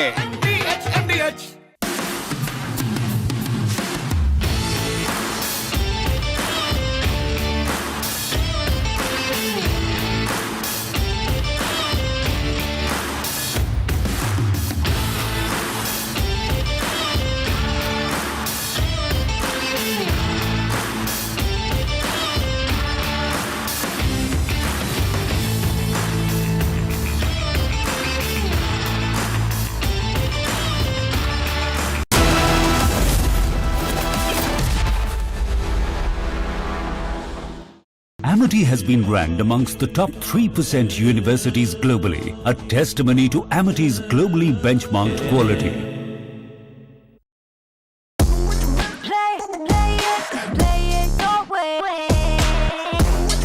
Sarah, this is your space, play it your way.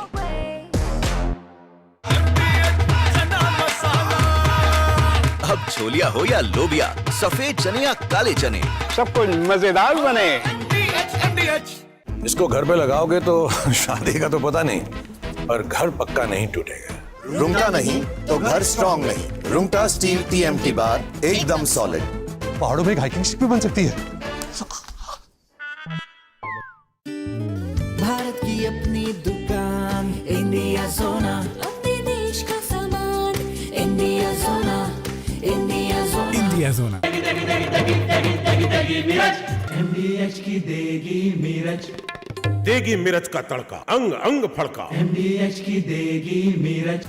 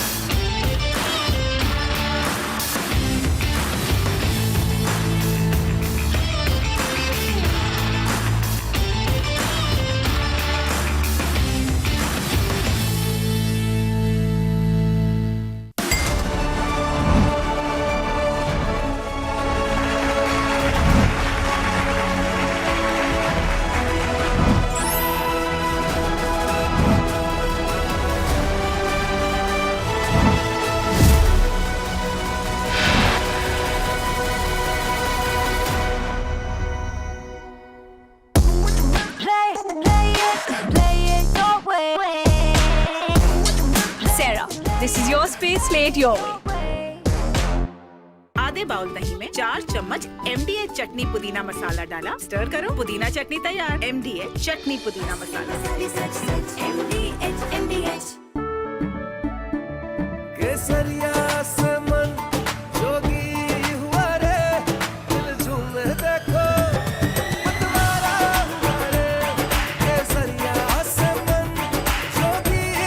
हर पल मनाओ केसरी त्योहार। विमल, बोलो जुबान Kesari. Hi, this is Chef Ranveer Brar. Guarantee you brilliance on behalf of IIHM. ये है सीक्रेट रेसिपी MDH का जीरा सिप जल जीरा मसाला। सिप सिप जीरा सिप MDH का जल जीरा सिप MDH का जल जीरा सिप।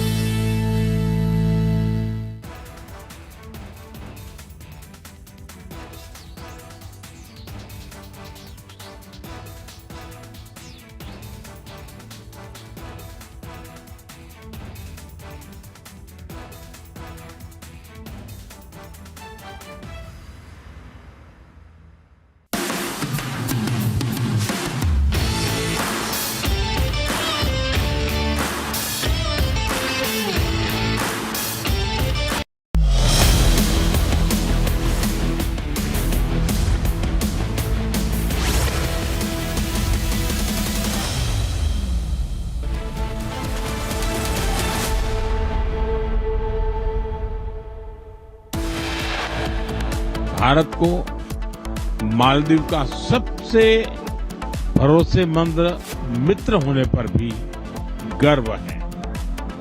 आपदा हो या महामारी, भारत हमेशा फर्स्ट रिस्पॉन्डर बनकर साथ खड़ा रहा।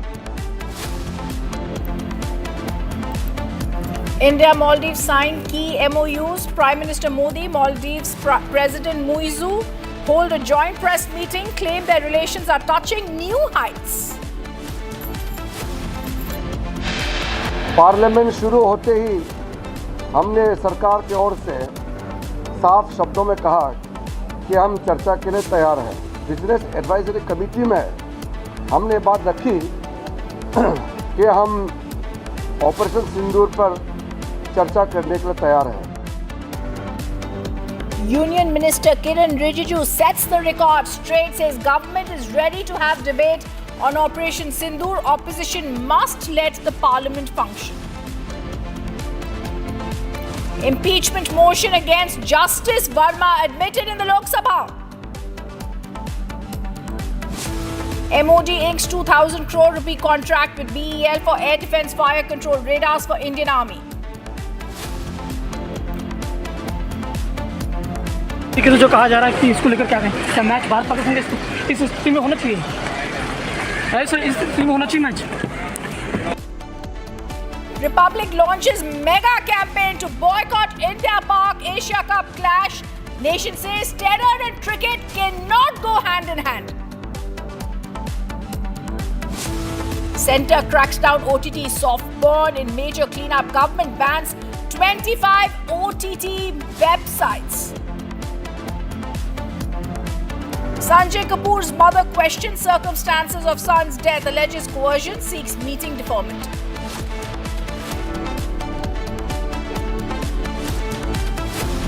And two-day Kargil Vijay Divas celebration set to begin today. Heroes of Operation Vijay to be honoured.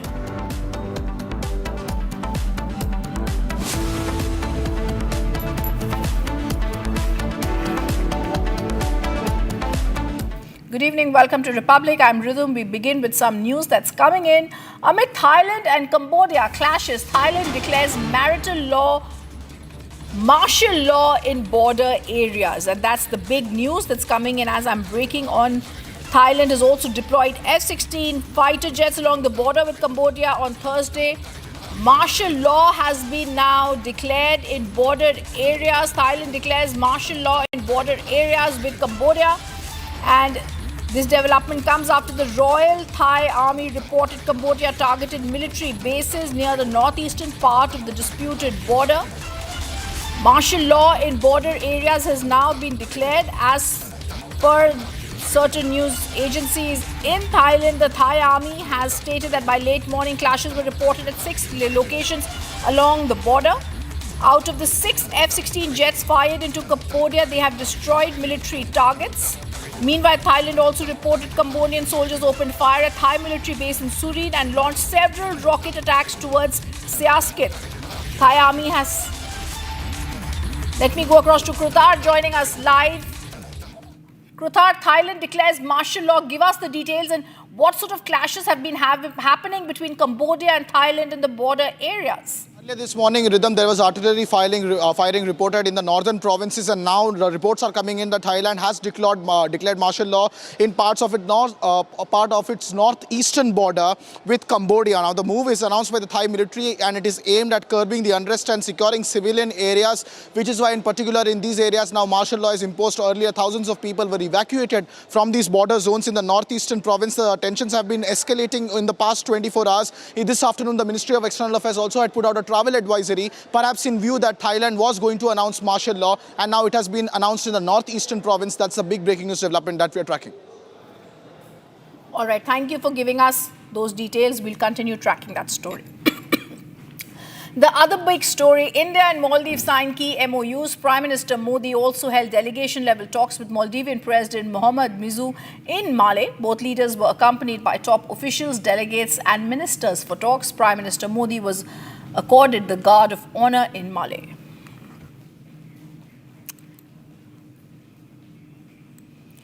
And I also want to go across to get more details from with guests who are now joining us live. Ahmed Adib, former VP of Maldives, now joining us. There is going to be a boost to trade. We've also launched the FTA talks now. Ahmed Adib, how are you looking at these very progressive talks that are being held between the President in Maldives and Prime Minister Modi? Yeah, thank you for having me. I would say this is a historical milestone achieved. I would say it's an honor for Maldives to have Prime Minister Modi as having a state visit, which is coinciding with our Independence Day, and Prime Minister Modi will be the guest of honor. I would say this is a reset in Maldives-India relations, and I would say with today's MOUs and agreements, I think it's going to be a new historical milestone and new.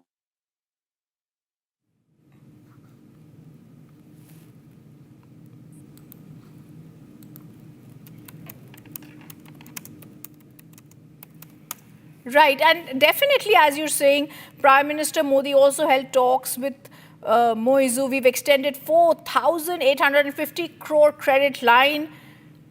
We've also handed over 72 heavy defense vehicles to Maldives. Now, this is again a meeting that is focusing on consolidating cooperation in areas of trade, in defense, and infrastructure. This is marking a major turnaround in ties after we've seen a spell of unease. Yes, if you're referring to the last year, there was, in the beginning of this government, there were diplomatic crisis which was looming because of the India Out campaign that was conducted in the elections time. But it was done by the former President Yamin, who has fallen out with the current president and the party. So I commented even then it was inherited by the current government. But with the experience of President Moise with dealing with the other countries, this government has also realized that it is India who goes out of the way to help us. It is our strategic partner, and India first foreign policy should be our policy to go forward. And with the global South and with the agreements that today that has been come into place, we see that President Moise has realized it. They have changed the foreign policy, and I think they have changed the course straight in the right direction. So I think it's a great achievement even for Maldives. Yes, I completely agree with you, Mr. You were the former vice president in Maldives, and you've completely hit the nail on the head when you say this, because I completely agree with you. Because of the turn and diplomatic talks and how they've been there now, Mr. Ahmed, there have been the launch of the India-Maldives Free Trade Agreement. There's been joint issuance of commemorative stamp. There's been handing over of 3,330 social housing units. There's been inauguration of roads and drainage system projects, and also inauguration of 6 high-impact community development projects in Maldives. So definitely this is a very advantageous proposition that's now Maldives is also looking at with Prime Minister Modi's visit there. Yes, indeed. As we see a complete turnaround and also in the right direction. And I would say India has been very mature, very patient in dealing with Maldives with the given situations last year. But I think it has become very fruitful now. We see the strategic the relations that have built on within the last 1.5 years. So I would say it's a milestone with Prime Minister Modi visiting us and honoring us in his presence. He's not only a regional leader but a global leader. And also with his visionary leadership, India is going forward for the $5 trillion economy, where Maldives has to join hands and rise together with India. We have seen a very successful free trade agreement that has been signed with UK. I congratulate India and Prime Minister Modi and his team. So likewise, Maldives has also started free trade talks. So economy, defense ties, and together I think it's going in the right direction now.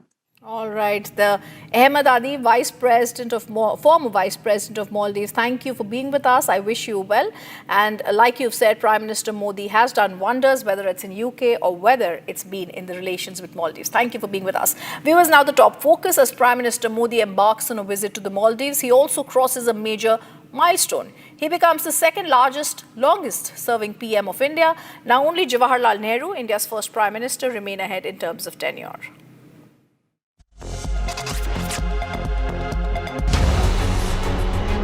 As Prime Minister Narendra Modi embarked on a visit to the Maldives, he crossed a major milestone, becoming the second longest serving Prime Minister of India.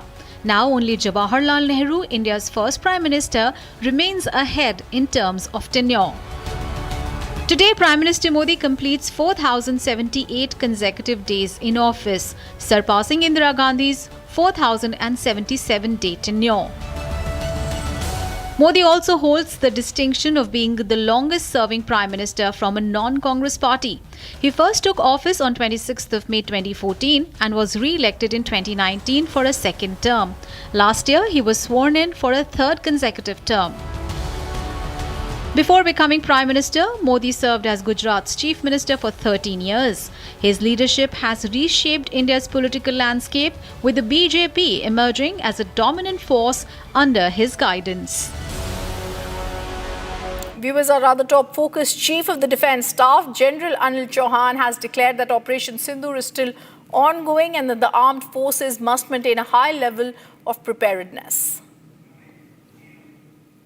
As was said earlier,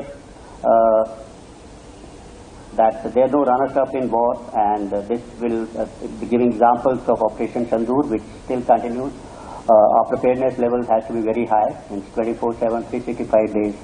We are living in that kind of an environment, and it's only scholar warriors that can ensure this readiness by thinking differently, connecting the dots across this country. As India commemorates the 26th Kargil Vijay Divas, Republic brings you an exclusive ground report from Dras, the very land where heroes wrote history with their courage and sacrifice. From a major infrastructure push in the region to untold stories of bravery that never made the headlines, we bring you powerful voices, moving tributes to the real heroes of Kargil.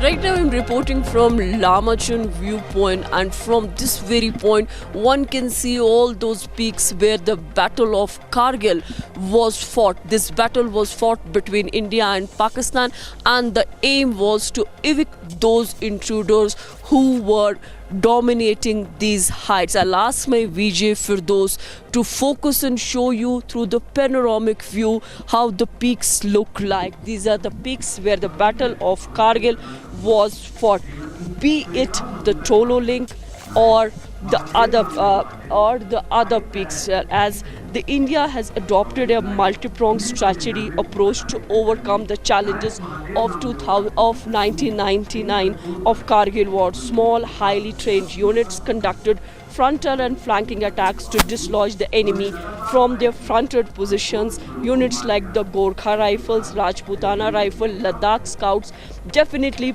played a pivotal roles. Bofors FH-77B howitzers were instrumental, delivering precise barrages to soften enemy's defense. Somewhere around 250,000 shells were fired during the campaign, one of the heaviest artillery battle that was witnessed here in this Kargil. When we talk about the peaks that were dominated by the Pakistani intruders, Pakistani army or the Pakistani terrorists, there we saw heroes like Captain Vikram Batra, who declared "Ye dil mange more" while capturing .4875. Similarly, Lieutenant Manoj Kumar Pandya, who led the charge at Jubar Top, that is the Jubar Top which my cameraman Firdaus is focused